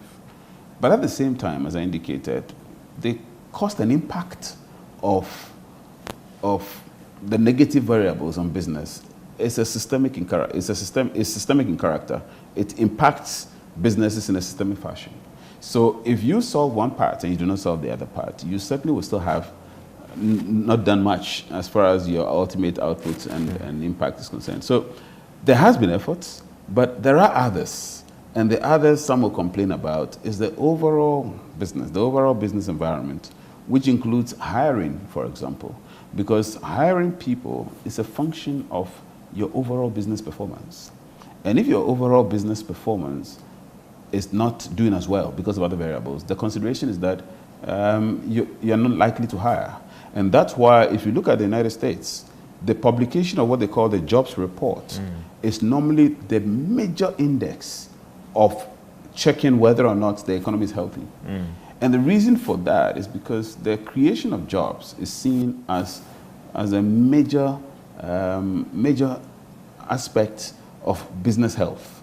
And so if the company is not healthy, it's not likely to take on more. If companies are not doing well, one of the first things they do is to downsize. And downsizing is a reflection of the company's wobbling performance. So I'm just saying that we have to look at various metrics. It's not just the fact of one thing being done or the other not. I think a number of things, a number of efforts and initiatives have gone into trying to improve the business space. But other initiatives, or rather not other initiatives, other policies and other dynamics continue to impact businesses negatively, and that invariably will undermine or impact negatively on the prospects. African Free Trade Area, a lot of us, a lot of businesses are excited because of the borderless system it opens to them. But there are some who are also worried that maybe Ghana will just be a host country for the Secretariat, and that is it. The laws, the businesses are not daring to take advantage of what this whole deal presents to them. What are your thoughts on that? Okay, so again, two quick figures. Africa's population is 1.2 billion, and is estimated by 2050 to overtake India, which at the moment is the world's most populous country. It overtook China recently. That's the first one. Africa's overall GDP is 3.3 trillion. In comparison to other parts of the world, perhaps not anything to be particularly excited about, but it's not exactly small figures as well. It's with the growth prospects and the growth projections that have been given in that space. Africa is clearly marked to be the next frontier, not one of those, but with clear figures involved. The truth of the matter is this: the AFCFTA presents an unmatched opportunity for Africa. And indeed for Ghana, it presents a great opportunity as being the host. As being the host, Ghana has invariably become the commercial capital of Africa. And it's a tribute and a testament to the government of Ghana to have succeeded in actually getting Ghana to host this. Because what this implies, that Ghana is the commercial capital of Africa. So, for example, Abuja is the judicial capital of Africa, where you have the ECOWAS court. And then you have the banking capital being Cote d'Ivoire. You know, and so Ghana is in such a strategic position at this stage to harness the gains of the AFCFTA. But you're right.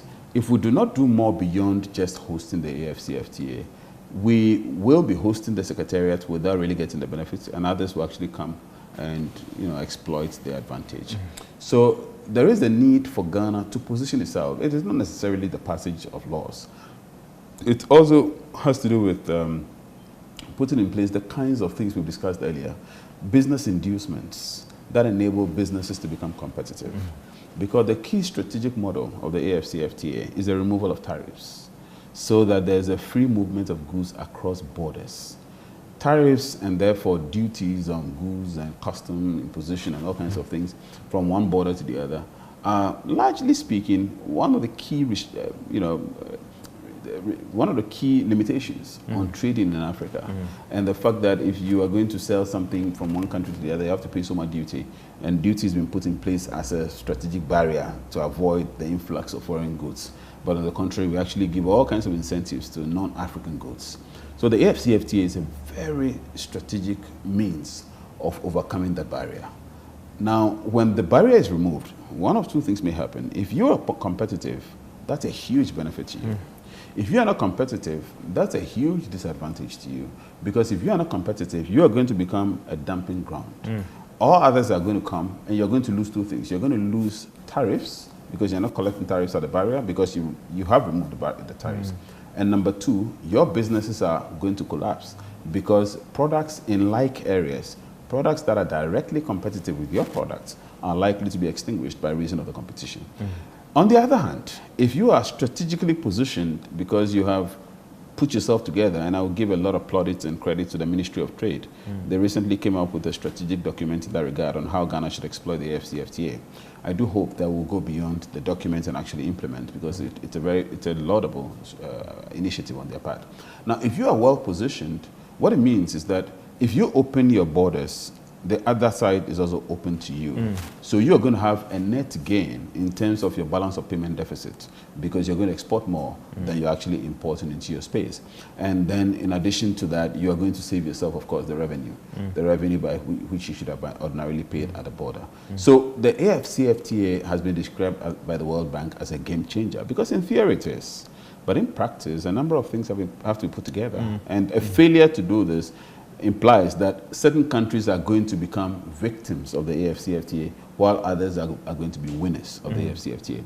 A recent paper that was published by the World Bank in this respect actually listed 10 countries in Africa that are positioned to become net gainers under the AFCFTA. Ghana wasn't one of them. Wow. So that implies it's a wake-up call that we should start putting ourselves together. Put ourselves together as strategic beneficiaries. As I indicated, the Ministry of Trade has taken a fantastic lead in that respect by putting a document together. A document is a starting point of indicating your policy strategy moving forward. But we have to roll it out, and we have to become a bit more aggressive. And I think as a country, we're not talking about the AFCFTA enough. It is not part of our mainstream policy discourse. It should become, because it is really that thing in town which is really going to reshape our financial and economic policies in ways that we haven't known for a while if we come up to full implementation. And I think it's the reason why we should begin talking more about the AFCFTA than we really are at the moment, because it's going to create certain market dynamics. Look, Morocco was trying to join ECOWAS. Morocco is in North Africa. They applied to join the ECOWAS. Morocco was given the option of also allowing the free movement of ECOWAS citizens back there. What I know is that in the end, Morocco hasn't joined ECOWAS yet.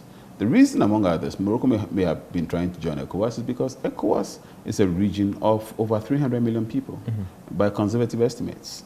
And so anytime you have a huge market size, big players take advantage. There are countries in Africa that are going to be aggressive with the AFCFTA.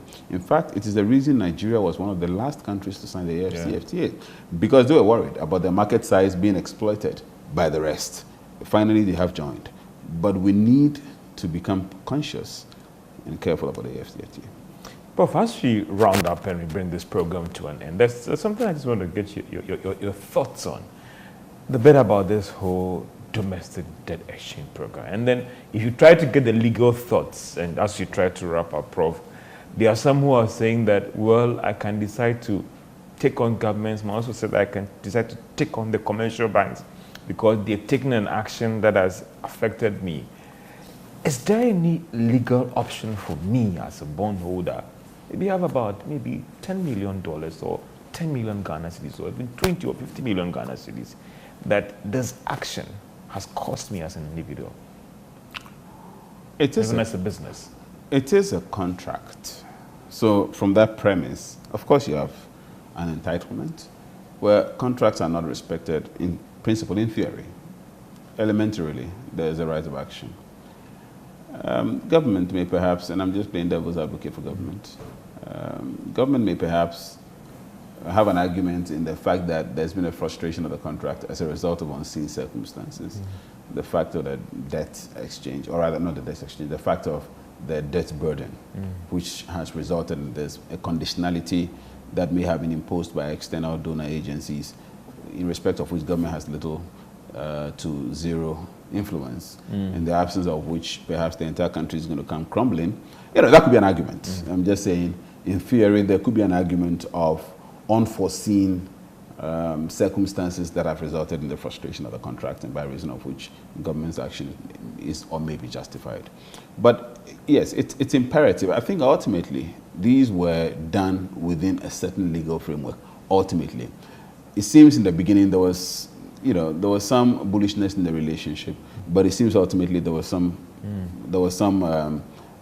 mutuality, even though I think there's still some ongoing disagreement and frustrations about the process. But yes, if you go through the principles of contract, fundamentally, a person who is a party to a contract will respect that contract. And if the party wants a renegotiation of the contract, that renegotiation will have to be done mutually. And I think that largely explained the tensions that we saw characterized. As a businessman, can I take on my commercial bank? Because that contract was between me and my commercial bank, not even government. Absolutely. About this challenge and what it's brought to me as an individual and as a business. Absolutely. Commercial banks have been the luckiest. You know, can I take on the commercial bank? Well, I'm not advising to go to your bank, but all I'm telling you is that the commercial banks have been the luckiest in all these DD ongoing. The reason is because commercial banks are actually the ones who sold the bonds. And they come to your office and they literally advertise the bonds, and they will argue for it, and they will convince you. Commercial banks were not passive medium through which these bonds were.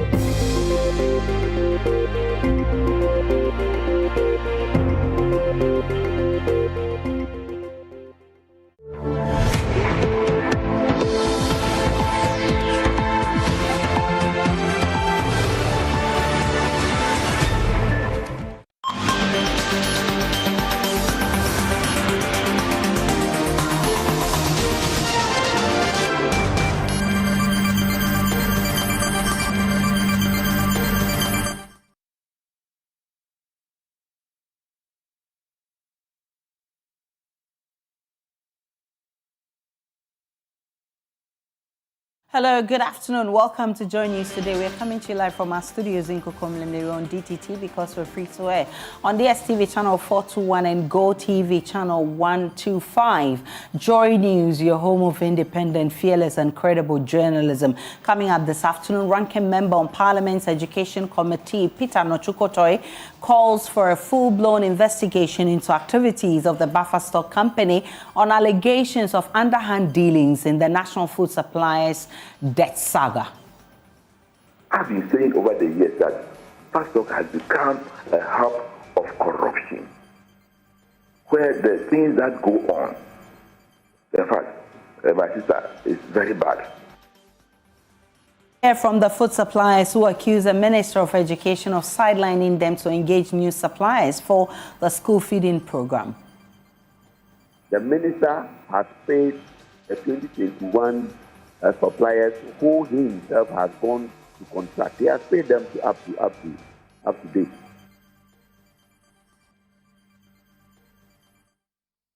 We have details of all of that as the group enters day 4 of their pitching of camp at the buffer stock. Now, some staff of MMDAs in the Ashanti region interdicted over missing general counterfoil receipt books. We have details also for you. We've even interdicted some people. There was a committee in place investigating some of them, the very serious ones. At the end of the committee's report, then we will know the next action to take. Plus, patrons troop the Achimota Retail Center for the EcoBank JoyNews Habitat First Maiden Clinic with exciting packages. We'll take you live to the venue for all you need to know about the Habitat Fair. And on Tech Talk today, Twitter threatens to sue Meta after rival app threats gains traction. A genuine case for consideration. We'll talk to tech experts and what this could mean for both parties. My name is Aisha Ibrahim. We're also on Facebook, YouTube, Instagram, and Twitter at JoyNews on TV. My personal handle is at Denana Aisha. Please stay for details.